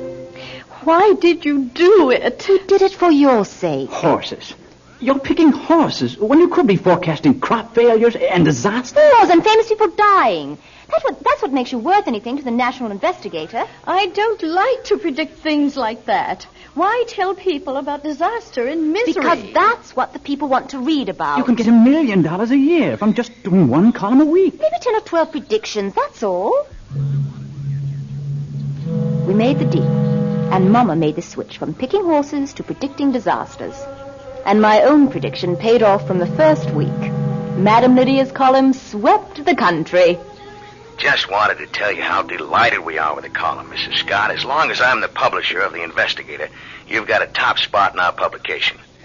Well, thank you so much. Do you know there were 3 actual suicides because of your prediction about the coming famine?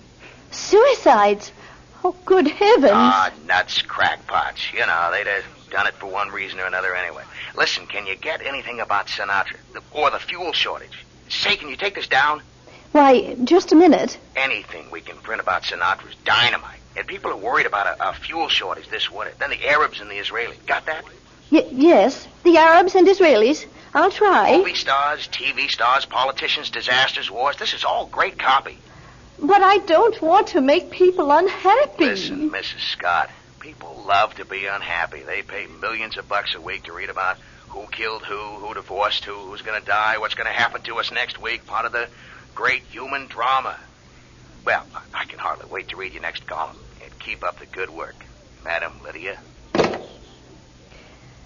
I'm going to give this up, Margaret. Can't. I don't want to see the future anymore. Not if it brings so much sorrow. But you can't stop now, Mama. Tell her, Peter. Mama, the publisher. What will happen to us? But we have plenty. How much more do we need? It's not a question of need, Mama. When the world is waiting in line to buy up the weeklies that carry your predictions, we can have any price. There's no limit to it. They'll pay you anything you ask, Mama, so you can't stop now. But then when may I stop? Never, Mama. Never.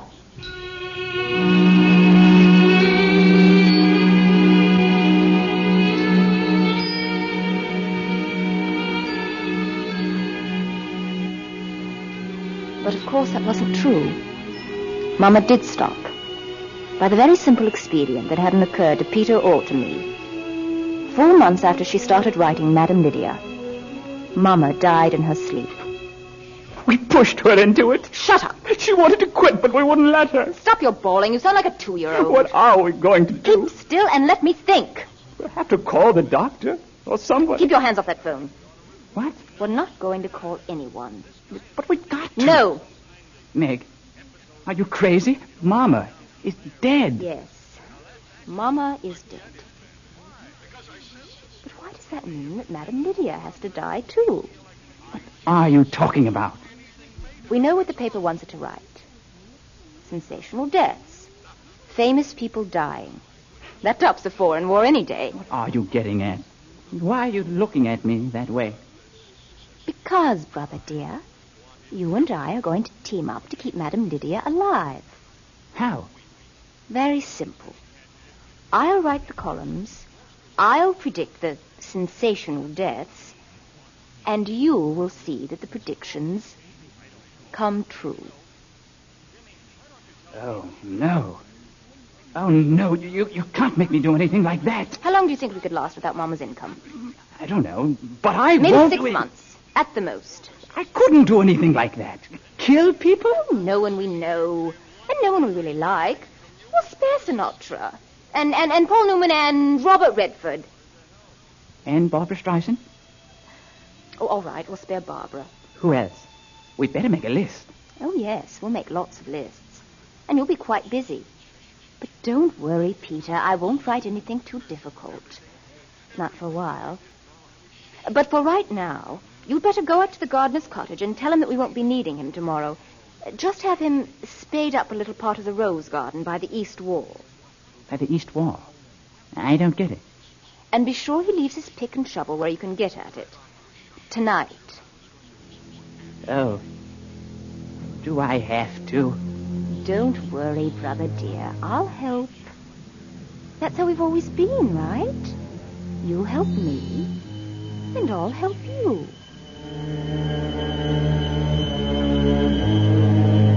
Ah, that's what we like to see, the children carrying on in the family tradition. And what Margaret and Peter may lack in the way of natural gifts, they'll make up for with unnatural cunning. But before you go away with a bad taste in your mouth, let me assure you that the story really ends by having Peter renounce his sister's diabolical plans and calling in the proper authorities. Poor Madam Lydia is laid to rest, and her conniving offspring are forced to spend the rest of their days working for a living. even as you and I. There. All better? I'll be back in a minute.